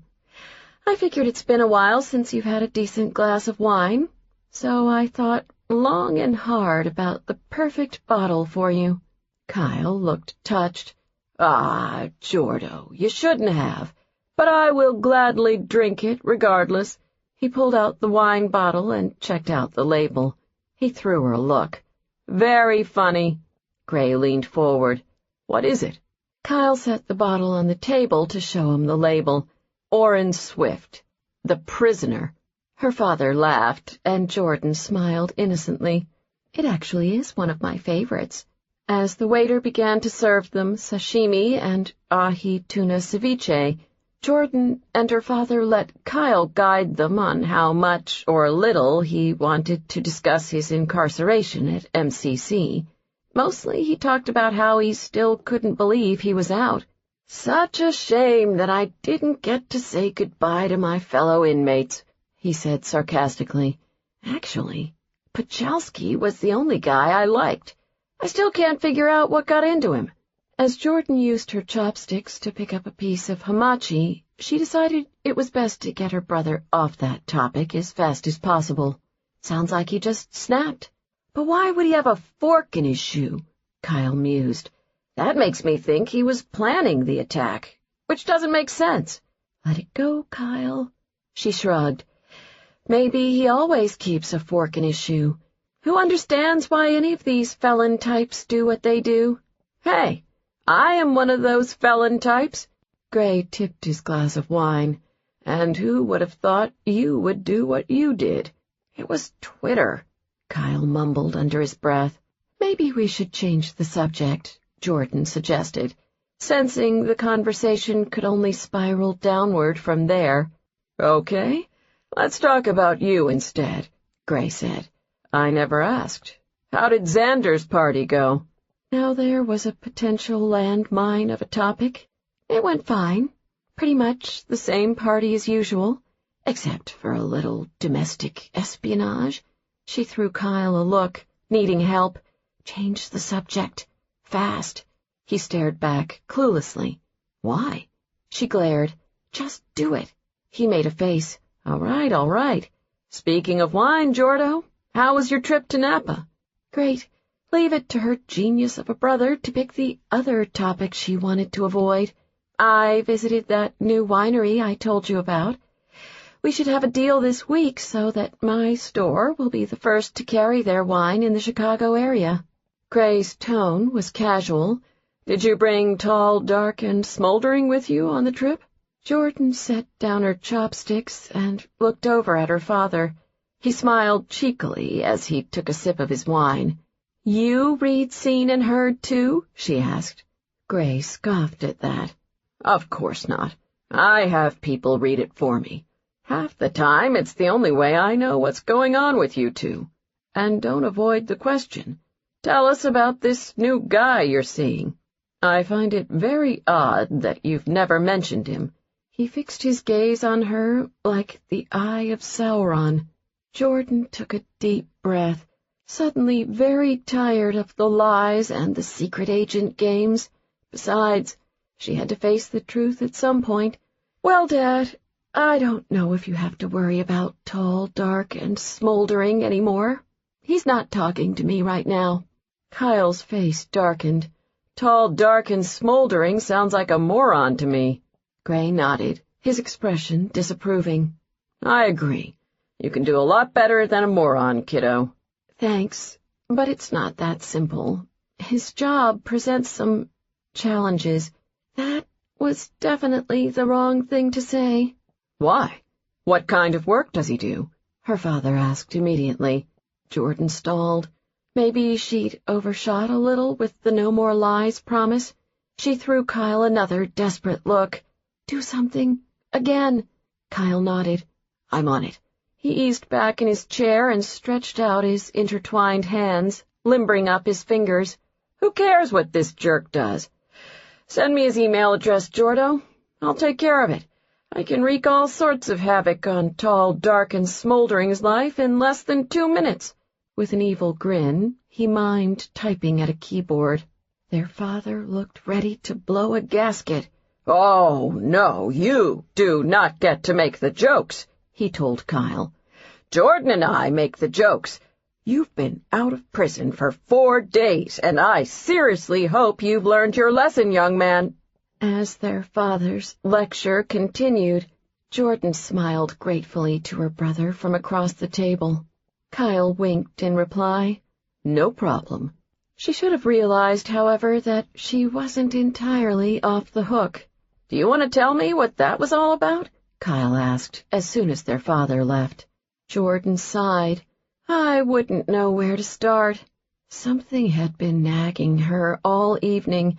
Yes, she was mad at Nick for not calling her back, but she'd begun to wonder if she, maybe, possibly, shared just a tiny bit of responsibility for their fight. She toyed with the stem of her wine glass absent-mindedly. Do you ever think we're not open enough? She asked Kyle. With our feelings, I mean. I suppose we are kind of sarcastic sometimes. To his credit, he neither laughed nor scoffed at the question. Mom was always the expressive one. When she died, I think the 3 of us sort of fell into this routine. He smiled in a rare moment of sincerity between them, but I think we get by well enough. Jordan shared the smile. She thought her family did pretty okay, too. Federal incarceration accepted. But what about with other people? Kyle shrugged at this. I shut down Twitter after finding out that my girlfriend cheated on me. That seems pretty expressive. You could have just told her how hurt you were, Jordan said gently. Kyle fell quiet in response to her comment. They'd talked a lot about the infamous Twitter incident, but not about the feelings that had caused it. She'd sensed that her brother barely wanted to admit to himself that there were any such feelings. "Telling someone how you feel can be risky, Jordo," he finally said. "Once the words are out, there are no take-backs." She didn't disagree with that, but if the alternative to gathering some courage and laying her feelings on the line was becoming an infamous internet terrorist, perhaps it wouldn't kill her to be straight with Nick. Yes, he could have made things easier by not acting like a stubborn jerk, but nothing about Nick had been easy since the night they'd met.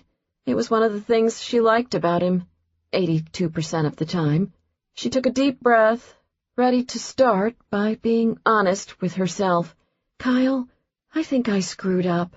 She held up a hand, qualifying this. "Partially. Tall, dark, and smoldering deserves a lot of the blame. At least half, maybe 2/3. Of course, he's probably sulking right now, thinking that I'm the only one who's wrong here. He's kind of frustrating that way. He gets under your skin, like a tick or a burr or a thorn or—" She looked to her brother for help. "What else gets under your skin?" "Scabies?" he suggested. "Scabies? This is what you come up with?" Kyle stared at her as if she was losing it. "I have no idea what you're talking about, Jordo. But I'll say this. If you think you screwed up, there's only one question. The same one you asked me 5 months ago. Can you fix it?" Jordan sighed. "I'm trying." Her brother's gaze was firm. "Try harder." She glared at him. "Okay." Then, after a moment, she nodded in concession. "Okay." 31. Divine Sellers was ready to go promptly at 10 o'clock, and so was Jordan. Nick still hadn't called her back, but this was okay. She was pumped, recharged, and if he didn't want to take her calls, that was just fine. She'd march down to that fake office of his and tell him how she felt in person. Hopefully there'd be some corresponding indication that he returned her feelings, but she couldn't dwell on that. This was new territory for her, the whole mushy, expressive thing, and if she thought about it too much, she might chicken out and resort to her quippy, self-protective defaults. And look where that had gotten her. She knew from her prior conversation with Nick that Xander was meeting with Trelawney that morning, and guessed that Nick would be busy until later in the day. To preoccupy herself until then, she threw herself into the store's opening tasks. When she'd blown through all of those by 10:22, she looked around for something else to distract herself with. She was debating whether to alphabetize the wines in the store within each varietal type and geographic origin when the bell chimed against the front door. Thank God, a customer. Jordan spun around, and her smile wavered before she caught herself. Xander Eckhart walked into her store. Jordan quickly hid her surprise. Obviously, Xander and Trelawney must have rescheduled their meeting. Since she and Nick hadn't spoken since Sunday, she was out of the loop on these things. She deferred to her now standard method of handling situations in which she was wholly clueless. She acted normal, or at least tried to. "Xander, it's good to see you again. It's been a couple weeks." "Since the night of my party." Not surprising, given the cold temperatures outside. He wore a dark overcoat and black leather gloves. "How have you been?" Jordan hoped she didn't sound as unnerved as she felt. She hadn't counted on seeing Xander again before, well, ever, actually. Perhaps this had been wishful thinking on her part. He was a regular customer of her store, after all. "You can do this," she reassured herself. She'd managed to maintain the friendly charade during his party. She could certainly handle some small talk while he perused the store. They were so close. The FBI was nearly finished with their investigation. She wouldn't screw things up now. Still, there were tingles at the back of her neck. Why wasn't he meeting with Trelawney? She watched as Xander walked, without pausing, past the new and noteworthy wine display at the front of the store. He always stopped and checked out that display. The snob in him couldn't resist, couldn't stand the idea that there might be some notable wine out there that he didn't know about. Jordan swallowed hard. With as little movement as possible, she slid her hand underneath the bar and pushed the panic button. "How am I doing?" Xander asked. "Truthfully, Jordan, not so great. Not so great at all." "I'm sorry to hear that. Did something happen?" As he approached, Jordan could see that his expression was stone cold. "Actually, something did happen. I found out that someone I thought I could trust lied to me, betrayed me." He stopped directly opposite her at the bar. A long silence stretched between them. "Just tell me why you did it," Xander finally said.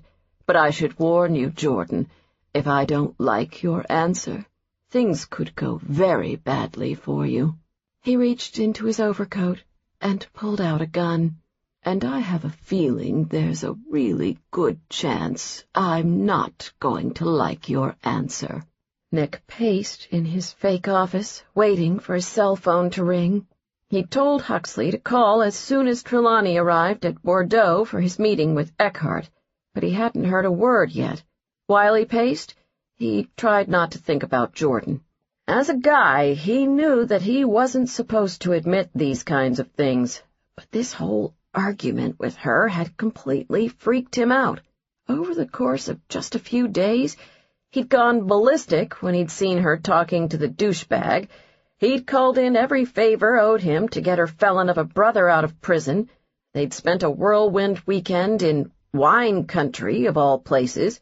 He'd actually considered changing his job for her, and then they'd had a fight and he'd stormed out of her house, feeling like he'd been used for sex. Clearly, he wasn't himself these days, and the only way he knew to get back to being himself was to cut off the problem, to push Jordan out of his life completely. That made him freak out even more. Somehow, with her sneaky ways, she'd managed to get inside him and screw up all his plans. He'd been perfectly happy with his life until she'd come along with her wine and her sassiness and her sparkling blue eyes and the way she always made him laugh. He would laugh at himself for being such a sucker, except he hadn't so much as cracked a smile since he'd left her house on Sunday. It all had happened too fast. He'd always assumed that one day he'd get bored with undercover work and that he'd slowly transition out of bachelorhood when that happened. But this wild, heart-pounding, nerve-wracking, exhilarating roller coaster ride between him and Jordan was nuts, plain and simple. And here's what freaked him out most. If he was one of those sensitive, introspective types, he would say that the feelings he had for Jordan sure seemed a lot like love. And he, Nick McCall, didn't do love. Or hell, maybe he did. Still pacing in his office, he added a whole slew of Brooklyn-flavored swears to that, most of which he guessed the average, sensitive, introspective type wouldn't even know the meaning of. The way he saw it, he had two choices.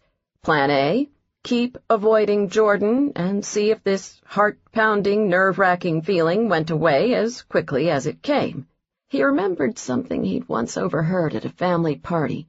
His cousin Maria had been babbling on about her boyfriend problems, and had said she'd read in Cosmo that it took a person 1/2 the length of a relationship to get over a breakup. That didn't sound too bad, Nick thought. If he only counted the times they'd hooked up, he and Jordan had been together for 3 days. According to Cosmo, he should be over her in 36 hours. He checked his watch. Damn. By his calculations, he was supposed to have moved on 3 hours and 24 minutes ago. Not a good sign. Which brought him to Plan B. Fuck Cosmo and accept the fact that this heart-pounding, nerve-wracking feeling was never going away, and deal with it. Plan B had one good thing going for it. It meant that he got to storm down to Jordan's store and tell her just how pissed he was that she'd messed up all his plans. He wasn't sure where the conversation would go from there, but he'd come up with something. Or maybe he'd simply scrap all the talking and kiss her until she remembered how boring her life would be hanging out with a bunch of douchebags wearing scarves. Now that sounded like a plan. Nick's cell phone rang, and he checked. Huxley. About time. But the news was not what he had expected. "Looks like Eckhart skipped out on another meeting," Huxley said. "Is he still sick?" "No clue. There's been no communication by Eckhart from inside his office all morning." Nick didn't like the sound of that. Eckhart had been very quiet over the past couple days. Since they'd assumed he had the stomach flu, this hadn't raised an immediate flag. But people who worked with Roberto Martino did not make a regular habit of blowing off his men. "I don't like that he's gone radio silent." "You think he's on to us?" Huxley asked. Nick swore under his breath. He didn't know how that could be possible, or what would have suddenly tipped Eckhart off, but he'd been involved in enough undercover investigations to know that if an agent had to ask whether his cover had been blown, then, yep, his cover probably had been blown. "We need to wrap this up ASAP. Do you think we got enough evidence to convict?" "It'll have to be enough. I'll call Davis to let him know that we should proceed with Eckhart and Trelawney's arrests." Nick's other line beeped, and he checked to see who was calling. "Speak of the devil. I swear. Davis either has ESP or taps on our phones. He always knows when this stuff goes down." He clicked over to answer Davis's call. "I was just about to call you, boss. We got a situation here with Eckhart." Davis's voice sounded uncharacteristically terse. "What situation?" Nick explained that Eckhart hadn't shown up for the meeting with Trelawney. When he was finished, Davis's next question caught him off guard. "Where is Jordan Rhodes right now?" Nick didn't see why that was relevant right then. "I'm guessing she opened a store at 10. "Why?" "We picked up a call coming from the phone line at Divine Cellars, the line that connects to the alarm system," Davis said. "Somebody there pushed the panic button."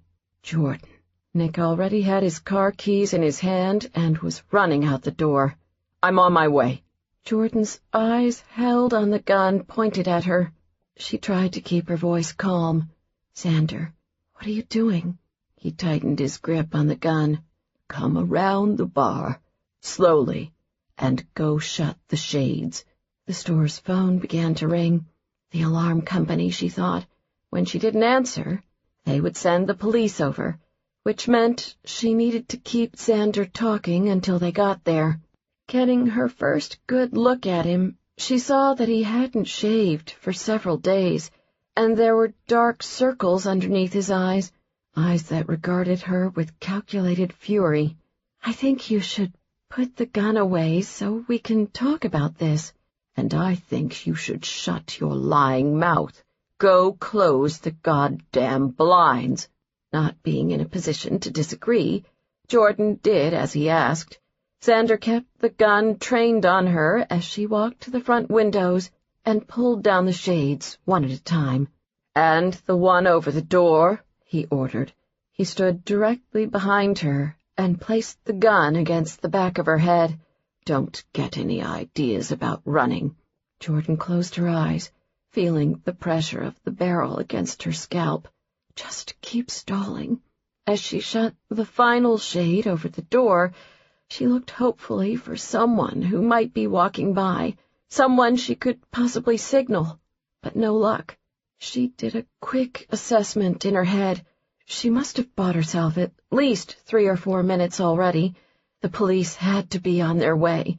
After she finished drawing the shade, she heard her cell phone ringing in the back room. "Lock the door." The gun dug harder against the back of her head. She did as he asked. "Now move back into the center of the room." Jordan glanced around the store, at the wine bottles everywhere. Maybe she could grab one to use as a weapon and risk being shot by the man who had a big-time axe to grind with her, a man who undoubtedly would be all too happy to have another excuse to pull the trigger. Not the best plan. She moved toward the middle of the store and turned around. "Now we can talk without worrying about interruptions," Xander said. More stalling. Great. Maybe now you can tell me why you have a gun pointed at me? "Drop the fucking charade, Jordan. I know everything. Your boyfriend, Nick McCall, works for the FBI. You brought him to my party so he could bug my office." Xander cocked his head, drawing closer. "It was when you asked me to join you on the terrace, wasn't it? Is that when he did it?" My boyfriend's name is Nick Stanton, and he's in real estate, Jordan said steadily.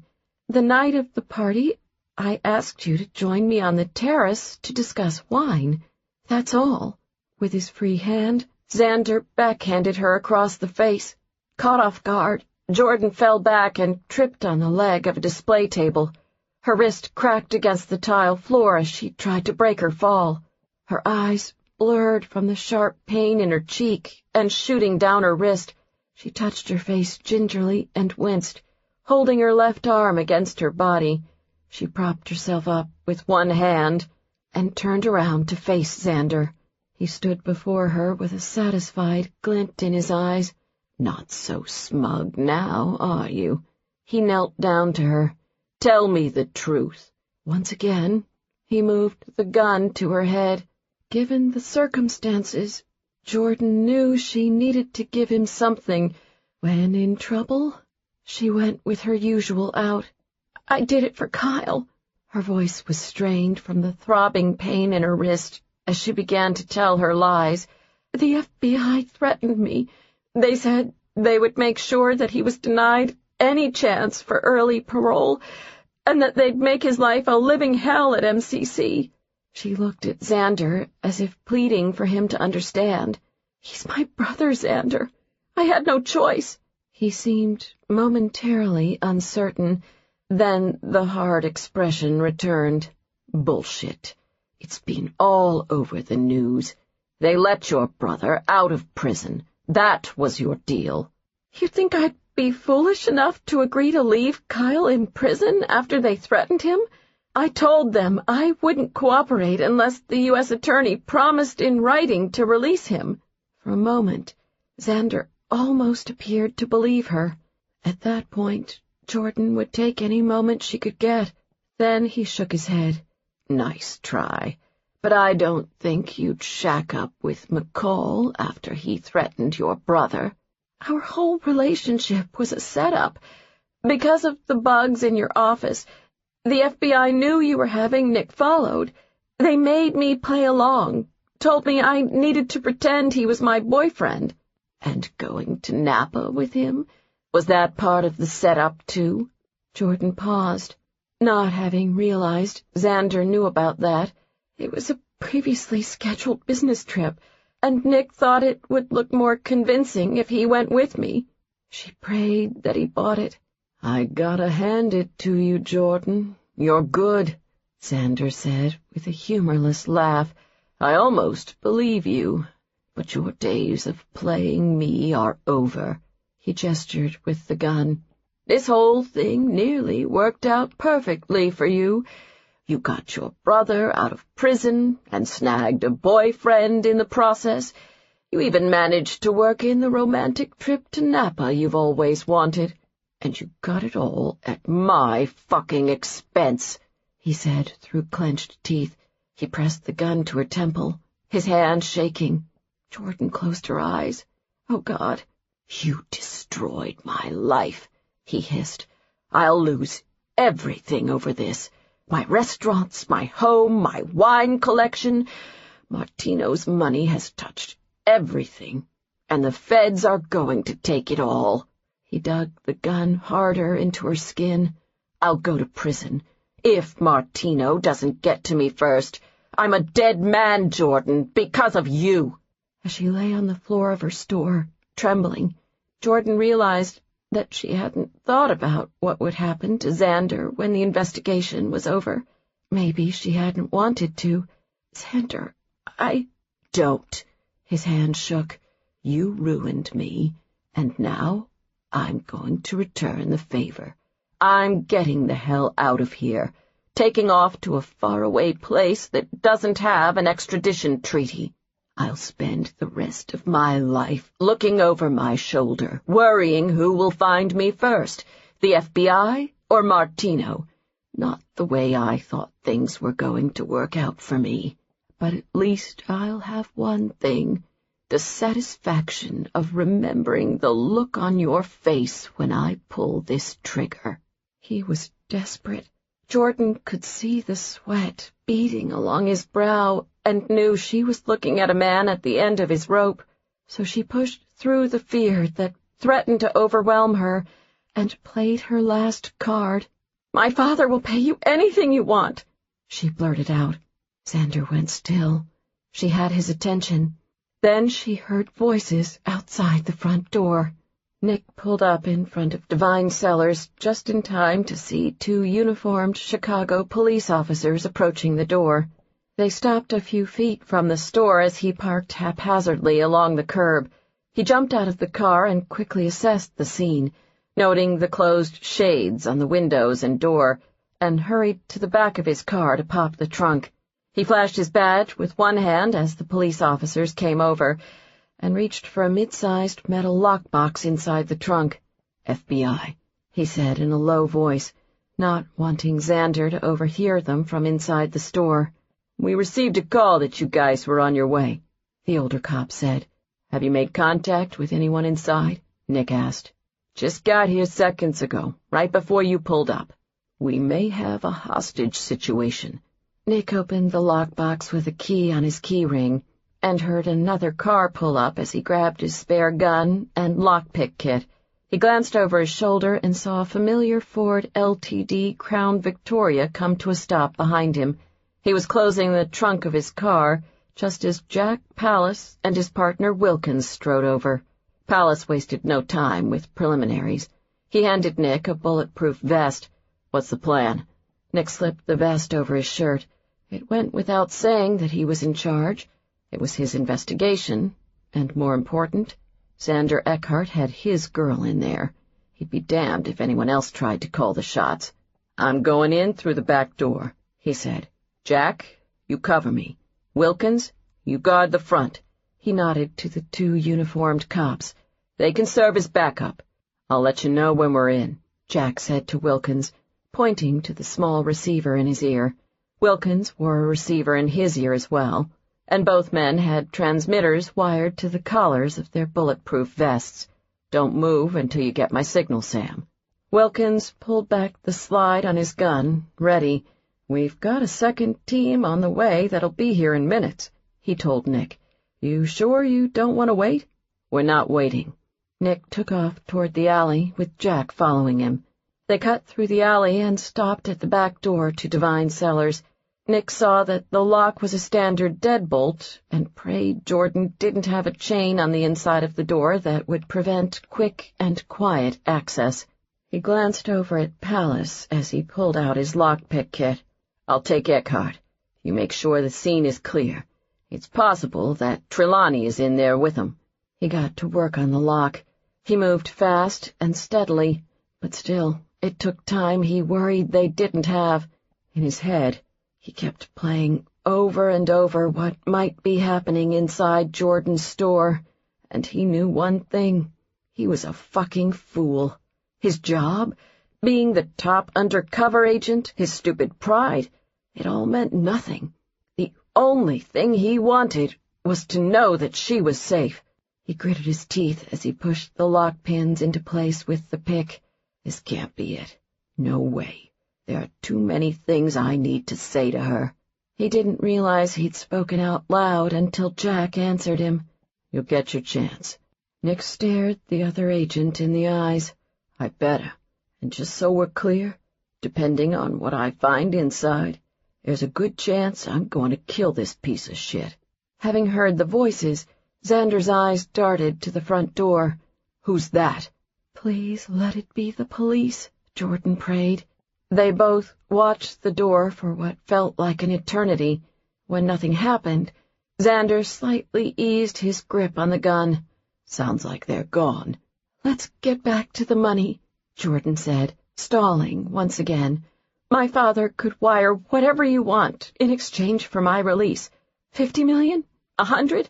Wherever it is you plan to vanish. That will go a long way toward keeping you comfortable." Xander's lips pulled back in a sneer. "There's only one problem. I couldn't touch that money. Thanks to you, the feds are watching all my accounts." "My brother shut down Twitter from a laptop computer in Tijuana, Mexico.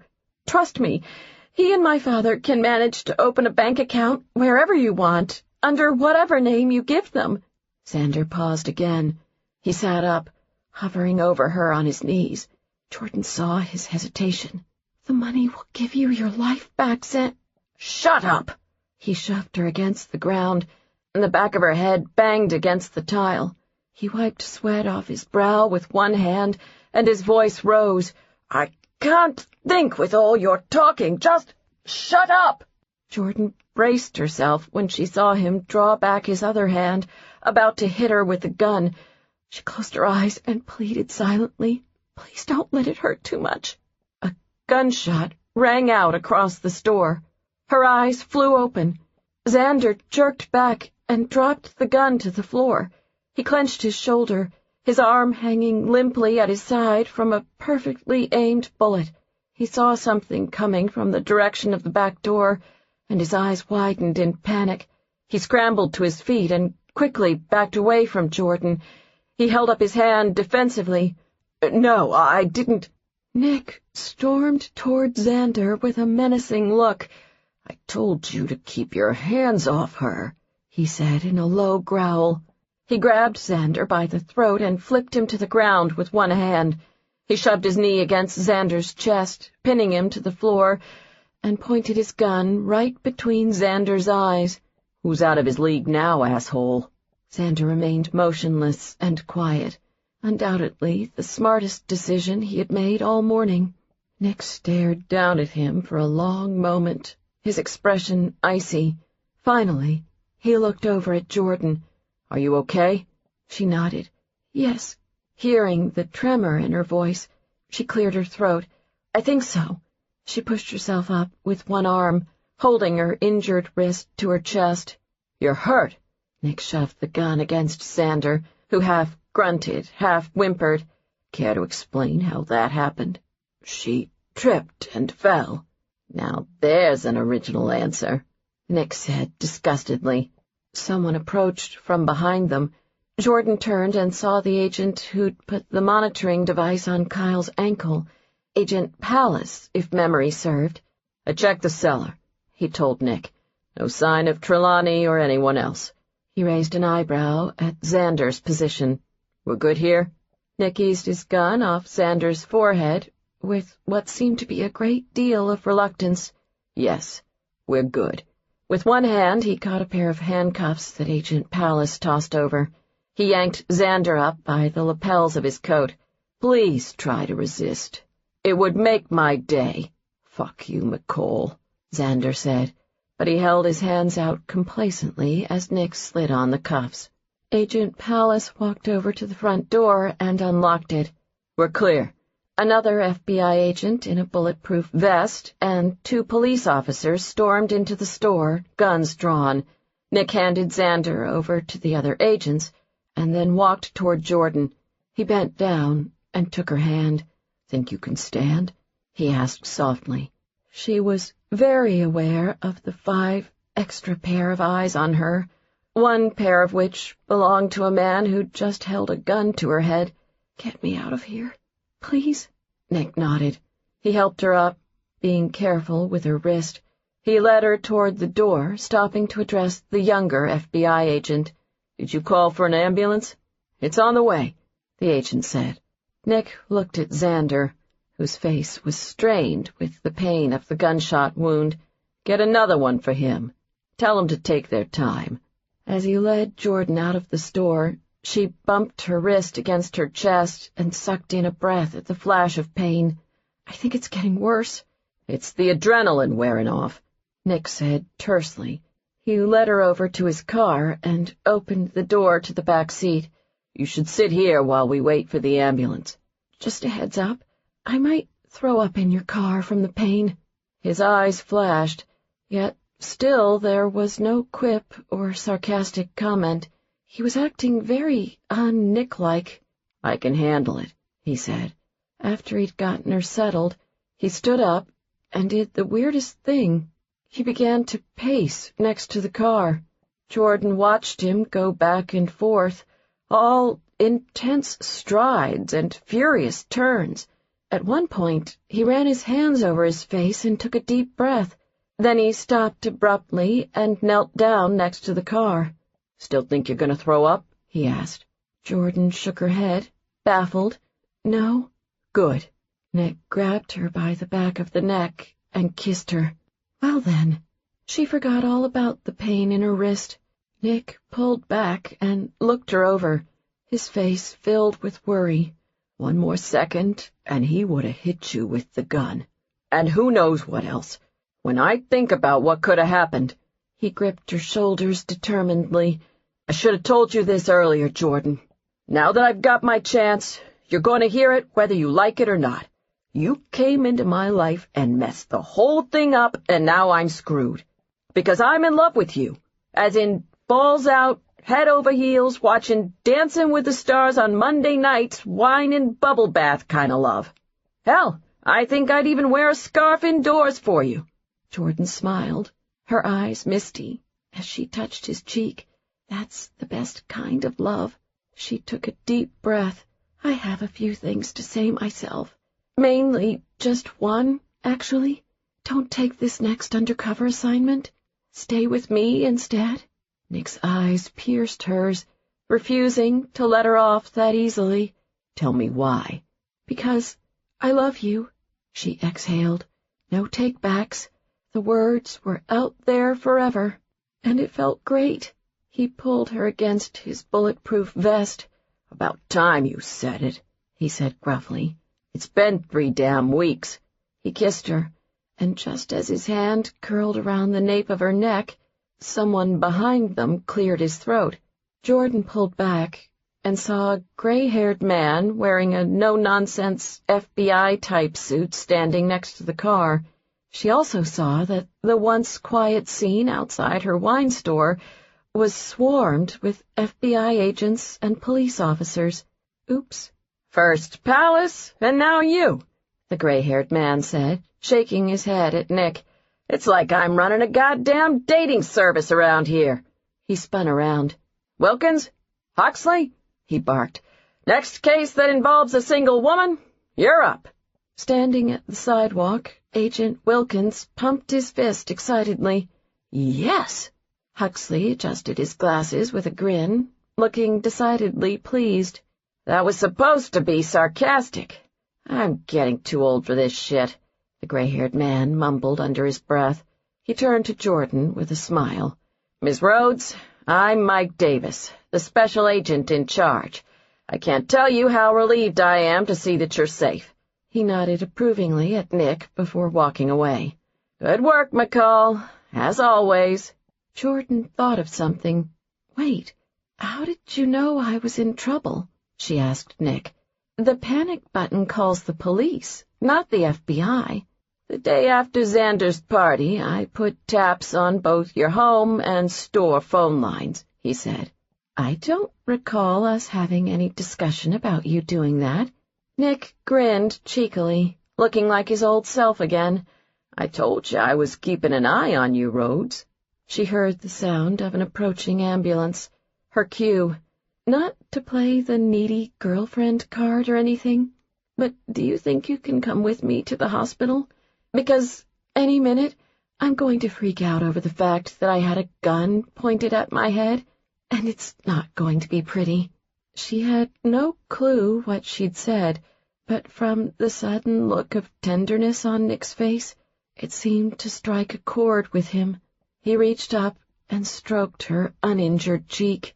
"If you need me, I won't leave your side. I promise." 32. They made him leave her side. Due to so-called hospital policy and safety regulations, a.k.a. a load of bullshit, they wouldn't let Nick accompany Jordan into the X-ray room.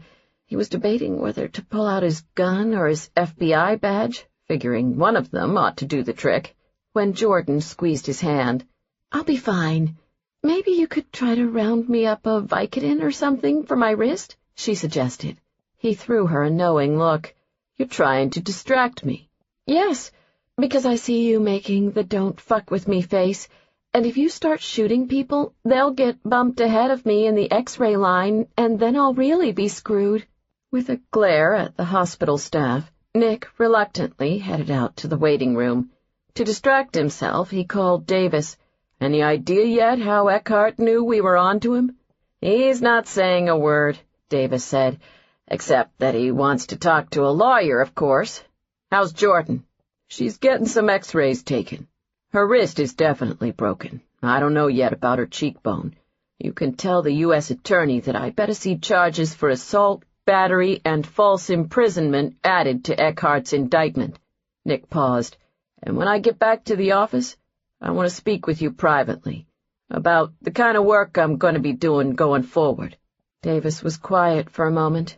"All right, McCall, whenever you're ready." Nick spotted two men he would have recognized anywhere enter the radiology department and hurry toward the check-in counter. "I gotta go, Mike. We'll have that talk soon." He disconnected his phone and watched as the younger of the two men gestured angrily at the clerk behind the desk. Apparently, Kyle Rhodes didn't like being told he couldn't see Jordan either. Nick walked over.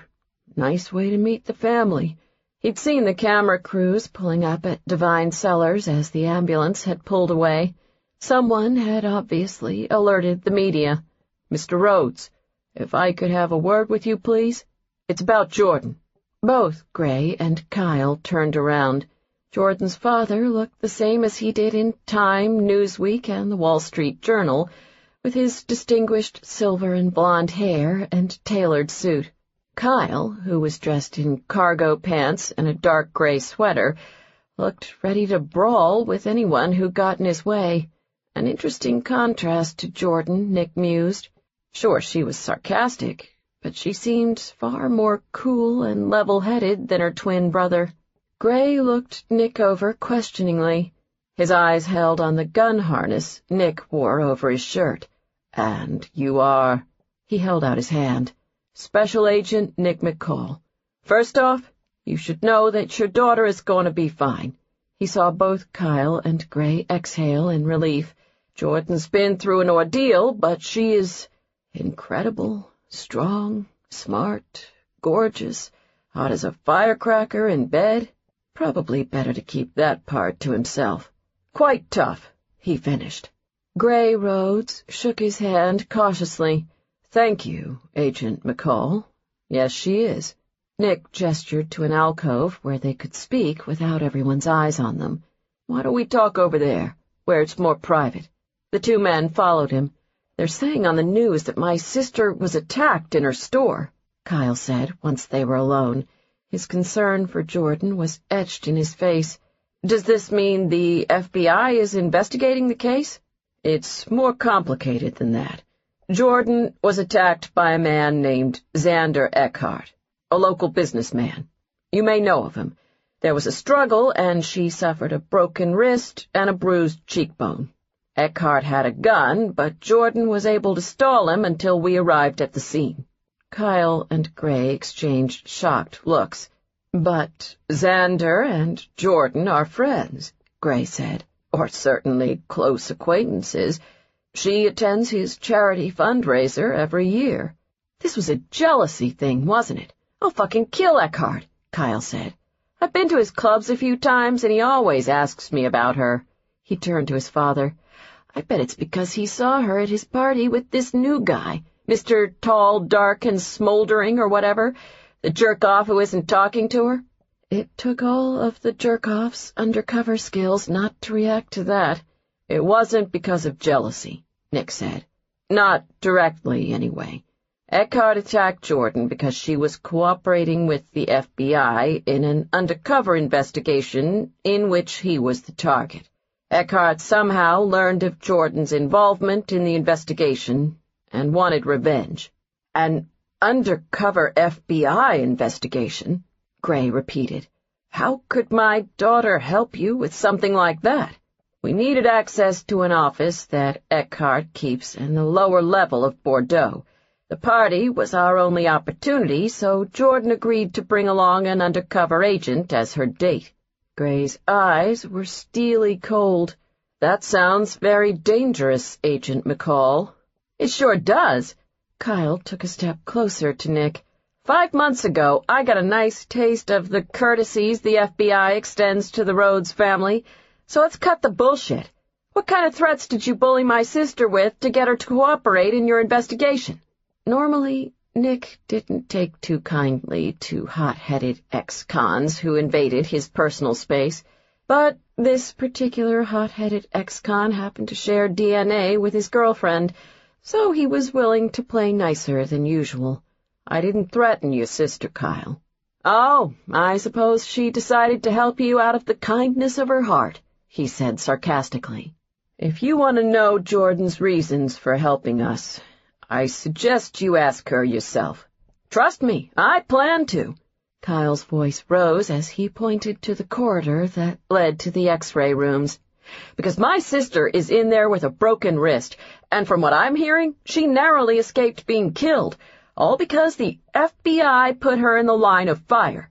So I'd like to know why she would ever agree to help you unless— He stopped as a look of realization crossed his face. No, he pointed emphatically. Do not say that she did this for me. Nick didn't have to say anything else. Kyle took a step back and ran his hands through his hair. He said nothing for a moment. Then he wiped his eyes as he looked up at the ceiling, shaking his head. God damn it, Jordo. Gray cleared his throat and looked pointedly at Nick. I'd like to know more about this undercover agent who posed as my daughter's date. The ubiquitous, tall, dark, and smoldering. Nick put on his best meet-the-parent smile. I generally prefer to go by Nick. Kyle did a double-take. You? You're the jerk-off dating my sister? Is that a problem? Yeah, it kind of is, Kyle said dryly, because the last FBI agent I met nearly snapped my ankle off putting on a monitoring device, and the 2 agents before that threw me in prison. So no FBI agents are sniffing around my family, period. Nick folded his arms across his chest, not worried in the slightest. In what alternate reality do you think Jordan's going to let anyone make decisions for her? He gestured to the doors that led to the X-ray rooms. But you should go give her that speech right now. She could use a good laugh, and that ought to do the trick. My God, he's as sarcastic as she is, Kyle muttered under his breath to Gray. Hearing that, Nick knew he was in. With the Rhodes clan, that was the ultimate stamp of approval. Jordan sat on the examination table, holding up her wrist to check out her new fiberglass cast. How long do I have to wear this? At least her cheekbone wasn't broken, although thanks to Xander she'd have a heck of a bruise for the next week. 6 weeks, the resident told her, and make sure you keep the cast as dry as possible. I'd suggest baths. Jordan thought about the last bath she'd taken. Probably best to keep the tub free of a certain FBI agent, if dry was the goal. I've written you a prescription for Vicodin for the pain, and if your arm gets itchy, you can point a hairdryer on the cool setting down the cast, the doctor continued. If that doesn't work, try Benadryl. After running through the rest of her discharge orders, the doctor left. Jordan was attempting to gather up her purse, coat, and the hospital paperwork she'd collected when she heard a familiar voice from the doorway. Already trying to do everything by yourself. Imagine that. She turned around and saw Kyle. He walked over and took everything out of her hands and set it on the examination table. You're here, Jordan said in surprise. Dad's here too. We rushed over when we heard that you'd been attacked in your store. Kyle pulled up his pant leg and gestured to the monitoring device around his ankle. Here's a funny thing. I thought this device was supposed to alert the parole department if I go outside certain set boundaries. So the whole time I was out there in the waiting room, I kept thinking a team of U.S. Marshals would come storming in with guns blazing. But nope, nothing. He gave the ankle monitor a solid knock and shrugged. You know, Jordo, I'm beginning to think the darn thing doesn't work. Jordan leaned against the examination table. She had a feeling she was going to need that Vicodin quickly to make it through this conversation headache-free. All right, how much do you know, and how much do you only think you know? Kyle pointed at her. I know everything. Like the fact that you are the most foolish, stubborn, overprotective, all-around best fucking sister in the world. He grabbed her and pulled her into a huge bear hug. If anything had happened to you, I never would have forgiven myself, he said against the top of her head. Why did you do it? I told you I was handling things in prison. Jordan thought about how best to explain. You know the panic you felt when you heard I'd been attacked at the store? Yes, it sucked. Well, I felt something like that every day you were at MCC. Ah, shit, Jordo. He squeezed her tighter. She winced. Not that she didn't want to prolong the lovely brother-sister moment, but her arm was pinned against his chest. Kyle, the wrist, help. He pulled back and grinned sheepishly. Sorry. How long do you have to wear that cast anyway? 6 weeks. Oh, that blows. I bet your arm is going to be all shriveled and puny when they take it off. And so the lovely brother-sister moment was over. Thanks, Jordan said. Did you say Dad was here too? Kyle threw her a you-are-so-busted look. Why, yes, he is. He's out in the waiting room, grilling, tall, dark, and sarcastic. Jordan's mouth formed a silent O. She was busted. You've met Nick? Yep, we've met all right. He was kind enough to inform me that I have absolutely no say in whether you two date. Well, you don't. You know, you all could at least pretend that my opinion makes a difference. Kyle shot her a sideways glance. You like this guy, don't you? Jordan couldn't keep the smile off her face. Yeah, I like this guy. He rescued me from a crazed man with a gun. He makes me laugh, and he calls his mother Ma. I'd say he's a keeper. Nick had survived the grilling from Jordan's father about the honorability of his intentions, and he'd told her that he'd loved her without so much as an eye twitch. Now there was only one thing left to do to make the relationship official. He used the controls on the car's steering wheel to dial his cell phone. It felt good to be back in his real car, and a few minutes ago it similarly had felt good to be back in his condo. He'd stopped there to pick up a few things after dropping Jordan off at her house. Her friends and Martin had heard the news about the attack and had descended upon the house in a chaotic, concerned swarm. With them there, Nick had felt comfortable enough leaving Jordan for a quick trip. She'd asked him to stay at her house for a while, teasingly saying she needed an assistant while she got used to the cast on her wrist, and he'd agreed. Frankly, he'd planned to stay with her all along. Now that she'd sucked him into this boyfriend thing with those tricky feminine wiles, she'd better believe that he was going to do it right. The person on the other end of the line answered after 3 rings. Her tone was dry. So you do remember this phone number? Imagine that. Nick grinned. Some things never changed. Does this mean you're speaking to me again? His mother sniffed reluctantly. I suppose. They still keeping you busy at the bureau? Working on any important cases? Nick felt a tug of emotion. Sure, his mother could be a lot to handle at times, but her pride in the work he did never wavered. Actually, I just made an arrest today. Took down a hotshot restaurant owner in an investigation that's connected to the Roberto Martino case you probably read about in the papers, which means that my undercover assignment is over. Do you know what they'll assign you to next? No clue, but I'm going to ask to be taken off undercover work. His mother's shock could be heard through the speakers. You're giving up undercover work? Why? Nick took a deep breath and braced himself for the interrogation. Well, Ma, see, There's this girl. Silence.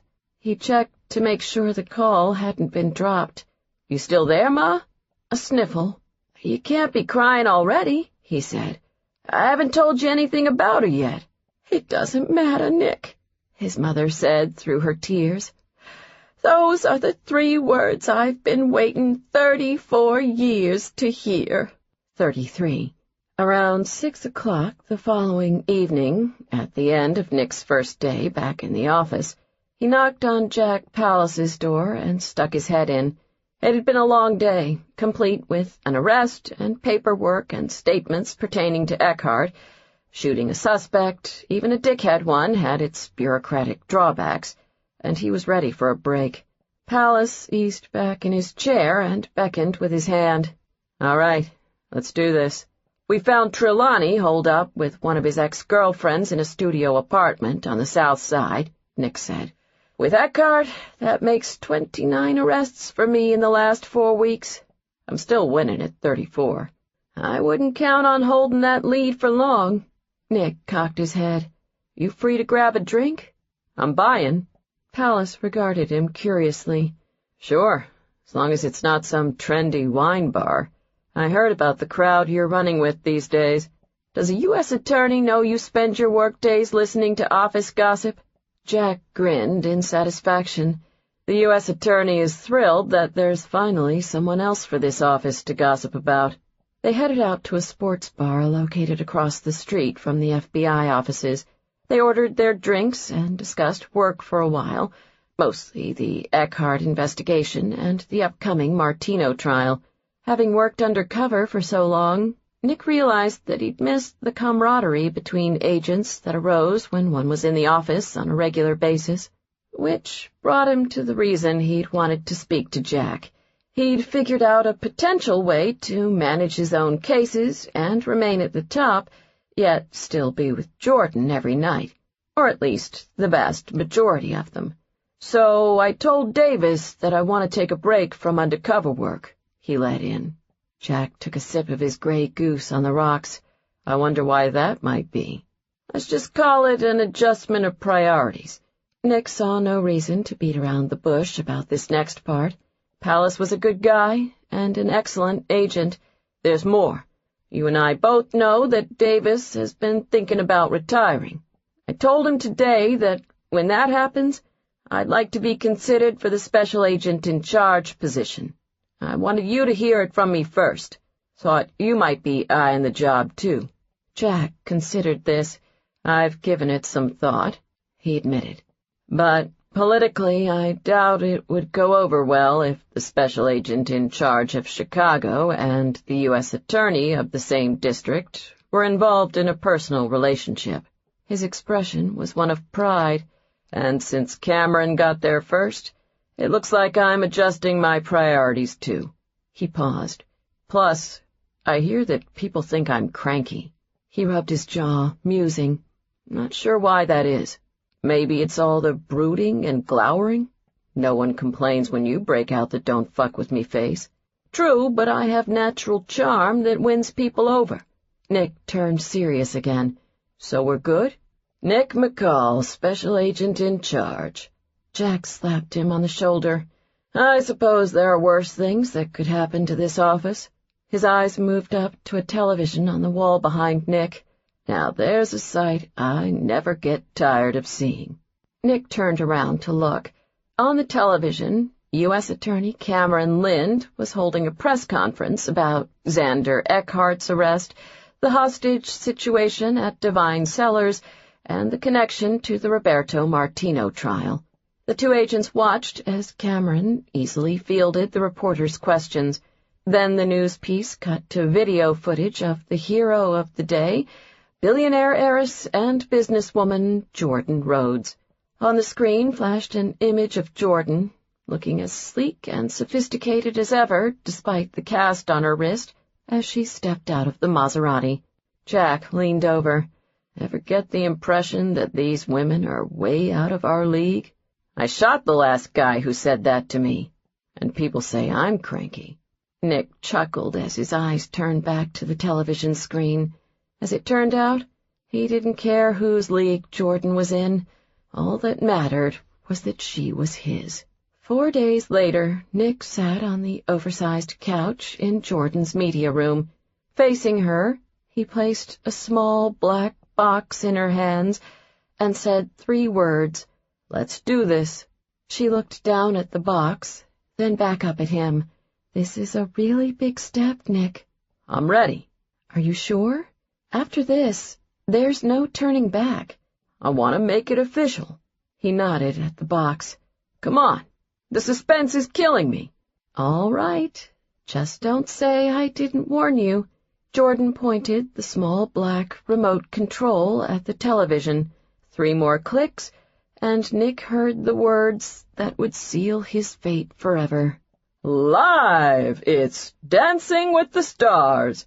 Jordan settled in next to him on the couch as the parade of stars sashayed their way down a grand staircase and onto the screen. She glanced over to see his reaction. "Hanging in there?" Nick stared at the television. There were no words. "It's even worse than I'd imagined," he whispered. "Is there a reason none of these men have buttons on their shirts?" Horrified, he took in the spray tans, the sequins and feathers, the caked-on makeup and the plunging necklines. And those were the guys. He pointed. "Is that dude wearing eyeliner?" Jordan patted his knee affectionately. "It's not too late. There's probably a basketball game on somewhere." Nick eyed the remote control that sat on the coffee table in front of them. It was tempting, but he'd promised. He turned his attention back to the screen, so shocked and awed by the foreign sights and sounds that he barely noticed when Jordan got up from the couch and headed over to the wet bar behind them. He heard her open a bottle and pour a drink. Then she wrapped her arms around him and placed a glass in his hand. "Here, maybe this will help." Nick looked down, expecting to find a glass of wine. Instead, he saw a familiar amber-colored liquid in a rocks glass. "Bourbon." "You are a god," he said to her. Jordan smiled. "I even carved out a slot in my wine cellar for the bottle."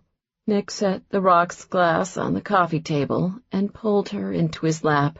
"A whole slot? Now that's the sign of a serious relationship." He kissed her, biting her lower lip teasingly. When she opened her mouth to his, he pulled her closer and slipped his hands underneath her shirt. He closed his eyes as her lips traced a path along his neck. Her voice was throaty and seductive. "You know, I think it's really sexy that you'd watch this show just for me." Ding! Just like that, a light clicked on in Nick's head. He opened his eyes and grinned knowingly. "Oh, now I get why guys watch it." He exhaled in relief, his faith in men restored. "Phew!"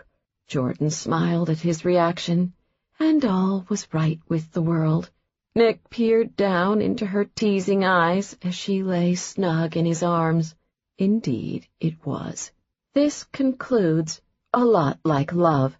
Please visit our website, www.tantor.com, for more information on our growing library of unabridged audiobooks and to take advantage of special offers, or call toll-free 877-7-TANTOR to request a catalog. Audible hopes you have enjoyed this program.